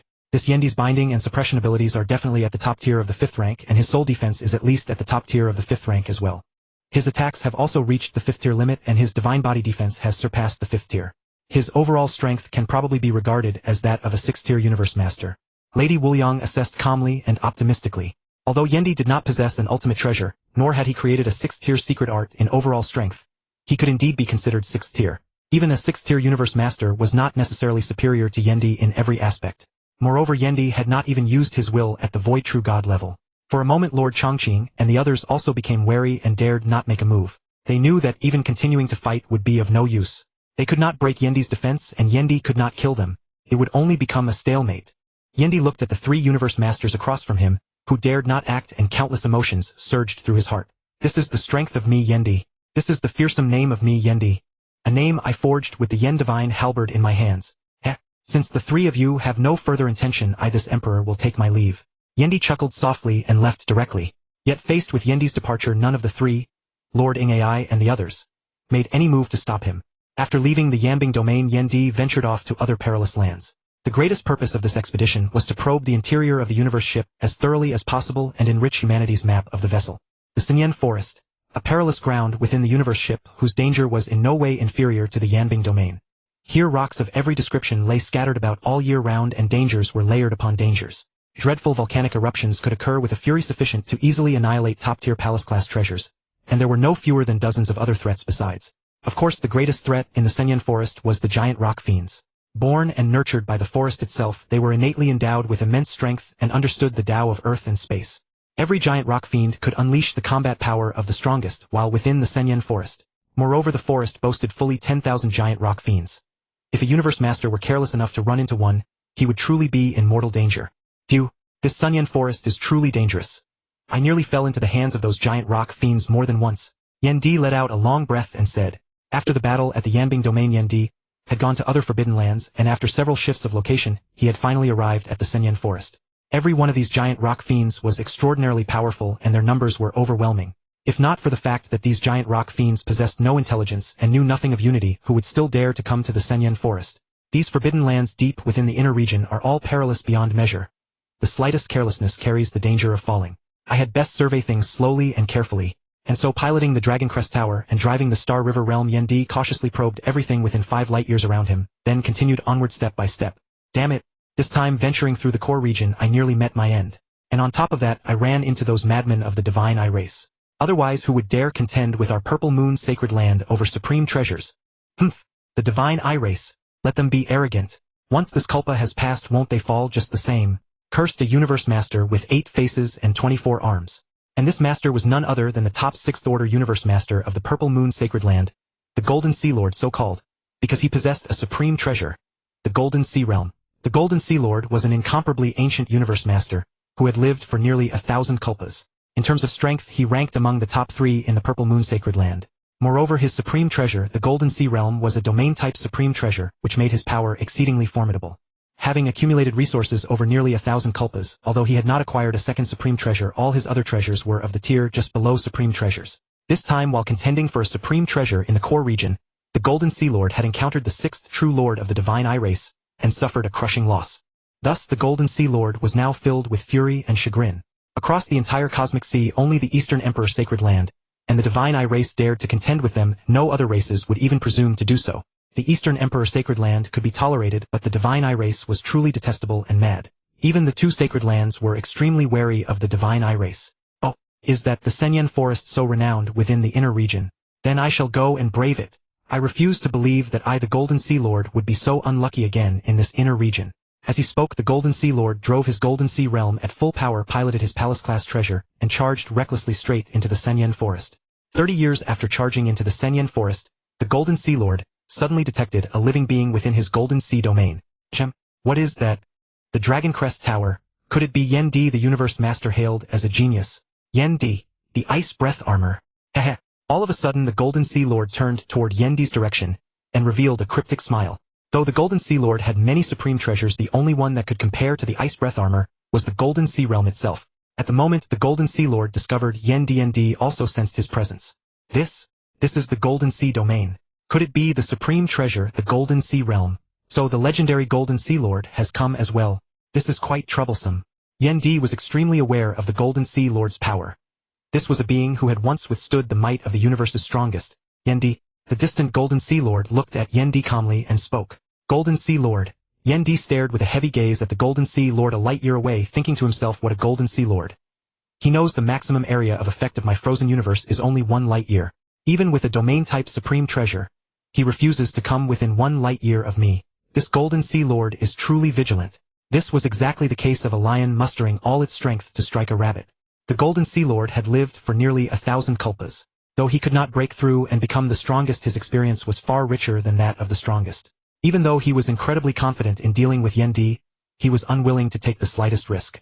The Golden Sea Lord watched the wary Yendi, and said unhurriedly, Yendi, it is said that your ice breath armor possesses a portion of a supreme treasure's might. I am willing to trade 3 treasures each second only to a supreme treasure for it. Would you be willing? Humph. Golden Sea Lord, I would trade every treasure on my person for your Golden Sea realm. Would you be willing? Yen Di snorted coldly. What a joke. How could a battle suit like the Ice Breath armor ever be exchanged to another person? With the Ice Breath armor, Yen Di feared no attack below the 6th order. Armor second only to a supreme treasure did not possess such might. Hearing Yen Di's reply, all 8 faces of the Golden Sea Lord contorted with ferocity, and he said, Yen Di, since you refuse to trade, then go and die. Boom! The Golden Sea Lord drove the Golden Sea realm with all his might. Yen Di instantly felt as if he could not move so much as a fraction. The Star River realm's resistance was utterly futile. Under the Golden Sea Lord's full drive, the Golden Sea domain transformed into a chopping blade about 10 billion kilometers long and swung toward Yen Di. Facing that golden blade descending upon him, Yen Di dared not show the slightest carelessness. He immediately activated violent mode. Bang! Yen Di was sent flying several hundred billion kilometers by that golden blade. Yen Di slowly rose to his feet and said, Heh, what a formidable Golden Sea realm. Relying on its domain alone, it can unleash power at the 5th order limit. Watching Yen Di get up, the Golden Sea Lord's eyes brightened, and he thought to himself, the rumors are indeed true. Yen Di's Ice Breath armor possesses a portion of a supreme treasure's might. My 5th order limit attack actually caused him no harm at all. So the Golden Sea Lord's previous strike had been to verify whether the rumor was true. After all, in the cosmic sea, anything could happen. The truths of rumors were not necessarily always genuine. Since that is the case, Yen Di, I will take your armor, the Golden Sea Lord said with greed dripping from his voice. Ha ha ha, Yen Di am right here. If you have the skill, come and take it. Yen Di laughed heartily. He knew that this time battle was the only option, even fleeing was impossible. A universe master in possession of a domain-type supreme treasure completely suppressed him. Unless he had 6th order attack power or a domain-type supreme treasure of his own, there was no way to break the Golden Sea domain. Good. Yen Di indeed has backbone. Then let me cross blows with this genius universe master. The Golden Sea Lord produced a giant hammer, and all 24 of his arms seized the hammer's haft. According to the intelligence Yen Di had obtained, this hammer-type treasure was the Thunderclap hammer second only to a supreme treasure. Ha! With a great shout, the Golden Sea Lord raised the Thunderclap hammer with all 24 arms at once. He smashed it savagely toward Yen Di. Yen Di showed no weakness whatsoever, directly deploying the frozen universe. Although the distance was too great to suppress the Golden Sea Lord, the small universe still provided him with a certain augmentation of power. Roar! Yen Di likewise rallied all his strength, brandishing the Yen Divine Halberd. He blasted it toward the hammer shadow that came smashing down upon him. Polar Grand Detonation. This time Yen Di offered no defense whatsoever. He directly chose to clash steel against steel. Boom! Boom! Boom! A continuous succession of explosions. Yen Di and the Golden Sea Lord were both sent flying backward several hundred billion kilometers. Cough cough. So strong. This Golden Sea Lord's attack power barely reaches the 6th order. Enough to affect even me in violent mode. The Golden Sea Lord's mastery of secret arts had long reached the 5th order limit.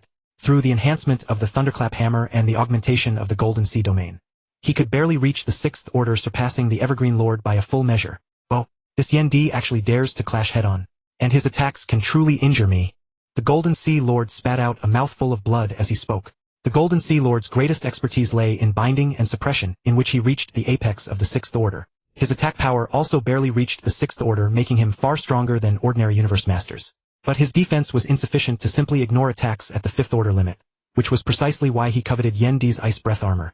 Because defense was his shortcoming, though of course this was all relative. But how could he know that the Ice Breath armor had been specially crafted by Zuoshanke for Yen Di himself? Even if he obtained it, he could not make it recognize him as its master. And even if he did with his divine body, how long could he sustain violent mode? Violent mode seemed easy to use and utterly glorious. But if one's divine body was insufficient, using it was merely courting death. Good. Again, the Golden Sea Lord intended to grind Yen Di down bit by bit, seeing as Yen Di could not escape his binding. Moreover, according to his information, Yen Di had not brought along his Bloodthirsty Vine avatar. Instead, the Golden Sea Lord had brought an avatar. One whose divine body stood a full 10 million kilometers tall. Humph! Again, how could this emperor fear you? Having confirmed the Golden Sea Lord's attack power, Yen Di was utterly fearless. With his current divine body size and the density of his divine power, after activating violent mode, even standing still and letting the Golden Sea Lord pound on him for hours would be no problem at all. Boom! Once more Yen Di and the Golden Sea Lord collided savagely. Both sides chose to clash head-on, leaving not a shred of room for mercy. Boom! Again! Boom! Cough cough! Again! Boom! Oh! Again! By this point in the battle, neither Yen Di nor the Golden Sea Lord dared to relax in the slightest. Of both were striking the other with all their might. Heh!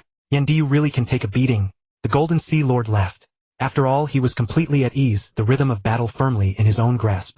Even if he could not defeat his opponent, he could still retreat. With a domain-type supreme treasure, if he wished to withdraw, not even the strongest would necessarily be able to stop him. Humph! This Emperor's strength is far greater than this. Very well then, again. Boom! Boom! Boom! The two clashed head-on for half a day, and in the end they unexpectedly attracted the giant rock fiends. Only then did they join forces to fend off the giant rock fiends and leave that place. After leaving, the Golden Sea Lord made no further move, merely dropping a line. "I can't do anything to you," and departed. Yen Di watched the departing Golden Sea Lord utterly speechless. But in the year that followed, the cosmic sea was thrown into an uproar. For the Golden Sea Lord, whose strength was publicly recognized as ranking among the top 5 universe masters of the cosmic sea, had actually openly admitted that Yen Di's power was sufficient to reach the 6th order. After the battle at Senyen Forest, Yen Di was thoroughly famous. A 6th-stage universe master. In the Primordial Universe, aside from the 3 ancestral gods, no universe master had ever reached the 6th stage. Of course, Yen Di's claim to being a 6th-stage universe master was somewhat inflated, but his overall strength had indeed reached the 6th stage. That fight with Jinhai Master was mostly won because of my divine body and rampage mode. If either one had been missing, it wouldn't have worked. Yen Di chuckled inwardly. This was the advantage of taking the divine body route. Just like a damage-soaking tank in an online game. So what if your attack was stronger than mine? My divine body is tens of thousands of times yours. I could stand still and let you hit me all day. Moreover, although Jinhai Master countered Yen Di, it was unfortunate that his attack power was not high. Unless one had truly reached the 6th stage, rampage mode could not be broken. An attack that barely reached 6th stage power could at most affect Yen Di slightly. This time Yen Di was universally recognized by the Cosmic Sea as a 6th stage universe master. The most astonished were Chaotic City Lord and Giant X. Chaotic City Lord had never imagined that a youngster who had become a universe master only a little over 10 million epochs ago had already surpassed him. In the virtual universe, that fellow Giant X insisted on sparring with Yen Di only for Yen Di to be thoroughly thrashed by Giant X. But it also proved that Yen Di indeed possessed 6th stage universe master strength. From then on, his standing in the human race was second only to Giant X, on par with Chaotic City Lord. Alas, how quickly time flies. Countless years have drifted by so quietly. Yen Di heaved a sigh. During those countless years, Yen Di explored dozens of perilous places of the same order as the blazing ice domain in the depths of the cosmic boat, and accumulated some supreme treasures. He had even created the secret art fire universe at the peak of the 5th stage. Among his gains, the greatest was the myriad swords diagram in his hand. A domain-type supreme treasure second only to a supreme ultimate treasure. The myriad swords diagram was made up of 10080 sword-type high-grade domain supreme treasures, with a peak-grade scroll-shaped domain supreme treasure at its core. Together they formed the myriad swords diagram, whose power was second only to supreme ultimate treasures. With the myriad swords diagram added to frozen universe, Yen Di's suppression and binding ability barely reached the 6th stage. Oh, this place. A new danger zone, the myriad kiln demon grotto. Yen Di looked at the countless caves before him as information about the myriad kiln demon grotto flashed through his mind. The human race had extremely little information about the myriad kiln demon grotto. It was only recorded that after entering it was extremely difficult to emerge again. Within it lurked great horror, and one could easily lose one's way. Moreover, a black wind often blew through the myriad kiln demon grotto. That black wind could destroy a top-tier palace-type supreme treasure. Even a peak palace-type supreme treasure could not endure for long. Only those at peak grade or above were unafraid. Should I go in? Yen Di hesitated. Once he lost his way inside, who knew when he could come out again? Yen Di was not afraid of death, but this avatar carried all his countless years of accumulated wealth, so he naturally did not want to just throw it away. Just as Yen Di was hesitating, an enormous figure rushed out from the myriad kiln demon grotto. It was a giant silver serpent with a divine body 100 million kilometers long. Yen Di looked closely. Is that old thing Dream Demon Ancestor? I can't be this unlucky. Yen Di was dumbfounded.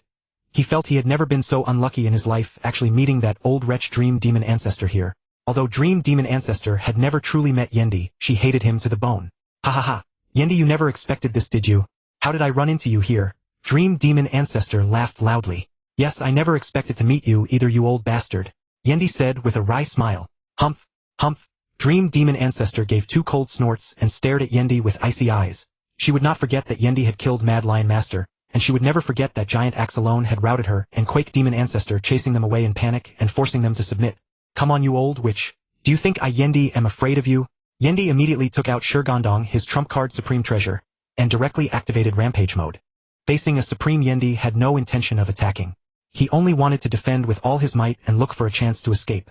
Humph, then just die. Dream Demon Ancestor snorted coldly and lashed her enormous tail. A whip shadow more than 50 billion kilometers long lashed toward Yen Di. Facing the full force attack of a supreme, Yen Di dared not be the slightest bit careless. He directly shrank his divine body to less than 10,000 kilometers and hid behind the spot where the black stone was embedded in Shirgondang. Facing a supreme and trying to clash head-on. Wasn't that just asking for death? Boom! The whip shadow slammed into Shi Gondong, sending Yendi flying at more than 1,000 times the speed of light. Whoosh! Bang! The blasted Yendi crashed into a huge mountain in the distance. And in an instant countless boulders more than a light year in diameter rained down on him. Boom! Yendi blasted apart the boulders raining down on him and fled without hesitation. Cough cough. This old hag's attack power is really fierce. It's definitely reached the 7th stage. Thanks to Shi Gondong I'd have been in real trouble otherwise. Yendi coughed. It turned out that the part of Shi Gondang with the black stone was directly immune to Dream Demon Ancestor's attack. The other parts did not have that power.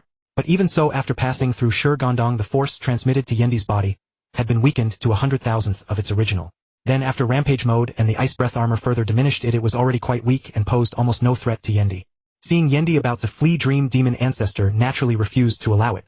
She directly brought out her Dream Ancestor domain and drove it to press down on Yendi. Humph! Do you think you can suppress me with just the Dream Ancestor domain? Watch my Myriad Swords diagram. Unwilling to show weakness, Yendi also directly activated the Myriad Swords diagram, blocking the Dream Ancestor domain suppression. Do you think you can escape? The Dream Ancestor domain was only a peak-grade domain-type supreme treasure. Naturally, it could not suppress Yendi's Myriad Swords diagram. But a supreme speed surpassed the limit speed. Whoosh! Yendi had already fled at 100 times the speed of light. His limit yet Dream Demon Ancestor accelerated with a single burst to nearly 1,000 times the speed of light and caught up to him. Old witch, you're quite fast, aren't you? Seeing Dream Demon Ancestor about to catch up, Yendi immediately used Frozen Universe, enveloping her inside it. With the Myriad Swords diagram powering it, Frozen Universe immediately slowed Dream Demon Ancestor down greatly. Humph! A Universe Master wants to bind me. Break for me! Dream Demon Ancestor's 100 million kilometer long serpentine body erupted with divine power, directly rebounding Yendi's suppression.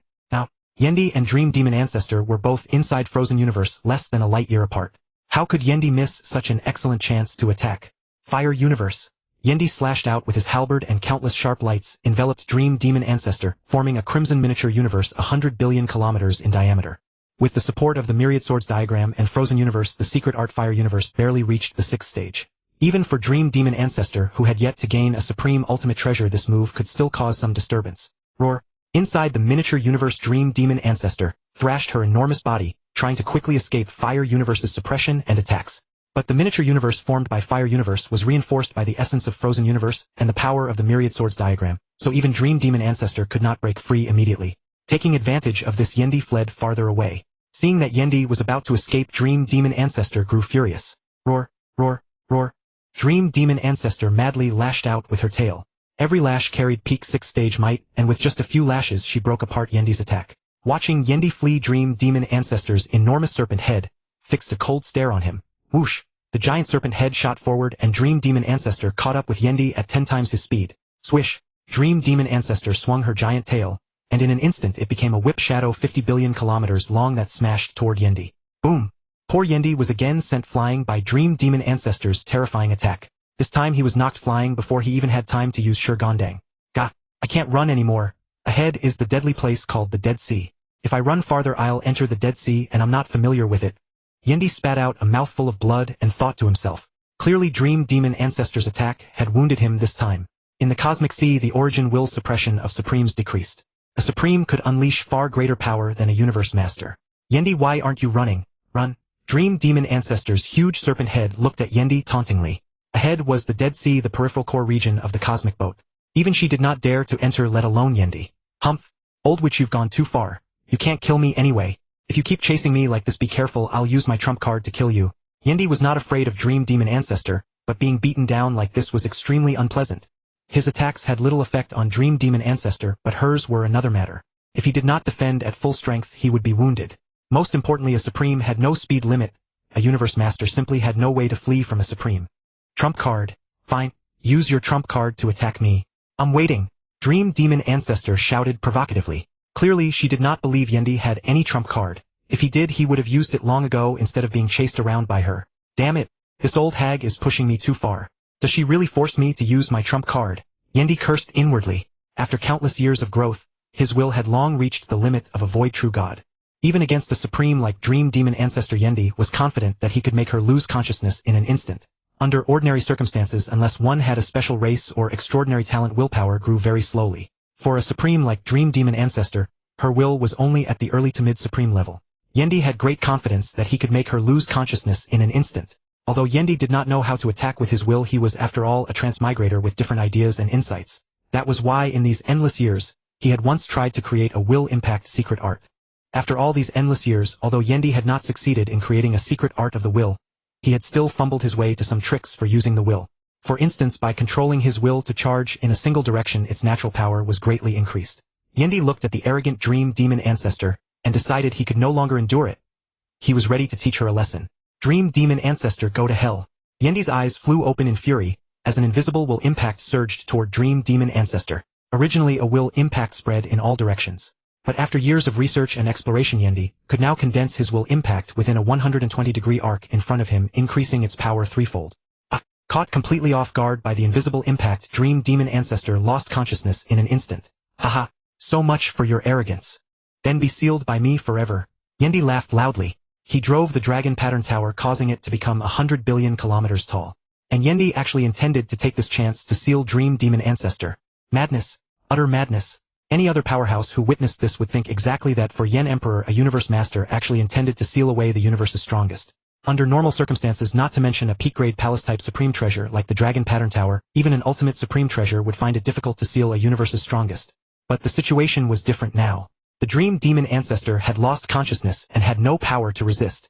Even a top-grade palace-type supreme treasure could seal her away. But could Yen Emperor, a mere universe master, truly seal away a universe's strongest? The moment to witness a miracle had arrived.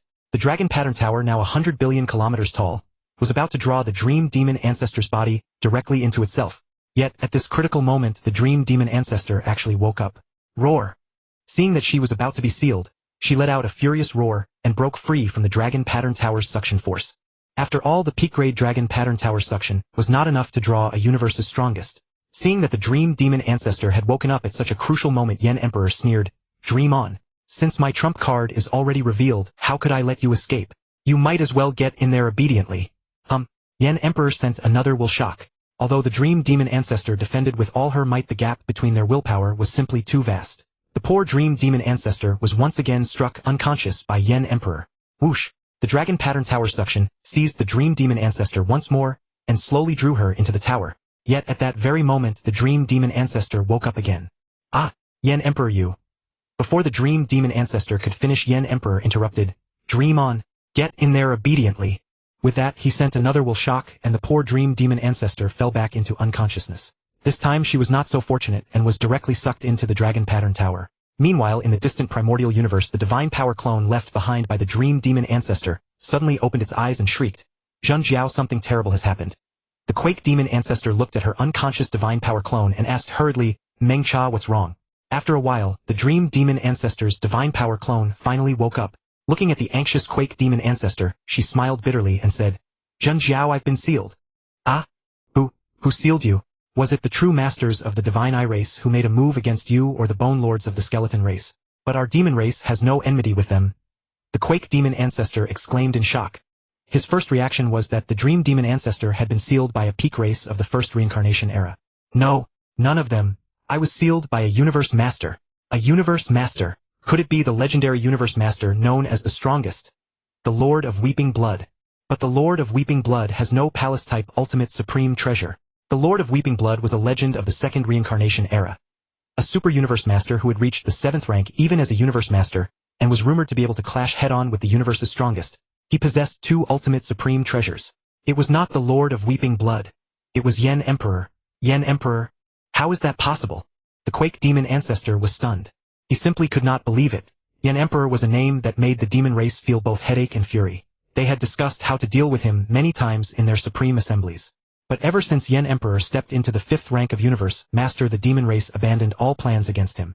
After the Cosmic Sea universally acknowledged Yen Emperor as a 6th rank universe master, the demon race went so far as to list him as someone who must never be provoked.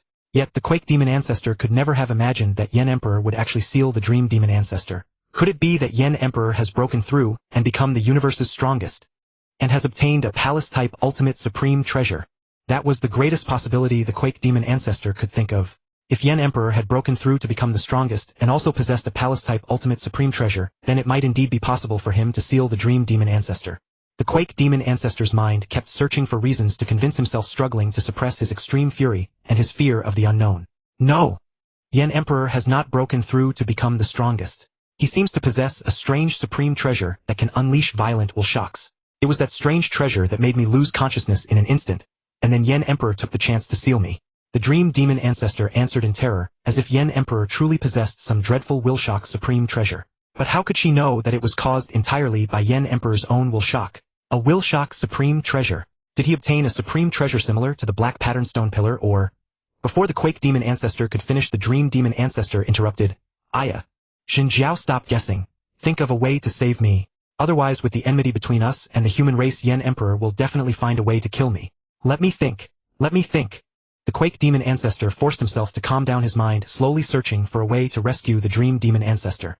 Meanwhile, on the other side, Yen Emperor looked at the sealed dream demon ancestor and laughed heartily. Ha ha ha. Dream demon ancestor, you old fellow, you were so arrogant. Now look, I've sealed you. Humph. Yen Emperor, don't be too smug. Zhenjiao will definitely find a way to save me.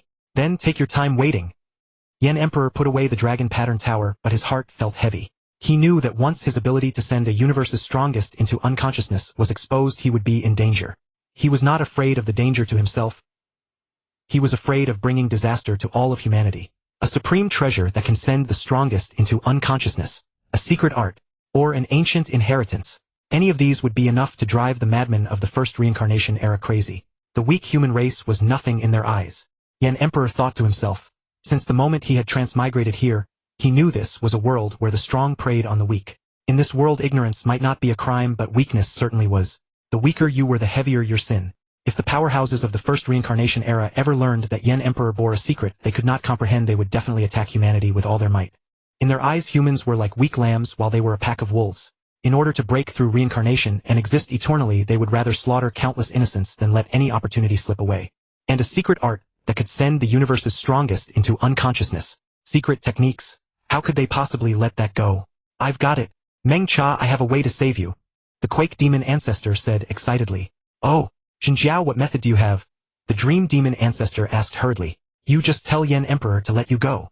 Otherwise, I'll spread word that Yen Emperor has obtained some kind of ancient inheritance that as a universe master, he can seal the strongest, and that he might even possess the means to transcend reincarnation. Will that work? It will. It will definitely work. Just tell Yen Emperor that the madmen of the first reincarnation era are far more insane than you imagine. Then I'll try. On the cosmic seaside, the dream demon ancestor relayed the quake demon ancestor's words to Yen Emperor and thoroughly threatened him. Humph. Go back and tell the quake demon ancestor, if he wants to save you, either he trades his ultimate supreme treasure, or he waits until this reincarnation cycle is over. Yen Emperor snorted coldly. He had already anticipated the dream demon ancestor's threat, and he was not someone who could be scared by such words.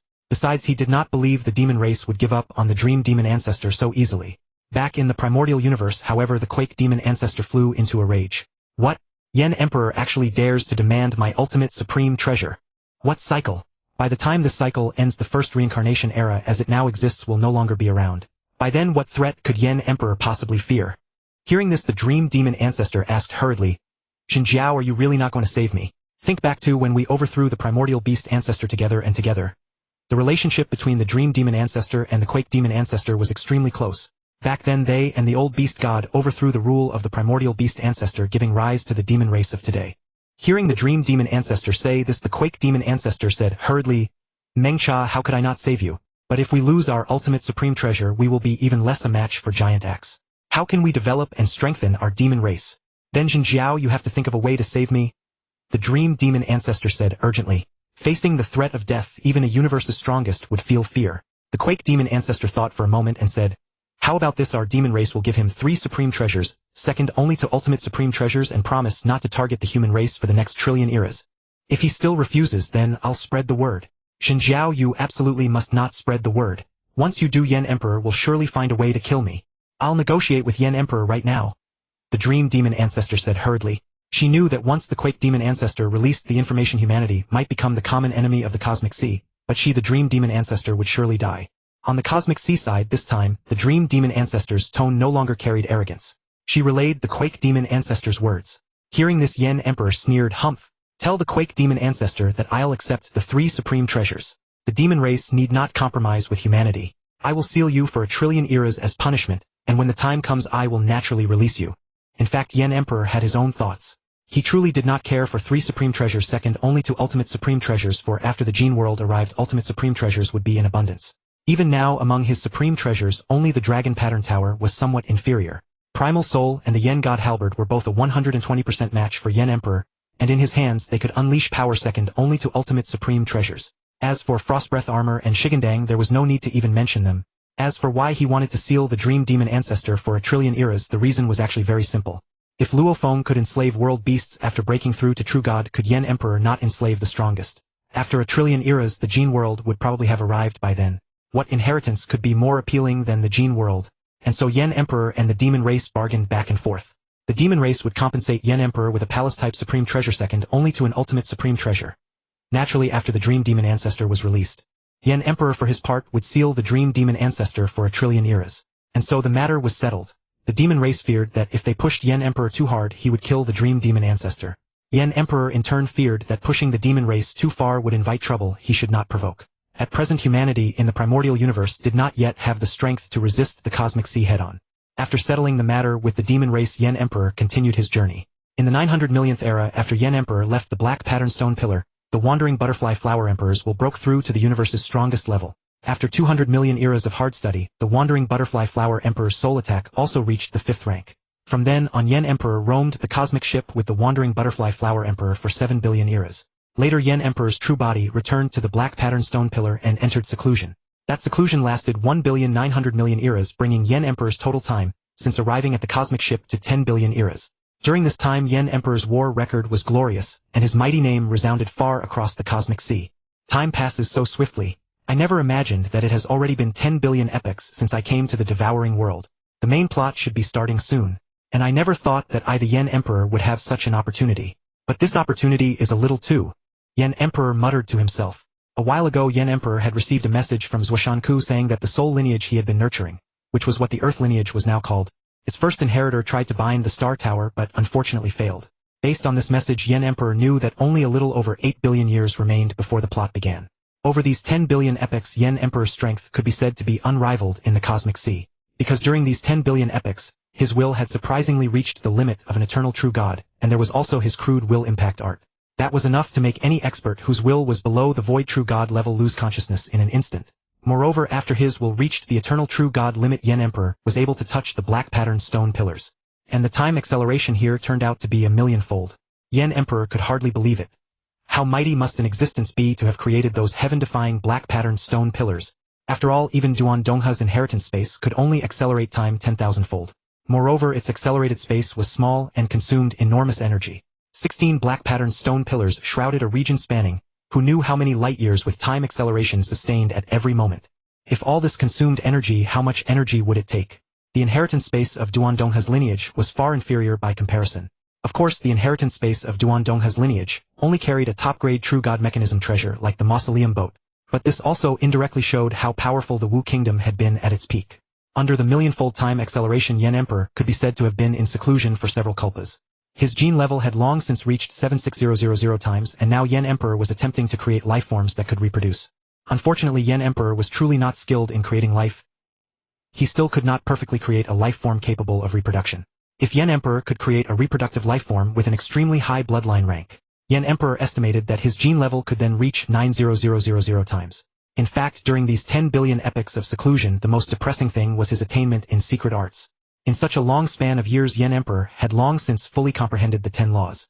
He had mastered all 10081 variations exhaustively. In other words, his insight into the 10 laws had reached the limit of a universe master, yet he simply could not create a 6th-order secret art. Because Yen Emperor followed the Tao of water and fire, that is the 3 laws of water, fire, and void. But he had neither an ancient civilization heritage nor law runes, so naturally, he could not create a 6th-order secret art. The black pattern stone pillars bore many profound secret arts. Moreover, those who could approach them must have reached a terrifying level in both strength and will while alive. Yet precisely because their level was too high, Yen Emperor studying those secret patterns was like an elementary student studying a university curriculum. Counting time, he had studied for nearly 10 accelerated time kalpas. Yet he had gained little. The two were simply not on the same level, even though an elementary student could eventually advance to university.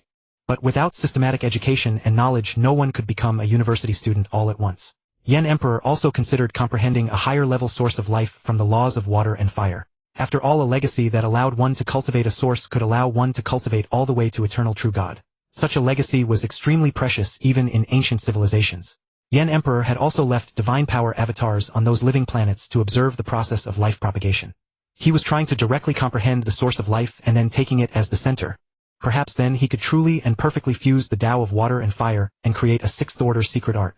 But Yen Emperor felt that he had truly thought too simply. One must know that the source was comprehended by void true gods and was used to break through to eternal true god. Back then Jie Fanzi truly had a plume of blue smoke rising from his ancestral graves. While still a universe strongest, he had directly comprehended the source of life. But Jie Fanzi was a special case across countless culpas.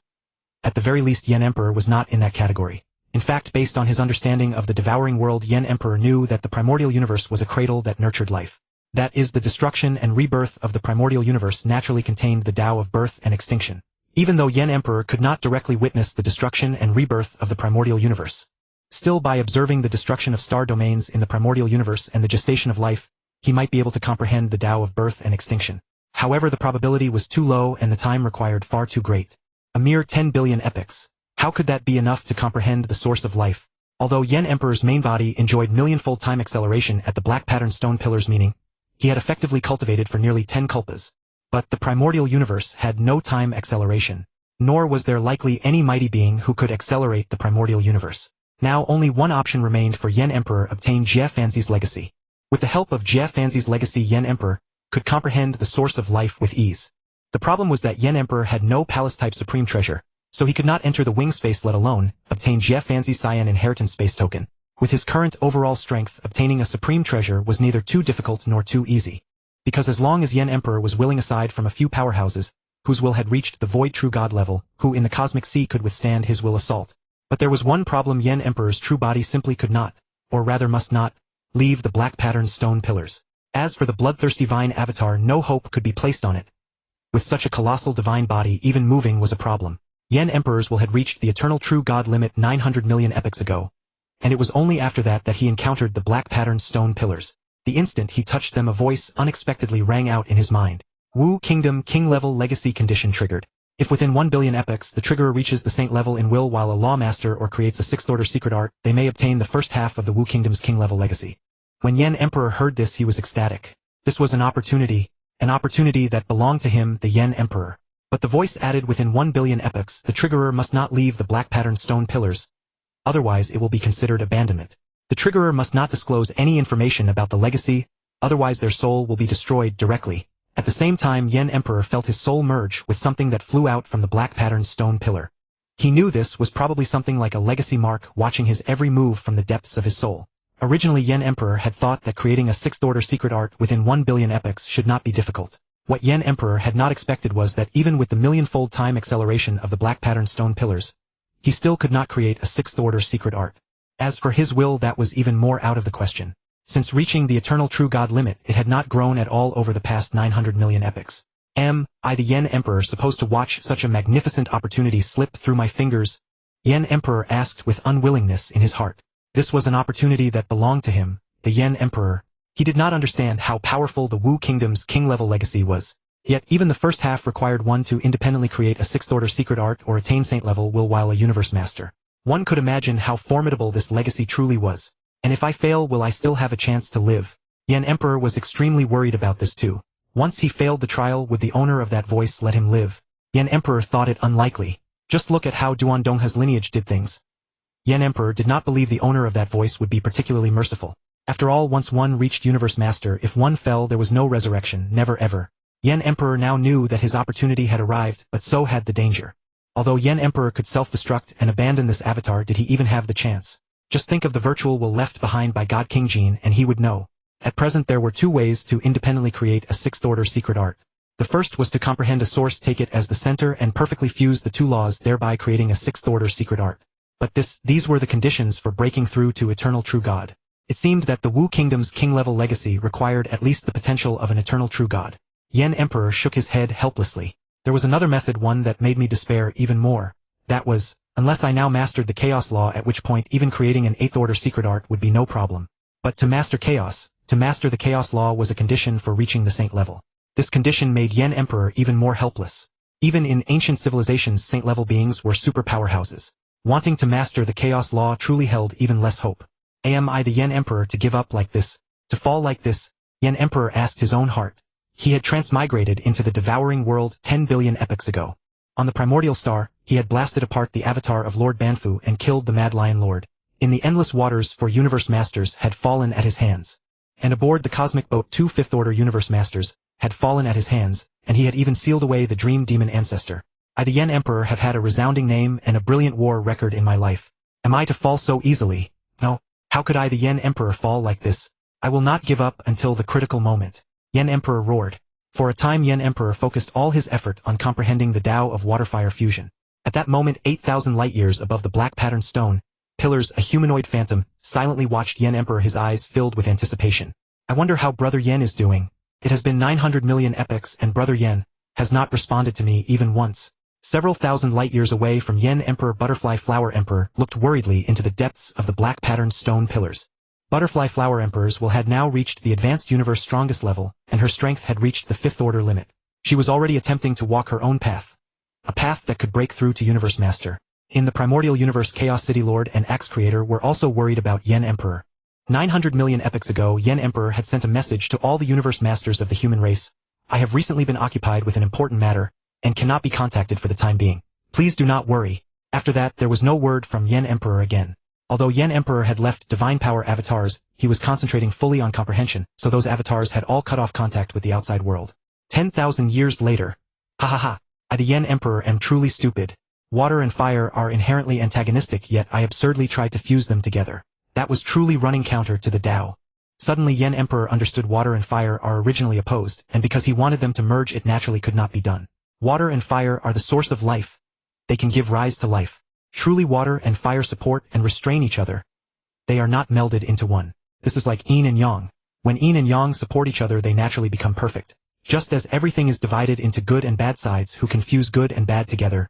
At this moment Yen Emperor understood that water and fire both supported and restrained each other, just as everything is filled with two sides. There is a good side and there is a bad side.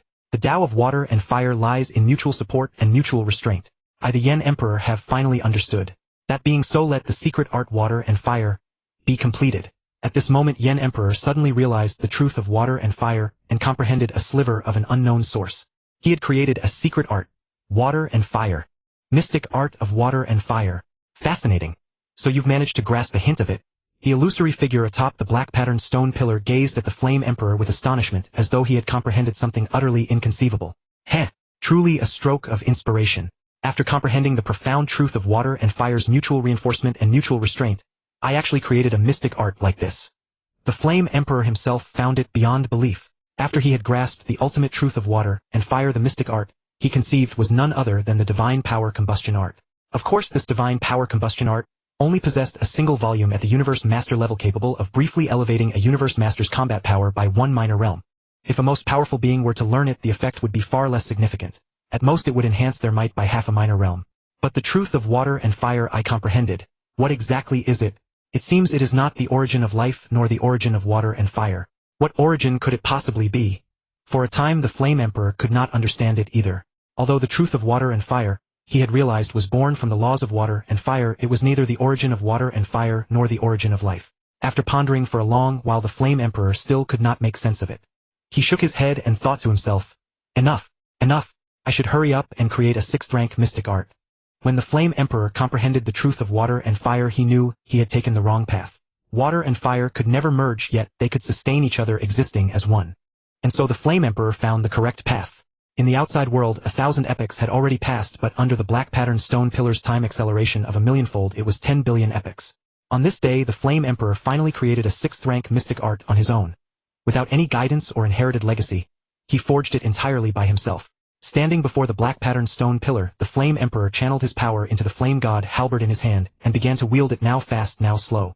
Within the swift there was slowness, and within the slow there was swiftness. If any Universe Master had watched the Flame Emperor dancing with his halberd, they would surely be unable to clearly trace the path of his movements. Suddenly, the Flame Emperor gently thrust forward. It seemed incredibly slow, yet in truth it was swift beyond all measure. This thrust appeared utterly devoid of power, but at the very instant it was unleashed, a tiny black point erupted 10 light-years ahead of the Flame Emperor. Boom! The overwhelming might directly churned the spacetime within 1 light-year of that erupting black point. Even in such a special place as the black patterned stone pillar. If a single thrust from the Flame Emperor possessed such devastating power, one could well imagine how formidable this technique truly was. When water and fire reinforce each other, they become perfectly complete, tranquil and gentle. When water and fire counteract each other, it is like heavenly thunder rousing the fire of the earth. Their mutual repulsion unleashes tremendous power. Let this technique be named Singularity Explosion. Just as the Flame Emperor successfully created the top-tier 6th-rank mystic art Singularity Explosion, the voice that had spoken 9 billion epochs ago resounded once more. The one who triggered this trial has created a 6th-rank mystic art, and has successfully become a successor. You are qualified to enter the inheritance space. The Flame Emperor was stunned. Before he could even react to what was happening, he was teleported to a strange place. Where is this? Gazing at the boundless white expanse around him, the Flame Emperor found it endless in every direction. For a moment he could not discern where he was. Suddenly a humanoid illusory figure towering over 10 meters tall appeared before him in the void. The phantom wore azure battle armor and bore 2 horns upon its head.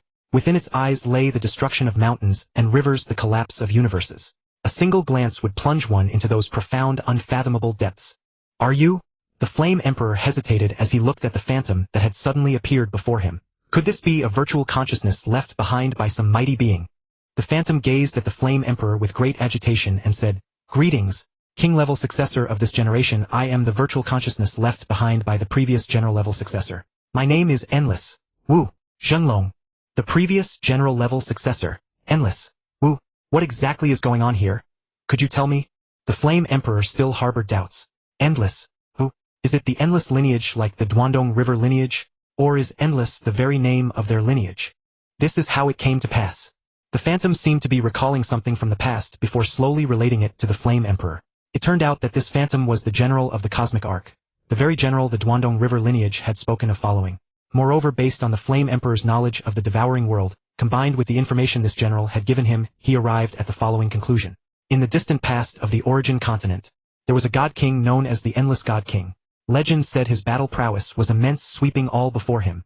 He established a mighty divine kingdom, the Wu Kingdom. Later it seemed a great war broke out on the Origin continent, and the Endless God King went to join the battle. He never returned. In an instant the divine kingdom lost the great existence of the Endless God King, and it became perilously unstable. Fortunately, the Endless God King had left behind 3 levels of inheritance which prevented the Wu Kingdom from perishing.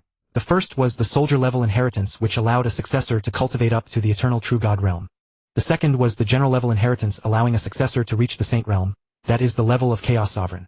The third was the king-level inheritance, which was divided into 2 parts. The first half allowed cultivation to the Saint realm, while the latter half offered the possibility of reaching the God King level. With these 3 levels of inheritance, the Wu Kingdom produced several God Kings even after the Endless God King's time.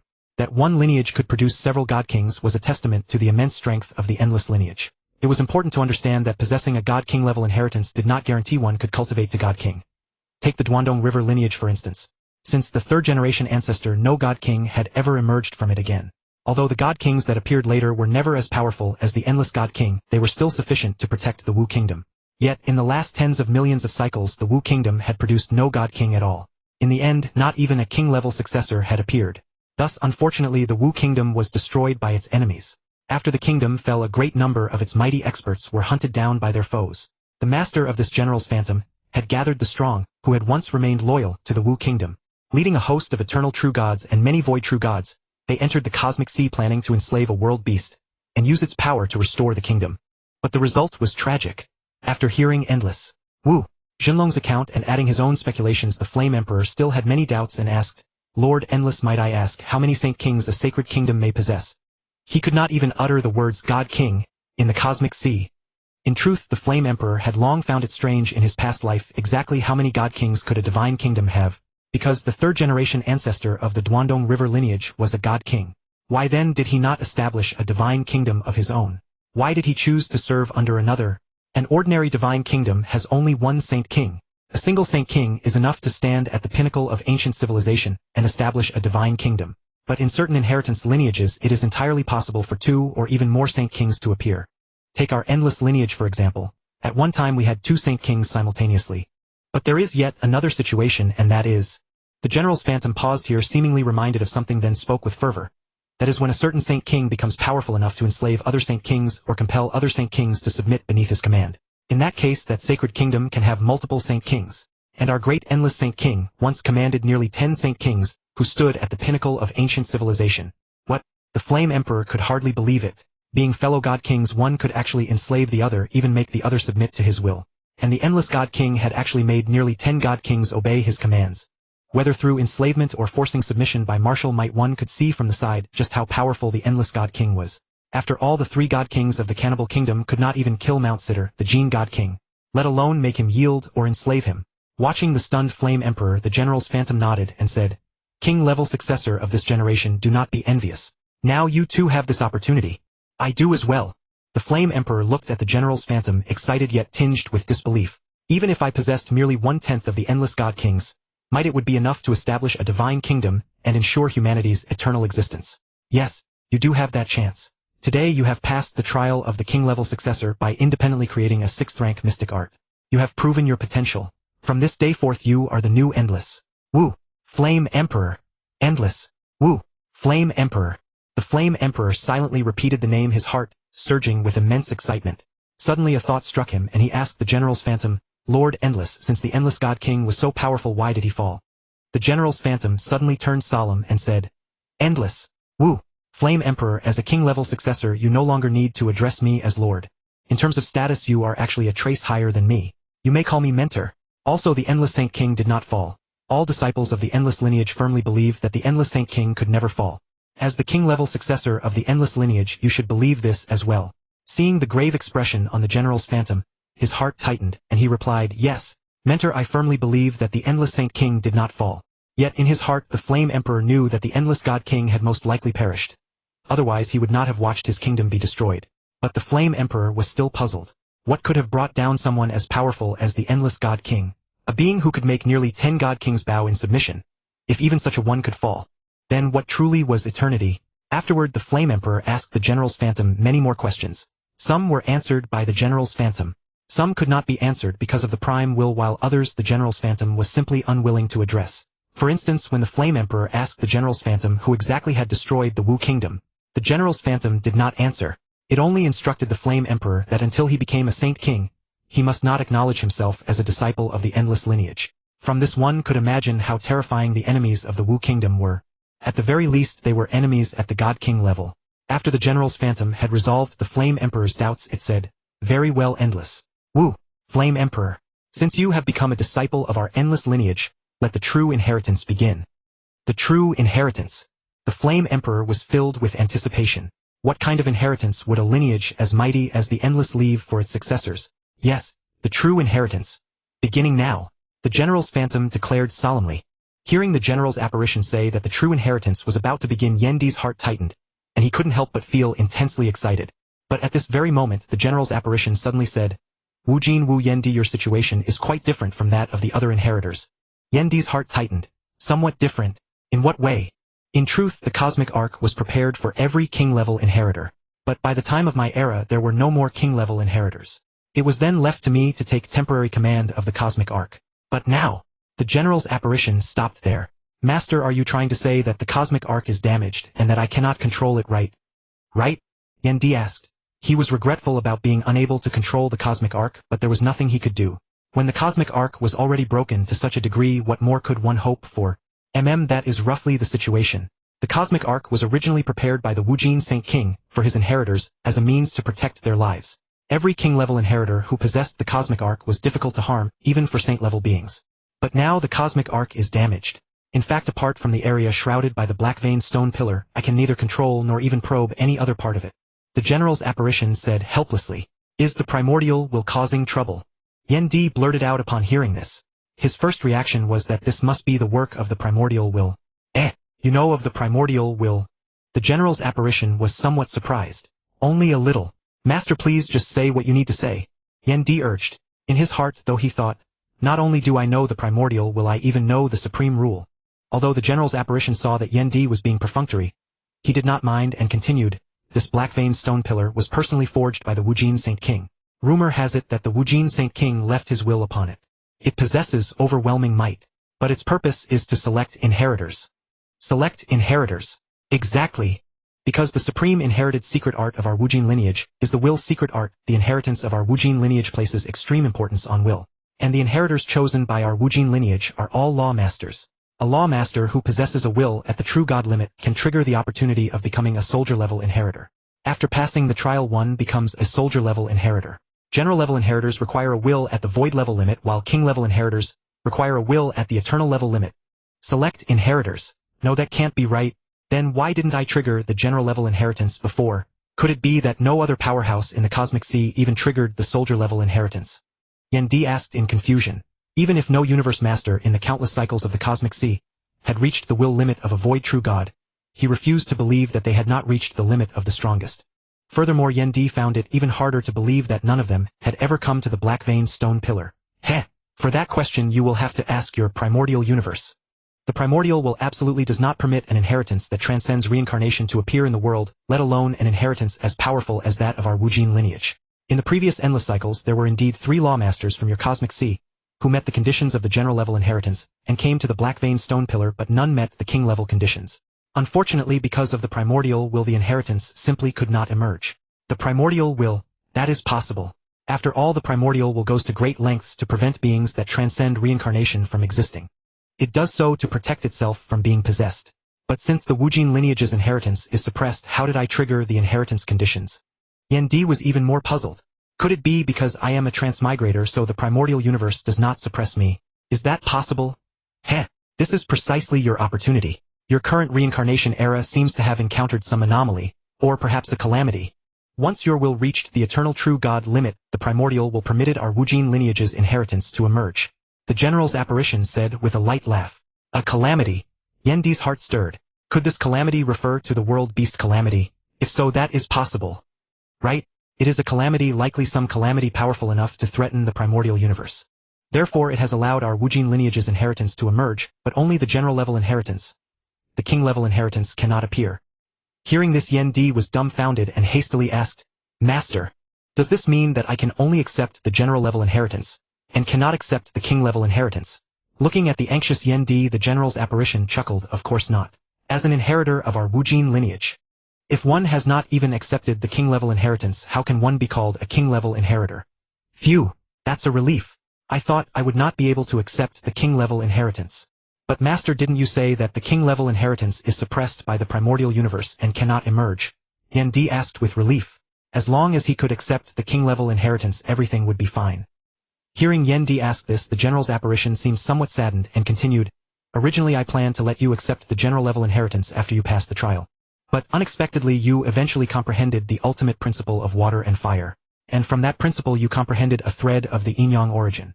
So I changed my mind. Yin-yang origin? What kind of origin is that? Master, what did you change your mind about? Yendi grew more confused the more he heard. The universe evolved from chaos. In the beginning, chaos differentiated into yin and yang. The mutual generation of yin and yang gives rise to the origin of life. Their mutual restraint gives rise to the origin of destruction. Then the yin-yang origin further evolved into the 10 fundamental origins, the origin of fire, the origin of wind, the origin of time, and so on. And origins themselves are ranked. Ranked? How are they divided? Could origins also be high and low? The 10 origins are the foundational origins. Above them lie certain special origins. For example, the 5 elements origin, spacetime origin, light and darkness origin, wind and thunder origin, and so forth. Above them are the origin of life and the origin of destruction. The origin of life excels at defense, while the origin of destruction excels at combat. And if one comprehends the yin-yang origin, that is equivalent to comprehending both the origin of life and the origin of destruction at once. So tell me, is the yin-yang origin high-ranked? The general's apparition said in an unhurried tone. Then Master, what about the origin of chaos? Yendi asked. What exactly was the origin of chaos for? To master the law of chaos is to become a saint. To thoroughly comprehend the origin of chaos is to become a saint king. The yin-yang origin is the highest origin, second only to the origin of chaos. I thought that at most you would comprehend a few special origins, but I never expected that you would comprehend a thread of the yin-yang origin while still a law master. That is why I changed my mind. The general's apparition exclaimed in admiration. Then what change did you make, Master?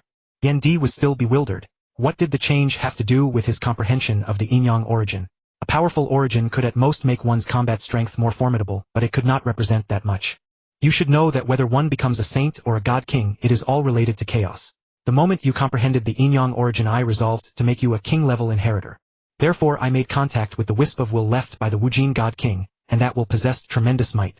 It altered the suppression of the primordial universe and forcibly pulled you into the king-level inheritance space. But the consequence is that the wisp of will left by the Wujin god king has dissipated forever. At this point, the general's apparition seemed somewhat sorrowful. Perhaps the very last trace the Wujin God King had left in this world had now faded away as well. What? Is the will of the Wujin God King so powerful? Master, is the Yin-Yang origin truly so mighty that you would not hesitate to sacrifice the will left by Lord Wujin God King? Yan Di was truly stunned this time. If merely a wisp of will left behind could alter the primordial will, one could well imagine just how powerful the Wujin God King had been. The Yin-Yang origin is indeed extremely powerful. Even I have not comprehended it, so can you say it is not powerful?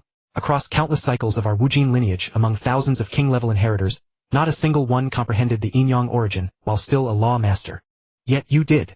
Therefore, for the rise of our Wujin lineage, I chose to put the will of Lord Wujin God King to use. The general's apparition said with deep emotion. You must understand that not every king-level inheritor is certain to become a god king. On the contrary, the success rate is roughly 1 in 1,000. Among these thousands of king-level inheritors, every single one had comprehended an origin while still a law master. As for raising one's will to the saint level apart from the Wujin God King, none of the other king-level inheritors had ever reached it. But among the law masters who comprehended origins, not a single one had comprehended the Yin-Yang origin, from which one can imagine how powerful it is. Yan Di could hardly believe it. Among thousands of king-level inheritors, not one had comprehended the Yin-Yang origin. Yet he had actually comprehended it. What exactly was so special about the Yin-Yang origin? Yan Di continued to ask. Then Master, what exactly is so special about the Yin-Yang origin? The Yin-Yang origin itself is not special. Rather, the timing at which you comprehended it is special. Most powerhouses first comprehend the 10 fundamental origins and then the 2 great origins of life and destruction. Only then do they fuse those 2 origins into the Yin-Yang origin. This step has blocked who knows how many saint-level powerhouses. For only after comprehending the Yin-Yang origin can one master the origin of chaos. But you directly comprehended a thread of the Yin-Yang origin, saving yourself the great ordeal of fusing those 2 origins. From now on, as long as you comprehend the other origins, you can directly merge them into that thread of Yin-Yang origin you have already comprehended until it reaches great perfection. After that, one merges the Yin and Yang origins into one, transforms them into the origin of chaos, and becomes a saint king. After listening to the general's apparition, Yan Di finally understood. It turned out that his direct comprehension of a thread of the Yin-Yang origin was like having a seed.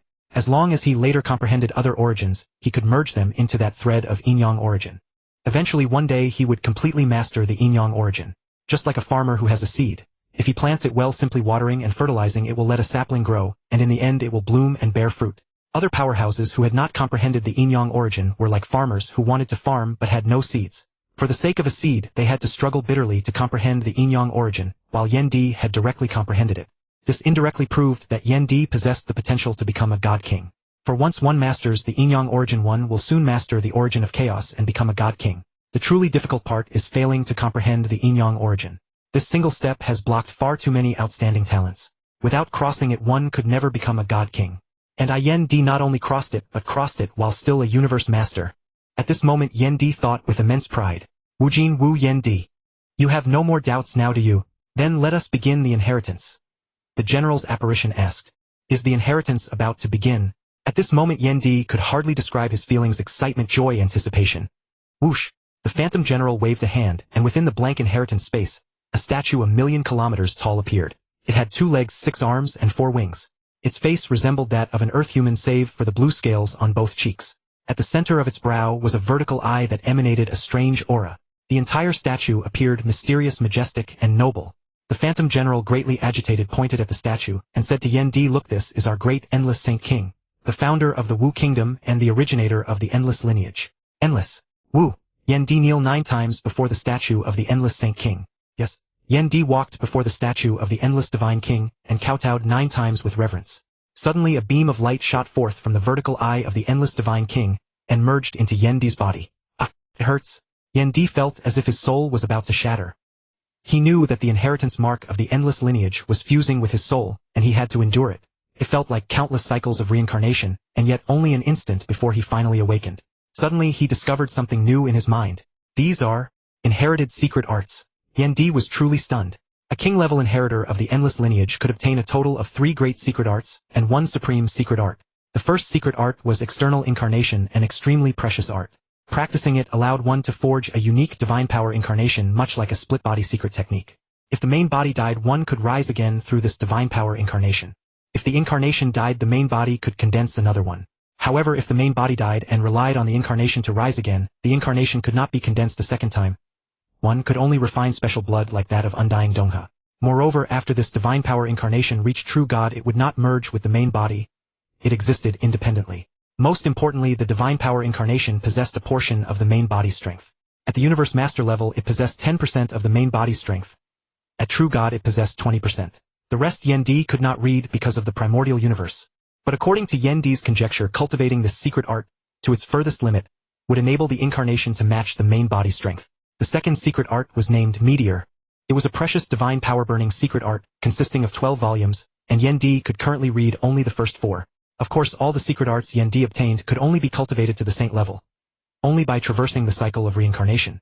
Only by undergoing the inheritance once more could he obtain the divine king-level secret arts. Such were the benefits of inheritance. The Meteor art came as a complete set, whereas the Waterfire art Yen Di had created existed as only a single scroll at the Universe Master level. Moreover, if a Universe Master's self-created technique exceeded 5th rank, the Waterfire art could no longer amplify power by 1 rank. But the second volume of the Meteor art could. The third secret art was called Myriad Avatars. It was a life-saving escape art. At the Universe Master level, cultivating this technique allowed one to transform into 10 divine power avatars, increasing escape speed many times over. Of course, among these 10 avatars, only one was real. If that one was truly discovered, it was certain death. The other 9 avatars mainly served to confuse the enemy. Once Myriad Avatars was used, the divine power avatars shared the same aura as the main body. With speed enhanced, the odds of escape were vastly increased. Moreover, as one's strength grew, the number of avatars would increase and escape speed would increase as well. So these are the 3 great heritage secret arts of the endless lineage. It feels rather similar to the Duandongha lineage, except far more powerful. Yen Di muttered to himself, and the most precious heritage of the endless lineage was their supreme art, Endless. Endless was a will-based secret art. To cultivate it, one's will had to reach at least the limit of an eternal true God. While reading the introduction to the endless art, Yen Di was astonished to make a startling discovery. This secret art was absolutely 120% compatible with him, as if it had been tailor-made for him. Yen Di had once tried to create a will impact art of his own, but due to insufficient accumulation insight, strength, and knowledge, he had not succeeded.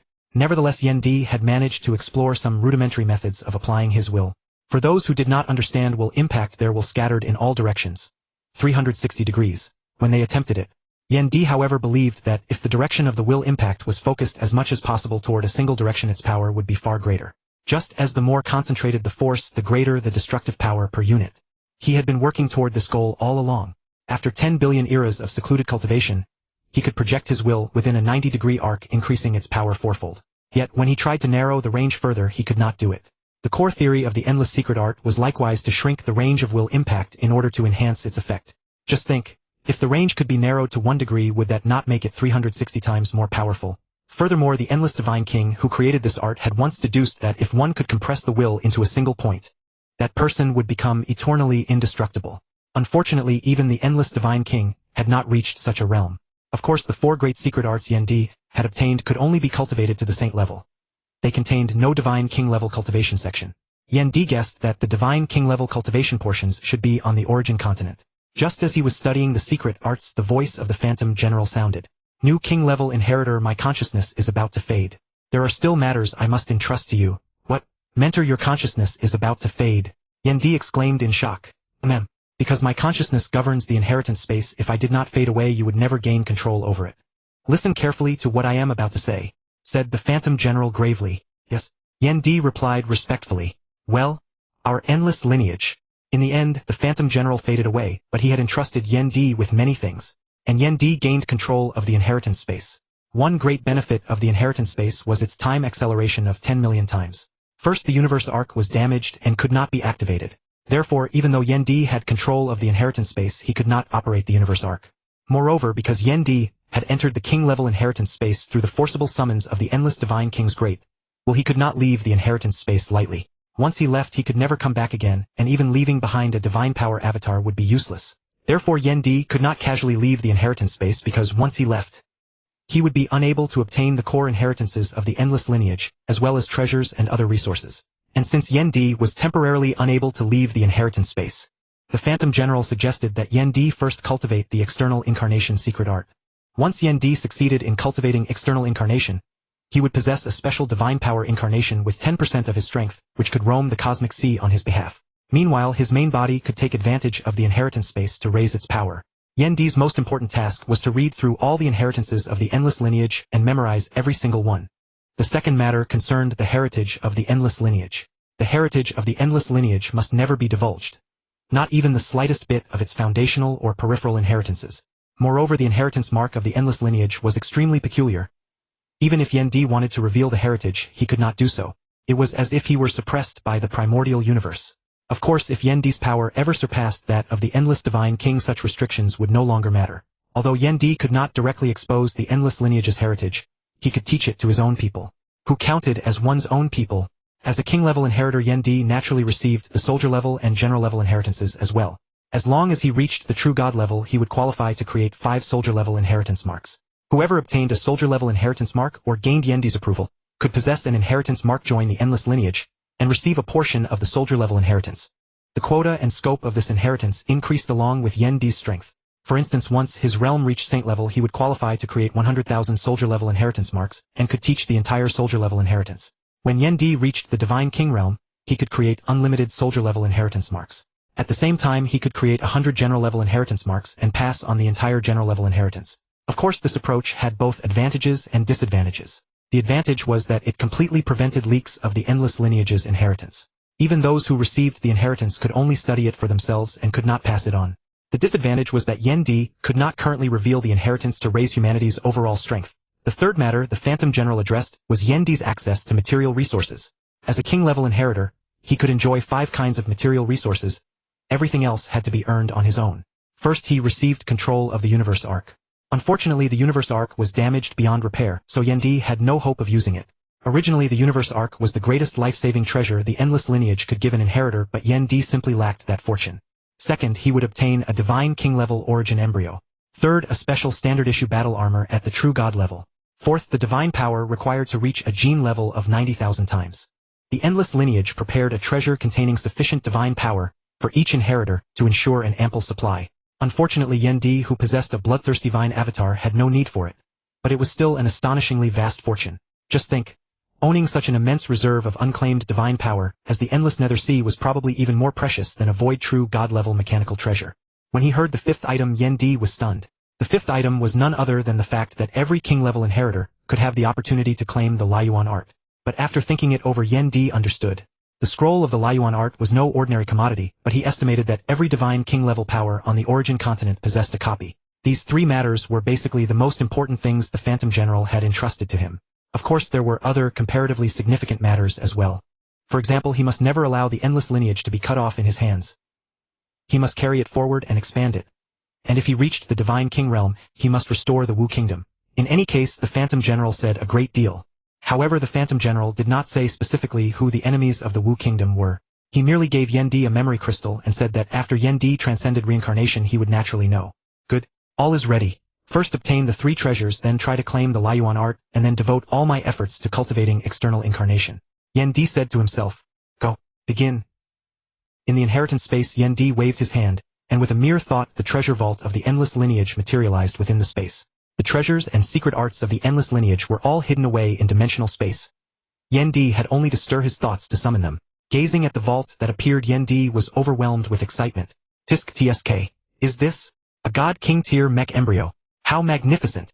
Drooling with desire and his eyes gleaming like stars, Yen Di exclaimed while staring at the colossal mech towering 10 million kilometers high. This mech-type embryo was merely a grand framework utterly devoid of intricate components and mystic patterns. It could be completely remodeled according to one's own characteristics and preferences. Ah! This is the embryo of a cosmic vessel. Yen Di suddenly cried out, gazing at the ship-shaped embryo that stretched 10 million kilometers in length. This boat-shaped embryo bore a striking resemblance to a cosmic ark. According to the knowledge he had inherited, it was a mechanical supreme treasure meant for collective use, and it could even autonomously produce treasures within itself. If Yen Di obtained this embryo and walked the path of the soul in the future, he could enslave a vast host of powerhouses perfectly suited to swarm tactics. As long as he commanded enough subordinates, he could unleash overwhelming might. Yen Di continued to wander through the treasure vault, inspecting these exceedingly precious god king tier embryos. The endless lineage possessed no fewer than 1,296 god king tier embryos encompassing the full array of schools. This is a seed? Yen Di stared at the emerald green seed measuring a full 100,000 kilometers in diameter, and the information regarding that seed surged into his mind. More than half of the endless lineage's treasures had been gathered by the endless god king himself, while the remaining portion had been amassed by successive generations of descendants. This seed was called the demon-devouring tree seed, collected by the great endless god king. Once the seed sprouted, it would grow into a demon-devouring tree. The tree would gradually mature over time, and could give rise to many demon-devouring tree warriors. The strongest of these demon-devouring tree warriors could rival a god king in individual combat. Naturally, raising a demon-devouring tree warrior that could match a god king, whether in resources or numbers, would be an extremely exacting endeavor. Even on the origin continent, this seed was incomparably precious, barely inferior to a god king tier embryo. A fully grown demon-devouring tree would be sufficient to rival an entire god king tier faction. Of course, even on the origin continent, demon-devouring trees that matured to the god king level were exceedingly rare, almost non-existent. What a powerful demon-devouring tree, but unfortunately it doesn't suit me. Yen Di shook his head with a sigh. He walked the path of close combat, so what suited him best were armor and weapons. Let me see if there are any spear embryos or halberd embryos around. Yen Di looked at these precious embryos, searching for those suitable for himself. What is that? A suit of armor. Yen Di eyed the colossal blood-red armor before him. As a god king tier embryo, its defensive power must be extraordinary. This should be extremely suitable for me. If no more fitting choice appears, then it will be you, Yen Di thought to himself. He listed the blood-red armor embryo as a candidate. Yen Di continued his search when suddenly his eyes brightened. What is that? A halberd-type embryo. It was a double-eared halberd of pure silvery white, and the moment Yen Di laid eyes on it, he was deeply captivated. Ha ha ha! You're the one! Yen Di laughed heartily as he swept the silvery white double-eared halberd into his hand and made his choice immediately. For when he saw this halberd embryo, he also recalled its introduction. It was a mech-type halberd embryo personally forged by the Endless God King, containing an exceptionally powerful origin energy conversion system. By itself, the embryo could unleash 6th rank might, and it could elevate the might of the mystic patterns inscribed upon it by 2 full tiers. Moreover, this embryo was not something any king rank inheritor was permitted to take. Only an inheritor whose will had been sanctified at the Law Master level, or who had comprehended the yin-yang origin, could wield it. This embryo granted its attacks extreme penetrating and armor-shattering power. Yet for all its tremendous might, it consumed divine power at an alarming rate, 100 times the divine power expenditure of a same-rank embryo. No powerhouse who did not walk the path of the divine body could use it. This halberd embryo suits me perfectly. I happen to walk the path of the divine body. Your name shall be Fangtian Halberd. Buzz, buzz, buzz. The moment Yen Di named the halberd embryo Fangtian, Halberd, it began to hum and resonate within his grasp. Ha ha ha! Fangtian Halberd, you like this name too, don't you? From this day onward, you shall be my greatest companion, fighting alongside me through all my conquests. Yen Di roared with laughter. Buzz. Fangtian Halberd sent waves of delight surging toward Yen Di. It was forged by the Endless God King in time immemorial, and had since passed through countless ages. It had long ago given birth to its own sentience, gaining a measure of wisdom. Now that it finally had a master, it too yearned for battle. Excellent. With Fangtian Halberd in hand, I can now erupt with top-tier 9th rank might. Yen Di had created a peak 6th rank secret art, with Fangtian Halberd amplifying it by 2 ranks, and the divine power combustion art adding another rank. His combat strength reached the apex of the 9th rank. Although Fangtian Halberd's amplification was limited in the early stages, it could accompany Yen Di all the way to the God King realm. Even a supremely ranked mechanical treasure like the Wuchi God would become useless once one reached the eternal true God level. Next, it's time to take a look at that mech-type war armor prepared for me by the Endless Lineage, Yen Di said with expectation. He waved his hand, and in the void a pitch-black suit of armor appeared. The moment it emerged, it seemed to devour all the surrounding light, appearing utterly sinister and strange. Yen Di swept the armor into his hand, and immediately branded it with his own life imprint. This armor had been prepared by the Endless Lineage for its inheritor. Even if an outsider obtained it without the inheritance imprint, they could never claim ownership. Tianqing Demon-Subduing Armor. This function, it is. Yen Di was momentarily stunned. As a life-saving supreme treasure forged by the Endless Lineage for its inheritor, the Tianqing Demon-Subduing Armor's might was naturally exceedingly formidable. Of course, since it was mainly for preserving life, it only had defensive functions. Firstly, it could ignore attacks below the 9th rank. Divine power attacks above the 9th rank could be reduced by 1/1,000,000th and soul attacks by 1/10,000th. Moreover, its threshold was terrifyingly high. Even an ordinary void true god would find it difficult to breach. And it possessed only one level of might, known as Rampage Mode. That's right, Rampage Mode. When Yen Di first received this information, he couldn't believe it. It was exactly the same as the Ice Breath armor. Of course, the Rampage Mode of the Tianqing Demon-Subduing Armor was something the Ice Breath armor could never compare to. Activating Rampage Mode would allow one to directly ignore 12th rank physical and soul attacks. Naturally, it was extremely taxing on divine power. Even Yen Di's divine body towering 1 billion kilometers could last at most half a day. Could it be that the Ice Breath armor was an imitation crafted by Zuoshanke? Yen Di thought it possible, though he couldn't rule out that the other had invented it independently. In truth, when Yen Di first obtained the Ice Breath armor, he had felt something rather odd about it. Now it seemed that the Ice Breath armor also possessed a portion of the might of mechanical type treasures. Indeed, the endless lineage is exceptionally generous to its inheritor. This kind of treatment, tisk tsk. Yendi's heart swelled with delight. A God King tier mech embryo and a top tier true God grade standard mech battle armor, along with a large heap of treasures saturated with divine power and the right to cultivate the Lai Yuan art. I won't take the divine power treasures for now. Let me first see if I stand a chance of claiming the Lai Yuan art. Yendi thought with anticipation. He had coveted the Lai Yuan art, a supreme secret art, for a very long time. Whoosh! Yendi waved his hand and the endless lineage's treasure vault automatically faded away, concealing itself in the unknown depths of the space, while a world of painted scrolls appeared before Yendi's eyes. Is this the Lai Yuan art? It truly is profound and inscrutable. I can't understand a single bit of it. Yendi looked at those bizarre characters surrounding him, which formed a world of painted scrolls. Yendi knew that to claim the Lai Yuan art, the first step was to have his consciousness enter the scroll world. Yet he recognized none of these strange characters, so he could only ponder them intently. 1 day, 3 days, 10 days. Under the 10 million-fold time acceleration, 10 days passed in the outside world, while nearly 300,000 years elapsed within the inheritance space. It's already been this long. Could it be that I can't even achieve entry-level comprehension? Yendi said, feeling quite unwilling to accept it.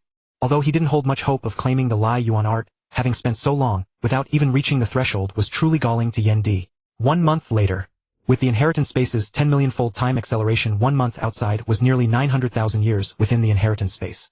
Suddenly, while Yendi was contemplating the surrounding characters, his consciousness slipped out of his own control, drawn by an irresistible force into a world of painted scrolls. Is this the world of the secret art? Phew! Yendi have finally entered the first level. Yendi let out a long breath. He wasn't afraid of failure, but failing to even meet the first level's requirements would have been rather embarrassing. Come in, come in. Suddenly a bewitchingly alluring voice called out to Yendi, and he involuntarily walked toward the palace at the center of the scroll world. Boom! Yendi stepped into the palace and only then realized he had walked there beyond his own control, prompting cold sweat to bead on his brow. Just how powerful is Yuan? For the spirit of his secret art to possess such might. Kid, stop spacing out. You took this long just to get in.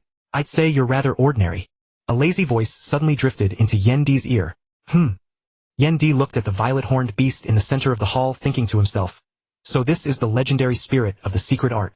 I pay my respects to you, Lord. Yendi saluted the beast with great reverence. You lad, go comprehend the scroll on the left. If you succeed, you'll obtain a secret art. If you fail, you'll be sent out. But I see no hope for you. In the tens of trillions of cycles of the ancient civilization, countless geniuses have failed. You will be no exception.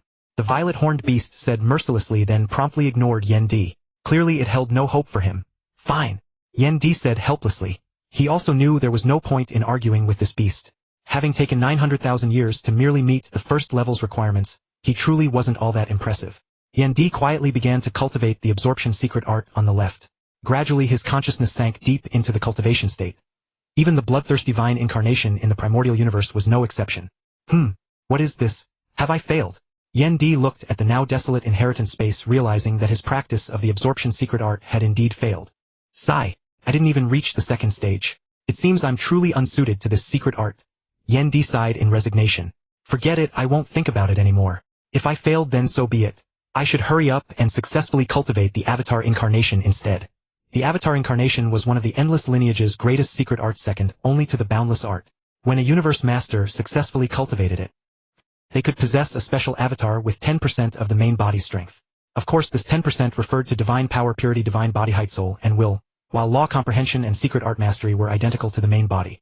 Moreover, if the main body perished, one could rise anew through this special incarnation. The Avatar incarnation truly lives up to its name as the endless lineage's king rank inheritance secret art. It even requires the divine power avatar to possess its own will. Only then can this special divine power avatar exist independently like a separate clone. Time flowed with astonishing swiftness. In the outside world, an entire epoch had already passed. Inside the inheritance space, that meant 10 million epochs. On this very day. Incarnation succeed for me. Boom. From Yendi's body split forth another Yendi, identical in every respect, except that this one's aura was considerably weaker than the main body's. Phew, you are my avatar incarnation. Yendi muttered to himself, though he already knew. In truth, this incarnation shared his same will. It was fundamentally still himself. Yes, main body, I am your avatar incarnation. The avatar replied with no trace of expression on its face. Ha ha ha, excellent. From today onward until I leave the inheritance space, you shall be Yendi and fight in my place. Yendi burst into laughter. He had never harbored the faintest doubt about the avatar incarnation's strength. Although this avatar incarnation's divine body was only 100 million kilometers tall, and its divine power condensation merely exceeded the gene level of a universe master by over 7,000 times. Moreover, because its soul was weak and its will correspondingly diminished, it barely reached the void true god level. Though Yendi had spent these 10 million epochs mainly on cultivating the avatar incarnation art thanks to his profound past accumulation, and the ancient endless lineage's guidance, Yendi's secret art mastery had risen to an entirely new level. He created a 7th rank primary secret art, 10,000 billion layered waves. This technique was conceived by channeling the trace of yin-yang origin he had comprehended, primarily emphasizing mutual generation, into the water law. Its offensive power was not particularly formidable, but its restraining, suppressing, and defensive capabilities were exceptionally powerful. With a 7th rank primary secret art plus, his self-created waterfire art, Yendi's incarnation attained 8th rank primary combat strength in the cosmic sea. Stronger than the average pinnacle powerhouse that possessed no supreme treasure, Yendi had no intention of letting his incarnation carry the Fangtian Halberd and the Tianqing demon-subduing armor. What if the incarnation perished? Wouldn't that be an enormous loss? And so Yendi's avatar incarnation set off carrying all of Yendi's treasures except for the Fangtian Halberd and the Tianqing demon-subduing armor.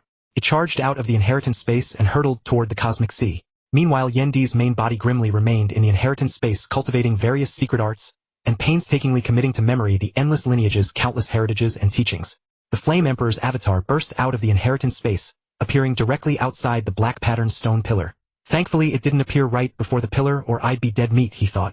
Currently, the avatars will barely reach the void true god level, and the willpower shock from the eternal true god limit at the front of the black patterned stone pillar would be a disaster for the Flame Emperor as he was now. I'll go pick up Yudai first. So saying, he piloted the dragon pattern tower and sped off toward the Empress Yudai. Oh, Yudi's will has grown that strong already. It seems she's improving quickly, the Flame Emperor observed silently as he watched Empress Yudai cultivating quietly in the distance. When she first arrived at the black patterned stone pillar, Empress Yudi's will was only at the peak of the universe master level. Now it was enough to match most of the mightiest beings. Yudai! Standing behind Empress Yudi, the Flame Emperor gently sent a telepathic message. Empress Yudai spun around sharply and threw herself into the Flame Emperor's arms. Brother Flame Emperor, where did you go? Why was there no word from you for so long? Hearing the worry in Empress Yudi's voice, the Flame Emperor felt a surge of emotion. Who could have known that within a mere billion epochs, he had obtained such a powerful inheritance from the boundless lineage, and that his true body now possessed the strength to sweep through the cosmic sea? Hey, I'm fine. I was just in seclusion at a critical juncture and couldn't reply. I'm really sorry, Yudi, for making you worry, the Flame Emperor said, gently stroking Empress Yudi's adorable antennae. Oh, then Brother Flame Emperor, you must tell me beforehand next time, Empress Yudai said with a frown. Empress Yudi's antennae were a symbol of her imperial authority. Apart from the Flame Emperor, no one else would dare to touch them. Before the Flame Emperor, Empress Yudai cast aside her imperial dignity, behaving like a little girl. Yet, in the cosmic sea, she was notoriously difficult to deal with. Especially over the past 100 billion epochs, under the Flame Emperor's guidance, Empress Yudai had reached the pinnacle of 5th-tier strength. Her eerie soul attacks were in no way inferior to those of seasoned powerhouses like the Nether Eye Lord and the Soul Wraith Lord. I promise you. Now let's leave this place. Empress Yudai and the Flame Emperor boarded the dragon pattern tower and slowly made their way deep into the cosmic arc. I should report back to my race quickly. I imagine the clan is in an uproar because of me. The Flame Emperor said, his scalp tingling as he looked at the tens of millions of emails. Having had no news for nearly a billion epochs, he knew Giant Axe and Chaos must have been worried. Without hesitation, the Flame Emperor's consciousness in the original universe sank into the virtual universe. He first sent a safe status email to the various universe masters of humanity and the Yen god race. Within half an hour, he received a reply from Chaos City Lord. He was summoned to the Giant Axe Divine Hall. Whoosh! The Flame Emperor teleported directly to the hall, and seeing it filled with the universe masters of humanity, his scalp went numb again. Even the Dark Lord had come, showing just how worried everyone was about the Flame Emperor. Facing the puzzled, concerned, and questioning gazes of the universe masters. I came late. The Flame Emperor could only force out. Before Chaos City Lord could speak, the hot-tempered Giant Axe asked directly, Flame Emperor, where have you been for the past billion epochs? Why was there no word at all? Yes, where did you go, Flame Emperor? Flame Emperor, why didn't you reply? Do you know how worried everyone was? If something happened to you, what would the clan do? Flame Emperor, you. Flame Emperor. The Flame Emperor, hearing the Universe Master's questions, was momentarily at a loss for words. Just then, Chaos City Lord stepped in to help the Flame Emperor out. All right. Stop asking everyone. Let the Flame Emperor speak. Everyone fell silent. The Flame Emperor shot Chaos City Lord a grateful glance, then said, I've made everyone worry during this time. It was wrong of me, and I apologize to all of you. As he spoke, he stood up and bowed in all directions. Flame Emperor, don't. Flame Emperor, there's no need. Flame Emperor, we were just worried about you. Seeing the Flame Emperor stand up and bow in apology, the Universe Masters of Humanity all hurriedly tried to stop him. The Flame Emperor's current strength was second only to Giant Axe among humanity, and his status was on par with Chaos City Lord. Of course, this was merely how others perceived him. Even so, the Universe Masters were unwilling to accept his bow. There's nothing wrong with it. I did do something improper this time, but I was left with no choice. I had my own reasons. The Flame Emperor couldn't possibly tell the Universe Masters about the boundless lineage. Since he couldn't pass on the inheritance, anyway telling them would only cause more misunderstandings. Then Flame Emperor, what reasons do you have? Could you tell everyone? Of course, if you don't want to, no one will blame you, asked Chaos City Lord. Everyone nodded in agreement. No one would risk offending the Flame Emperor over personal matters given his strength and status. This time I had a great fortune. A great fortune? What kind? The Universe Masters asked puzzledly. Look at this. The Flame Emperor directly simulated a map in the virtual universe. It was a map of the Cosmic Ark's inner region. This is a map of the Cosmic Ark. Giant Axe asked, looking at it in confusion. Yes, this is what I obtained through exploration over the past billion epochs. And this is the great fortune you mentioned. Chaos later give the Flame Emperor 500 treasure points. Giant Axe said, puzzled. Though the map was relatively valuable, it hardly counted as a great fortune, did it? Haha, of course not. Chaos, no need for treasure points. I don't need them. The great fortune I mentioned is that I obtained a secret art. The Flame Emperor laughed at Giant Axe's confusion.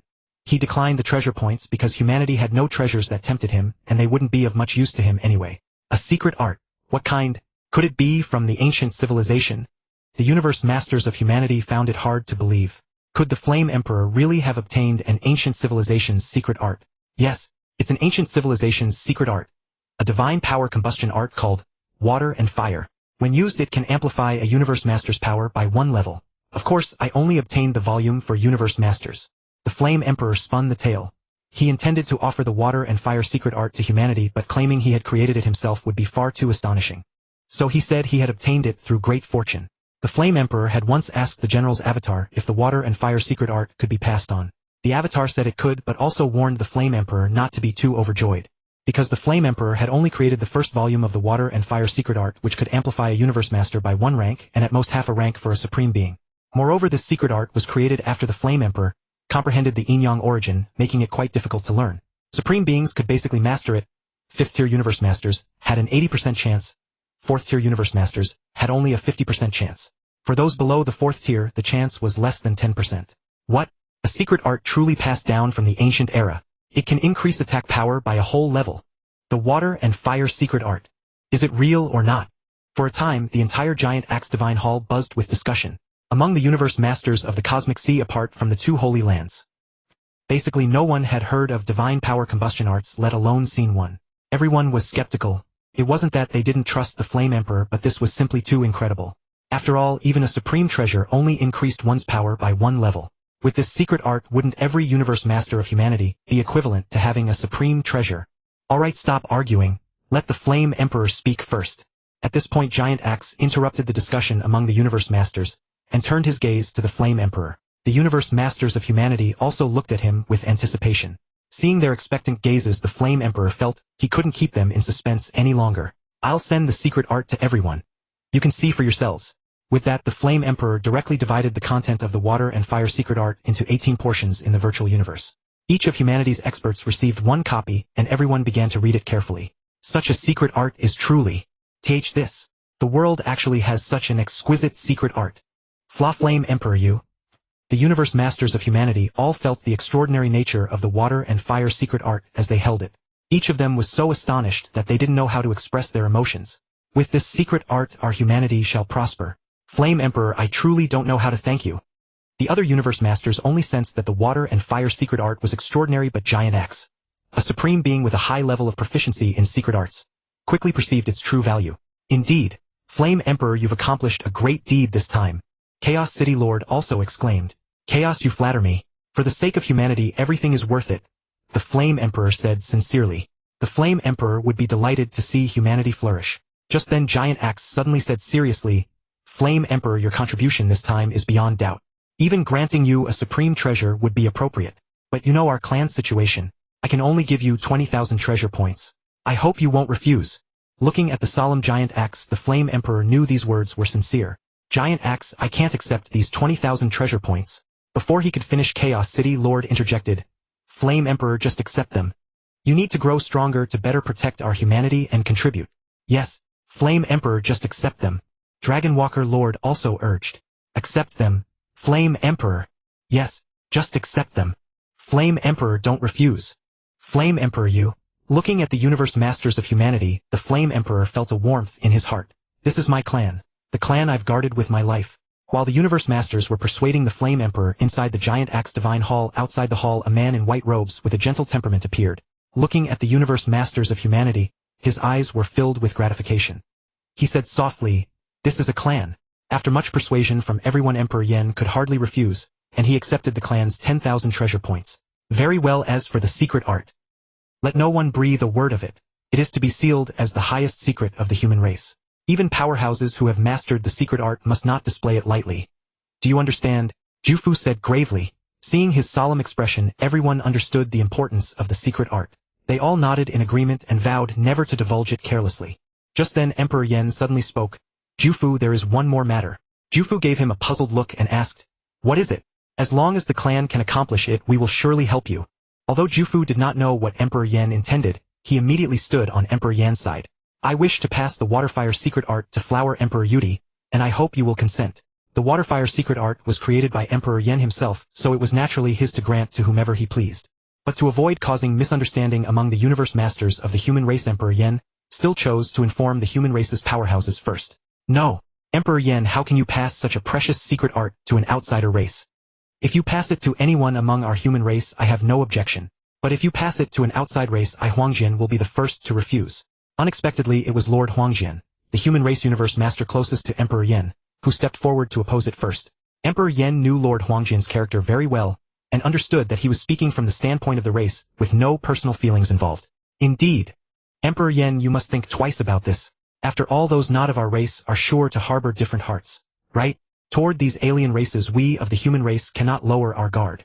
This secret art is of immense importance. Emperor Yen, you cannot afford to be careless. Yes, Emperor Yen always holds something back. Against alien races, almost all the universe masters of the human race opposed Emperor Yan's doing this, even though Jufu had not spoken. But his eyes told Emperor Yen that he did not approve. Seeing the universe masters of the human race react so strongly one after another, Emperor Yen could not help but feel a pounding headache. Knowing that mishandling this matter would sour his relationship with the race, he said quickly, everyone rest assured. Flower Emperor Yudai is my companion, and she is absolutely worthy of trust. Companion was a special term in the cosmic sea. Companions were not necessarily spouses for the two bound, as companions need not be of the same race, nor did their genders have to be one male and one female.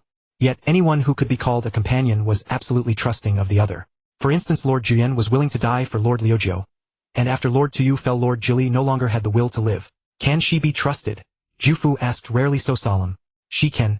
Moreover, I have a way to ensure that this secret art can only be cultivated by Flower Emperor Yudai alone, and cannot be passed on to others. With the aid of the endless lineage's inheritance, Emperor Yen could create a universe master level binding secret art, so ensuring that Flower Emperor Yudai would not leak the Waterfire secret art was entirely feasible. Very well. If that is the case, I agree. But only Flower Emperor Yudai may cultivate it. She must not pass it on to anyone else, including her own people. Jufu said solemnly, I give my absolute guarantee. Everyone rest easy. Emperor Yen also assured the universe masters of the human race. With Emperor Yan's guarantee this time, no one objected. In truth, the universe masters of the human race were chiefly afraid that if the secret art leaked and was learned by outsiders, it would be a catastrophe for the human race. Since Emperor Yen had guaranteed that only Flower Emperor Yudai could cultivate it, and that it could not be transmitted further, everyone chose to support him. Good. Since all matters are settled, let us adjourn. I take my leave. Until next time, farewell. One after another, the universe masters of the human race left Jufu Temple, and Emperor Yan's consciousness also withdrew from the virtual universe. Meanwhile, Emperor Yan's true body continued absorbing the inheritance of the endless lineage. His Bloodthirsty Vine clone strove to create life, and his avatar was adventuring through the cosmic arc with Flower Emperor Yudai. At the devouring cavern, a danger zone near the core of the cosmic arc, a black dragon-shaped palace-type treasure was moving swiftly. It was Emperor Yan's Dragon Vein Tower. Brother Yen, what are you looking for? We've been wandering here for an entire epoch without even waiting for a treasure to emerge. Flower Emperor Yudai said, bewildered. Hunting prey. Prey? What prey? Flower Emperor Yudai grew even more puzzled. Could the cosmic arc produce some prey she had never heard of? You'll know once we find it. In fact, Emperor Yen was also quite frustrated. He had originally planned to kill a few more universe masters. Once he had fulfilled the task Zuoshanke had assigned him, he would return to the Primordial Universe, and let Zuoshanke upgrade his primal soul into a supreme treasure. But who could have expected that an entire epoch would pass without him encountering a single person? Actually, that was only natural. Consider that the cosmic arc was fully 100 million light-years long, while the powerhouses venturing into it were only a handful. It was like scattering a few thousand ants on Earth. One could imagine how minuscule their odds of meeting each other would be. Fine. Hearing Emperor Yen answer like that, Flower Emperor Yudai could only helplessly space out. Powerhouses, they were always after excitement. Who would enjoy charging about aimlessly the way Emperor Yen did? Seeing the somewhat displeased Flower Emperor Yudi, Emperor Yen felt a momentary headache. Tell you what, Yudai. Why don't we go adventure in the core region of the cosmic arc? Really? Flower Emperor Yudai looked at Emperor Yen excitedly. Really? Oh, Brother Yen, you're the best. Mwah! She said joyfully. She immediately threw herself into Emperor Yen's arms, and planted a kiss on his cheek. Oh you! Emperor Yen said, tousling Flower Emperor Yudi's hair. Before Emperor Yen, Flower Emperor Yudai had not a shred of majesty, just like a little girl. Sometimes she acted coquettish, sometimes she threw tantrums, but Emperor Yen almost always tolerated it. Emperor Yen understood Flower Emperor Yudai very well. As the sole universe master of a mighty race, she bore far greater pressure than he did. Oh right, Brother Yen. You told me a while ago that you had a gift for me. Where is the gift? Flower Emperor Yudai looked at Emperor Yen with her beautiful eyes full of anticipation. Hehe, I knew you would ask. Look, here it is. Emperor Yen said, producing a memory crystal. This memory crystal was crafted by Emperor Yen, and contained the Waterfire Secret Art. It also contained a simplified binding secret art, which would prevent Flower Emperor Yudai from divulging the Waterfire Secret Art. Although Emperor Yen did not much care about the Waterfire Secret Art, he still took some precautions out of consideration for the human race's feelings. What is this? Look and you'll know. Flower Emperor Yudai took the memory crystal from Emperor Yen's hand, and immediately sank into cultivation. Emperor Yen watched Flower Emperor Yudai as she cultivated, and his gaze grew far gentler. Yudai, you too are someone I will protect with my life. Emperor Yen piloted the Dragon Vein Tower swiftly toward the core of the cosmic arc. Meanwhile, Drowning Lake, the perilous place at the cosmic arc's core, had fallen into turmoil. A red palace-type treasure could be seen roaming Drowning Lake. Within it, a humanoid powerhouse with the phantom of a divine eye behind him was leisurely probing his surroundings with a domain-type treasure. Alas, I have come to Drowning Lake, where supreme treasures are rumored to have appeared and stayed so long, yet I have obtained not a single treasure. I Hiku am truly out of luck. This powerhouse of the divine eye race muttered to himself. Lord Hiku was the only 6th-tier universe master of the divine eye race to possess a supreme treasure. He possessed a psychic force supreme treasure named Hiku Realm, and he was a super universe master whose attack power reached the 6th tier. In danger zones such as the core region, the least treasure that appeared was second only to a supreme treasure. Even exotic wonders and supreme treasures might appear, and Drowning Lake had seen supreme treasures surface several times. This time Lord Hiku had come specifically to Drowning Lake to search for treasures, only to find that after nearly 100 million epochs, he still had not encountered a treasure emerging. The most terrifying thing about Drowning Lake was the 3,000 drowning waters. It was said that even the strongest could be dragged into them and perish. Thus Lord Hiku was extremely careful amid the drowning waters. With every move he used his domain-type treasure to scout the situation before cautiously advancing. Suddenly, 3 light-years away from where Lord Hiku's domain-type treasure was probing, there came a faint tremor of a treasure emerging. A tremor. Could a treasure be emerging? I've been here for so long, and at last a treasure is emerging. How exciting! Lord Hiku swiftly piloted his palace-type treasure and sped away. Ah, is this the legendary mausoleum ship? Lord Hiku could hardly believe it. The treasure about to emerge before his eyes was actually the legendary mausoleum ship. Lord Hiku could not help but feel thrilled. In terms of defense, the mausoleum ship was in no way inferior to a palace-type supreme treasure. Moreover, obtaining it would allow one to enter the legendary tomb where ancient powerhouses were buried. Lord Hiku warily scanned his surroundings. The treasure had not yet been secured, so he could not afford the slightest carelessness. Just then, a universe master whose entire body was covered in green leaves several hundred light-years away from Lord Hiku also sensed the tremor of a treasure emerging. There's a tremor ahead. Could a treasure be emerging? I'll go check. The leaf-covered universe master drove his palace-type treasure at full power and raced over with all speed.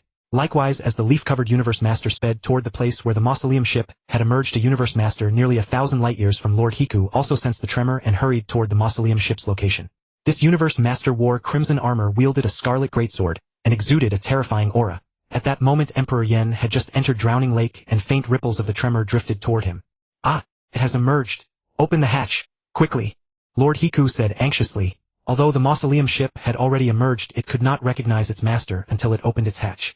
Unless the mausoleum ship opened its hatch on its own, even the strongest could not force it open. Just as Lord Hiku was waiting anxiously, the leaf-covered Universe Master arrived. Ha ha ha! Lord Hiku, I didn't expect you to arrive first. Lord Miluin of the Eastern Emperor's Sacred Land. I didn't expect you to come either. Lord Hiku said in a deep voice, staring at Lord Miluin. Lord Miluin was an ancient 6th-tier Universe Master of the Eastern Emperor's Sacred Land. He possessed the palace-type Supreme Treasure Black Prison Tower, and his strength was no less than that of Lord Jinhai.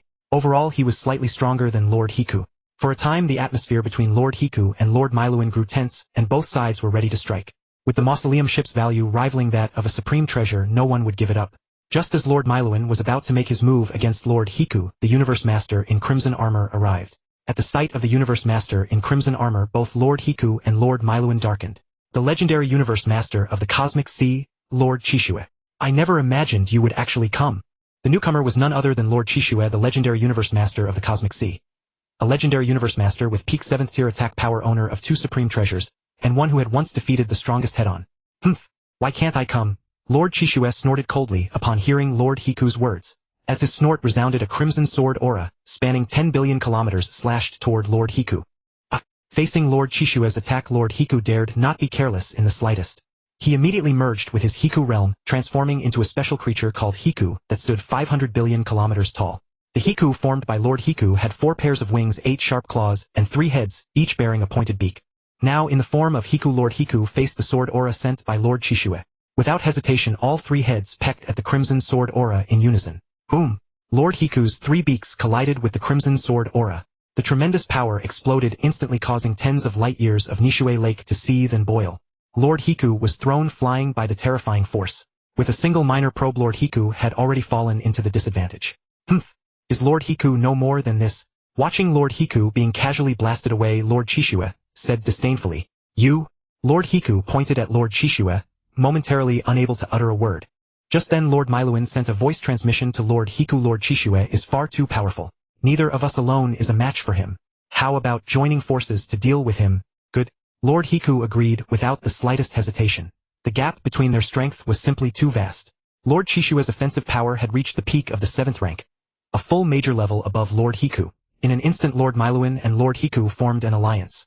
Together they would confront Lord Chishue, having reached a temporary alliance. Yet both knew this partnership would only last for the moment. Once the mausoleum ship opened, everything would rely on strength. Humph! Watching Hiku and Miluin join hands, Lord Chishue gave a disdainful cold snort. Before absolute strength, numbers are nothing but a joke. No matter how many ants there are, they cannot defeat a ferocious tiger.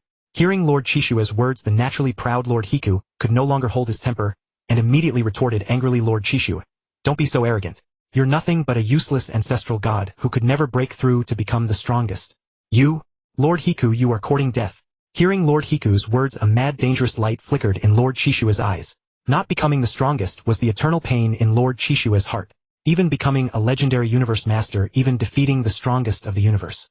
But he had not become the strongest in the universe, and that was the greatest humiliation in Lord Chishue's heart. During the second cycle era, Lord Chishue was the sole special life form born from the Primordial Universe. He possessed extraordinary talent and fearsome innate secret arts.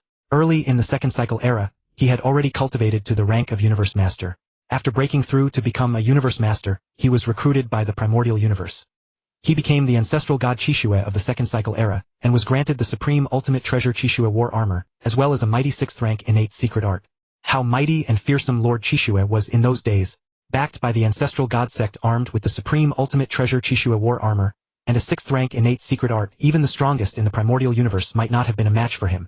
Later Lord Chishue continued to surge forward, creating a 5th rank limit secret art early on, and reaching the limit of Universe Master. But at this moment Lord Chishue was dumbfounded. He simply could not break through to become the strongest. Because his life form was far too special, just like the prison king of the prison clan, he had no idea at all how to break through. It was as if a curse had been placed upon him. Even when the second cycle era came to an end, he still had not broken through. And so Lord Chishue would be forever unable to break through to become the strongest. But even so, Lord Chishue never gave up in the slightest. Even in the Universe Sea, with the supreme ultimate treasure Chishue War Armor, and his 6th rank innate secret art, Lord Chishue was still the strongest Universe Master. Later he unexpectedly obtained a second supreme ultimate treasure, the Chishue Sword. With his 6th rank innate secret art, Lord Chishue managed to comprehend the 5th layer of secret patterns on the Chishue Sword, unleashing peak 7th rank offensive power. Even in a battle over ultimate treasures, Lord Chishue suddenly erupted, and defeated a strongest from the Primordial Universe who lacked a supreme ultimate treasure. That battle turned Lord Qixue into a legend. But what did it matter if he had become a legend? Being forever unable to break through to become the strongest was an unchangeable fact. As the saying goes, when you curse, don't expose others' weaknesses. When you strike, don't hit their face. With that, Lord Hiku had poked at Lord Qixue's greatest wound. The atmosphere immediately turned grim and murderous. Lord Qixue slowly drew his Qixue sword ready to make a move against Lord Hiku. But just then a voice full of surprise suddenly rang out. "Ah, isn't this our legendary universe master Lord Qixue? Who could have made you so angry? Why resort to swords and spears? Wouldn't that hurt your pride? Oh, Emperor Yen, you've come too. Ha ha ha. This emperor came because it's lively here." Emperor Yen laughed heartily, but his gaze was fixed firmly on the pitch-black mausoleum ship, stretching 10 billion kilometers long. So the mausoleum ship has appeared. Could the heritage of the Duanding lineage have emerged as well? Indeed, it is quite lively, Lord Qixue remarked in a strange tone. Due to Emperor Yan's appearance, the surrounding atmosphere became much quieter. Originally Lord Qixue had planned to act and drive Lord Miluan and Lord Hiku away. But unexpectedly Emperor Yen showed up at this moment. Lord Qixue thought to himself, now I can no longer control the situation. Just as Emperor Yen was quietly waiting for the mausoleum ship to appear, Lord Qixue suddenly sent him a voice transmission. "Emperor Yen, how about the two of us joining forces? Your strength is formidable, but you don't have a supreme ultimate treasure. If we join hands, we can deal with Lord Miluan and Lord Hiku together. You should know, one is a successor of the Holy Land, the other is an expert of the Divine Eye race. They surely understand the mausoleum ship far better than we do. Join hands with you. I'm the weakest here. Are you sure you won't make a move on me first?" Actually, Emperor Yen had no interest whatsoever in allying with Lord Qixue. In terms of strength, he was the strongest present. And when it came to knowledge of the mausoleum ship, who could compare to Emperor Yen, who had inherited the endless lineage? Would I, Lord Qixue, be such a person? I guarantee I won't attack you before entering the mausoleum ship. Once inside, we'll each rely on our own abilities. Lord Qixue said with a cold snort. A little fellow without a single supreme ultimate treasure simply doesn't deserve my effort. The only reason I'm recruiting you is to prevent you from allying with Lord Miluan and the others. Emperor Yen had roamed the universe arc for nearly 10 billion epochs, and the powerhouses of the universe C had long known this. He had no supreme ultimate treasure, and was the weakest among the 6th-rank universe masters. Thus Lord Qixue still looked down on Emperor Yen in his heart, while also feeling some envy at Emperor Yan's talent. "Fine, I agree." Emperor Yen sent back via voice transmission. "First keep this Lord Qixue steady. We'll watch for the right moment to act. As the saying goes, the bird that sticks its head out gets shot first." Emperor Yen understood this logic well. Although he was currently the strongest here, no one else knew it. He did not want to become the target of everyone's arrows. Silently profiting was the real principle. And just then Lord Miluan also sent a voice transmission to Emperor Yen. "Emperor Yen, what do you think of the three of us joining forces to deal with Lord Qixue? Remember, Lord Qixue is the most powerful. Join hands with you too. What good would it do me? Don't forget there is only one mausoleum ship. You both have extraordinary backgrounds and know the mausoleum ship better than I do. How could I possibly compete with you?" Emperor Yen asked in reply. "Heh, interesting. Ally with me. The water here is getting muddier, and the muddier it is, the better for me.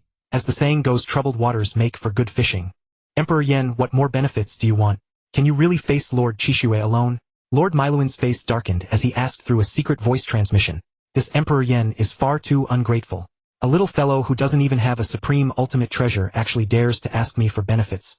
If you offer no benefits, do you expect me, Emperor Yen, to serve as your shield? Emperor Yen asked, feigning anger. When the three of us join forces and the mausoleum ship's hatch opens by itself, the three of us will do our utmost to repel Lord Qixue. Then as for the mausoleum ship, we'll each rely on our own abilities. How about that? Although Lord Miluan's words sounded good in his heart, he thought, could a little fellow from the Primordial Universe possibly understand the mausoleum ship better than my Dongdi Holy Land? Fine, I agree. Emperor Yen accepted Lord Miluan's proposal. In truth, Emperor Yen had agreed to both invitations only to make the waters even muddier. Once the two sides broke into a great battle, Emperor Yen would stand a better chance of being the first to enter and seize the mausoleum ship. In a flash, 4 Supreme Universe Masters surrounded the mausoleum ship from 4 different directions. They all waited for the moment when the mausoleum ship would open. And every Universe Master was busy scheming, calculating how to make the situation more advantageous to himself. Just then a voice was transmitted to Emperor Yen. Brother Yen, I have successfully cultivated the Waterfire mystic art. With 6th rank strength, now let me come out and help you. Yudi, don't be in a hurry to come out. Perhaps in a little while you can play a role beyond imagination. Emperor Yen was not eager to let Empress Yudai come out just yet.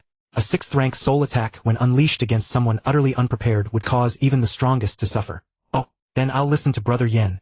Empress Yu Dai obeyed Emperor Yen in everything like a docile little wife. 3 days later. Why hasn't the mausoleum ship opened its hatch yet? If we wait too long things will become difficult. Emperor Yen stared at the steadfast mausoleum ship growing anxious. And he had every reason to be anxious.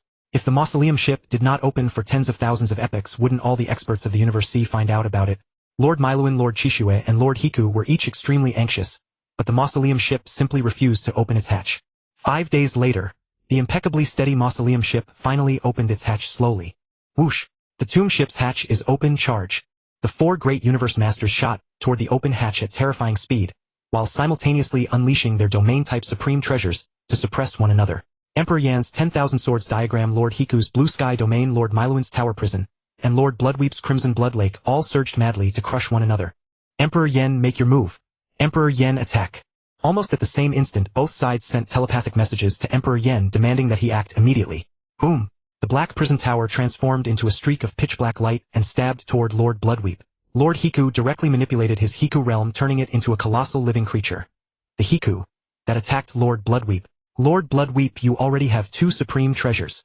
Stop vying with us for the tomb ship. Watching the 6th order attacks of Lord Miluan and Lord Hiku, Lord Bloodweep remained completely unruffled. He drew his weeping blood sword and uttered a thunderous roar. Roar! You petty wretches! What are you to me? Weeping blood soaks heaven and earth. I walk the unending path of slaughter. Kill! Kill! Kill! A blood-red sword light 30 billion kilometers long slashed toward Lord Hiku and Lord Miluan. At this moment Emperor Yen refused to be outdone. Brandishing the Yen divine halberd, he unleashed a move, Fire Universe. At Lord Hiku and the others, Emperor Yen ultimately chose to help Lord Bloodweep. Even though Lord Bloodweep was immensely powerful, his understanding of the tomb ship was far inferior to that of Lord Hiku and Lord Miluan. Compared with seizing the tomb ship, it was actually the weaker Lord Miluan who posed the greater threat to Emperor Yen. Boom! Lord Miluan and Lord Hiku were directly blasted away by the attacks of Emperor Yen and Lord Bloodweep. Emperor Yen, you! The blasted Lord Miluan was now utterly furious. Emperor Yen had actually betrayed them at this moment. Humph! Do you two truly take this emperor for a fool? Following you, there was never the slightest hope of obtaining the tomb ship. Emperor Yen sneered coldly. In truth, Lord Miluan only wanted to use Emperor Yen as a weapon.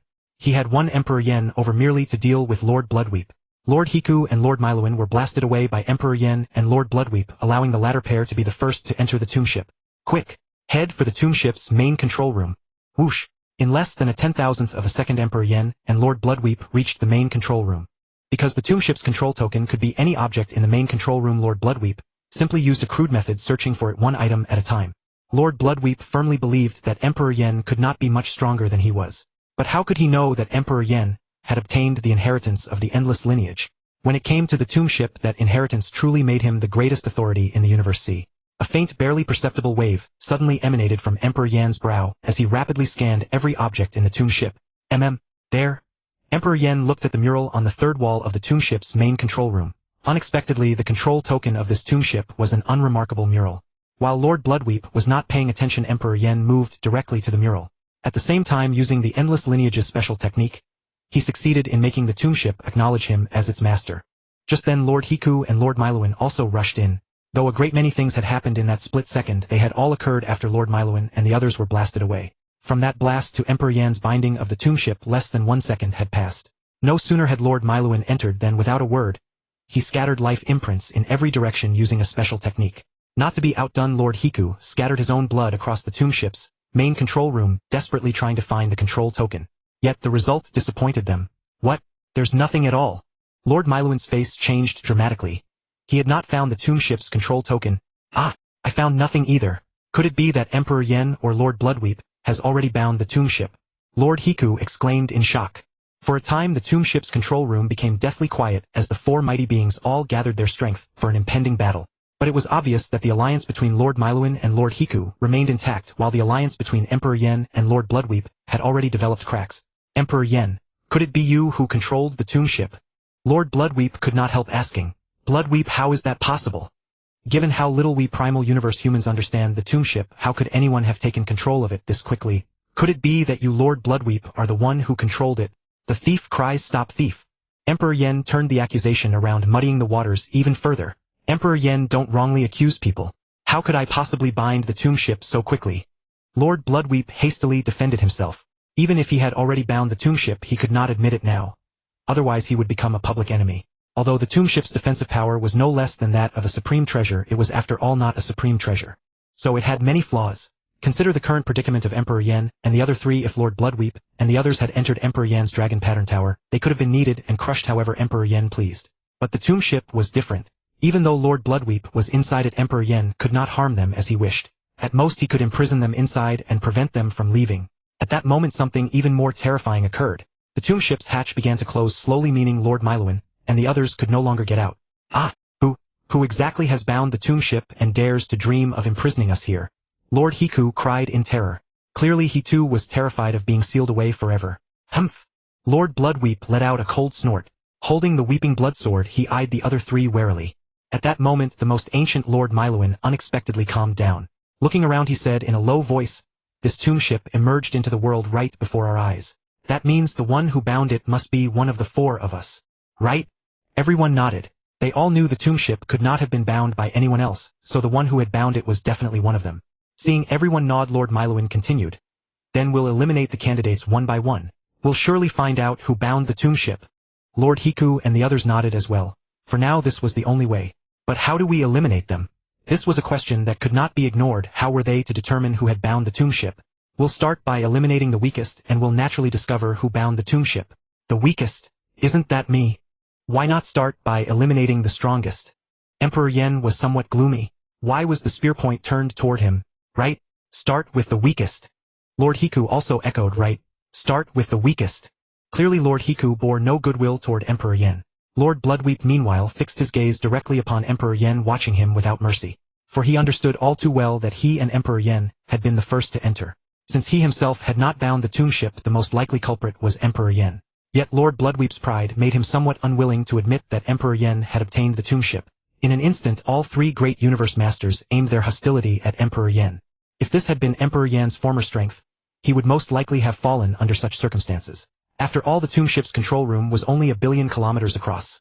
There was nowhere to flee. Seeing the three universe masters pointing their hostility at him, Emperor Yen finally decided to hide no longer. He gave a cold laugh.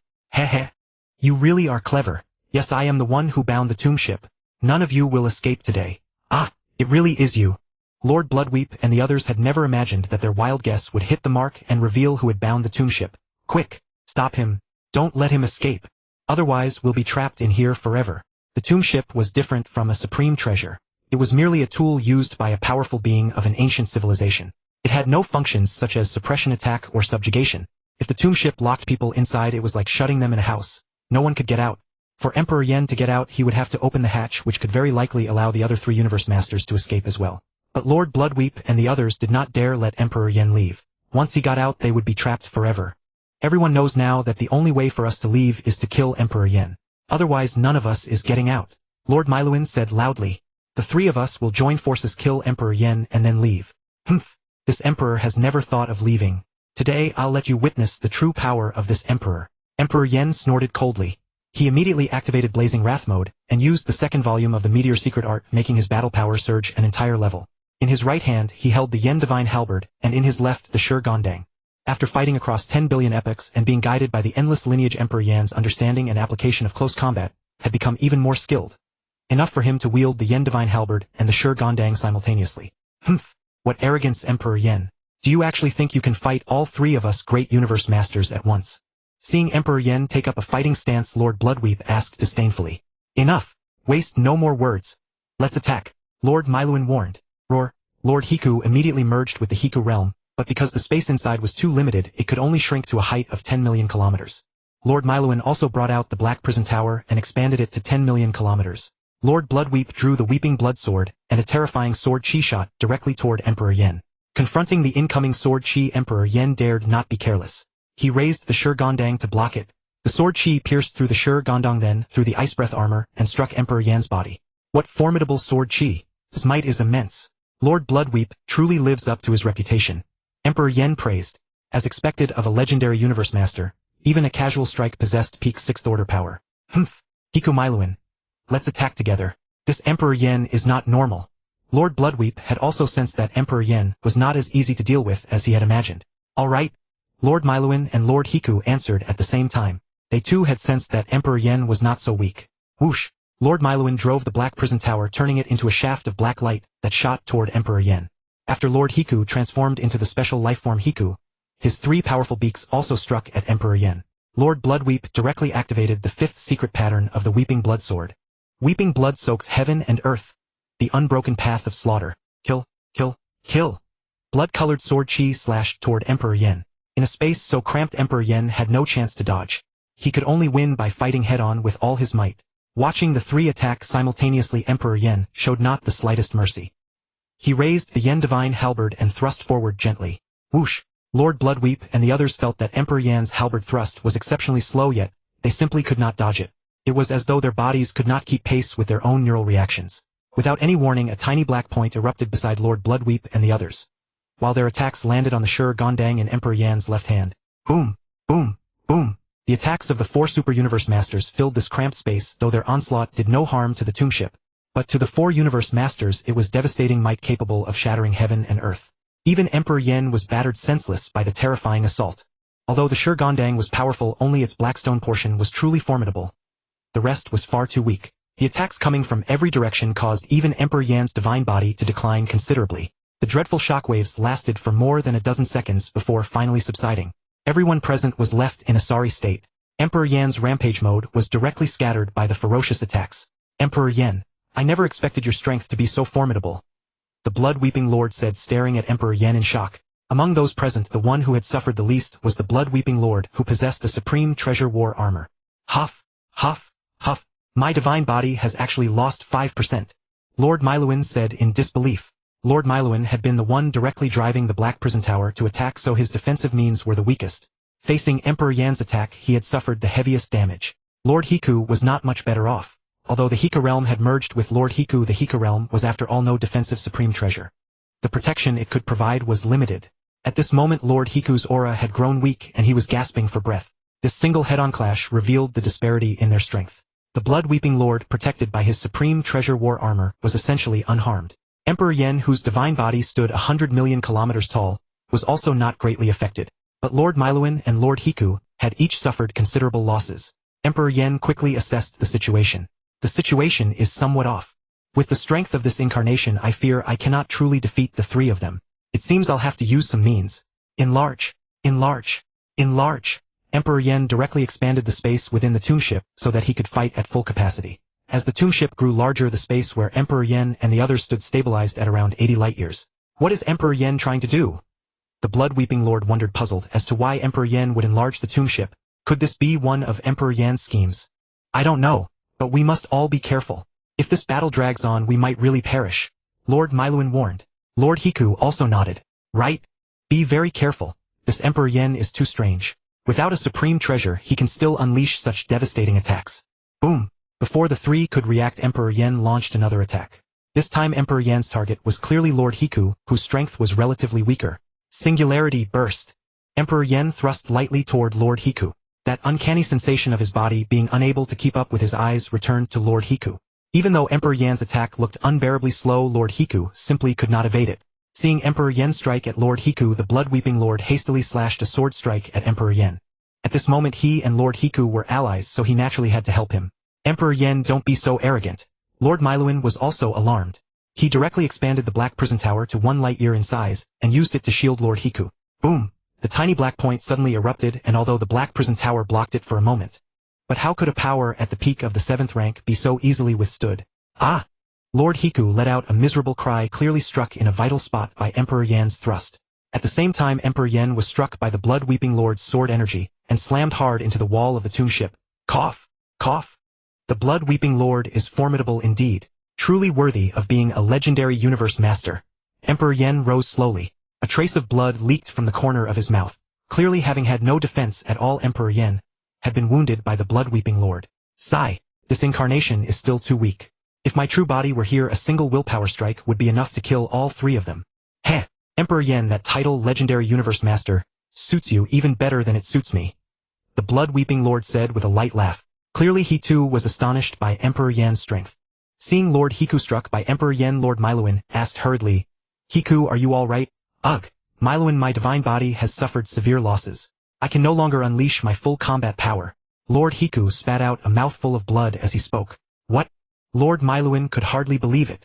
Even after the Black Prison Tower had intercepted the attack, Lord Hiku was still this gravely wounded. Just how powerful was Emperor Yen? Miluin, no more talk. Attack now. If we're not careful today, we really might fall. The Blood-Weeping Lord said hastily. Boom. Once again the Blood-Weeping Lord and the others launched their attacks at Emperor Yen. A blood-colored sword beam, an ink-black streak of light, and 3 razor-sharp beaks. Facing attacks coming from 3 directions, Emperor Yen knew he could not defend against them all. He raised the Shur Gondang in his left hand and blocked the sword energy slashed by the Blood-Weeping Lord. With the Yen Divine Halberd in his right hand, he thrust once more at Lord Hiku. Wounding 10 fingers is not as good as severing one. Today I'll slaughter Lord Hiku first. Singularity burst. The tiny black point erupted once more toward Lord Hiku. Emperor Yen was likewise struck by their attacks. Boom, boom, boom. The terrifying energy fluctuations once again filled the space, which was a mere 80 light-years in diameter. Although Emperor Yen's attack was focused on Lord Hiku this time, the dreadful shockwaves still caused Lord Miluin, who had no Supreme Treasure War armor, to lose part of his divine body. Ugh! The pitiful Lord Hiku spat out another mouthful of blood, and his aura grew even more feeble. Lord Hiku was not a special life form. His divine body was only 100,000 kilometers tall. How could he withstand such torment? Cough! Cough! Emperor Yen also coughed up threads of blood, clearly not lightly wounded. This won't do. The Blood-Weeping Lord, the strongest among them, has suffered no major damage and his power has not diminished in the slightest. If this continues, I'll be the one in danger. Emperor Yen, go to hell. The Blood-Weeping Lord, whose strength was still fully preserved, seized the moment when Emperor Yan's new strength was exhausted and his old strength had yet to arise. He slashed a vicious sword strike at Emperor Yen. Seeing the blood-colored sword energy flying toward him, Emperor Yen had no strength left to fight back. He could only raise the Shur Gondang in his hand and defend with all his might. Boom! Emperor Yen was sent flying once again. The terrible sword energy raged through his body. He could clearly sense that his divine body was plummeting at an alarming rate.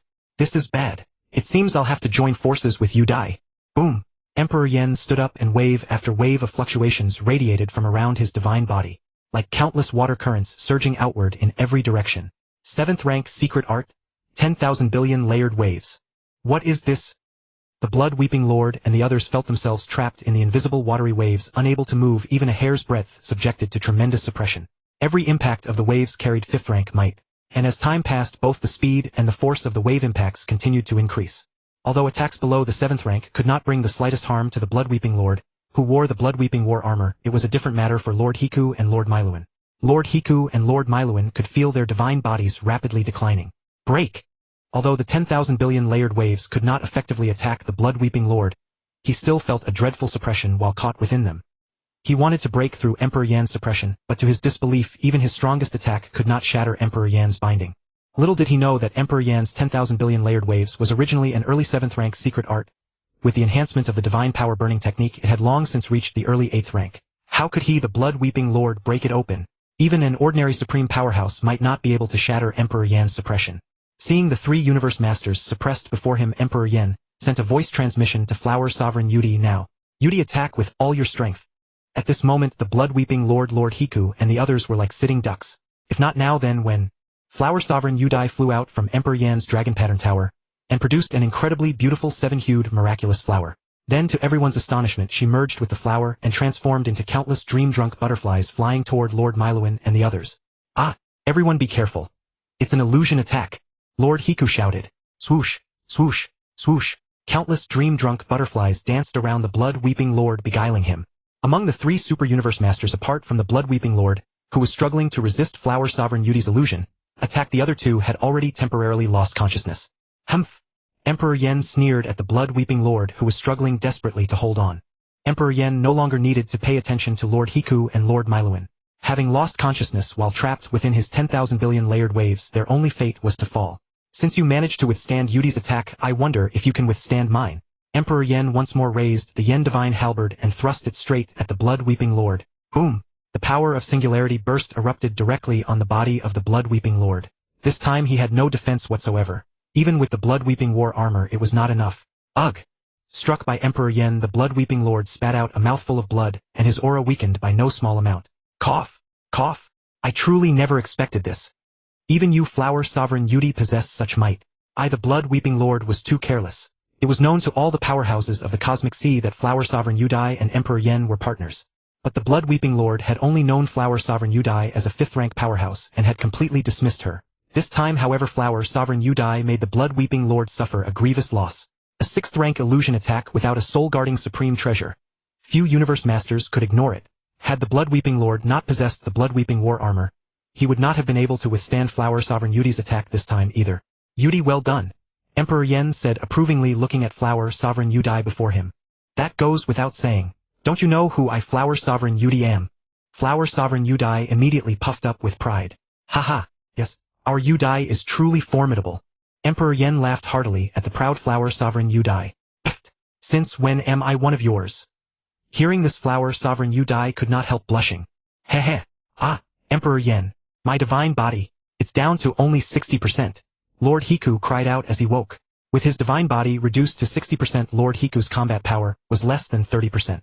Lord Miluin also woke up at almost the same moment as Lord Hiku. The moment he woke, Lord Miluin said not a single word. He actually hid himself inside the Black Prison Tower. Seeing that the Lord of Miluin had actually taken refuge inside the Black Prison Tower, the Lord of Hiku hastily produced his Heavenly King Palace, a treasure second only to a supreme treasure, and hid within it as well. The Lord of Weeping Blood likewise did not hesitate in the slightest, diving into his palace-type treasure. For a moment Emperor Yen was dumbfounded, as he watched the 3 super universe masters hide themselves inside their palace-type treasures. What in the world is this? The Lord of Miluin's Black Prison Tower was a supreme treasure, so Emperor Yen had no hope of sealing him. Even if he brought him back to the human race, giant axe would be powerless. This was exactly the advantage of a palace-type supreme treasure. Even if I cannot defeat you once I hide inside and refuse to come out, there is nothing you can do. The palace-type treasures of the Lord of Hiku and the Lord of Miluin were likewise second only to supreme treasures, so Emperor Yen could not seal them with the dragon pattern tower. Emperor Yen, we give up contending over the 2 mark. We concede, so release us. Yes, Emperor Yen. We have already conceded, so let us go. If you keep us locked up, you can't leave either. So should I really just let them go? Emperor Yen hesitated for a moment. They had hidden inside palace-type treasures, so Emperor Yen's attacks were useless. If Emperor Yen wanted to leave himself, he would inevitably have to open the hatch of the 2 mark, giving them every opportunity to escape. Consider locking a girl in your home hoping to do something with her. Yet she resists, desperately, leaving you unable to do that thing. Then this girl asks to leave, but you are unwilling to let her go. However, you have to go out yourself. To go out, you must open the door and she will flee. This was exactly the predicament facing Emperor Yen and the Lord of Weeping Blood. If Emperor Yen did not release the Lord of Miluin and the others, he could not leave himself. But to let them go just like that was more than Emperor Yen could accept. How could he accept it? They were 3 walking treasure troves, and among them there were no fewer than 4 supreme treasures. After all, the human race currently did not possess a single supreme treasure. Emperor Yan's true body certainly had 2, but unfortunately, they could not be used at the moment. What should I do? This truly feels like a mosquito trying to bite an egg. No place to sink its teeth into. Watching the irresolute Emperor Yen, Flower Empress Udai also touched the pair of cute antennae on her head. She racked her long unused mind to think of a solution for Emperor Yen. Emperor Yen, what are you still hesitating for? If you don't release us at once, when the true lord of our God Eye clan arrives, you'll find it difficult to leave. Want to leave? Hand over your Hiku world, and I will release you right now. Emperor Yen sneered coldly. Hearing this, the Lord of Hiku grew furious. Emperor Yen, do you think that is possible? If you do not release me when the 7 true lords of our God Eye clan arrive, you will definitely be sealed away forever. Seal me away. Then we'll see whether your 7 true lords of the God Eye clan have that ability. Emperor Yen was completely unimpressed by the 7 true lords of the God Eye clan. Although Emperor Yan's true body could not leave the inheritance space of the endless lineage, if he were truly pushed to the limit, he could find a way to bring his Bloodthirsty Vine clone here. Even if the entire God Eye clan came, it would be useless. While Emperor Yen and the Lord of Hiku argued, the Lord of Weeping Blood and the Lord of Miluin remained silent. The Lord of Weeping Blood was extremely powerful himself, but he had no significant background. The Lord of Miluin, in contrast, had a great background. However, the Holy Land had always relied on numbers to win. At present, no one in the Eastern Emperor Holy Land was capable of sealing Emperor Yen. Emperor Yen thought for a long time and finally came up with a plan. Of course, it was not a perfect plan, it had certain flaws. Miluin, Weeping Blood, and Hiku, listen well. Each of you must hand over 1 treasure second only to a supreme treasure, and I will release you immediately. Not a chance. Impossible. Hearing their 3 blunt replies, Emperor Yen was not annoyed and continued, don't be so quick to refuse. You all know that I, Emperor Yen, possess clones. It is true that I cannot leave right now, but if I self-destruct and then condense a new clone, I will be able to get out.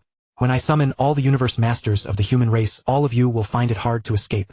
Despite his words, if Emperor Yen's self-destructed Flower Empress Udai would be in danger, there was a real chance she would be sealed by them. Moreover, after condensing a clone in the Primordial Universe, reaching the core region of the universe arc would take at least 10,000 years. Who could say what would happen by then? For now, Emperor Yen was merely bluffing, hoping to fool them. Fine, I agree. The most ancient lord of Miluan directly accepted Emperor Yan's demand. Having lived for nearly 1,000 cycles, he had encountered every kind of situation. He naturally would not abandon his hope of escape for the sake of a treasure second only to a supreme treasure. Humph. The Lord of Weeping Blood did not speak, but his tone made it clear that he agreed. As a powerhouse of the second samsara era, the Lord of Weeping Blood was comparatively rational. Weeping Blood Miluan. I never imagined the two of you would actually agree. Emperor Yen. Even if they agree, Hiku will never agree. If you have the guts, keep me locked up. The Lord of Hiku declared arrogantly. Oh, hehe, is that so? Emperor Yen suddenly let out an odd laugh. Lord of Hiku, you frog at the bottom of a well. Do you honestly believe that hiding inside a palace-type treasure leaves me with no way to deal with you? Today I will let you witness the true power of this emperor. Ah! Suddenly the Lord of Hiku, hidden inside the Heavenly King Palace, let out a sky-shaking scream. It was as if his tender chrysanthemum had been split open for the first time. The cry was utterly heart-wrenching. Hiku, what's wrong? The Lord of Miluan asked hastily. It hurts. Hurts? Where? It can't really be chrysanthemum pain, can it? The Lord of Miluan was startled at first, then asked with a strange expression. The Lord of Hiku was of course not suffering from actual chrysanthemum pain. Rather, he felt his will on the verge of collapse and his head ached beyond endurance. The will of Emperor Yan's true body had reached the limit of an eternal true god, and he had also studied part of the supreme secret art Endless. The will impact he released could affect even a powerhouse whose will had reached the eternal true god level. Although this avatar's will barely reached the level of a void true god, rendering him unable to use the Endless secret art, one must not forget that in the Endless lineage it was not only the king grade inheritance that possessed will impact secret arts. Even the general grade and soldier grade inheritances had them just of a lower grade. When studying the Endless lineage's heritage, Emperor Yen naturally paid 200% attention to these will impact secret arts. The technique he was using now was Night, the lowest grade will impact secret art in the Endless lineage, requiring only a supreme level will at its limit to cultivate. With this avatar, Emperor Yan's execution of the Night technique was enough to instantly rob a will at the peak of universe master level of consciousness. Although the Lord of Hiku's will had reached the early supreme stage, Emperor Yan's use of Night was still enough to make him suffer pain worse than death. Ah! Emperor Yen, I beg you, spare me. I am willing to offer a treasure. Please just let me go. The Lord of Hiku begged loudly. The will impact was simply too ferocious. The pain cut directly into the depths of his soul. Humph! Hiku, weren't you just now quite arrogant? Why are you begging for mercy now? Whoosh! A ray of light flew out from the Heavenly King Palace and landed in Emperor Yan's hand. Emperor Yen looked down and saw a shield second only to a supreme treasure. Perfect. I can set the black stone from Shur Gondang into the shield. The previous shield's quality was a little too low. Emperor Yen, I have already handed over the treasure. Please release me now. Lord of Hiku, one is not enough. You must give me two. Emperor Yen, you. Fine, I agree, but I no longer have treasures at that level. Would 3 peak grade supreme treasures do? Agreed. Whoosh! Another 3 treasures flew into Emperor Yan's hand. He put them away and looked at the Lord of Weeping Blood and the Lord of Miluan. What about you two? The Lord of Weeping Blood and the Lord of Miluan did not say a word. They each threw a treasure to Emperor Yen, for they had no wish to suffer the Lord of Hiku's torment. Little did they know, however, that Emperor Yan's will impact could not have much effect on them whose wills were far stronger. Otherwise today's matter would not have come to such an easy conclusion.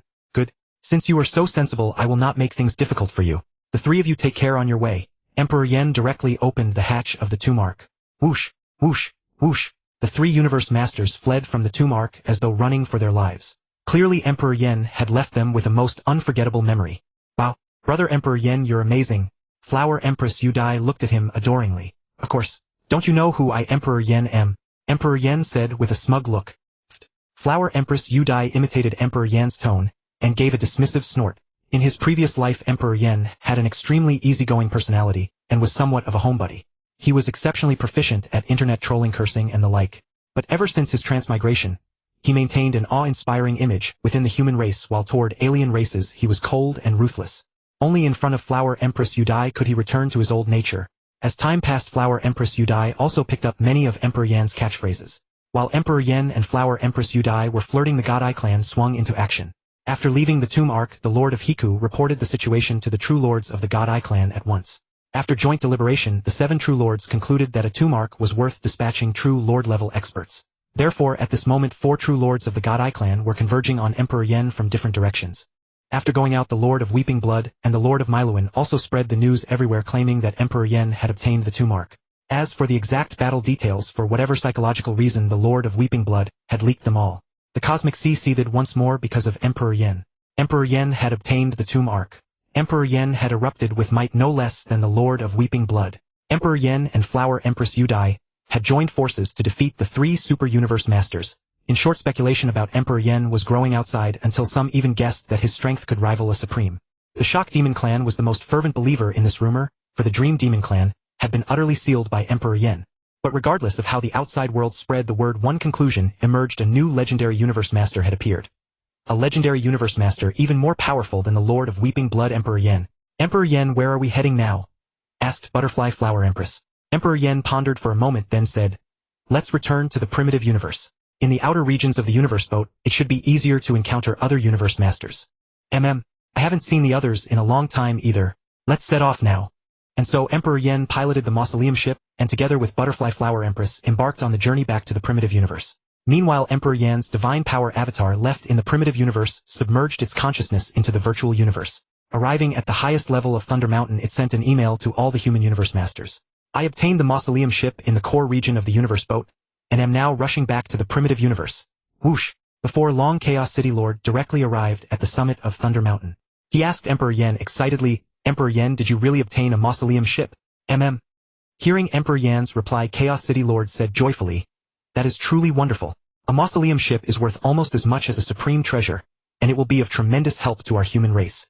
Looking at the excited Chaos City Lord, Emperor Yen smiled faintly but said nothing. He knew that once the Gene world arrived, supreme treasures would be plentiful. Chaos, how is your cultivation of the Waterfire secret art progressing? Hearing Emperor Yan's question, Chaos City Lord shook his head and said, alas! This secret art is far too difficult to cultivate. Among our human race, aside from Giant Axe, who has succeeded, none of the other Universe Masters have managed to master it. Oh, then once I return to the primitive universe, I will share my cultivation insights with everyone. Emperor Yen knew that the Waterfire secret art was extremely difficult to cultivate. It was only with his guidance that Butterfly Flower Empress had been able to cultivate it so quickly. That would be excellent. With your explanations, I believe everyone will soon comprehend this Waterfire secret art.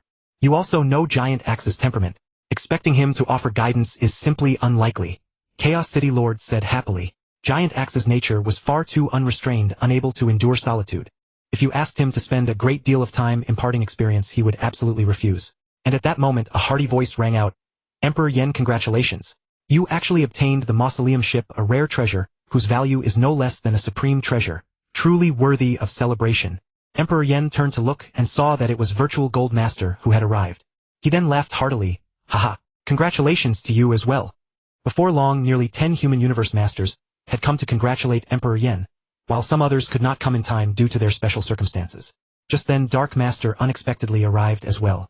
Seeing Dark Master, the human Universe Masters all stepped forward to greet him. Dark, you old fellow actually came too. Dark, I heard you killed the main combat avatar of Manticia Master. Is that true? Dark. Hearing the greetings of the human Universe Masters, Dark Master shook his head and said, no matter how formidable I am, how could I compare to our legendary Universe Master Emperor Yen? Legendary Universe Master Emperor Yen.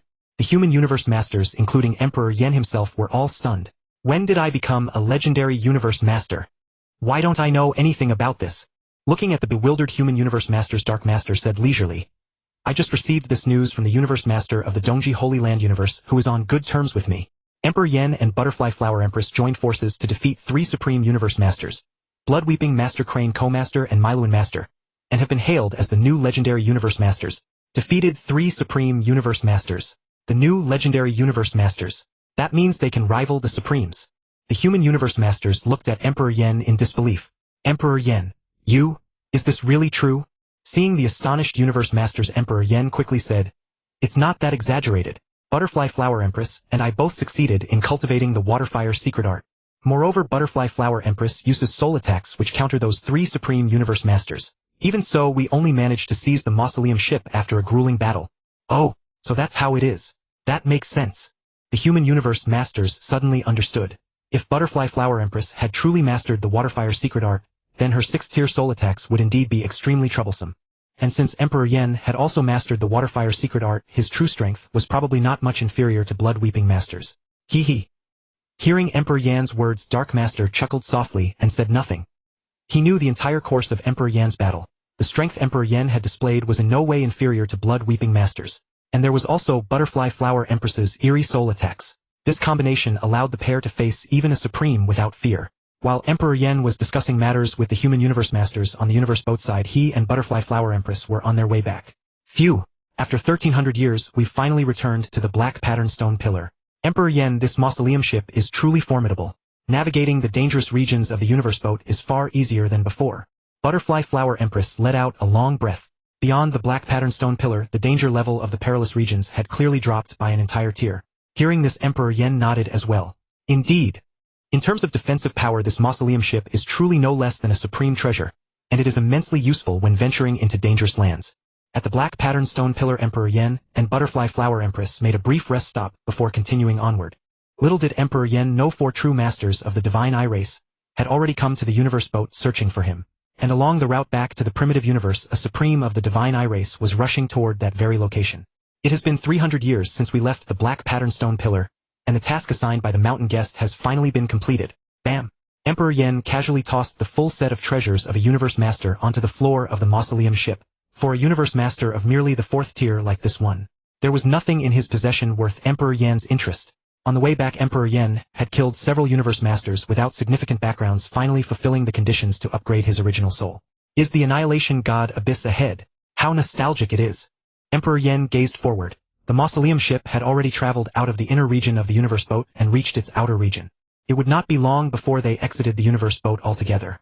And so Emperor Yen piloted the mausoleum ship onward, and upon entering the annihilation god abyss, he encountered a universe master. Oh, if it isn't Bloodbath Master, I never expected to see you here. Emperor Yen looked at Bloodbath Master in the distance, whose appearance resembled the blood race of a world from his past life. Emperor Yen. Bloodbath Master shot Emperor Yen a wary glance and immediately fled. Phew, this Emperor Yen is too terrifying. I need to get away quickly. I've heard that quite a few universe masters have fallen by his hand recently. Hee hee. Watching Bloodbath Master flee, Emperor Yen made no move against him. He had already completed the task assigned by the mountain guest. He had no real interest in killing 4th-tier universe masters.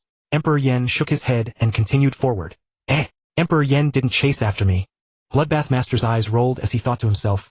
A few days ago, Ultimate Arrow Master was asking me about Emperor Yen's whereabouts. Now I have news to give him. If I inform Ultimate Arrow Master quickly, I might even gain some favors from the Divine Eye race. Bloodbath Master's race had only a single Supreme, and that Supreme did not even possess a Supreme treasure. Thus deep down he harbored a certain desire to curry favor with the Divine Eye race. And so Bloodbath Master reported Emperor Yen's whereabouts to Ultimate Arrow Master. Ultimate Arrow Master then directly reported it to the strongest of the Divine Eye race. 7th Emperor Yen has appeared at the Annihilation God Abyss. That is your territory. Go there at once and hold him off. 3rd will come to support you shortly. Suddenly the 7th True Master, who was in the outer region of the universe boat, received a message from the 1st True Master. Understood, Master. Be careful. This Emperor Yan's strength is no less than blood-weeping Master's. Do not be careless. Master, rest assured. With my ice cliff fortress in hand, why should I fear this Emperor Yen? The 7th True Master said with confidence. Humph, Emperor Yen, a mere universe master. Let me show you the power of our Divine Eye race. Whoosh. The Divine Eye race's strongest rushed at full speed toward the Annihilation God Abyss. At a speed surpassing all limits, it would not take long for him to arrive. On his side, Emperor Yen was still leisurely traversing the Annihilation God Abyss, completely unaware that danger was closing in. The black mausoleum ship had been shrunk by Emperor Yen to 100,000 kilometers, drifting idly through the abyss. Meanwhile, Emperor Yen activated the 10,000 swords diagram, carefully probing the situation within a 10 light-year radius outside the mausoleum ship. Boom! Within his 10,000 swords domain, Emperor Yen suddenly sensed a streak of black light hurtling toward the mausoleum ship at 10,000 times the speed of light. 10,000 times the speed of light. Not good. It's a Supreme. Emperor Yen cried out in alarm. Before he could make any reaction, he collided head-on with the enemy. Boom! The mausoleum ship was sent flying dozens of light-years away, tumbling endlessly through the Annihilation God Abyss. Ice Cliff Fortress. I didn't expect you old dog 7th True Master to come as well. Emperor Yan's furious voice rang out from within the mausoleum ship. Hearing Emperor Yan's curses, the 7th True Master let out a cold snort. Humph! Little brat, leave behind the mausoleum ship and I'll let you go. Otherwise you can wait to fall right here today. Emperor Yan's face darkened upon hearing these words. Let me go, old dog. Then let's see if you have the strength. Boom! Emperor Yen drove the mausoleum ship at full force, ramming it straight toward the Ice Cliff Fortress. Supported by Emperor Yan's divine power, the mausoleum ship expanded to a full light-year in length. The colossal mausoleum ship with its tremendous impact force shattered the extremely condensed space of the Annihilation God Abyss again, and again like a shattered mirror scattering countless fragments across the ground. Seeing the mausoleum ship charging toward him, the seventh true master showed no sign of weakness. He directly burned his divine power and shot at the mausoleum ship at extreme speed. Boom! The two supreme treasures collided violently, and the space within dozens of light years around the Annihilation God Abyss shattered. It was like the apocalypse, as if heaven and earth were about to be destroyed. This time Emperor Yen had used the second volume of the Meteor Secret Art, and the might of his burning divine power surpassed even that of a supreme in the cosmic sea. A supreme can only unleash power at 10,000 times the genetic level of a universe master. In this collision Emperor Yen gained the upper hand and the ice cliff fortress was sent flying violently backward. How is that possible? The seventh true master found it hard to believe. Although the ice cliff fortress's main function was suppression with limited offensive power, he had never imagined that he would lose to a universe master. In that case, the seventh true master flew out of the ice cliff fortress and expanded it to a light year in size, positioning it at an angle facing the mausoleum ship. Judging by his stance, the seventh true master intended to swallow and suppress the mausoleum ship. First, regarding innate secret techniques.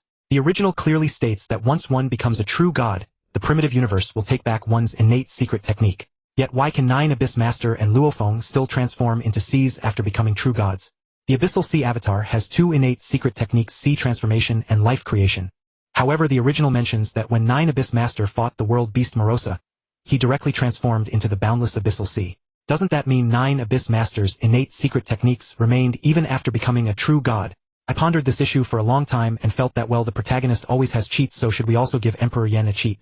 Preserve the innate secret technique of the Bloodthirsty Vine Avatar. Second, regarding the matter of anchoring.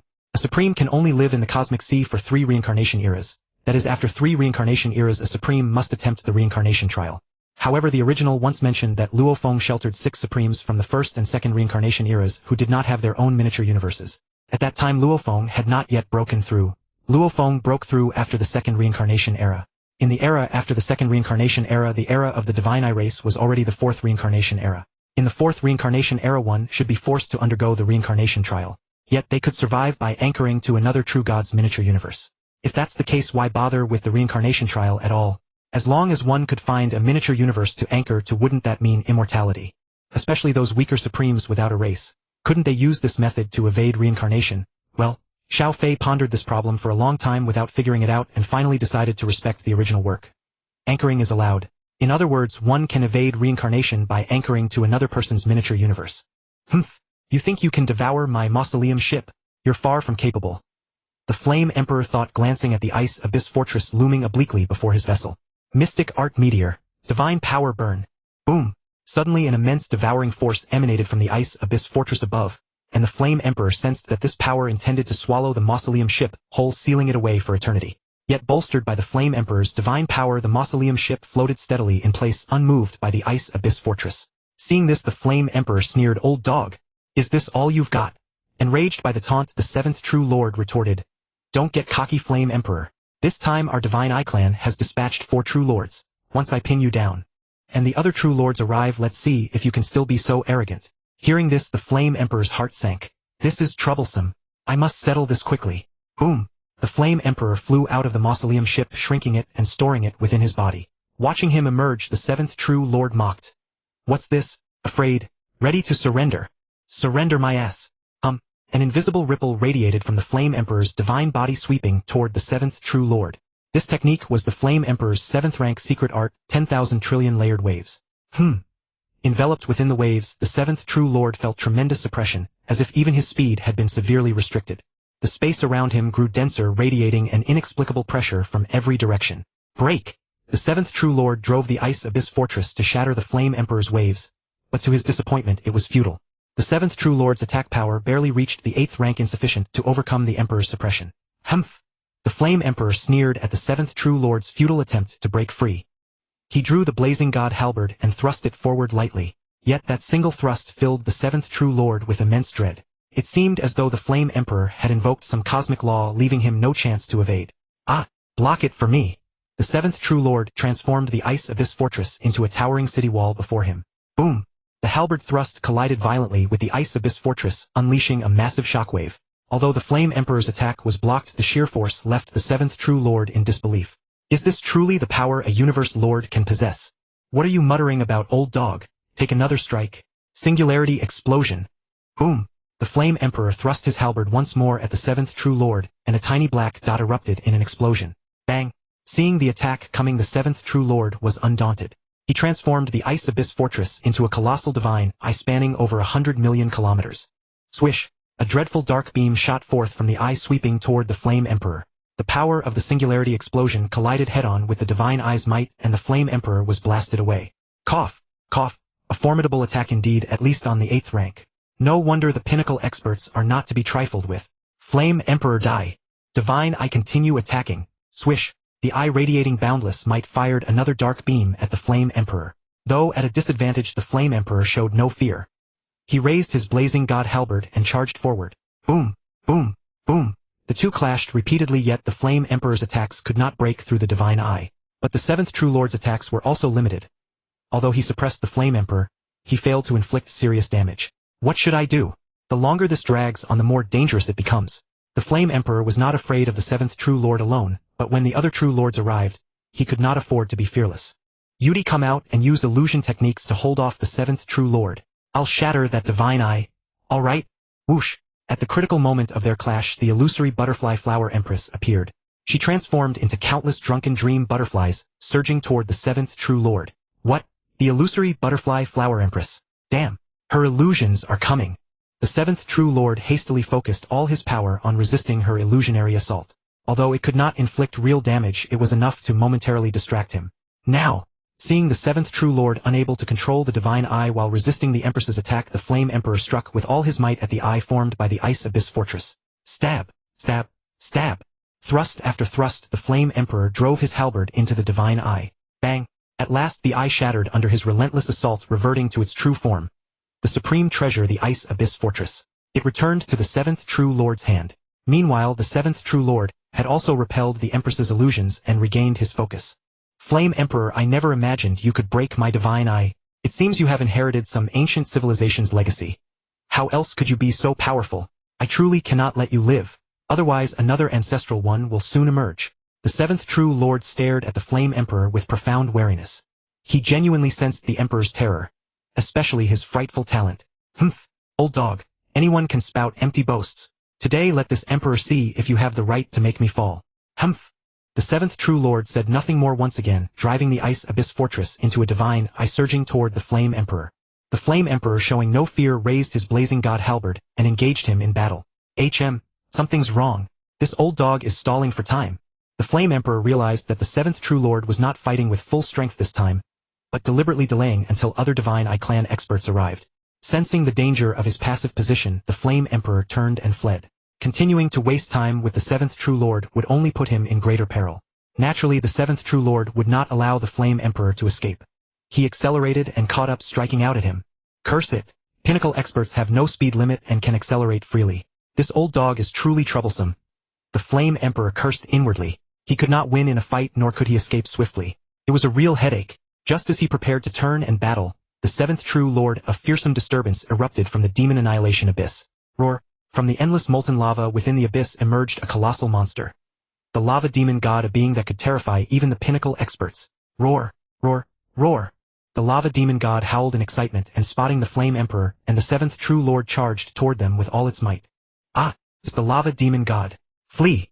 Seeing the monster approach, the seventh True Lord immediately dove into the Ice Abyss Fortress, ready to escape. Flee! Do you think you can?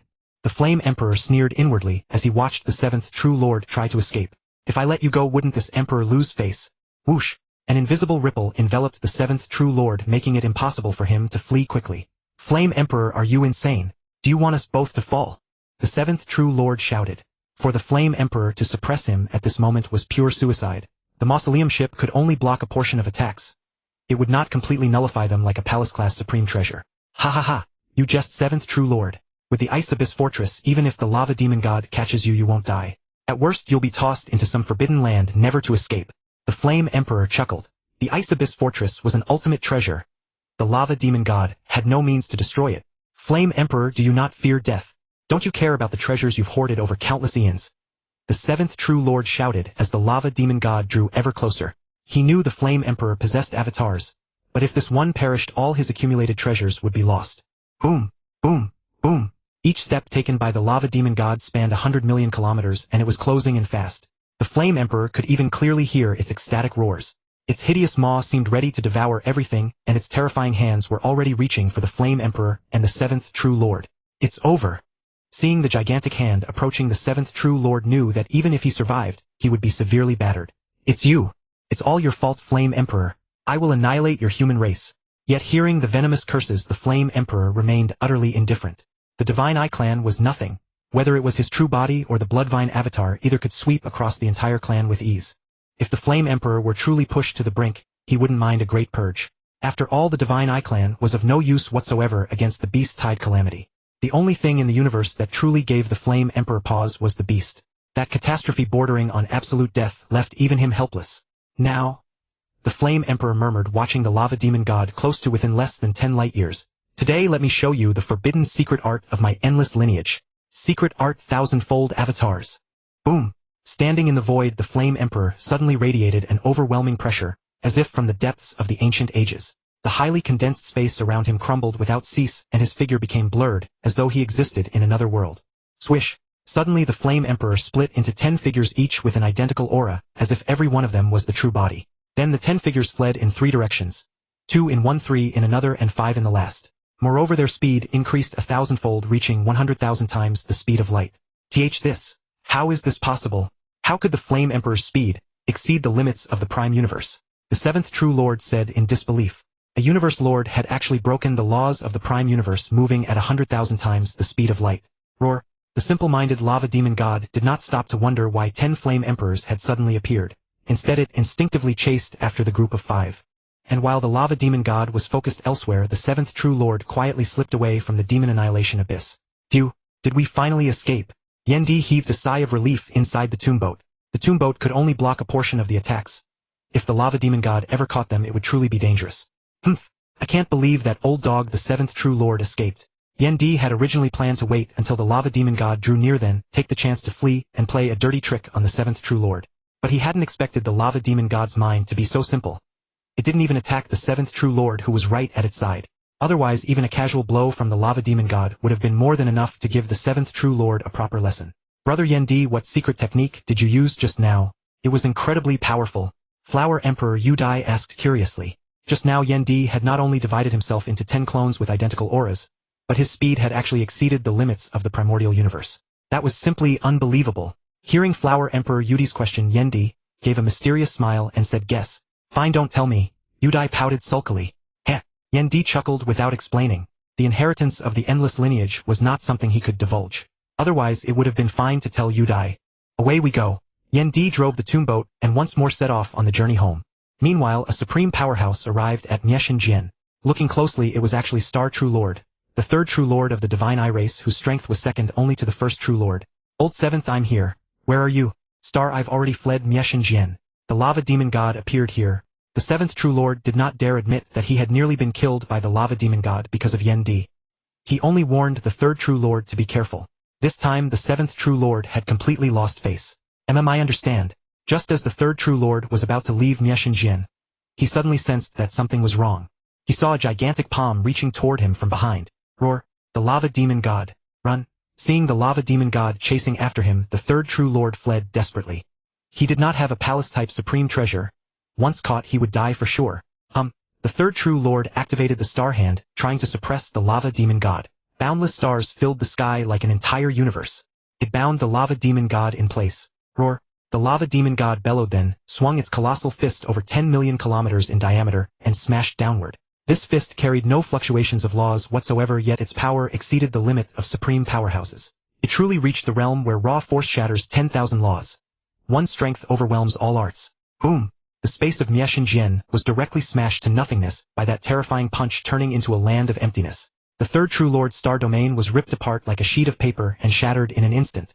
But seizing that opportunity, the third true lord escaped the scope of Mieshinjian. Because he had just entered Mieshinjian moments ago, he managed to flee with such ease.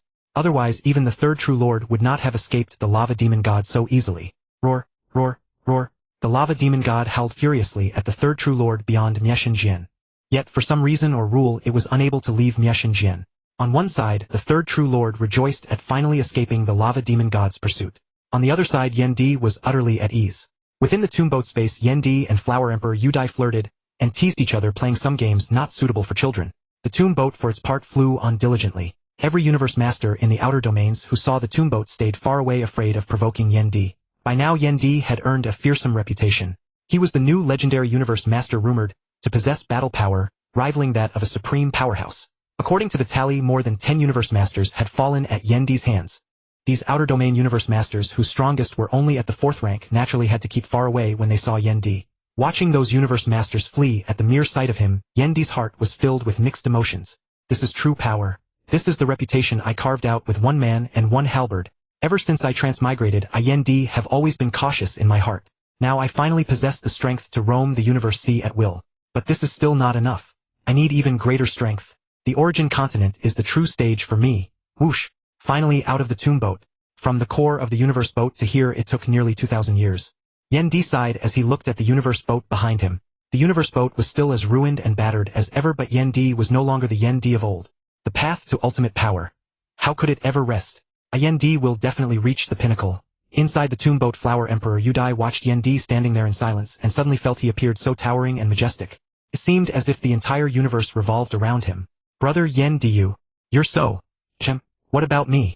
Yen Di turned around and asked, puzzled. And nothing. Flower Emperor Yudi's face suddenly flushed and she turned her head away. Heh. Seeing her like this, Yen Di merely chuckled softly and did not ask further. Come, let's go to the Red Alliance's gathering point on the universe boat to rest for a while, then return to the Primordial Universe. Alright. Whoosh. In a short while, Yen Di piloted the tombboat to the fragment that the human race had made into its gathering point on the universe boat. Yen Di directly shrunk the tombboat to 100,000 kilometers in size and landed it on the fragment. There's someone here. That aura is Lord Yen-ing. The instant he landed on the fragment, Yen Di sensed another universe master's aura. It turned out to be the Red Alliance's alien universe master, Lord Yen-ing, a powerhouse whose strength was not inferior to Lord Icebound. The moment Yen Di sensed Lord Yen-ing also sensed Yen Di. He hurried out, bowed respectfully, and said, Yen Di, I didn't expect you to come too. As an alien universe master of the Red Alliance, he naturally knew how formidable Yen Di's strength and status had become. At present, Yen Di ranked second only to Axe Creator in the Red Alliance, and his battle power was comparable to a supreme powerhouse. Lord Yen-ing naturally treated Yen Di with extreme respect. Looking at Lord Yen-ing bowing to him, Yen Di laughed heartily. I only just arrived too. I didn't expect you to be resting here as well, Lord Yen-ing. I also arrived not long ago. I never thought I would have the fortune to run into you, Yen Di. This is truly my honor. Lord Yen-ing said with a smile.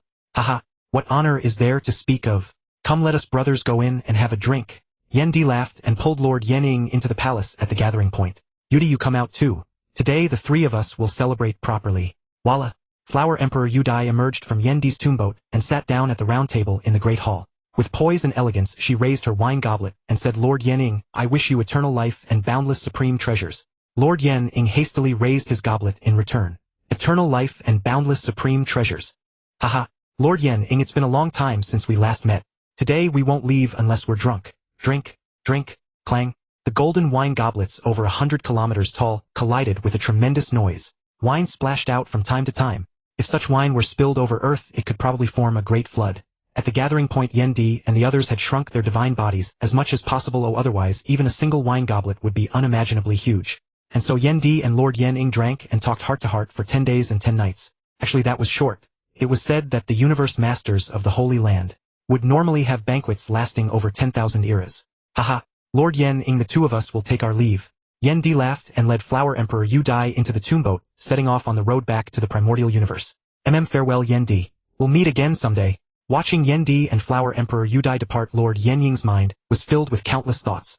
He said enviously, this Flower Emperor Yudai is truly fortunate to have met Yen Di. Back in the day her strength was even weaker than mine, yet now she has reached the level of a 6th order super universe master.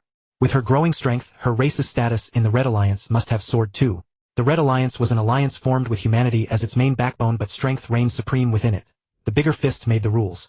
For example, the Golden Horn race was completely a vassal race of humanity, unable to achieve independence. But if a race had a powerful universe venerable or even a universe master, it could gain independence and be considered a powerful race. Powerful races were also divided into tiers. Some powerful races had only a universe overlord, while others had one universe master, or even several universe masters. The stronger a race was, the more benefits it naturally received from the alliance. Now that Flower Emperor Yudi's strength had reached the 6th order, and with her bond with Yen Di, The Udai race was probably the strongest among all the alien races in the Red Alliance. With his fifth-order strength, even Galaxy Lord was a senior elder of the Northern Frontier Alliance. If Flower Emperor Udai led the Udai race into the Northern Frontier Alliance, she could also become a senior elder. But given the relationship between Flower Emperor Udai and Yendi, it was naturally impossible for her to betray the Red Alliance and join another. As the saying goes, if you want to thoroughly conquer a woman and keep her from betraying you, make her your woman. Boom! Yendi piloted the tomb boat at full speed through the Universe Sea. As long as he left the three great forbidden zones, the ordinary dangers of the Universe Sea could be ignored by Yendi, who possessed the tomb boat. That is, the Purple Moon Holy Land. Looking at the small universe of the Purple Moon ancestor, which stretched 3 billion light-years, Yendi was lost in thought. Such a mighty small universe, yet it was destroyed by Luofeng. That is rather pitiful. Of course, Yendi merely entertained the thought. In fact, he had great disdain for the Purple Moon ancestor. A small universe was the root of a powerhouse. Without a small universe, or if a small universe could not evolve, breakthrough was utterly impossible. When a supreme powerhouse broke through to the void true God, his small universe underwent its evolution. From 100 million to 3 billion light-years was considered lower grade. Such a small universe could at most give rise to an eternal true God. Afterward, it could never evolve again. Unless one encountered a heaven-defying opportunity, one's fate was fixed forever. Small universes from 3 to 6 billion light-years were mid-grade with hope of evolving to the level of Chaos Sovereign. Of course, that was only one condition for becoming a Chaos Sovereign. To become one had to master the Chaos Laws. Small universes from 6 to 9 billion light-years were considered upper grade. Such a small universe had every hope of evolving to the realm of God King. As for 10 billion light-years, that was wholly a legend. The Purple Moon ancestor had obtained a formidable inheritance, one even more powerful than the Duan Dongha lineage's inheritance. That lineage's inheritance had once produced several powerhouses, standing at the pinnacle of ancient civilization. God Kings. Unfortunately, with the potential of the Purple Moon ancestor's small universe, he would at most reach the eternal true God level. With such potential, even the strongest inheritance was useless. Phew. Finally back in the Primordial Universe. Yendi heaved a long sigh of relief. A single venture into the Universe Sea had lasted 10 billion eras. Now at last he had returned to the Primordial Universe once more. Yen Emperor, I need to return to my clan for a while. Go ahead. Goodbye. I'll miss you, brother Yen Emperor. Then the Udai Flower Emperor teleported directly back to her clan. As a powerful clan, the Udai clan's territory naturally did not lie within the human domain. Rather, it was in the Udai clan's Udai secret realm. Udai has gone back to her clan. It's time for me to go back as well. It has been such a long time since I returned, and even though I have a divine avatar there, it just doesn't feel the same. The Yen Emperor muttered to himself. But he had forgotten one thing. This body of his was also merely a divine avatar. Whoosh! The Yen Emperor teleported directly back to the Yenshin secret realm. Compared with 10 billion epochs ago, the Yenshin clan was now more than 10 times stronger. It alone had several universe overlords. Inside the Yenshin secret realm at Yenshin Hall, the Yen Emperor sat high upon the enormous throne, waiting for his clansmen to arrive. When he had returned to the Yenshin secret realm, he had sent word to Chao Feng telling him to summon all of the Yenshin clan's universe venerables to Yenshin Hall. Boom! Boom! Boom! Wave after wave of powerful auras arrived, and dozens of universe venerables surged into Yenshin Hall at once. Seeing the Yen Emperor seated high on the throne, every universe venerable of the Yenshin clan wore fervent eyes. They knelt in the great hall and shouted, "Hail the Patriarch!" Looking at the many new faces among the universe venerables, the Yen Emperor said with satisfaction, "Not bad, Quangfeng. You did well. Take your seats." 10 billion epochs ago, the Yenshin clan had only a dozen or so universe venerables, but now they had increased to 35. There were also 4 universe overlords and 1 peak universe overlord. Quangfeng, I have been away all these years making you work hard. The Yenshin clan's achievements today owe no small part to you, the Yen Emperor said to Quangfeng Venerable with deep feeling. Hearing the Yen Emperor say this, Quangfeng Venerable, who was seated below, hastily stood, and said respectfully, "How can my insignificant contributions be compared with yours, Patriarch? If not for the guidance of the insights you left behind, how could the Yenshin clan have achieved so much?" Having roamed and adventured through the Universe Sea over these years, the Yen Emperor had continuously grown stronger, and had also explored some cultivation insights. The Yenshin clan, like the Yen Emperor himself, followed a close combat path, and were natural-born warriors. Therefore, the Yen Emperor's cultivation insights were of immense help to the Yenshin bloodline. Heh. Quangfeng, there is no need for such modesty. Your hardships over these years have been witnessed by all the clansmen. The Yen Emperor waved his hand. Bar, you have performed quite well in recent years, actually reaching Universe Overlord. Hearing the Yen Emperor's praise, Chao Ba hurriedly stood, and said respectfully, "All because Father has guided me well, I have achieved a little bit of success. But this small achievement of mine cannot compare to even 1/1000th of Father's." The current Chao Ba had already shed his former arrogance, conceit, and disdain for others. During an expedition into a cosmic secret realm, Chao Ba had been killed by an alien universe venerable, who exploited his arrogant personality, and set a trap for him. Afterward, the Bloodthirsty Vine clone that the Yen Emperor had left in the Yenshin secret realm reversed time and space to revive him. From then on, Cao Ba's arrogant temperament was greatly restrained. With the Yen Emperor's meticulous guidance as well, he had now achieved a fair amount of success. The Yen Emperor nodded, greatly delighted to see the current dramatically changed Cao Ba. As the son of the Yen Emperor, he naturally had to be a king among men. But a person may have pride in his bones, yet must not carry arrogance in his attitude. No matter what one does, one should first put his mindset in order, or otherwise it is all too easy to lose oneself. Potion Chisha Tanlong, the three of you have also performed outstandingly, actually breaking through to Universe Overlord. Potion in particular is already close to peak Universe Overlord. I think it won't be long before Potion breaks through to peak Universe Overlord. The Yen Emperor looked at the three Universe Venerables with gratification. Hearing the Yen Emperor's affirmation, the three Universe Overlords quickly rose, and said respectfully, "Thank you for your praise, Patriarch. This is all because of your excellent guidance." Potion Venerable, Chisha Venerable, and Tanlang Venerable. These three Universe Overlords had once been three senior Universe Venerables of the Yenshin clan. During these 10 billion epochs they had all broken through to Universe Overlord. Especially Potion Venerable, who had already come extremely close to the 7th level of the Beast God path, and with a clone of a special life form was only a hair away from reaching peak Universe Overlord. Of course, there are many ways to reach peak Universe Overlord, such as having an exceptionally large divine body, a high level of mystic techniques, a powerful supreme treasure, great accomplishment in the Beast God path, or even inheriting the divine general position of the ancestral God sect. These are my cultivation insights from the Universe Venerable level all the way to the limit of the Universe Venerable realm. Study them carefully and break through soon. The Yen Emperor swept his hand, and 4 memory crystals drifted toward Cao Ba, Potion Venerable, and the others. Cao Ba and the others were so excited that they hurriedly said, "Thank you for your gracious gift, Patriarch. Brother Feng, over the years you have made the greatest progress of all. To think that you quietly comprehended the Beast God heart. This is truly a cause for celebration." The Yen Emperor praised him. Since obtaining the set of supreme treasures given by the Yen Emperor, Quangfing Venerable's combat power had soared, and he could even directly withstand a second-tier universe master, such as the Lord of Tianlang. Moreover, during these 10 billion epochs, he had even managed to comprehend the Beast God heart, and he could break through to Universe Master at any moment. The Patriarch flatters me. Quangfing is dull-witted and only comprehended the Beast God heart not long ago. Quangfing Venerable said modestly, "Although your breakthrough to Universe Master now depends entirely on an opportunity, and could come at any time, I have compiled the insights into breaking through to Universe Master here, hoping they can help you." The Yen Emperor swept his hand once more, and another memory crystal flew toward Quangfing Venerable. Taking it in hand, Quangfing Venerable said, "Gratefully thank you for your gracious gift, Patriarch. Quangfing will surely break through soon. Cultivate diligently, all of you, and do not disappoint my expectations. Withdraw." The Yen Emperor waved his hand. "Yes, Patriarch." In an instant, all the Yenshin clan's Universe Venerables withdrew from Yenshin Hall, leaving only the Yen Emperor alone in the Great Hall. "Now that I have killed 10 Universe Masters, I have fulfilled the task Zuoshanke assigned to me. It is time to go find him, and have the Origin Soul upgraded into an ultimate supreme treasure. Who knows how long this will take again?" The Yen Emperor said to himself. Picking up the communication token Zuoshanke had given him, the Yen Emperor said, "Respectfully, Master, your disciple has returned to the Primordial Universe and completed the task you assigned." From the other end of the communication token came Zuoshanke's elderly voice. "Since you have already passed my trial, come." "Yes." After ending the call, the Yen Emperor began to teleport. After 2 days of teleportation, he once again arrived at Zuoshanke's territory in the Primordial Universe. In a place of nothingness within the endless void, the Yen Emperor directly stepped onto the Rainbow Bridge, and in a few steps arrived before Zuoshanke. In the past, whenever the Yen Emperor came to Zuoshanke's territory, he felt it was unfathomably mysterious. Those uncanny methods left him unable to see even the slightest trace. Now, however, in terms of mystic technique mastery alone, the Yen Emperor was no less accomplished than an ordinary Universe Supreme, and his breadth of knowledge had increased greatly by obtaining the inheritance of the endless lineage. Now he could at least catch a glimpse or two of Zuoshanke's godlike, unfathomable abilities. "Master." The Yen Emperor walked up before Zuoshanke and bowed respectfully.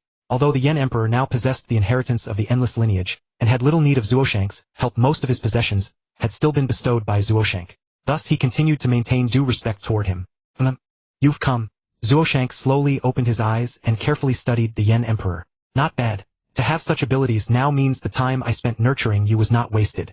Zuoshanke felt extremely satisfied with the Yen Emperor. Based on the Yen Emperor's current fame and battle achievements, he had already formed a rough assessment in his heart.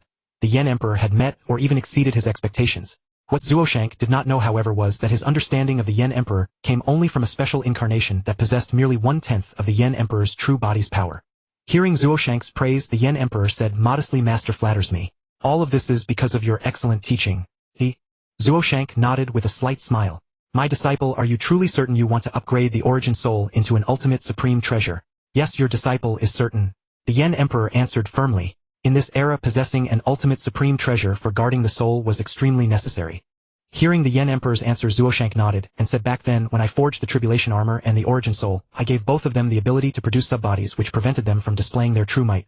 If you now want to upgrade the Origin Soul into an ultimate supreme treasure, it will lose the ability to produce subbodies.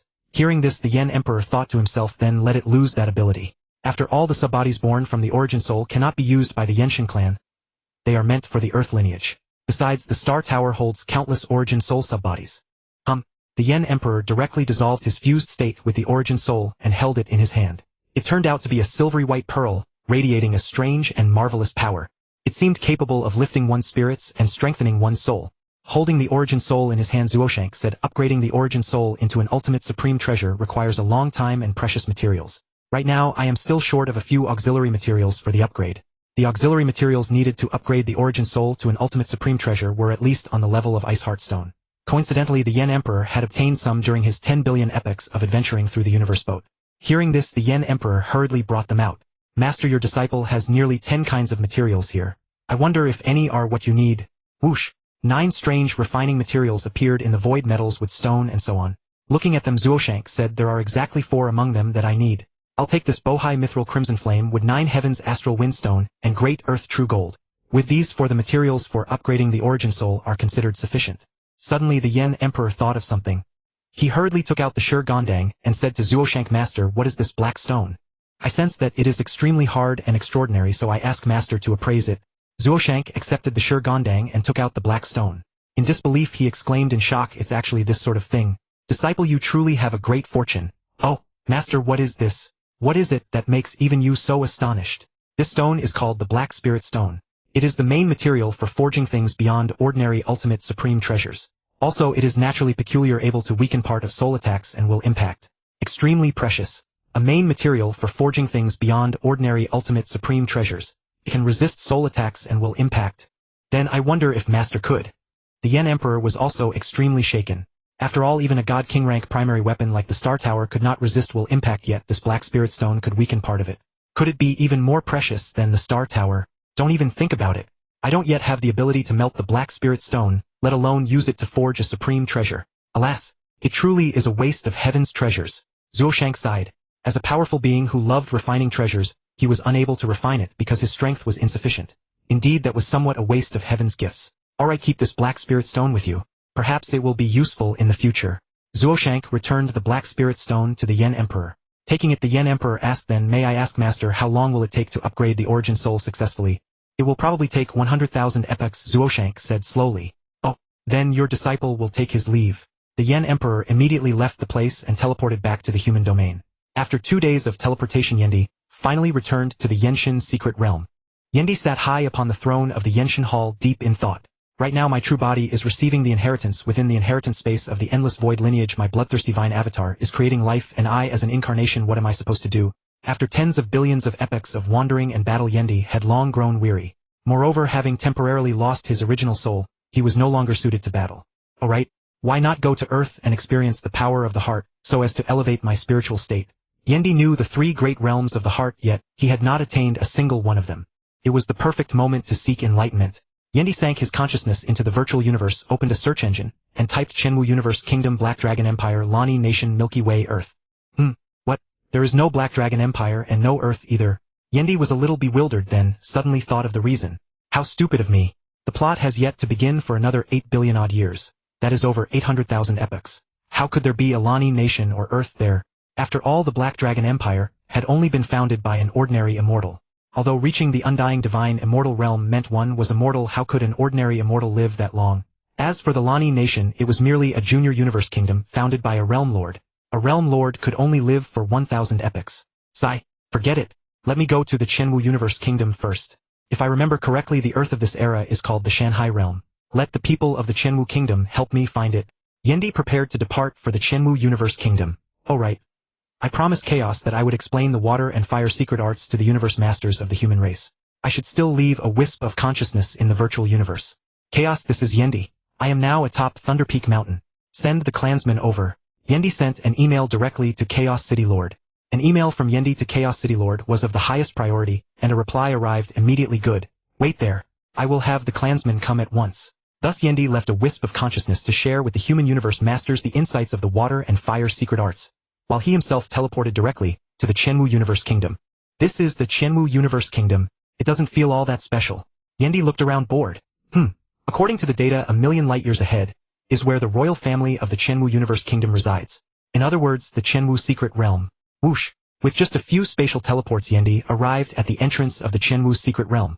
In the Primordial Universe, with his strength, he could teleport with absolute impunity. So this is the Chenwu Secret Realm. Should I announce my arrival? Boom!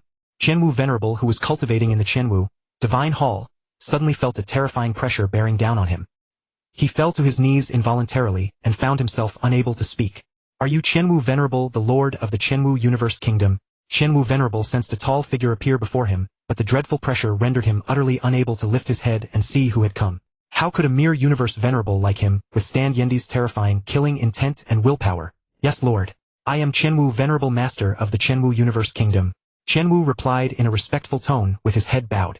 I wonder which great being has descended upon my Chenwu Universe Kingdom. Truly I cannot tell whether this is fortune or disaster. Yendi teleported directly onto the throne of the Chenwu Divine Hall and looked down at the prostrating Chenwu Venerable. Raise your head. No need to kneel. Yes, Lord. Chenwu Venerable raised his head tremblingly and stole a glance at Yendi. His heart shook with terror. It is actually Lord Yendi. Yendi cared nothing for what Chenwu Venerable was thinking. He said bluntly, summon all the immortals under your command. I have matters to arrange. Yes, Lord Yendi. Whoosh, whoosh, whoosh. In no time, more than 1,000 immortals of the Chenwu Universe Kingdom had arrived in the Chenwu Divine Hall, staring in confusion at Yendi, who was seated high on the throne. They could not understand who Yendi was, that even their mighty sovereign, the Lord of Chenwu, was standing below. Yendi scanned the immortals and suddenly sneered, a puny bug race dares to enslave an expert of my human race. Yendi waved a hand and an invisible force seized one of the immortals. The immortal struggled desperately to resist but found himself unable to move even the slightest bit. He cried out, injustice, my lord. Lord Chenwu, save me. Chenwu Venerable also looked at Yendi in confusion, unable to understand why Yendi had done such a thing. Humph, fool, and you call yourself a universe venerable? One of your men has become a sole slave of an alien race and you didn't even notice. What kind of kingdom lord are you? Yendi demanded. For a lord of a universe kingdom to be unaware that one of his own subordinates had become a soul slave was truly pathetic. Marquis Miju is actually an alien soul slave. The immortals below could hardly believe it. Yes, I Chenwu have been a fool, my lord. From now on I will strictly oversee my subordinates. Chenwu Venerable hastened to reply. He certainly did not think Yendi was joking. At Yendi's level, there was simply no need to jest. Boom! Marquis Miju was crushed to death by Yendi on the spot. Yendi looked at Chenwu Venerable below, and said, I have come to your Chenwu Universe Kingdom to find a life-bearing planet called the Shanghai Realm. I give you 3 days to find it. If you find it, I will reward you. Also, you must not reveal any information. Yes, Lord. I guarantee I will find it. Go now. I will wait here. Yes. A day later, while Yendi was cultivating in the Chenwu Divine Hall, Chenwu Venerable suddenly requested an audience. Could he have found Earth already? Enter. Chenwu Venerable stepped into the great hall, saluted Yendi, and said, reporting to you, Lord, I have located the Shanghai Realm. I grant you this ordinary supreme treasure armor. Summon all the immortals who came to the hall yesterday. Yendi waved his hand and a suit of black armor flew toward Chenwu Venerable. An ordinary supreme treasure meant nothing to Yendi. Chenwu Venerable took the armor in his hands and exclaimed excitedly, thank you for your reward, Lord. I will summon them at once. Before long the immortals from the previous day had arrived in the hall. Yendi looked at them and said, you have done well. I am greatly pleased. Therefore I will reward each of you with 100 million hunyuan. Thank you, Lord. Looking at the prostrating immortals, Yendi simply gave a wave of his hand. A strange ripple swept toward the group of immortals, and soon they all fell into slumber. I have erased their memories of me. The resources Chenwu gave them I will give to you, and you will bestow them in your own name. Also remember this, forget forever everything concerning me and the Shanghai Realm. Do you understand? Yes, Lord. Chenwu now remembers nothing. Chenwu Venerable said hurriedly, so this is the power of a universe master. Truly inscrutable and fearsome beyond measure. Very good. Whoosh. Yendi teleported away from the Chenwu secret realm in an instant and headed for Earth. So this is Earth? How nostalgic. Yendi sighed as he gazed at the blue planet before him. Earth was currently in a strange era. The land and sea were nearly equal in area, each covering half the globe. Moreover, all the land was connected, forming a great semicircle. Yendi had arrived at the Shanghai realm, that is Earth. At this time Earth was in an age when 100 races contended for dominance, and even the strongest cultivation was only at the planetary stage. It was also an age of beastkin. Here lived all kinds of beastkin and half-beastkin who had formed different nations and tribes. Their technological civilization was backward, almost like that of ancient China. Here the apprentice stage was known as the 9 ranks of warriors, while the planetary stage was called the saint rank. The rare few who had comprehended a domain were known as domain saints, and all who reached the saint rank could be considered regional overlords. Those who could comprehend a domain were practically gods. And so Yendi transformed into an ordinary one-horned bull-headed man, and began his journey of the heart upon this continent. I hope this world will allow my heart's insight to reach yet another level. Barefoot and carrying a great halberd on his back, Yendi walked through a wilderness teeming with monsters and dangers. And yet those monsters seemed not to see him at all, letting him walk right past them. Ah, Moke, be careful. That's a 5th-rank desolate beast. It's not something you can handle. Run. A bull-headed giant, a full 3 meters tall with 2 horns, said to a smaller bull-headed giant who was barely 2 meters tall. At this moment he was also locked in battle with an enormous saber-toothed beast, and was completely unable to rescue the young bull-headed giant. No, father. I will never abandon you and flee, the young bull-headed man named Moke said resolutely. Gripping a giant axe 2 meters long, he stared warily at the saber-toothed beast in front of him. Roar. The saber-toothed beast let out a thunderous roar, and a gust of stinking air surged into Moke's face. Blown by that foul breath, Moke's face instantly turned deathly pale. Whoosh! Seeing Moke reveal an opening at that instant, the saber-toothed beast pounced at him. It's over. Am I going to die? Watching the beast charging at him, Moke felt his legs go weak and refused to obey, as if death had already reached out toward him. Whoosh! At that instant Moke's father ignored his own danger, and hurled the axe in his hand over, driving back the saber-toothed beast that was about to pounce on Moke. Ah! I'm saved! Moke looked at his father with gratitude, but right then father. Dodge! The saber-toothed beast, seizing upon the distraction of Moke's father, had already lunged its enormous jaws toward the father's throat. If that bite connected, he truly would die beyond any possibility of death. Whoosh! At that moment a streak of light suddenly appeared and split the saber-toothed beast in 2. Before anyone could react, the other saber-toothed beast was also cleaved in half by that same streak of light. Ah! This! Moke stared at Yendi in disbelief. To split a 5th-rank desolate beast in 2 with raw physical power, this person was at least an 8th-rank warrior. After all, Moke's tribe was a small tribe of only 1,000 people, and the strongest tribesman, the chief, was merely a 7th-rank warrior. Jaka pays his respects to you, Lord. Thank you for saving our lives. The bull-headed giant named Jaka hastily knelt and said reverently, Oh, greetings, Lord. Thank you for saving our lives. Seeing his father kneel, Moke quickly knelt down as well and said respectfully, Heh, no need to thank me. Take me to your tribe for a visit. Yes, Lord. Yendi's words seemed to carry a magic spell, causing the father and son bull-headed giants to lead him toward their tribe. Yendi followed Zack and his son back to their tribe, revealing only the strength of a 9th-rank warrior apprentice level 9, or advanced war god. Thanks to his scheming and strength, Yendi became the chieftain of this small Minotaur tribe, and styled himself Minotaur Lord Zack. After Yendi became the leader of the Minotaur tribe, he vigorously trained his clansmen, reorganized the army, and strengthened the power of the Minotaur race. 3 years later he unified all the Minotaur tribes, and became the sole lord of the Minotaur race. Report. Great Minotaur Lord Zack, our main Minotaur forces are already engaged with the main army of the Silver Wolf tribe. A huge scar-faced Minotaur ran into Yendi's tent and reported. Good. Take me to the front. I will personally storm the Silver Wolf tribe's stronghold, and kill our enemies with my halberd. Yendi roared. This time he had chosen the path of conquest to see what insights he could gain by ruling this land with a mortal's mindset. Yendi arrived at the battlefield between the Minotaur tribe and the Silver Wolf tribe. With his realm as Lord of the Universe, even if he only used the power of an apprentice level 9, no one in the present Shanghai realm could block him.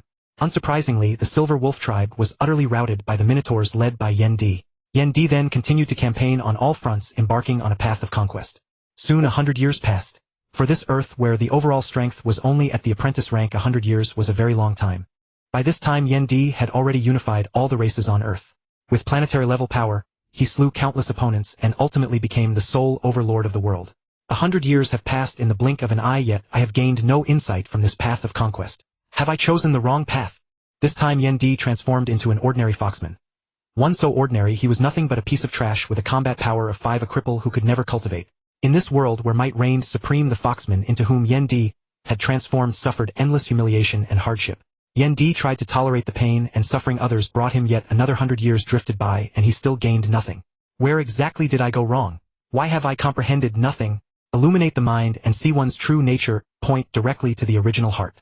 Condense a single original heart, press forward, without hesitation, and rather die than look back. Unity of heaven and man in the heart of a newborn. Understand yin and yang, know when to advance and retreat, and see clearly into the nature of things. Embrace all things, the state of a great sage. Legend says that reaching this state allows one to embrace heaven, earth, and the entire cosmos, and all illusion techniques become ineffective. These are the 3 realms of heart cultivation. But Yen Di knew that these three realms of heart cultivation had no distinction of high or low. They merely used different techniques and followed different paths. The power of the heart is inconceivable. It includes resolute belief, great perseverance, great awakening, and great wisdom. Before enlightenment one carries water and chops wood. After enlightenment, one still carries water and chops wood. Only the attitude is different. The persistence in the heart has changed. Yen Di murmured, "Perhaps I have found the reason why I cannot succeed." This time Yen Di directly used his great divine power to hypnotize himself, forgetting everything and temporarily sealed away all the power he possessed. This time Yen Di reincarnated, directly entering the body of an infant who had died in the womb. Perhaps his former mindset as Lord of the Universe made it impossible for him to truly blend into mortal society, so this time he chose simply to be immortal. "Baiji, are you about to give birth?" A savage who looked much like an earthling asked the equally wild woman lying on the ground. "Qifeng, I can feel that our child is about to be born, but I truly don't know whether it is right or wrong for this child to be born now." The woman named Baiji rubbed her belly, her face full of worry. The man bent down, gathered the woman into his arms, and consoled her. "Don't worry, our ape-man tribe will surely make it through this crisis." The woman buried her head in the man's chest, unwilling to dwell on the fate that awaited them. The ape-man tribe was only a race of half-beast humans, and an extremely weak one at that. Their strongest chieftain Qifeng himself was merely an 8th-rank warrior. In this world where the strong devoured the weak, to be weak was a sin. The weak would become prey or be annihilated, that was reality. Not long before the powerful and ferocious Wolfman tribe had set its eyes on their tribe. Qifeng knew the fate awaiting the ape-man tribe was tragic and horrifying. If the Wolfmen attacked, the only fate they would have was to become food for the Wolfman tribe. Their clansmen would all be killed, torn apart by the terrifying fangs of the vicious Wolfmen. A month later the female ape-human Baiji gave birth, and the clan's elder named the newborn ape-child Shu Guang. "May this child's birth bring a glimmer of dawn to our ape-man tribe." "Where is the child? Bring him here, let me see." Qifeng entered the cave, took Shu Guang from Baiji's arms, and looked at the child. Suddenly he frowned. Why is this child's natural aptitude so weak? As a member of this world where the strong devoured the weak, to be weak meant to be prey. To be weak was to be a burden. To be weak was to be unable to protect oneself.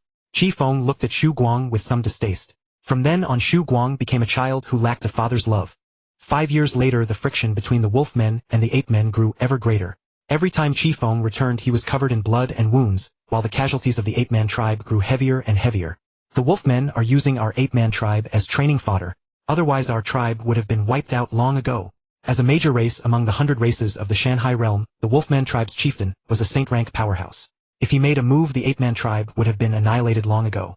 But the Wolfmen did not do so. Instead they sent their young clansmen to attack the ape-men. They were clearly using the ape-men as a whetstone. Even so, the weak ape-man tribe was in imminent danger.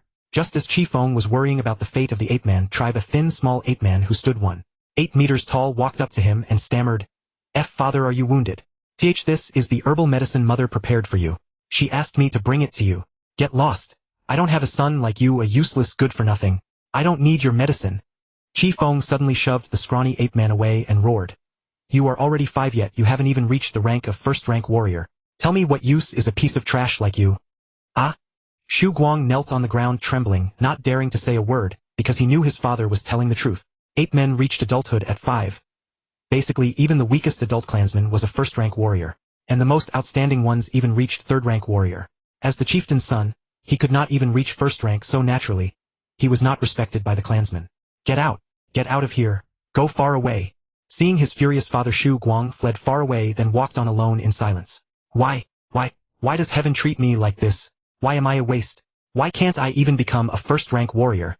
Shu Guang collapsed to the ground in tears, asking fiercely. He trained hard and diligently practiced battle arts, but he simply could not truly reach 1st-rank warrior. Every time he absorbed primal energy it inexplicably disappeared. This tormented Shu Guang. It was obvious that his body craved primal energy, yet the primal energy he absorbed always vanished. Another 3 years passed. Shu Guang still trained just as hard, but he still could not reach 1st-rank warrior. He had become a complete joke to the ape-man tribe, but his heart had changed. It had become tougher, had learned to endure, and had grown more resolute. Although the primal energy he absorbed disappeared for no apparent reason, he sensed a golden orb in his mind. It seemed that the orb was absorbing the primal energy he took in, and he felt that something inside it was gestating, about to be born. During those 3 years the conflict between the ape-men and the wolf-men grew increasingly intense. It seemed the wolf-men had lost patience with the ape-men, and had begun sending reinforcements to the clansmen attacking them. That day finally came. The wolf-men actually sent 3 9th-rank warriors who immediately broke through the ape-man tribe's stronghold. With battle cries shaking the heavens, terrifying rumbling and ferocious wolfmen all around, Shu Guang watched his clansmen fall one by one, and his own father Qi Feng fighting a bloody battle against the wolfmen. Only then did he feel how weak he was. Ah! A wolfman spotted Shu Guang and pounced straight at him. At that moment his father, who had always loathed him, stood in front of Shu Guang, and fell forever. Shu Guang watched his father fall, and felt as if his whole world had crumbled. Something demonic seemed to emerge from his mind. The golden orb shattered, and that demon appeared to be released. A roar burst from Shu Guang's mouth, and his hair moved wildly without wind. The clansmen locked in battle all turned to look at him. It was then that the heavens and earth shifted.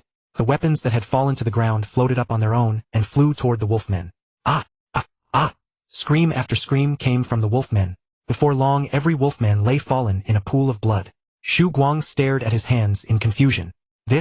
What is this power? He did not understand why a single thought could control those weapons, but he knew that he was no longer weak. He had the power to kill enemies and protect his people. God! God! God! The surviving ape men all prostrated themselves, hailing Shu Guang as a god. Their simple minds could not understand what kind of power this was, so they believed Shu Guang was a deity descended into the world. God! Yes.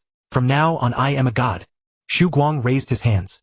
From then on Shu Guang understood his true heart, he was a god. From that moment a god appeared in the Shanhai realm. It was said that he possessed mysterious and unfathomable power, able to control weapons, tame wild beasts, and bewitch others. From then on Shu Guang led the ape-man tribe onto a path of conquest, contending for the kingship of the 100 races. 100 years later Shu Guang led the ape-man tribe in defeating all the great experts of the 100 races, and became its sole king. At this point his edge was completely revealed, his original heart had been forged into an indestructible spear. There was nothing he could not pierce. In this life Yen Di comprehended, illumine the mind, and see one's true nature, pointing directly to the original heart. 100,000 years later Yen Di's consciousness finally awakened. Through 10,000 reincarnations I have comprehended all three states of mind, and more than once. So which one should I take? Each of the three realms of the heart had its own merits and its own deficiencies.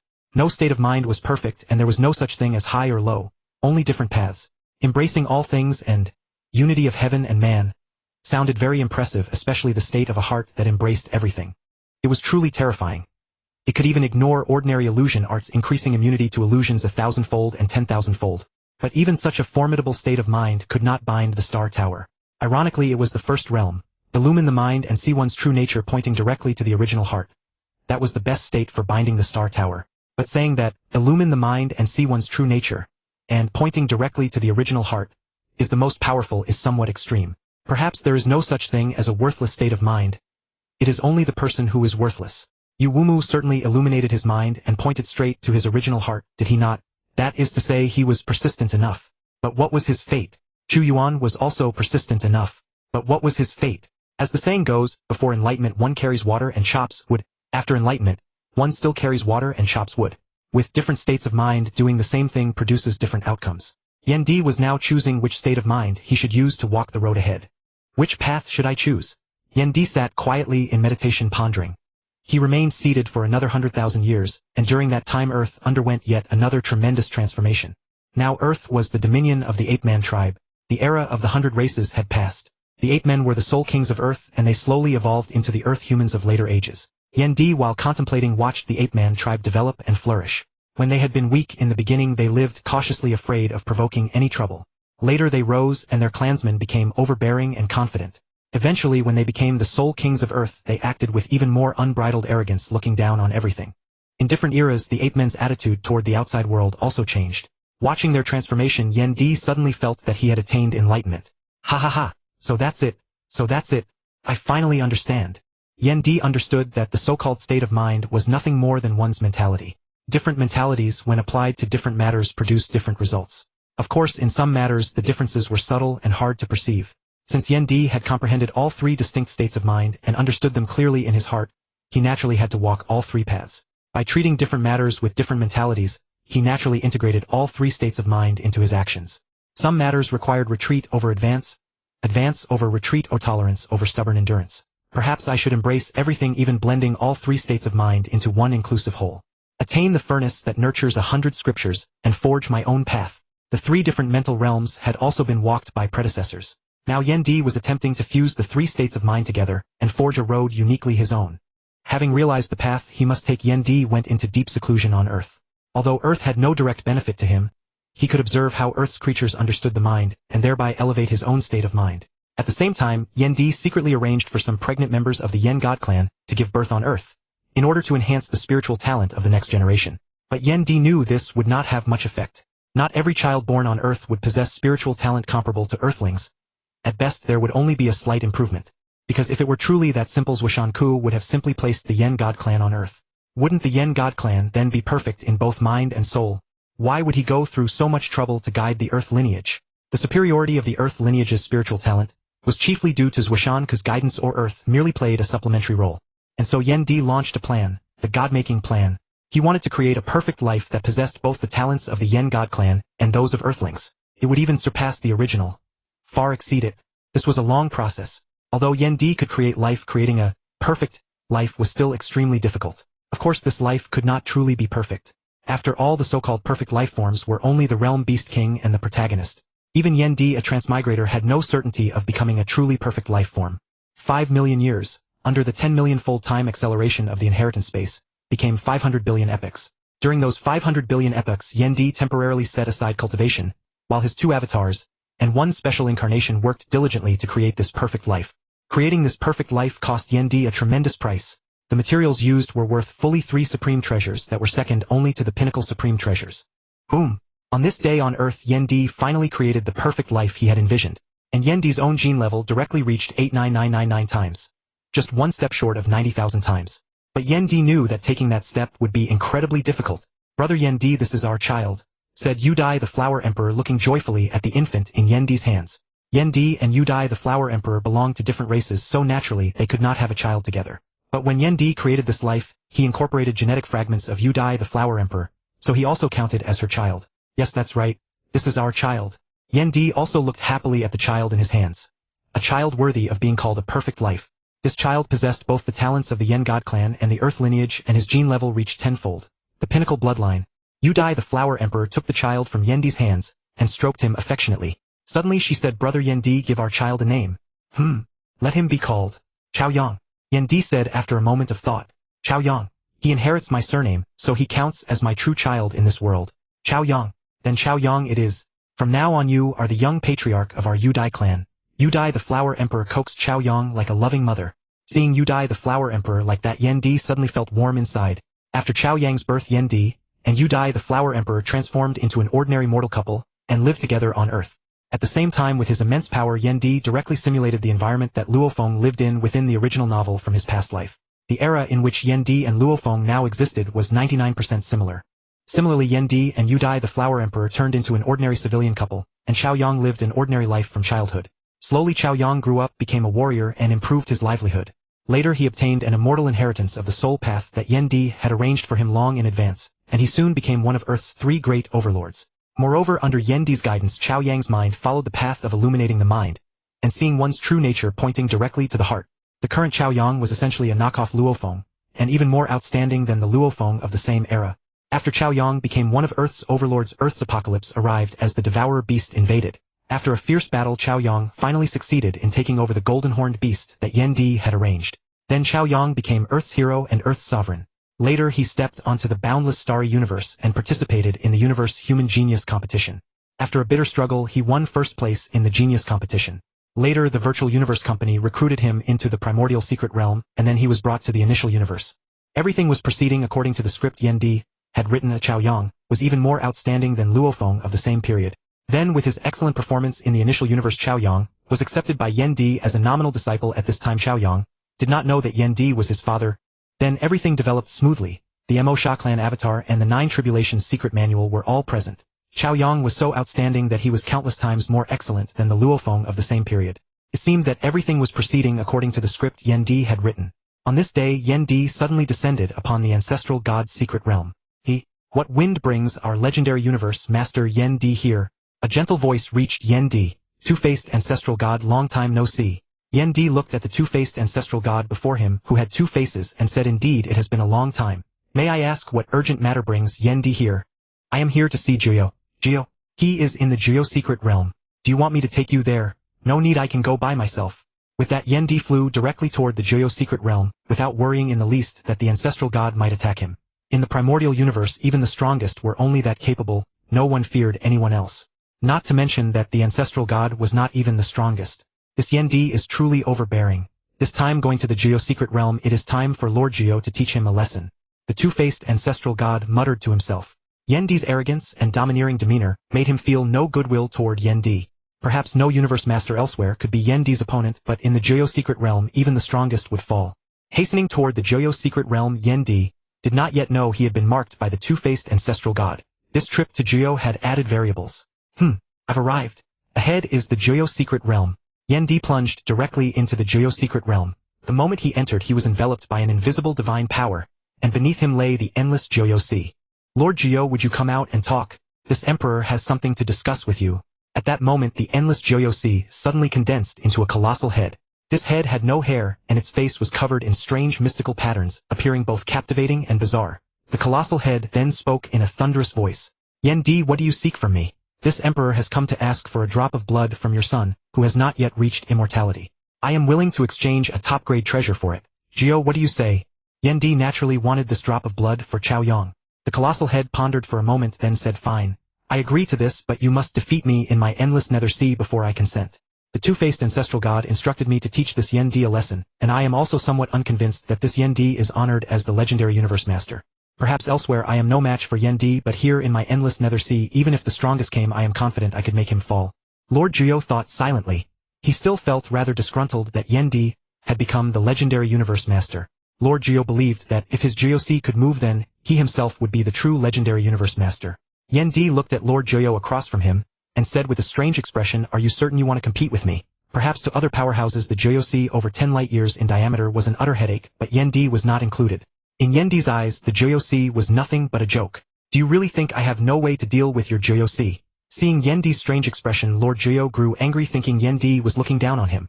He immediately flew into a rage, and said, Yendi, you are honored as the legendary universe master. Do you not even have the courage to fight me, Lord Geo? Ha ha ha, this emperor lacks courage. Lord Geo, you truly have a way with jokes. Yendi suddenly burst into laughter. This emperor lacks the courage to fight you, Lord Geo. You really think too highly of yourself. Very well. Since Yendi has such courage, let me Geo test your strength. Boom! The entire Geo Sea suddenly boiled. Yendi felt a tremendous force pressing down on him. This Lord Geo is quite ruthless. He actually burned the entire Geo Sea right from the start. Above the Geo Sea a colossal avatar of Lord Geo rapidly condensed. Then the avatar charged straight at Yendi and without another word self-destructed. Boom! A huge wave of power swept toward Yendi, but he had long since activated his explosive mode. Oh, quite a powerful self-destruct. It actually reached the 5th rank. This Yendi is actually unharmed. Is the armor on him, the legendary Ice Breath armor, said to possess part of the might of a pinnacle supreme treasure? Lord Geo looked at the Ice Breath armor on Yendi with envy. A powerhouse of the Primordial Universe like Lord Geo did not even possess a peak-grade battle armor, so naturally he envied Yendi's Ice Breath armor. Boom! Once again Lord Geo condensed an avatar and made it self-destruct. But such attack power brought no harm whatsoever to Yendi, who had activated his explosive mode. Forget it. This boring game ends here. Lord Geo, today, you will witness that a divine body does not represent everything. Boom! An incomparably ferocious will swept over Lord Geo, and he fell into unconsciousness without any chance to defend. Lord Geo's will had not even reached the limit of a universe master. If not for Yendi's mercy, his will could have been scattered to nothing. Looking at the unconscious Lord Geo, the endless nether sea also calmed down as tranquil as a peaceful ocean. Yendi simply took a bit of blood and left. After waking, Lord Geo said in disbelief, "Take this. Is this the strength of the legendary universe master Yendi?" Lord Geo could not understand what kind of power that was. It actually made him fall unconscious in an instant, unable to resist. When Emperor Yen returned, he obtained a branch of the World Tree. Given his power, the World Tree could hardly refuse him. Emperor Yen returned to the Yen mystic realm and silently watched Cao Yang grow. And Cao Yang did not disappoint Emperor Yen. He advanced triumphantly with monstrous talent. With such gifts, it was only natural that alien races would plot to assassinate him, yet under Emperor Yan's covert protection none ever succeeded. Cao Yang's terrifying talent soon elevated him to the world master level. Emperor Yen knew that Cao Yang would head to the outer domain battlefield. Although that battlefield was extremely dangerous for a world master, Emperor Yen understood that true power emerges from crawling out of seas of blood and corpses. How could a son of Emperor Yen be ordinary? Before departing, Cao Yang, as Emperor Yan's disciple, naturally wanted to bid Emperor Yen farewell before this journey. Emperor Yen gave Cao Yang 2 items, a general armor and a general soul. Since Cao Yang possessed the advantages of both the Yen God clan and the Earthlings, he could naturally wield both the general armor and the general soul.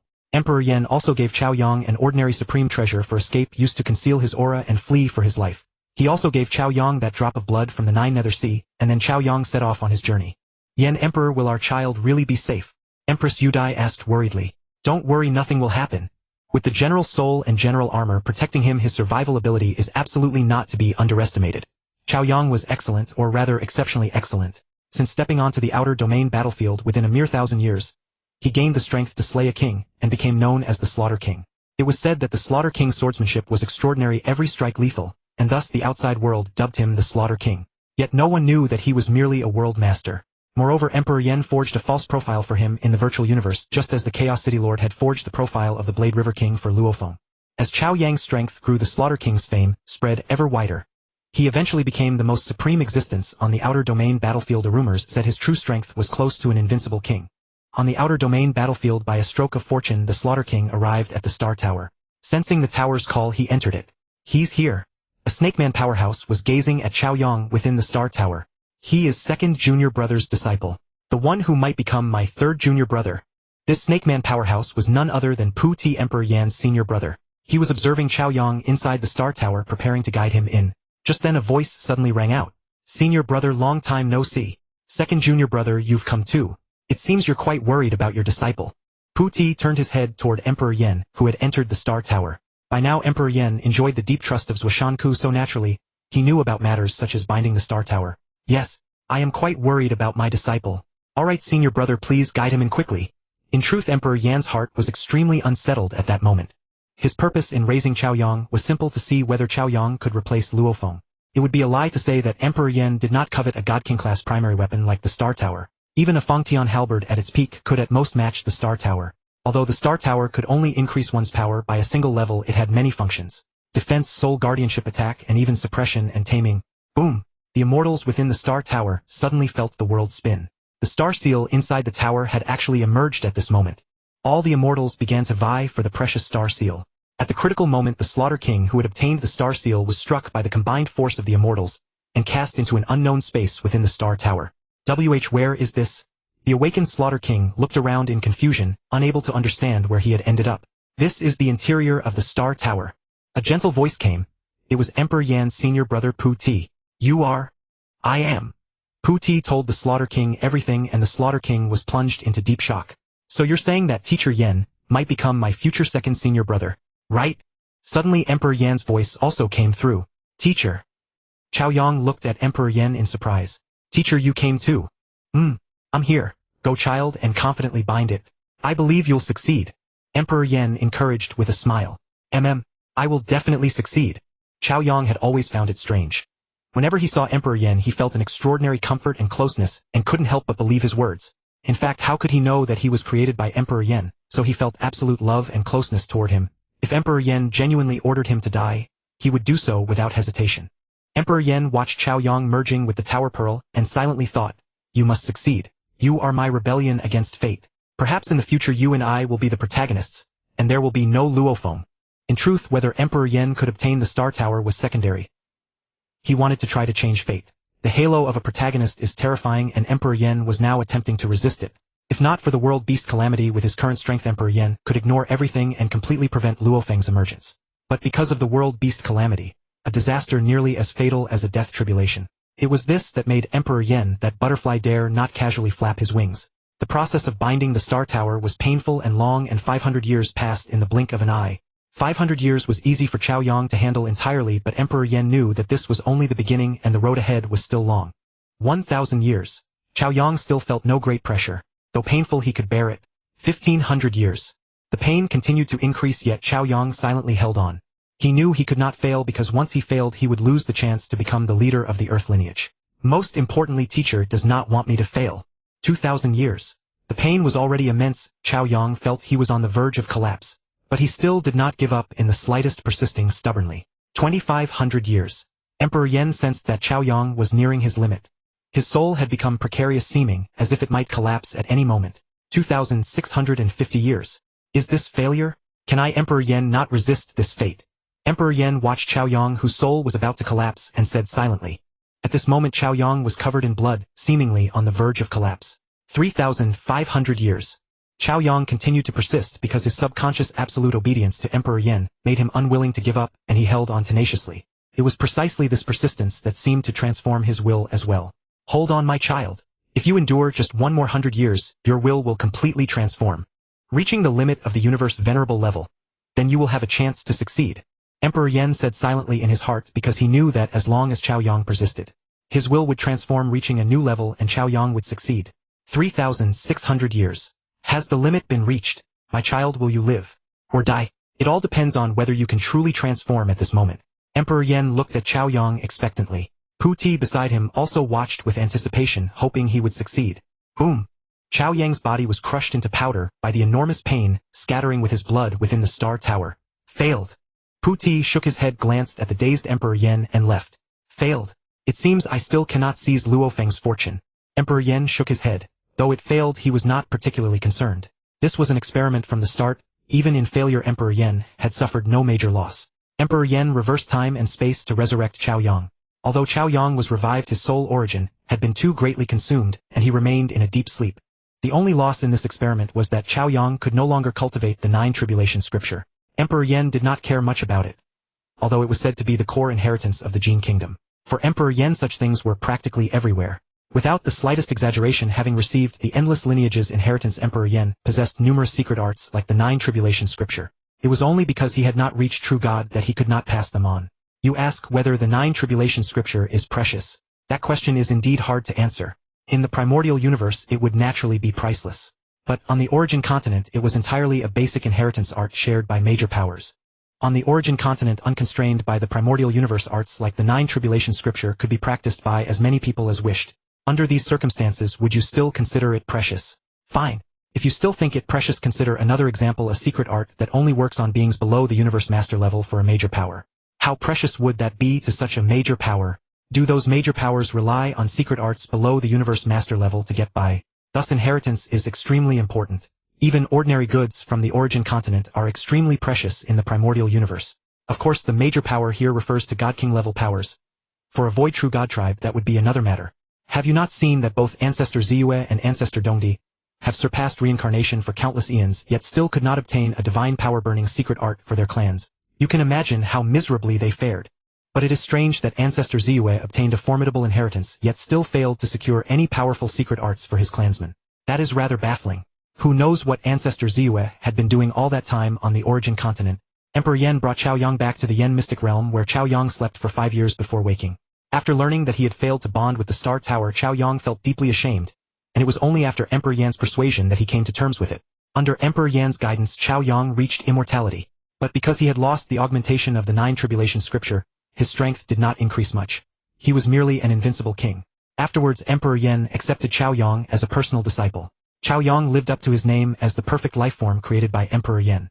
Even without the augmentation of the 9 Tribulations scripture, his strength under Emperor Yan's guidance reached the apex of Universe Overlord. He became an existence capable of withstanding Universe Masters. Time flew by swiftly, and 100,000 epochs passed in the blink of an eye. 100,000 epochs is neither short nor long. For those below immortality, 100,000 epochs represent countless cycles of life and death. But for those above immortality, time is merely a number without any meaning. During these 100,000 epochs, some major events did indeed occur within the Yenshin clan. First, that old fellow Zuoshanke succeeded in upgrading the primal soul for Yendi, bringing it to the level of a supreme ultimate treasure. The upgraded primal soul was truly several levels stronger. It was a supreme treasure that offered perfect defense against soul attacks. With the primal soul guarding him, Yendi could completely ignore all soul attacks below the 8th rank. Any soul attack that did not exceed the defense limit of the primal soul would be weakened to 1/1,000,000th of its original power. With the primal soul, Yendi's survivability was greatly enhanced, and his incarnation had officially gained a supreme ultimate treasure. During these 100,000 epochs, the strength of the Yenshin clan under Yendi's guidance still improved rapidly. Although no new universe venerables had arisen, the existing universe venerables had essentially risen by 1 level in strength. For instance, Venerable Patian had reached the level of a peak universe overlord. As for Bawang, Venerable Tanlong, and Venerable Qisha, their strength was close to that of peak universe overlords, and they had all become pillars of the Yenshin clan. Among all of them, the one who satisfied Yendi the most was still Venerable Quangfeng Chaofeng, whose strength had unexpectedly reached universe lord not long ago. Becoming a universe lord was no small matter, and the entire human race was naturally overjoyed. Yendi was now organizing the entire Yenshin clan to hold a celebration in honor of Lord Quangfeng's ascension to universe lord. Ha ha ha! Brother Feng, you have performed excellently this time. Becoming a Universe Lord has greatly enhanced the prestige of our Yenshin clan. 2 Universe Lords from one line of descent. Merely thinking about it excites me. Yendi laughed heartily, patting Lord Quangfing on the shoulder. In the absence of guidance from a legacy, anyone who could become a Universe Lord was undoubtedly of extraordinary talent, and could hope to become a true god in the future. Moreover, Yendi highly valued Lord Quangfing's steady temperament, neither rash nor impatient, advancing step by step. Hearing this, Lord Quangfing said modestly, "Elder brother flatters me. All of this is thanks to elder brother's breakthrough experience. Only then could I break through so smoothly. Enough, no more modesty. When the grand ceremony begins soon, all the influential figures in the Red Alliance will be present. At that time you must display the momentum of our Yenshin clan. Do not let those alien races think little of us." Yendi cautioned. This time, because of Yendi, an extremely large number of powerhouses came to congratulate Quangfing on becoming a Universe Lord.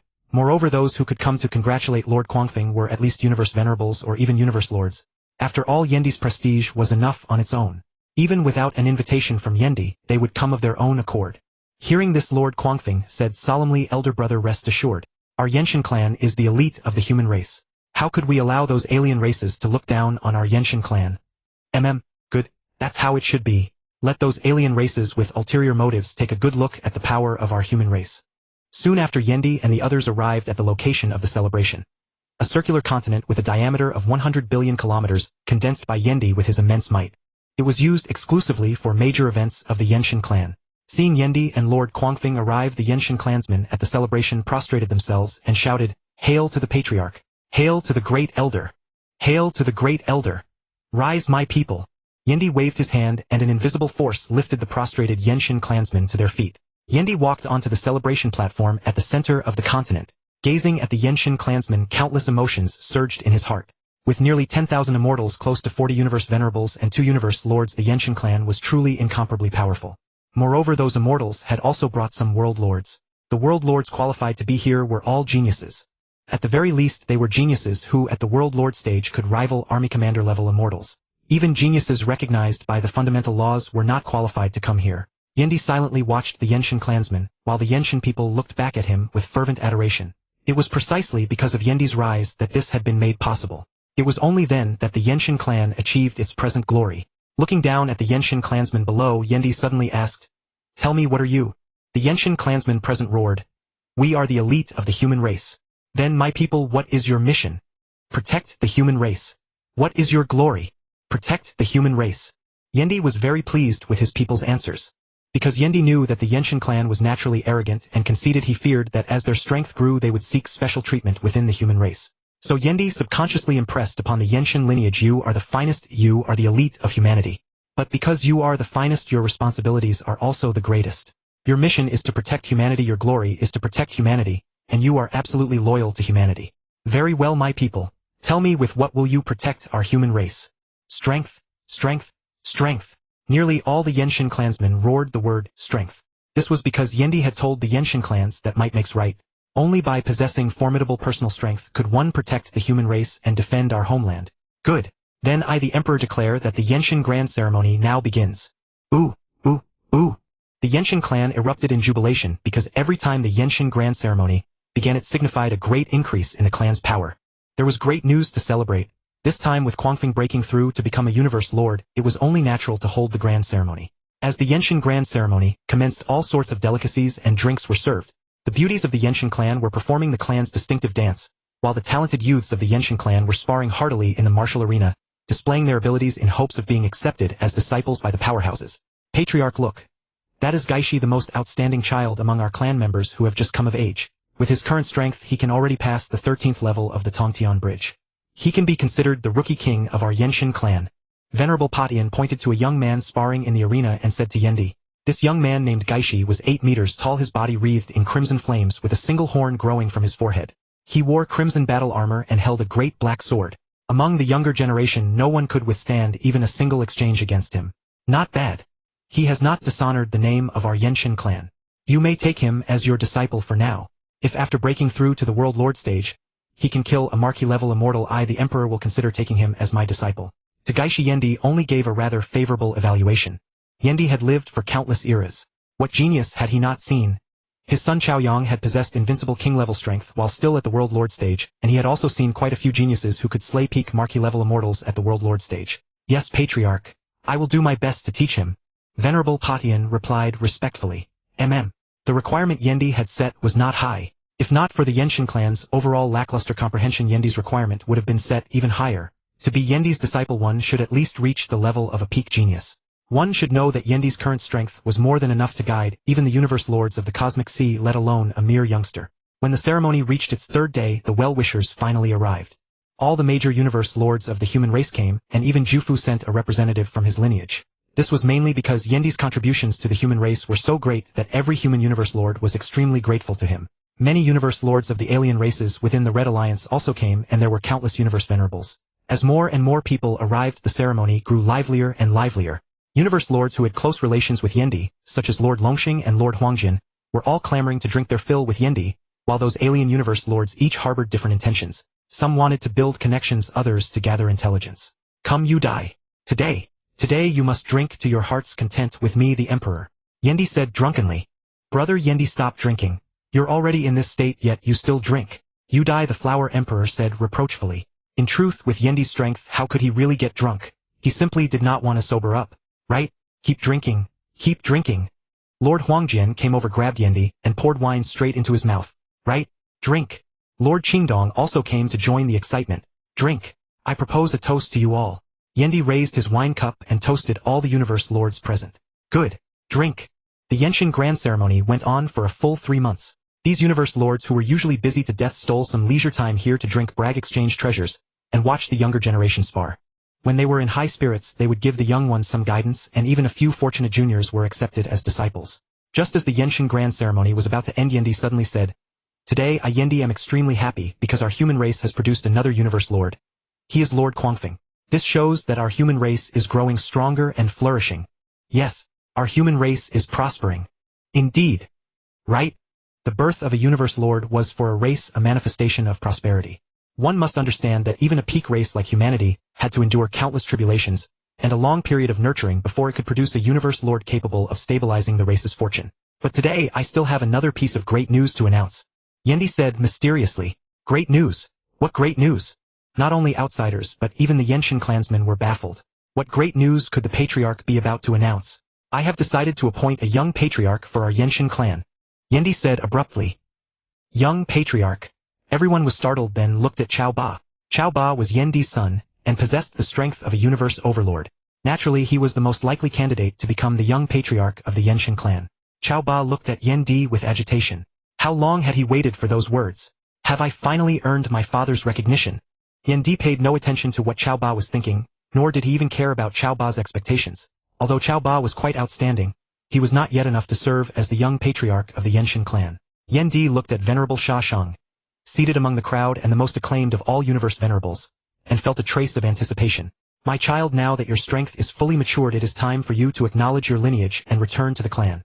Yendi said to the Yenshin clansmen below. This time the selection of the young patriarch will naturally be for the strongest and most formidable. Hearing this, the Yenshin people could not help nodding. The young patriarch of the Yenshin lineage must not be weak. Otherwise, how could he intimidate their enemies? Bar Patiantan Lang Chi Sha Chao Yang. All of you come to the arena. Yendi transmitted his voice to the 5 universe venerables. Whoosh! The 5 figures instantly teleported onto the martial arena as the crowd looked on. That's Venerable Zuoshanke. Why is he on the martial field as well? The Yenshin people were bewildered too. They naturally knew Venerable Zuoshanke was Yendi's disciple. But what did the Yenshin clan's young patriarch selection have to do with him? Even Cao Yang himself was confused. Why did Master summon me here? Yendi looked at the 5 strongest universe venerables before him and said, Today I, your emperor, will select the young patriarch of my Yenshin clan from among you 5. You are the most valiant sons of my Yenshin clan. My clansmen, do you have this confidence?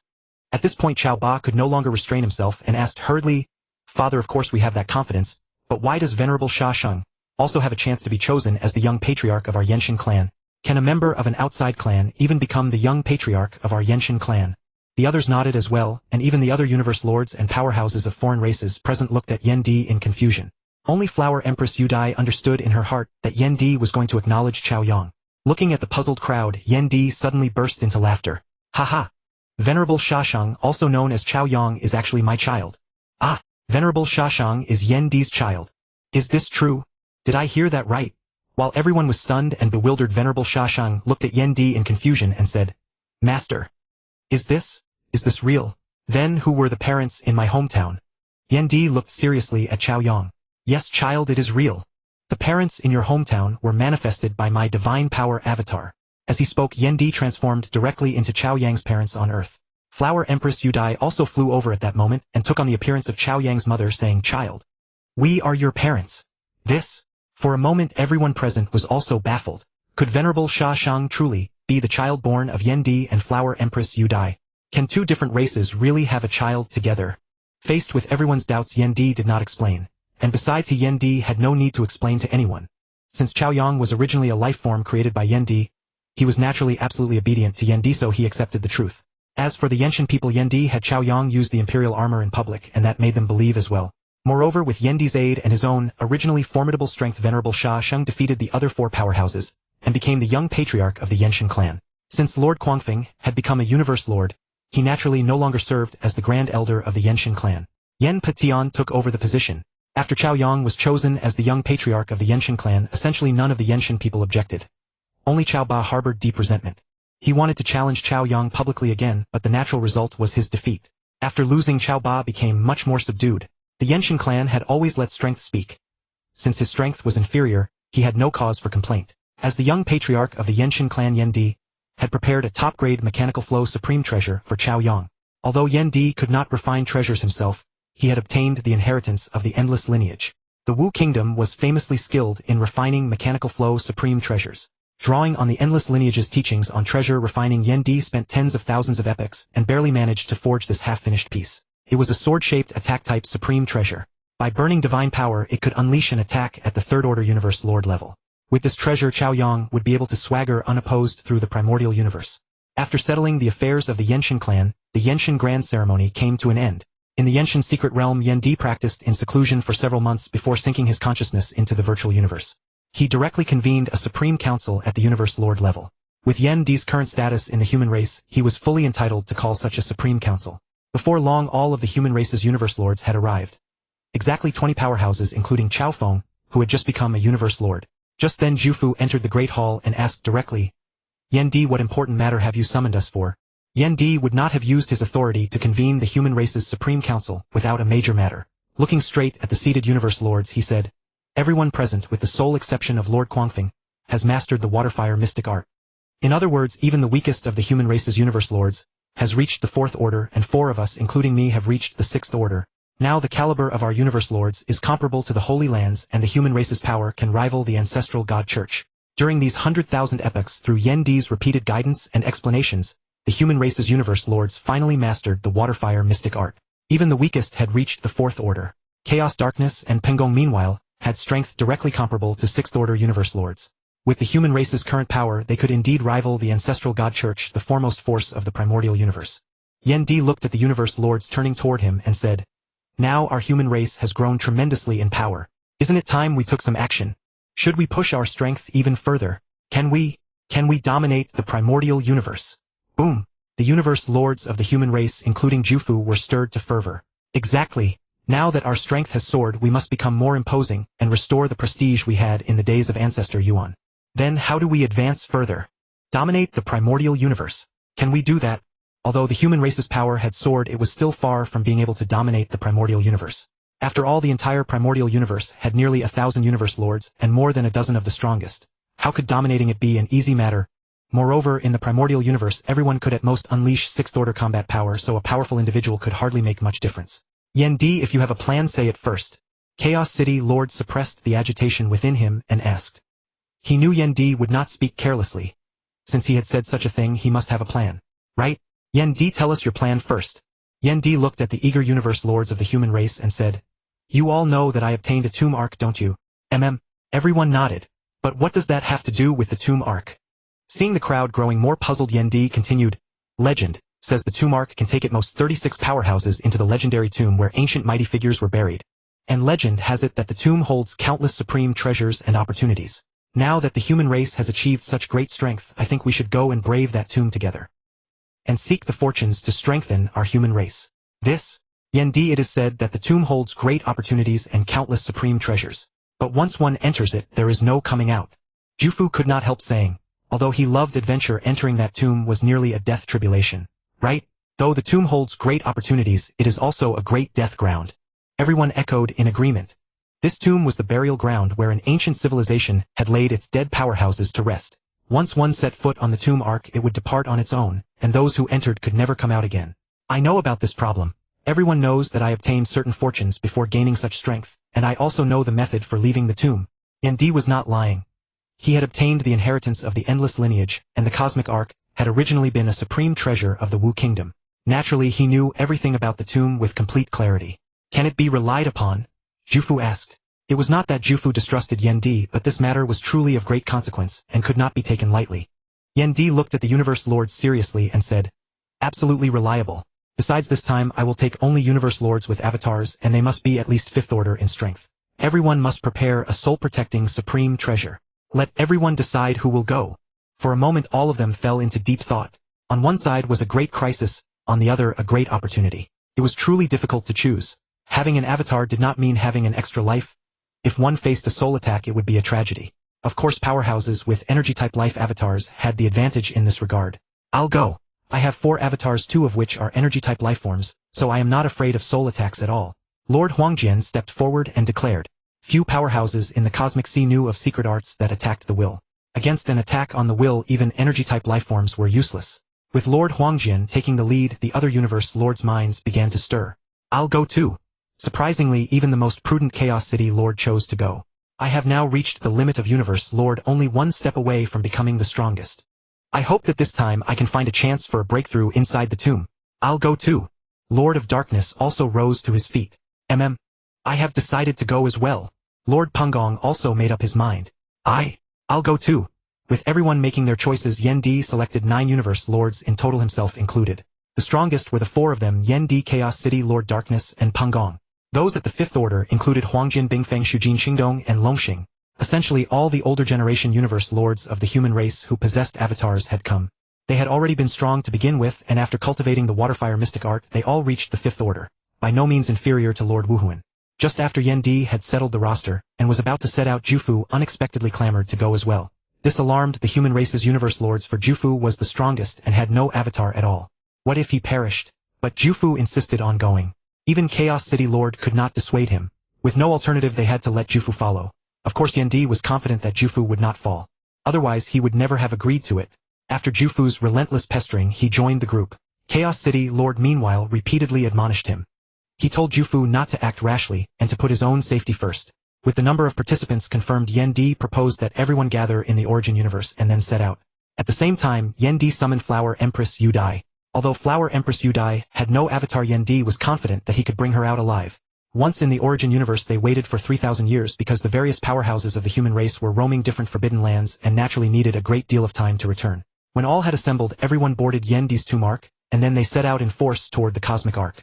In the boundless Cosmic Sea, the Cosmic Ark, spanning over 10 billion kilometers in length, was racing forward at immense speed. After 3 months, the mighty powerhouses of the human race finally arrived at the Cosmic Ark from the Primordial Universe. Everyone, we have arrived at the Cosmic Ark. The tomb lies in its inner region, and it will still take some time to reach it. Stay alert along the way. We cannot afford the slightest mistake. Emperor Yen issued the stern reminder from within the tomb ark. The tomb was located deep in the Cosmic Ark's inner region, and even with Emperor Yen piloting the tomb ark, it would take 1,000 years to reach it. The journey ahead passed through many perilous places, the most dangerous of which was the Blood Sea Disk. It was similar to the Black Pattern Stone Pillar, except that it could not unleash will shockwaves or accelerate time. But the Blood Sea Disk was not to be underestimated. It ceaselessly radiated every kind of illusion attack. The closer one drew to the Blood Sea Disk, the more ferocious the illusions became. If one's will was not resolute enough, one could easily be ensnared by the Blood Sea Disk's illusions, and transformed into a demonic fiend that knew nothing but slaughter. The region shrouded by the Blood Sea Disk was extremely eerie. Throughout history, countless universe masters had been bewitched by it, and there were even cases where the strongest had fallen under its spell. Yet within the domain of the Blood Sea Disk, supreme treasures emerged at an extremely high rate, and their grades were remarkably fine. Legend had it that the closer one approached the Blood Sea Disk, the greater the chance of obtaining even an ultimate supreme treasure. But according to what Emperor Yen had inherited from the endless lineage, the Blood Sea Disk had been created to temper the mental state of those below the Void True God realm. Reaching the appropriate place would naturally bring the corresponding reward. But now that all of this was suppressed by the Primordial Universe, the appearance of supreme treasures depended entirely on the Primordial Universe. If the Primordial Universe did not release them, going there would be useless. 500 years later, Emperor Yen and the others finally arrived at the black pattern stone pillar. The road ahead grows far more dangerous. Everyone must be careful. Don't worry, Emperor Yen. This time the entire human race has come forth in full force. What danger is there to fear? Jufu said confidently, and it was true. With so many powerhouses, even the weakest among them were of the fifth order, so they truly had no need to fear threats from other experts. But in a deadly zone, the real danger always came from the deadly zone itself. Jufu, don't be careless. Be cautious in everything. Remember, we are on the cosmic arc where danger lurks everywhere. Hearing Jufu speak like that, Chaos City Lord hastily admonished him. He knew Jufu's temperament well, and since he had the closest relationship with Jufu, he was the most suited to lecturing him. Fine, I've heard you. Chaos, can't you stop being such a nag? Jufu said with some impatience. By nature, Jufu was carefree, disliked restraint, and loved adventure. Yet no matter what he did, Chaos City Lord was always interfering, which sometimes left Jufu helpless. Senior brother, enough. Just stop lecturing him. Jufu isn't a child. If you keep scolding him like this, how can he have any dignity left? The Lord of Darkness, who stood nearby, could no longer bear it and spoke up. He, Jufu, Hunden, and Bingfeng had been the first four to follow the primordial ancestor, so their bond was naturally the closest. It's not that I enjoy lecturing him. It's just that his temperament truly leaves me uneasy. Chaos, when was I ever as unreliable as you claim? You've always been. Immediately Chaos City Lord and Jufu began babbling at each other endlessly. Hearing the two bicker, Emperor Yen only smiled and said nothing. He focused entirely on driving the Myriad Swords chart to explore the situation outside. The other human universe masters were long accustomed to this and simply pretended not to notice. Only Flower Emperor Yudai watched the quarreling pair with some curiosity. It was truly hard to imagine. Jufu, the founder whose fame resounded across the cosmic sea, and Chaos City Lord actually enjoyed bickering. 400 years later, Emperor Yen and the others traveled to the legendary Blood Sea, Disk, the most dangerous deadly zone within the cosmic arc's inner region. Everyone listen carefully. The Tomb Arc is about to enter the Blood Sea Disk. Resist the illusion attacks with all your might and cross through quickly. The human universe masters all nodded.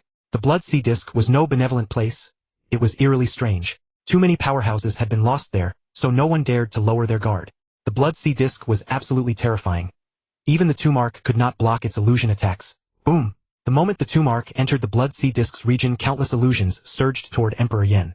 At one moment, countless supreme treasures appeared before Emperor Yen, luring him to seize them. At the next, countless secret arts emerged, tempting him to learn them. Then the scene shifted and Emperor Yen unexpectedly saw his past life. In short, illusion attacks kept surging toward Emperor Yen and the others without pause. Mere illusion attacks dare to try to bewitch this emperor. Disperse. Emperor Yen gave a cold snort and all the illusions before him vanished without a trace. Outside lay an endless, boundless sea of blood. In truth, with Emperor Yen's willpower and his state of mind, these illusions were completely ineffective. Emperor Yen could see through their essence at a glance and dissolve them. I'm afraid no one can leave this boundless blood sea without spending 7 or 8 years in it. At that moment, apart from Emperor Yen, who remained unaffected by the illusions, everyone else inside the Tomb Arc was frantically resisting the horrific illusionary assault. Emperor Yen silently piloted the Tomb Arc, urging the Myriad Swords chart onward as they advanced little by little. What's that? A supreme treasure is actually emerging. A supreme treasure that can exist in a deadly zone like the Blood Sea Disk must be at least on the level of a peak-grade domain-type treasure. Emperor Yen suddenly spotted a bell-shaped supreme treasure emerging 5 light-years away from the Tomb Arc. He immediately extended the Myriad Swords domain to envelop the treasure, then slowly drew it toward the Tomb Arc. Whoosh! The bell-shaped treasure landed directly in Emperor Yan's hand, and he imprinted his life mark upon it. Soul-devouring bell. A peak-grade soul-attack supreme treasure. This treasure is perfectly suited to Yudai. I'll give it to her. A supreme treasure at the peak grade was utterly useless to Emperor Yen. Even the lowest grade treasure in Emperor Yan's possession, the Yen Divine Halberd, was still a peak grade supreme treasure. Yet it resonated with him at 200%, and in his hands it could unleash might second only to an ultimate supreme treasure. Acquiring the soul-devouring bell was merely an interlude. Emperor Yen continued piloting the Tomb Arc through the boundless Blood Sea. The days spent traversing these deadly zones were monotonous. The other powerhouses were all fully occupied with resisting the Blood Sea Disk's illusions, so no one spoke to Emperor Yen at all. Emperor Yen could only pilot the Tomb Arc alone, hoping to escape soon. What's that? While moving through the Blood Sea, Emperor Yen suddenly noticed a powerhouse not far away. The powerhouse had a head of crimson hair and blood-red eyes, seemingly devoid of all reason. The moment Emperor Yen noticed him, the red-haired powerhouse also noticed Emperor Yen. Roar! A beast-like howl burst from that strange powerhouse's mouth, and he charged straight toward the Tomb Arc. He then began attacking the Tomb Arc frenziedly. So this is a powerhouse seduced by the Blood Sea Disk. Is he already completely devoid of consciousness? Emperor Yen watched the crimson-haired powerhouse's mad assault outside the tomb arc and thought to himself, a mere 5th-order universe master dares to act so insolently. Then let me show you the peak-level 7th-order secret art I created. Emperor Yen flew straight out of the tomb arc. Seeing this, the crimson-haired powerhouse let out an odd shriek and charged at him. Emperor Yen showed no mercy at all. He raised the Yen Divine Halberd and assumed a thrusting posture. The moment he took that stance, 9 black orbs materialized behind him. Each of those orbs was 10 million kilometers in size, hanging behind Emperor Yen like 9 stars. At the same time, Emperor Yen's figure began to blur, as if he no longer existed in this space, but stood in another universe. When the 9 black orbs blazed increasingly bright, Emperor Yen gripped the Yen Divine Halberd with his powerful arms and thrust forward. The 9 black orbs converged at the tip of the Yen Divine Halberd, forming a spear point 10 billion kilometers in diameter, which Emperor Yen then drove outward. This secret art created by Emperor Yen was named Point Kill. It was a peak-level 7th-order secret art, and with the enhancement of the meteor secret art, its might directly reached the peak of the 8th order. Boom! The terrifying spear point struck the crimson-haired powerhouse charging toward Emperor Yen. Seduced by the Blood Sea Disk, the man had no thought of defense, and was struck by Emperor Yen's full-force blow. A tremendous explosion roiled across the Blood Sea, taking more than 10 seconds to gradually subside. By then, the crimson-haired powerhouse was severely wounded and lay collapsed on the spot. Oh! My full-force blow actually rendered a 5th-order universe master incapable of fighting back. Emperor Yen looked at the fallen crimson-haired powerhouse and reflected. After all, their power differed by 3 full orders, and the crimson-haired powerhouse did not know how to defend. Emperor Yen's single strike left him completely unable to continue fighting. Emperor Yen flew to the crimson-haired powerhouse's side, and could sense that his divine body had already fallen below 10%. Because Emperor Yan's point kill was built upon the mutual opposition of the yin and yang origins, fused with his insights into the laws of water and fire, the secret art possessed terrifying power. Even after the blow had passed, residual might continued to erode the crimson-haired powerhouse's divine body. Perhaps living is also agony for you.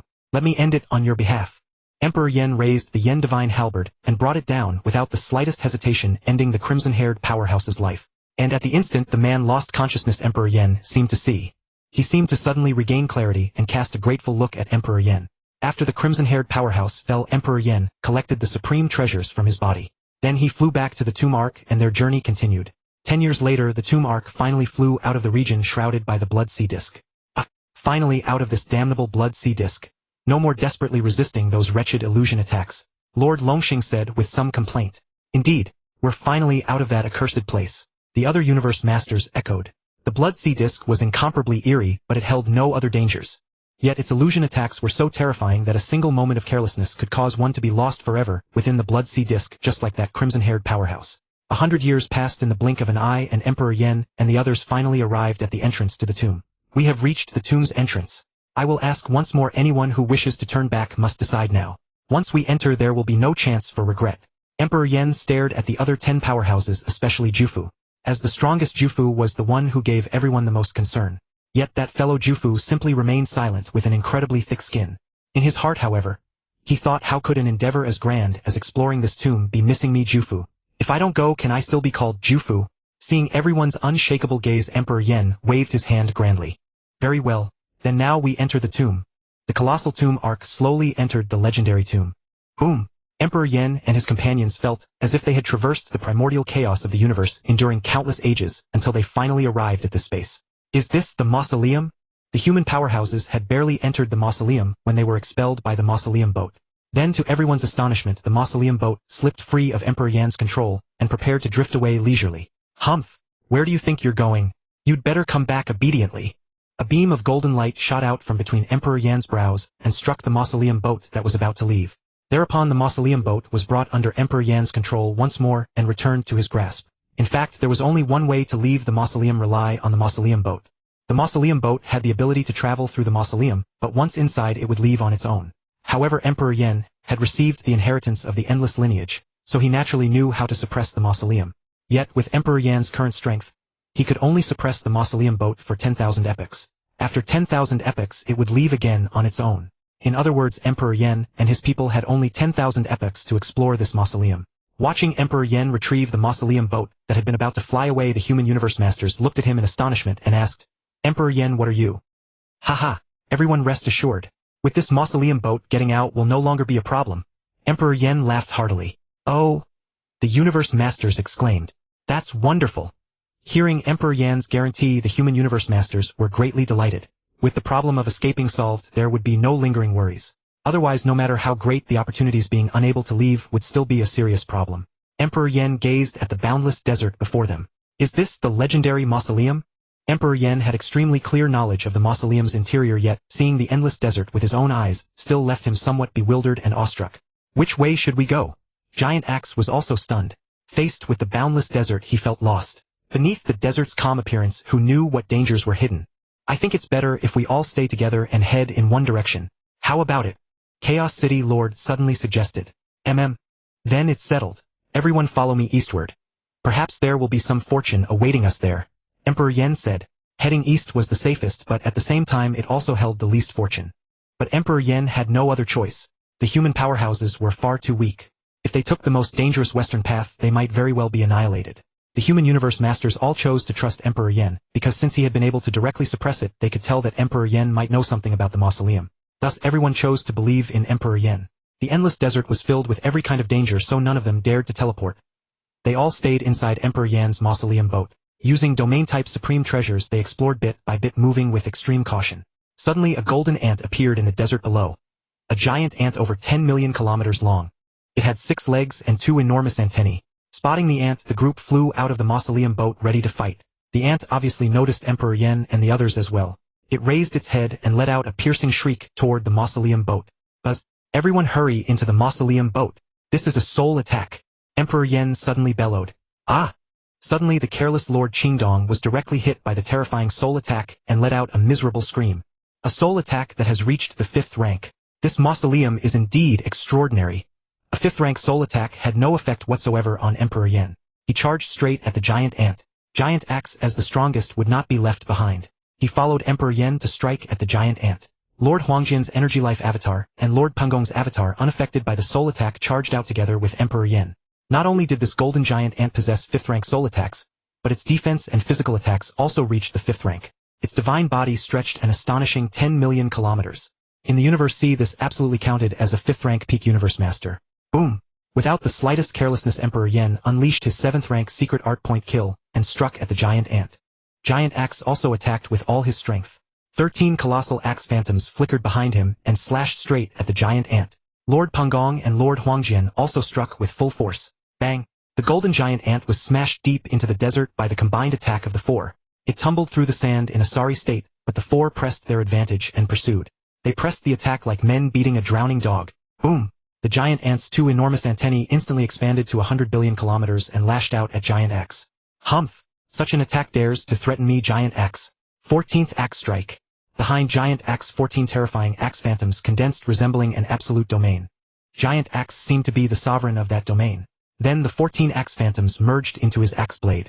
With his thick, powerful arm, Giant Axe fiercely swung his axe. A colossal axe phantom 100 billion kilometers long slashed into the giant ant. Boom! The giant ant was actually killed outright by 1 strike from Giant Axe. Giant Axe's true strength had always been at the peak of the 8th rank. The Waterfire Mystic Art might not have added a full rank to Giant Axe's power, but it did add half a rank, propelling him straight to the middle of the 9th rank. After the giant ant died, a suit of armor floated where it had fallen. This is a peak supreme treasure. Giant Axe stared at the armor in his hand, unable to believe it. Equipment could actually drop inside this mausoleum, right? This is a supreme treasure. But not every monster drops a supreme treasure after death. Some monsters drop rare secret arts, inheritances, and guidance. Emperor Yan confirmed. This was information he had obtained from the endless lineage inheritance. Really? Huangjian and Pengong's eyes immediately gleamed with golden light. Killing a 5th rank monster dropped a peak supreme treasure. 10 or 100 or 1,000 such monsters. They dared not even imagine it. Alas, it's not as wonderful as you imagine. Emperor Yan shook his head at Lord Huangjian and Lord Pengong, who were lost in fantasy. In general, the chance of dropping a supreme treasure is less than 1%. Moreover, monsters mostly appear in swarms. Swarms? Usually, how many? Giant Axe asked subconsciously. How many would there be? Not good. Run! Emperor Yan suddenly cried out in alarm, as if remembering something, and hurriedly flew toward the mausoleum boat. Run? Everyone was stunned. Why run? Seeing the 3 stunned companions, Emperor Yan spoke quickly. Run. This kind of giant ant usually appears in swarms. Once one of them dies, the rest will sense it. Buzz! At that moment, over 100 golden giant ants appeared all around in the desert, and waves of soul attacks struck at Emperor Yan and the others. Seeing the swarm appear, everyone hurriedly hid inside the mausoleum boat. Giant Axe, still shaken, stared at the 100+ golden giant ants and said, "Emperor Yen, is this what you meant by appearing in swarms?" Emperor Yen nodded gravely. As long as soul attacks don't exceed its limit, the mausoleum boat can withstand them, but it can only block physical attacks partially. Everyone be careful. The attacks of 100 golden giant ants are extremely terrifying. Boom! The 100+ golden giant ants caused the 2 antennae on their heads to become enormous beyond measure. They then lashed fiercely at the mausoleum boat like countless golden whips brimming with dreadful power. Bang! Bang! Bang! The mausoleum boat was whipped back and forth by the 100+ golden giant ants, and Emperor Yen completely lost control of it. The powerhouses inside the mausoleum boat also took out their own palace-type supreme treasures to resist the giant ants' attacks. Fortunately, the giant ants' offensive strength was only at the peak of the 5th rank, so it did not affect Emperor Yen and the others much. Ah, let's break out of here. Emperor Yen struggled to control the mausoleum boat, trying to rush out of the encirclement. But there were simply too many giant ants. He could not get out at all. Just think, these 100+ golden giant ants were equivalent to more than 100 5th rank universe masters. Fortunately, though they were skilled in both soul and physical attacks, they did not know how to use supreme treasures. Otherwise, Emperor Yen and the others would truly have been in danger. Everyone quickly used domain-type supreme treasures to suppress these ants and open a path for me. Emperor Yen shouted urgently from the mausoleum boat. All right. The 10 universe masters simultaneously activated their domain-type supreme treasures and pushed them in the same direction. The giant ants there suddenly slowed down greatly, and Emperor Yen seized the opportunity to charge out. But just then an unexpected event occurred. In the desert beneath their escape route, the sand surged and a terrifying figure actually emerged. Emperor Yan's heart sank at the sight of that figure. Damn it! It's actually a true god-level giant ant. The weakest of these giant ants are at least 7th rank. The strongest might very well reach the 10th rank. The giant ant that appeared below stretched 100 million kilometers in length, its entire body radiating an inky black luster. It had 6 thick mighty legs, 2 antennae 10 million kilometers long, and 2 sharp, ferocious mouthparts. The black giant ant opened its mouth and spat toward the mausoleum boat. A great mass of green liquid splattered over the outside of the mausoleum boat. Emperor Yen could hear a series of corrosive sounds sizzle. Sizzle. Damn it! This giant ant has actually left a tracking mark on the mausoleum boat. It seems we must eliminate it. The giant ant had left its mark on the boat. Without killing it, escape would be extremely difficult. Even if they escaped, they would be hunted down by the giant ants of this endless desert. According to Emperor Yan's understanding, these monsters were opportunities left by the predecessors of the mausoleum for their descendants. Killing them could yield supreme treasures, secret arts, inheritances, and so on. Moreover, the weakest of these monsters were 5th rank, and they dropped peak supreme treasures. 6th rank monsters dropped supreme treasures second only to ultimate supreme treasures. 7th rank ones dropped rare curios of that level. 8th rank monsters might drop ultimate supreme treasures, while those beyond the 8th rank might drop powerful inheritances, secret arts, or even mechanical type supreme treasures. Whoosh! Emperor Yen left a divine power avatar inside the mausoleum boat and charged out of it. With his primal soul, he had no fear of soul attacks. Everyone used domain-type supreme treasures to suppress the other giant ants. I will test the strength of this black giant ant myself. Yen D sent a telepathic message to the powerhouses aboard the tomb ship. With all the powerhouses suppressing them together, they could temporarily restrain those golden giant ants, which were only of the 5th rank. But the black giant ant, whose strength had reached the true god level, could not be suppressed. After all, the human powerhouses did not possess an ultimate domain-type supreme treasure. Some universe masters only had top-grade domain-type supreme treasures. Yen D, you must be careful. Ju Fu hastily cautioned him. Originally, as the strongest, he should have been the one to go, but he had no avatar. Once he fell, he would truly fall. Thus, while venturing through the tomb, the human universe masters placed Ju Fu's safety above all else. As for Huang Jian and Peng Gong, they could not be of much help, so Yen D did not let them come out. If this giant ant's strength had reached the 10th rank, there would be no way to fight it. With the intensity of a 10th rank soul attack, even Ju Fu, the strongest among them, would perish. After all, Yuanzu's soul attack had reached the 10th rank and had once slain other powerhouses of the strongest level. Moreover, this black giant ant's physical attacks, defensive power, and divine body were all extraordinarily formidable. Yen D opened with his strongest move, point kill. Behind him 9 black orbs appeared suspended in space like 9 stars with Yen D at their center. As Yen D thrust his Yen Divine Halberd forward, those 9 black orbs merged directly into its tip, transforming into a spear point 100 billion kilometers long. It stabbed toward the black giant ant. Roar! Facing Yen D's attack, the black giant ant let out a tremendous roar and reared its entire body upright. Then it opened its enormous maw. 2 sharp mandibles manifested 2 colossal black phantom projections like a pair of razor-like shears, and snapped toward Yen D. Boom! The spear tip formed by Yen D's attack collided with the shears formed by the black giant ant's mandibles. They clashed for less than a second before Yen D's attack shattered the shears. It struck the black giant ant's head viciously. Bang! The black giant ant was sent flying by Yen Di's attack and black blood flowed from its forehead. For a moment Yen Di seemed to have the upper hand. When the golden giant ants saw that the black giant ant was actually losing, they desperately struggled to break free from the suppression and attack Yen Di. But the human universe masters were suppressing them with united strength. How could they escape so easily? Yen Di was somewhat surprised as he watched the black giant ant he had sent flying. Could this be a giant ant that has just broken through? Its strength seems to be only at the 7th rank, not even at the peak of the 7th rank. So there is hope of killing it. Zhu Fu could withstand a 7th rank soul attack. With the help of Zhu Fu, Yen Di Peng Gong, and Huang Jian, there was indeed some hope of killing this black giant ant. Zhu Fu, Huang Jian, Peng Gong, come out. This giant ant is not very strong. We can handle it, alright?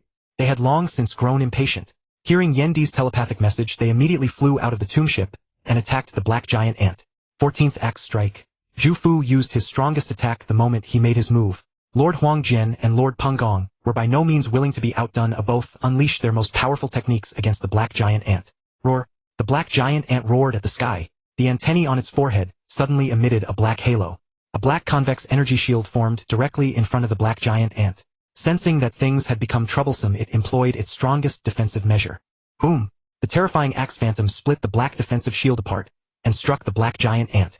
Lord Huang Jian's and Lord Peng Gong's attacks arrived immediately and landed as well. Bang! The black giant ant was sent flying once again. Several wounds had appeared on its body and black blood sprayed across the golden desert.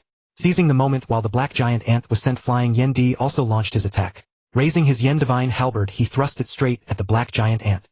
With the meteor technique constantly in effect, Yen Di's attack power at this moment reached the peak of the 8th rank. Boom! The black giant ant was blasted once more by Yen Di's attack. This time completely without defense, it took the hit square on. A wound 1,000,000 kilometers long split open across the black giant ant's abdomen and torrents of black blood poured from it. Roar, roar, roar. A miserable howl tore from the black giant ant's mouth. Clearly Yen Di and the others had inflicted severe injuries on it. Hearing the black giant ant's roar, the golden giant ants struggled even more violently, as if they would rescue it at any cost. Zhu Fu, Yen Di, Huang Jian, Peng Gong. We can hold on for 5 more minutes. After that we will no longer be able to suppress these golden giant ants. Hurry!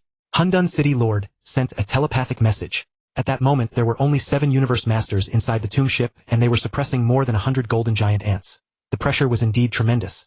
If not for the fact that the golden giant ants did not know how to use supreme treasures, and could only struggle with brute force, Hundun City Lord and the others would have lost control long ago. Grave expressions appeared on Zhu Fu and the others' faces. Although they had completely suppressed the black giant ant, killing it within 5 minutes was extremely difficult, for its divine body was fully 100 million kilometers in size. Boom! Once again Yen Di and the other 3 launched an assault on the black giant ant. This was a battle bound by a time limit. Either they killed the black giant ant within 5 minutes, or they would have to flee with their tails between their legs. But if they fled, they would face the endless pursuit of these ants from then on. Heaven knew how many giant ants lurked in this desert. Facing the attacks of Yen Di and the others, the black giant ant did not resist at all, focusing entirely on defense. In its simple mind, it knew that as long as it held out until its companions arrived, it would be saved. But would Yen Di and the others give the black giant ant that chance? Roar! Another miserable scream tore from the black giant ant's mouth as several ghastly wounds were added to its body. Black blood flowed without cease. Attack quickly. We're running out of time. Zhu Fu roared. This was a deadly chase. It was either their lives or its, with absolutely no third option. The longer they delayed, the greater the variables. Other monsters might even appear. Boom!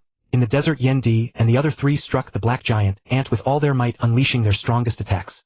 For a moment, axe phantoms, staff phantoms, void great cleavers, spear phantoms, and other attacks rained down without mercy upon the black giant ant's body. The black giant ant defended with all its power, occasionally uttering a scream. Meanwhile, the golden giant ant's struggles grew ever more frantic, and the pressure on Hundun City Lord and the others increased. Boom!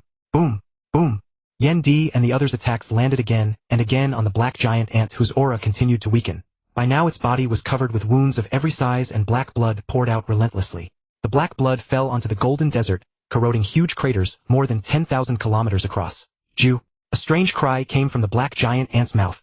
Then it lowered its head and aimed its rear at Yen Di and the others. What is it trying to do? Yen Di was completely baffled. Although Yen Di was extremely knowledgeable about the tomb, all of that knowledge came from the heritage of the endless lineage. Just as what you learn from books may not match reality, situations were ever-changing, and Yen Di did not know everything. Puff! Just as Yen Di and the others were puzzled, a great cloud of black smoke suddenly burst from the black giant ant's rear and sprayed toward them. Poisonous! Yen Di and the others hastily retreated from the area shrouded by the black smoke, while launching attacks toward the black giant ant. Boom! The powerful shockwave scattered the black smoke. Then Yen Di and the others saw that a third of the black giant ant's divine body had already burrowed into the desert. It was actually trying to flee. Roar, where do you think you're going? Zhu Fu bellowed. He stretched out one hand, transforming it into a colossal reach of 1 billion kilometers, and grabbed at the black giant ant. Yen Di meanwhile directly raised his Yen Divine Halberd and thrust it at the black giant ant. And this time he struck the black giant ant right in its rear. Roar, the black giant ant clambered straight out of the desert, letting out anguished roars. What a miserable cry it was. It was truly enough to make the listener grieve and the beholder weep. Attack its rear. Its rear is its weak point. Yen Di seemed to have discovered the black giant ant's fatal flaw. For a moment every strike from the four of them hit its rear. Truly its rear was left in tatters. The black giant ant roared and tried desperately to dodge Yen Di and the others' attacks. But Yen Di's group had 4 people attacking simultaneously. How could it dodge so easily? Hun Dun and the others can barely hold on. Let's end this battle quickly. Concentrate fire and strike the vital point. Boom, boom, boom. A sky full of attacks descended upon the giant ant. Yen Di and Lord Huang Jian drew the black giant ant's attention from the front, while Zhu Fu and Peng Gong assaulted its rear from behind. Bang, bang, bang. The black giant ant's body was battered and sent tumbling across the desert. By now it no longer had the strength left to defend itself. Its divine body was nearly depleted and its aura had become terribly feeble. Boom! The black giant ant vanished beneath the onslaught of Yen Di and the others. At that very moment the golden giant ants broke free from Hun Dun City Lord, and the others restrained and charged toward Yen Di and the rest. Let's go. Everyone flew directly toward the tomb ship. As Yen Di was leaving he suddenly noticed a stone axe floating where the black giant ant had died. Yen Di casually picked it up and left the place. Whoosh! The 4 flew back to the tomb vessel in an instant and Yen Di piloted it straight out of the encirclement of golden giant ants. Roar, roar, roar. Behind them the more than 100 golden giant ants roared in fury, launching soul attack after soul attack at the tomb vessel. Unfortunately their soul attacks were too weak, utterly unable to surpass the tomb vessel's limit, and thus could not harm Yen Di and the others. Back then when Yen Di and the others passed the Blood Sea Disc, the terrifying illusion attacks forced the human universe masters to struggle desperately even with the tomb vessel shielding them. Not a moment's carelessness was permitted. One could only imagine how immense the Blood Sea Disc's power was. Phew, we finally escaped. This tomb is truly dangerous, Lord Qingdong said with a sigh of relief.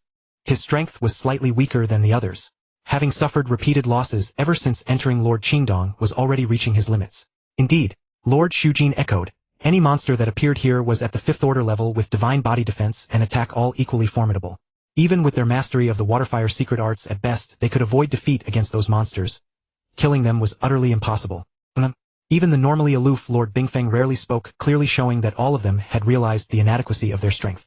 For a moment the gathered powerhouses sank into deep thought. This tomb was truly too terrifying. With over 100 beings whose strength could rival 5th order universe masters, one could imagine how terrifying this was. Seeing the others somewhat dispirited, Yen Di said hastily, everyone don't lose heart. Our strength is not weak either. Besides, from now on at worst we can kill one and flee. As long as we don't linger with our strength, escaping is still within our means. We fight when we can win and run when we can't. Chaos City Lord nodded. Judging by the current situation, although these monsters were powerful and numerous, their intelligence was extremely low. They even acted purely on instinct. Given this, a kiting tactic was entirely feasible. Suddenly Yen Di took out the stone axe left behind by the black giant ant after its death and said, everyone look.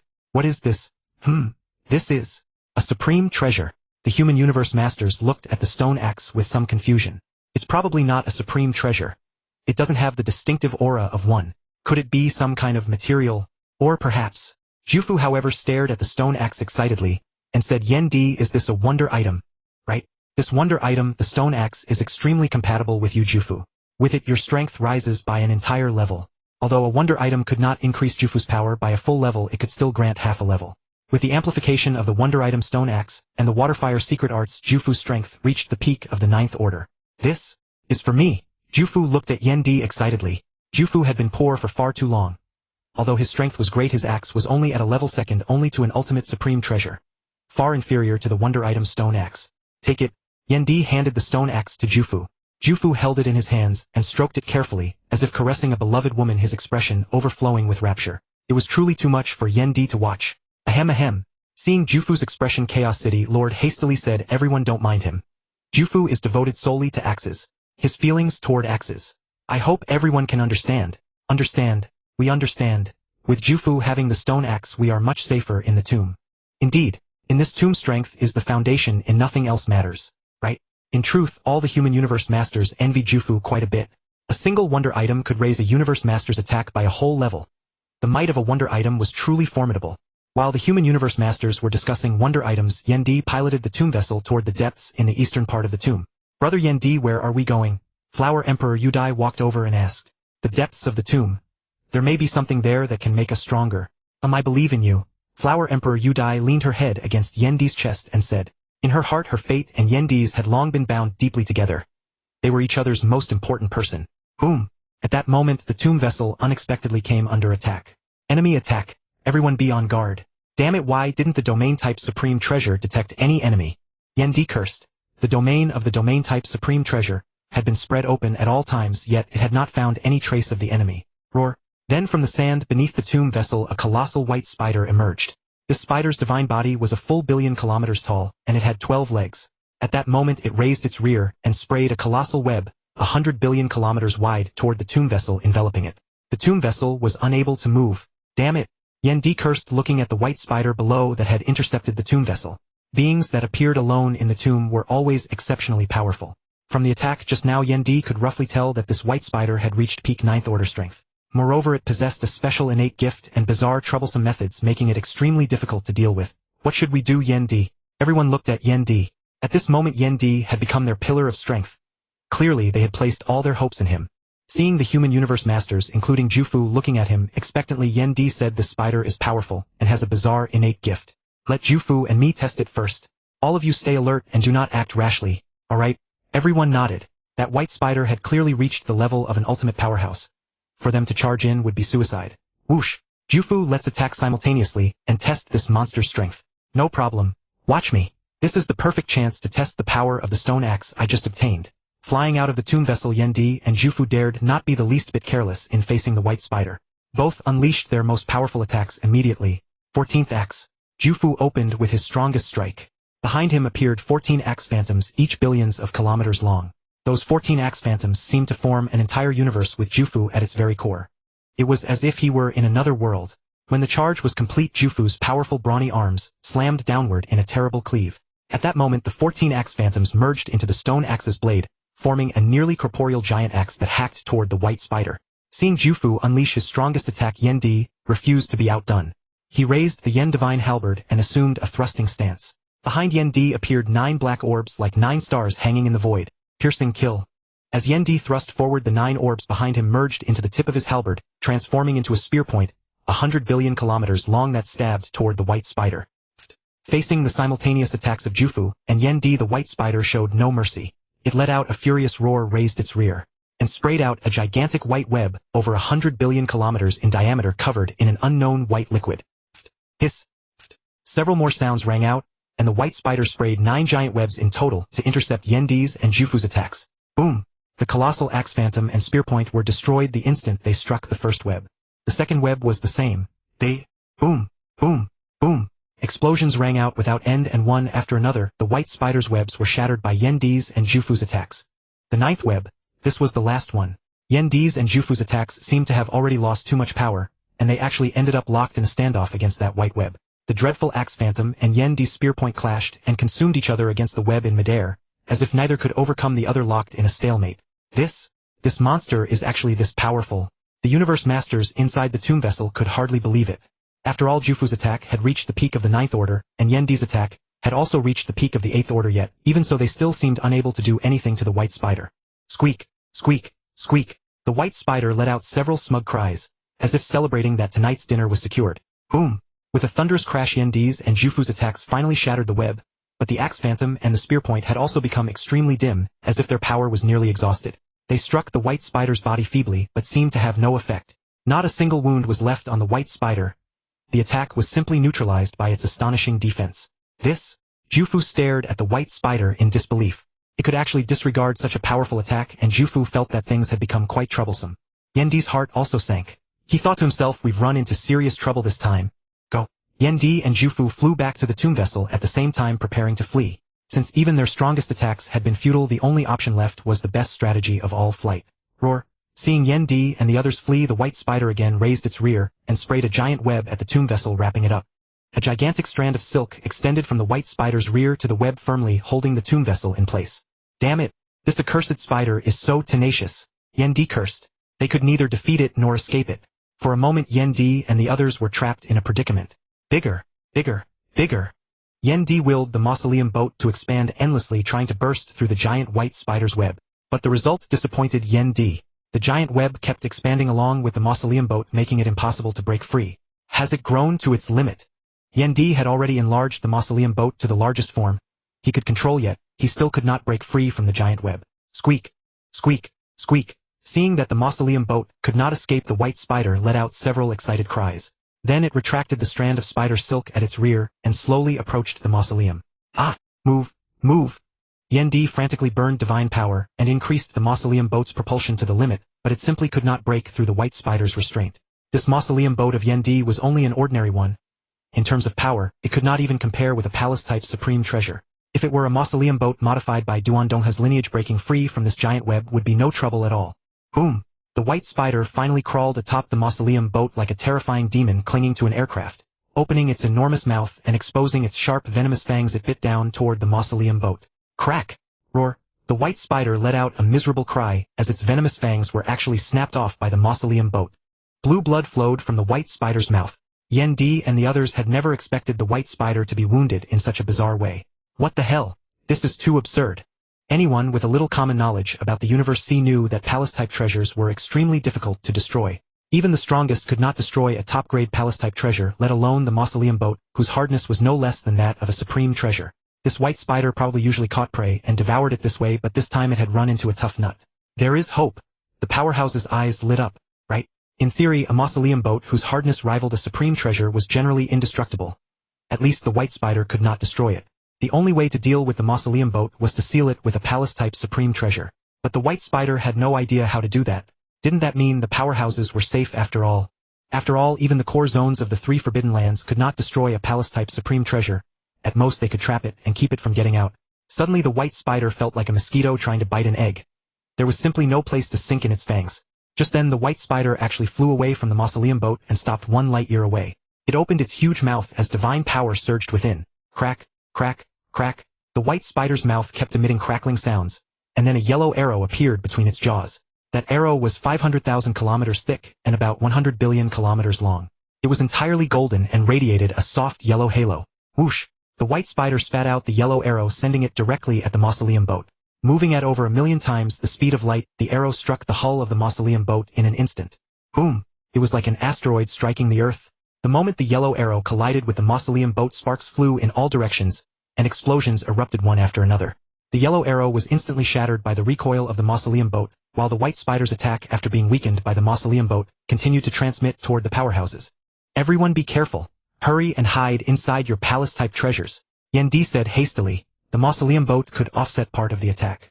But the power of the attack that made it through was still terrifying enough that an ordinary universe master could not withstand it. Hearing Yendi's warning, everyone hastily summoned their palace-type treasures and dived inside. Yendi himself also hid within his dragon pattern tower. Waves of tremors came through. In Yendi's judgment, they were definitely no weaker than the 8th Order. This really is bad. It seems we can only wait. Yendi thought anxiously. They could not win in a fight, nor could they escape. The white spider could not do anything to the mausoleum boat either. It seemed they could only wait it out. Hopefully the white spider will give up. Roar. Seeing the mausoleum boat completely unharmed, the white spider let out another earth-shaking roar. In the past, even if its fangs could not crush the prey it caught, its strongest attack would reduce it to powder. But this time the food had an accursed shell that it could not shatter, which infuriated the white spider, the overlord of this domain. It was as if its authority had been challenged. Boom! Boom! Boom! The monster was now thoroughly enraged as it continuously condensed yellow arrows in its mouth. Again and again it shot them toward the mausoleum boat, producing tremendous explosions. But ideals were beautiful while reality was harsh. Although the white spider attacked the food before its eyes with all its might, it still could not shatter the mausoleum boat. Idiot! Yendi stared blankly at the white spider furiously attacking the mausoleum boat. Was this thing really this stupid? And so the poor yet ferocious white spider attacked the mausoleum boat for a full 3 days, still without any effect. Later, as if tired from attacking it, began circling around the mausoleum boat. Then raising its rear, it sprayed its giant web at the mausoleum boat, layer after layer, wrapping it tightly, as if to keep it from escaping. What is going on? Yendi watched as the mausoleum boat was tightly wrapped. Could it be that, unable to eat it, the spider planned to take it away? Squeak! The white spider let out a low cry and actually began dragging the mausoleum boat. The thick spider silk attached to its rear firmly hauled the boat along. It seemed to want to drag the mausoleum boat down into the depths of the sand. No, if this continues we'll be in danger. Jufu, the two of us will go out and work together to hold the white spider back.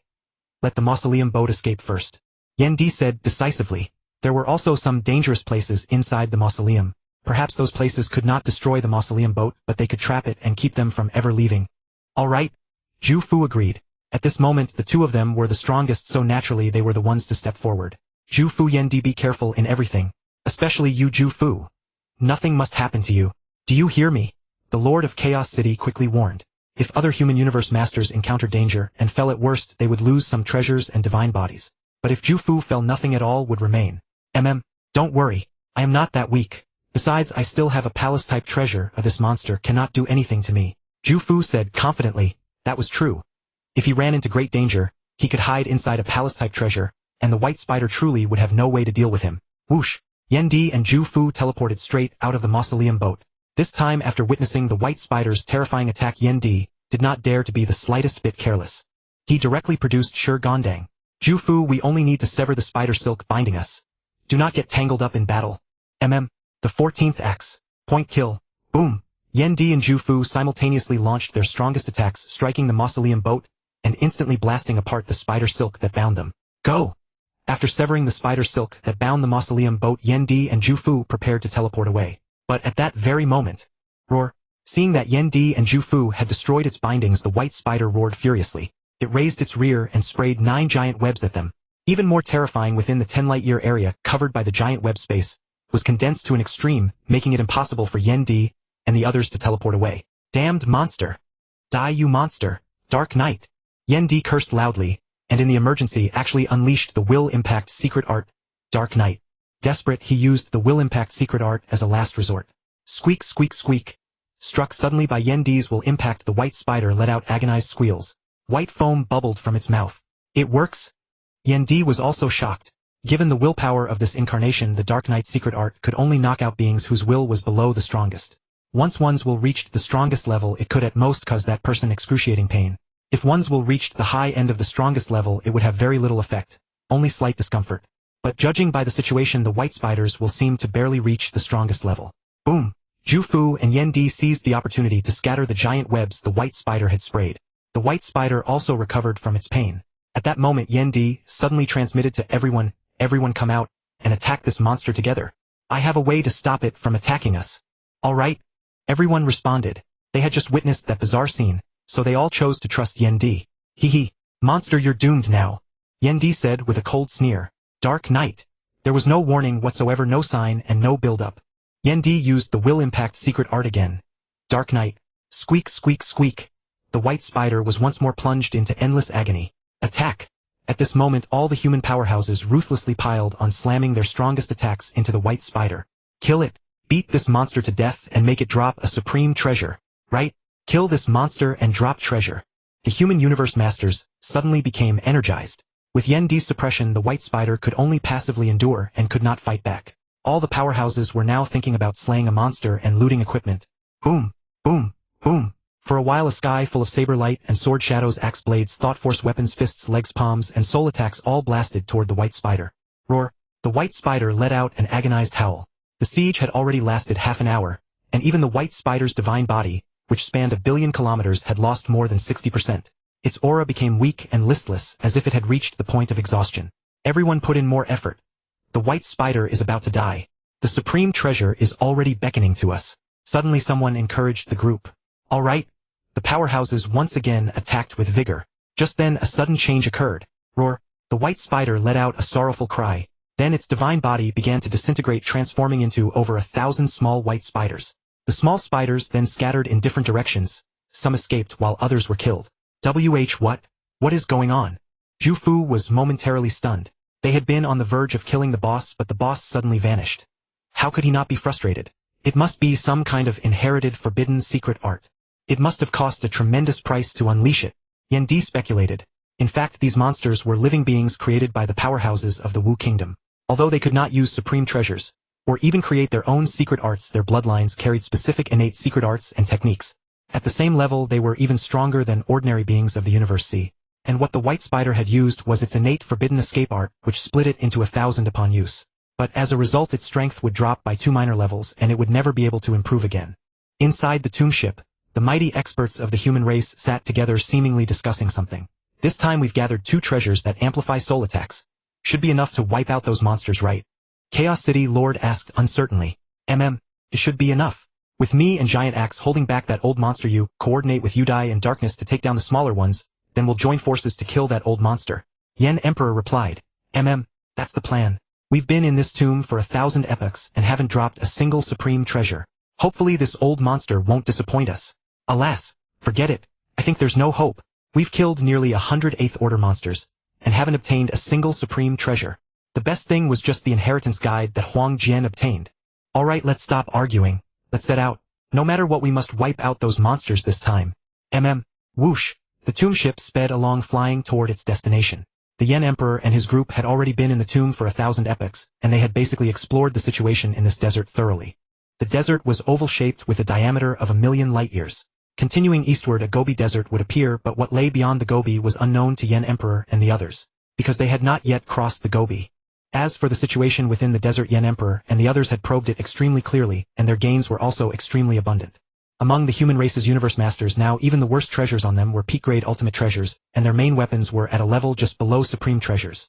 Even the likes of Chaos Darkness, Yen Emperor, Udai Flower Emperor, and Peng Gong each possessed a marvel. And when Yen Emperor's group once again defeated an 8th Order monster, an inheritance crystal dropped. This inheritance crystal could guide one in creating a 5th stage fusion secret technique, but only one person could use it. Finally, after everyone decided, the inheritance was given to Lord Huang Jian, who was the most fitting. Now Lord Huang Jian had also created a 5th stage secret technique, and with the Waterfire Secret Art his strength reached the 6th stage. And after more than 1,000 epochs of exploration, Yen Emperor's group had gained a clear understanding of the monsters in the desert. Generally, monsters like the golden giant ants, which were 5th stage or 6th stage, appeared in groups and would have a leader. The leader's strength would not exceed the 8th stage. 5th stage monsters dropped peak-grade ultimate treasures. 6th stage ones dropped treasures second only to supreme treasures. 7th stage ones dropped items at the marvel level, and 8th stage ones might drop supreme treasures. Unfortunately, Yen Emperor's group had not yet dropped a supreme treasure so far. As for those monsters that acted alone, even the weakest were 9th stage, and there were even terrifying 10th stage existences. Moreover, each of these monsters had special talents, bizarre secret arts, and was unbearably troublesome. But later Yen Emperor's group discovered that although these monsters were troublesome, they always had some weaknesses. For example, some had low intelligence, some feared will attacks, some feared soul attacks, and some were extremely slow. It was precisely because they had grasped these monsters' weaknesses that Yen Emperor's group could survive in the desert. Even so, they lived with extreme difficulty. Mind you, in the tomb the chance of a treasure drop was less than 1%, and the monster's strength was generally terrifyingly great. This also meant that after every time they killed a monster, Yen Emperor's group had to recover for a long time. Because within the tomb divine power recovery relied only on themselves. Sometimes when divine power loss was severe they couldn't recover even in several epochs. But even so, the human race still had 2 universe masters, fall Lord Qingdong and Lord Shujin. Of course, what fell were only their avatars. Their main bodies remained. Now, including Udai Flower Emperor, Yen Emperor's group had only 9 people left. But compared with 1,000 epochs ago, these 9 were incomparable in both treasures and combat experience. After Yen Emperor's group finished exploring this desert, they prepared to leave. But when they reached the edge of the desert, they were dumbfounded. At the edge was a Gobi passage only 10 light-years wide. And this Gobi passage was occupied by a group of monsters. They were rock mountain-type lifeforms, each like a sprawling mountain range. Most of them were at the peak of the 6th stage with divine bodies up to 100 million kilometers. Their defense and attack were even more astonishing, making them extremely troublesome. Their leader was a mutated creature at the peak of the 8th stage, the one called Old Fellow, by Yen Emperor's group. This Old Fellow seemed to have undergone some terrifying mutation in his life. Although his attack power was only at the peak of the 8th stage, the natural armor on his body was actually not inferior to a supreme treasure. Moreover, his divine body had reached a terrifying 100 billion kilometers. He was like a great mountain blocking the path of Yen Emperor's group. When they first fought this group of stone monsters, they suffered a great loss. Although these monsters moved slowly, their divine bodies were so massive that they were simply hard to kill. Moreover, when you attacked one of them, their leader and the other minions would all rush over to surround and beat you. After suffering many losses, Yen Emperor's group finally discovered that although these stone monsters had terrifying defense and divine bodies, they were naturally extremely poor at defending against soul attacks. Soul attacks could deal double damage to them. Among Yen Emperor's group, the ones most skilled in soul attacks were Darkness and Udai Flower Emperor. But their 6th stage soul attacks worked too slowly on the stone monsters, so Yen Emperor's group slew several hundred 7th stage leaders. Only then did they gather 2 marvels that augmented soul attacks. With the boost of the marvels, the soul attacks of Udai Flower Emperor and Lord Darkness both reached the 7th stage. That was enough to deal with those stone monsters. As long as Yen Emperor and Giant Axe held back the most powerful old monster, the other experts could slowly kill the rest of the stone monsters and then kill that most powerful old fellow. Whoosh! After 30 years of flight, the tomb ship finally flew out of that desert and arrived at this Gobi passage. Everyone listen up. I and Giant Axe will hold off that old fellow. The 7 of you, Darkness and Udai, will lead the attack and the other 5 will assist. Kill those stone monsters. Once they gather in large numbers, everyone retreat quickly. Don't worry, Yen Emperor. Those monsters are so slow, we'll be fine. Then let's move. Yen Emperor's group didn't plan to wipe them all out in one go. Instead, they could use kiting tactics and hit-and-run strategies. If they could win, they'd fight. If not, they'd run. These stone monsters excelled in divine body and defense but were far inferior in speed binding and suppression. In that Gobi passage, one could see towering figures as high as mountains standing there like a series of mountain ranges. Especially that mountain range in the deepest part. It was as large as 100 billion kilometers. If it were placed in the solar system, it could fill the entire solar system. Whoosh! Giant Axe carried his stone axe while Yen Emperor charged at the old stone monster with his Yen god Halberd in one hand, and a marvel resembling a stone spear in the other. Roar! The stone monsters, seeing Yen Emperor and Giant Axe intruding into their territory, let out thunderous roars. Each of them opened 18 giant eyes and shot out streaks of fiery red light. Whoosh! Whoosh! Whoosh! Unfortunately, their speed was too slow and Yen Emperor and Giant Axe easily dodged. In an instant, they had flown right in front of the old stone fellow and both attacked simultaneously. The 14th axe, point kill, after 1,000 epochs of tempering and slaughter, Yen Emperor and Giant Axe had elevated the application and understanding of their respective secret arts to a new level. Though the secret arts they unleashed were the same as before, their power had grown considerably. The axe shadow and spear tip, spanning billions of kilometers, struck the old stone monster simultaneously. Roar! The old stone monster let out a howl. Although its defense was formidable, it had not yet reached the point of ignoring a joint attack from Yen Emperor and Giant Axe. Moreover, because its divine body was too huge, it was extremely difficult to move and simply couldn't dodge attacks. It could only passively endure. Roar! Roar! Roar! Hearing the old stone fellow's agonized cries, the other stone monsters rushed over one after another to help. But due to their extremely slow movement speed, they couldn't arrive anytime soon.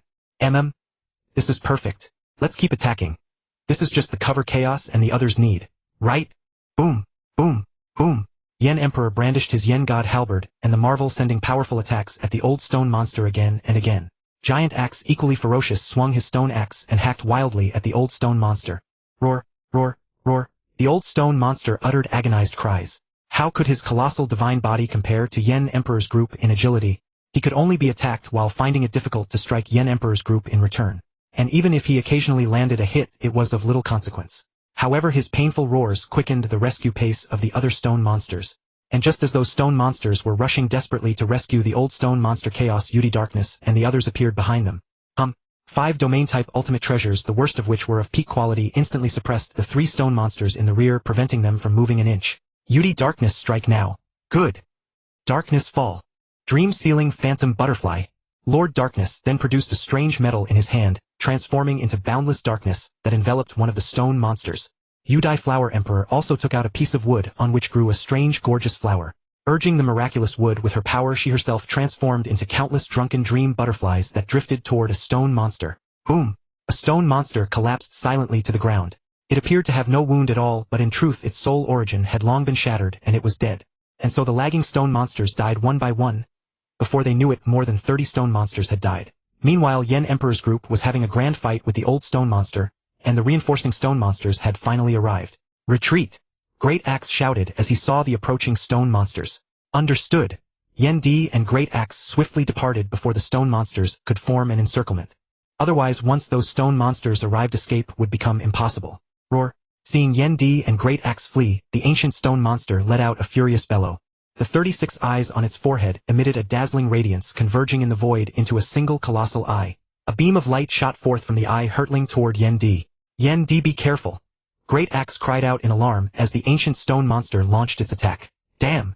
This old fiend is unleashing his ultimate move. Yen D exclaimed as he saw the beam streaking toward him. He raised the stone steel in his hands, shielding himself. Boom! The beam struck the stone steel with devastating force, and Yen D was instantly blasted away. Cough! Cough! That old fiend's full-force strike is truly formidable. I nearly fell for it. Yen D coughed out a trace of blood. Yen D, are you alright? Seeing Yen D blasted away, Great Axe hastily sent a telepathic message. I'm fine, no serious harm. With that, Yen D took out the tomb ship and climbed inside. Hidden within the tomb ship, we should be safe now. Great Axe, hurry and get in. All right. Great Axe swiftly flew into the tomb ship. This old fiend is truly troublesome. This Gobi desert space seems to be suppressed by some kind of power. We can't teleport at all. If we get surrounded, we'll be in real danger of falling. Great Axe said with lingering fear. This narrow stretch of Gobi seemed to lead somewhere, its space so condensed that teleportation was utterly impossible. Indeed. Let's go. We need to pick up Chaos and the others. Yendi piloted the tomb ship toward the outer edges of the Gobi, where Chaos City Lord and the others were stealthily attacking the stone monsters. Roar, roar, roar. Over 50 stone monsters had arrived by now. Watching Yendi and his companion escape aboard the tomb ship, they all let out furious roars of frustration. Although these stone monsters possessed colossal divine bodies and formidable defenses, their speed was extremely slow. Only about 10 times the speed of light. That made them 10 times slower than an average universe master. Meanwhile, at the outer edge of the Gobi, with the stone monsters having rushed toward the ancient stone monster, fewer than 30 of them remained here. Butterfly darkness, hurry up and take out more of them. Yendi and Great Axe have already started retreating. These monsters will catch on soon. Chaos City Lord urged. Huff, huff, huff. I can't hold on much longer. Continuously unleashing high-intensity attacks is draining too much divine power. Butterfly Flower Emperor panted heavily. Her divine body was average only about 100,000 kilometers in size. Constantly using her Waterfire secret arts and strongest attacks indeed consumed an enormous amount of energy. Right? Senior brother, I'm about to reach my limit too. If we lose too much divine power, it'll be very hard to recover. Darkness Master was likewise utterly exhausted by now. For Universe Masters, the soul and divine power were one. The more that was consumed, the harder recovery became. Watching Butterfly Flower Emperor and Darkness Master so depleted, Chaos City Lord felt extreme anxiety. The stone monsters' divine bodies reached an astonishing 100 million kilometers. If they relied on physical attacks alone, who knew how long it would take to kill even a single one? Only soul attacks could prove effective. Yet, among their group, only Butterfly Flower Emperor and Darkness Master specialized in soul attacks. Take out those 3 monsters ahead, then we withdraw. Chaos City Lord gritted his teeth. All right. Hearing that retreat was possible, the assembled powerhouses rallied their spirits. The 3 stone monsters ahead were a full 3 light-years away from Chaos City Lord's group, and at this moment they were heeding the ancient stone monster summons. Straining to move deeper into the Gobi, they had no idea that death had already descended upon them. They had become the hunted. Chaos City Lord led Butterfly Flower Emperor and Darkness Master quietly closing in on the stone monsters. These creatures had rather poor perception. They could only sense an enemy's presence within 1 light-year. Drawing closer step by step, Chaos City Lord and the others dared not alert their prey. If discovered, the monsters could easily summon more of their kind. When they reached 1, 2 light-years from the 3 monsters, Chaos City Lord transmitted to the group. Now, the other 5 universe masters poured all their power into their domain-type treasures, pressing down upon the 3 stone monsters. Instantly, the 3 stone monsters were restrained, their speed drastically reduced. Meanwhile, Butterfly Flower Emperor and Darkness Master launched their attacks simultaneously. The soul attacks formed from ethereal divine power surged toward the stone monsters. Roar! The 3 stone monsters, enraged that someone dared block them from rescuing their great king, bellowed in fury. The 18 red eyes on their foreheads blazed with crimson light. Just then, the attacks from Butterfly Flower Emperor and Darkness Master struck. 2 of the stone monsters instantly lost consciousness, but the remaining one's attack succeeded. Whoosh! A crimson ray shot straight toward Butterfly Flower Emperor. The power of the strike reached a terrifying 6th-order level. Given Butterfly Flower Emperor's defenses and current divine body condition, this blow would absolutely gravely wound her. Butterfly Flower Emperor, watch out! Seeing the red beam hurtling toward her, Chaos City Lord shouted urgently. Be careful! Dodge! Butterfly Flower Emperor could only watch helplessly as the crimson ray closed in, powerless to evade. Her old strength was spent and new strength had yet to surge forth. Her treasures were primarily designed to enhance soul attacks and soul defense, offering virtually no protection against physical attacks. Thus, her only remaining defense was the battle armor she wore, second only to a supreme treasure. Yet, an attack reaching peak 6th order had already surpassed the armor's defensive limits. Boom! The crimson ray slammed violently into Butterfly Flower Emperor's body like a laser beam striking stone. Red energy ripples spread across her entire form. These energy fluctuations continuously eroded her divine body, sustaining their destructive effect. From within the tomb ship, having just emerged from the inner Gobi, Yendi witnessed Butterfly Flower Emperor being struck and let out a furious extended roar. Butterfly Flower Emperor had no clone. If she fell in battle, she would truly die. Yendi flew out of the tomb ship and shot toward her with utmost haste. Yendi reached her side, gathering her into his arms. Butterfly, Butterfly, are you all right? Looking at Butterfly Flower Emperor in his arms, her body scorched black, her aura wilting, all 6 pairs of wings broken. Yendi's heart burned with fierce rage. Perhaps I should never have brought her here. Cough, cough, brother Yendi, I'm fine, just just severely depleted of divine power. Butterfly Flower Emperor said, enduring the pain as she gazed at the Yendi who held her. Yendi, I'm sorry. I failed to protect Butterfly Flower Emperor. Chaos City Lord said in self-reproach, looking at the enraged Yendi. Chaos City Lord knew Butterfly Flower Emperor's place in Yendi's heart. Moreover, during their time together, all the human universe masters had come to genuinely accept Butterfly Flower Emperor's presence. No, Yendi, you can't blame Chaos. He had to direct us at the time. It's my fault for not defending in time. Dragon Walker Lord said hastily. He was the one responsible for defense among the group. No, it's my fault. I didn't scout ahead properly. No, I'm to blame. Enough. Everyone stop it. I'll take Butterfly Flower Emperor into the tomb ship to rest. Yendi placed Butterfly Flower Emperor inside the tomb ship, then flew back out. He blamed no one. This was war, and war inevitably brought casualties. Yet Butterfly Flower Emperor held an irreplaceable place in Yendi's heart. If he lost her, he wouldn't know what to do. After flying out of the tomb ship, Yendi remained silent. His eyes were fixed deathly upon that stone monster. A full 100 million kilometers in size. The one that had wounded Butterfly Flower Emperor. None of you interfere. I'll deal with it myself. Yendi directly ignited his divine power, unleashing the secret art meteor, elevating his might to an entirely new level. Raising the stone spear in his right hand, he thrust it toward the stone monster.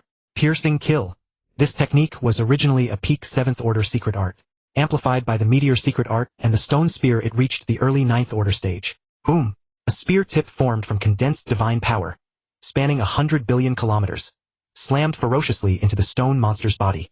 In an instant, the monster's thick rock armor was ripped open by Yendi's strike, creating a gash 1,000,000 kilometers long with stone fragments continuously tumbling from the wound. Roar! The stone monster let out an agonized scream. That terrifying blow had dealt it no small damage, costing it 1,000th of its divine body. One must understand that the stone monster's divine body spanned 100 million kilometers with physical defenses rivaling armor second only to supreme treasures. Even under such conditions, it had lost 1,000th of its divine body. A testament to how horrifying Yendi's attack truly was. Humph! Yendi snorted coldly and continued his assault. Boom! Boom! Boom! Yendi struck again and again, heedless of the cost, while the stone monster had no means to fight back. Although the stone monster continuously retaliated against Yendi, this avatar of Yendi also possessed a divine body of 100 million kilometers. He had no fear of trading blows head-on. At that moment, the other stone monsters in the distance heard this one's cries and came rushing over. Yendi speeded up. The monster's reinforcements are almost here. Great Axe sent a telepathic message. He knew Yendi's temperament. Yendi clearly didn't want anyone's help with this, so Great Axe held back as well. Understood. Boom, boom, boom. Yendi's attack frequency surged even higher. He began unleashing secret arts with both hands simultaneously. These were combat techniques he had learned from the endless lineage's inheritance, though mastering and utilizing them required time and great cost. In this state, Yendi's divine power consumption tripled. Roar! A minute later, the stone monster dissolved into ashes amid its unwilling roars. Let's go! Yendi flew back into the tomb ship, piloted it swiftly, and departed. Emperor Yen, an entire epoch has passed in the blink of an eye. Has Butterfly Flower Emperor fully recovered from her injuries? Inside the tomb boat, Great Axe transmitted his voice to Emperor Yen. Last time they had slain 37 stone monsters, in total roughly 1/3 of the stone monsters' population. However, everyone's divine bodies had suffered varying degrees of damage, with Butterfly Flower Emperor sustaining the greatest injury. She had needed an entire epoch to fully recover. Butterfly's injuries have basically healed. We can set out to hunt again. Emperor Yen replied. Since Butterfly has recovered, it's time to set out. The true fortune of the tomb is only just beginning. Back then, Emperor Yen had chosen to lead everyone to the eastern side of the tomb, because it was the safest, yet it also held the fewest opportunities. As for the monsters in other directions, both their drop rates and the quality of the supreme treasures they dropped were extremely high. But at the same time, the danger was also tremendous according to Emperor Yan's understanding.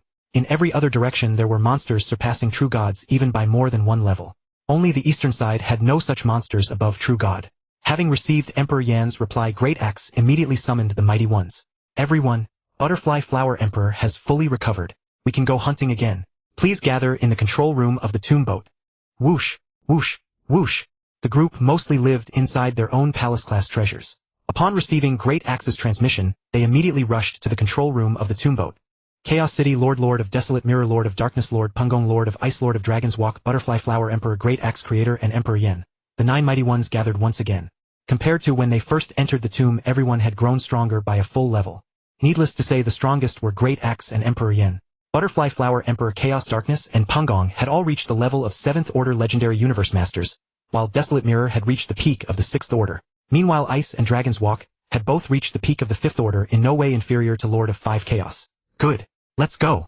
Emperor Yen waved his hand and the tomb boat sped rapidly toward the Gobi Desert. 10 days later Emperor Yen and his group finally arrived at the stone monsters' territory. There the stone monsters on the Gobi Desert were all gathered together like a range of undulating mountains.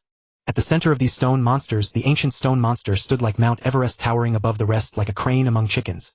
These brainless creatures have grown smarter. Emperor Yen looked at the gathered stone monsters with a heavy heart. Indeed, it seems they do possess some intelligence. No, perhaps it's merely biological instinct. We made them feel a tremendous threat, so they gathered together. No, I'm 90% sure it's because that old fellow is scared, so it called its underlings to protect it. Didn't you see it's right in the very center? No. I think it's... No. For a moment all the mighty ones began offering speculations about why the stone monsters had gathered. Even Lord of Desolate Mirror thought they might be gathering to reproduce. Enough. Stop arguing, everyone. Let's think of a solution. Great Axe waved his hand to signal them to stop discussing. For a moment the Universe Masters looked at each other at a loss for what to do. The stone monsters had gathered together. If they attacked simultaneously, who could withstand them? Moreover, the strongest Great Axe and Emperor Yen both specialized in close combat, and facing clustered stone monsters would surely put them at a disadvantage. What to do? Emperor Yen was pondering the same question when suddenly he thought of a diversionary tactic. Feinting east while attacking west. Great Axe and I will first feint from two sides to draw the stone monsters' attention. The 7 of you will attack from the center head-on and retreat immediately once you succeed. Upon hearing Emperor Yan's proposal, Great Axe thought for a moment and said, "All right. Let's do as Emperor Yen says." Good. Let's go. Whoosh, whoosh, whoosh. The mighty ones all began to move. First Emperor Yen and Great Axe launched attacks from two sides. Meanwhile the 7 led by Butterfly Flower Emperor and Lord of Darkness as the core were waiting for their chance. Emperor Yen launched his attack when he was still 10 light years away from the stone monsters, a distance from which he could not possibly deliver an effective strike. But this time it was a feint. The primary goal was to attract attention and ensure their own safety. Great Axe did the same on his side. Great Axe launched his attack from very far away. Roar, roar, roar. These stone monsters had low intelligence and did not think at all. They acted purely on instinct. Provoked by the attacks of Emperor Yen and Great Axe, they roared and charged toward Emperor Yen and Great Axe. Each stone monster had 18 huge red eyes on its forehead, all emitting terrifying light. Boom, boom, boom. Waves of terrifying light swept toward Emperor Yen and Great Axe. Fools! Emperor Yen sneered inwardly.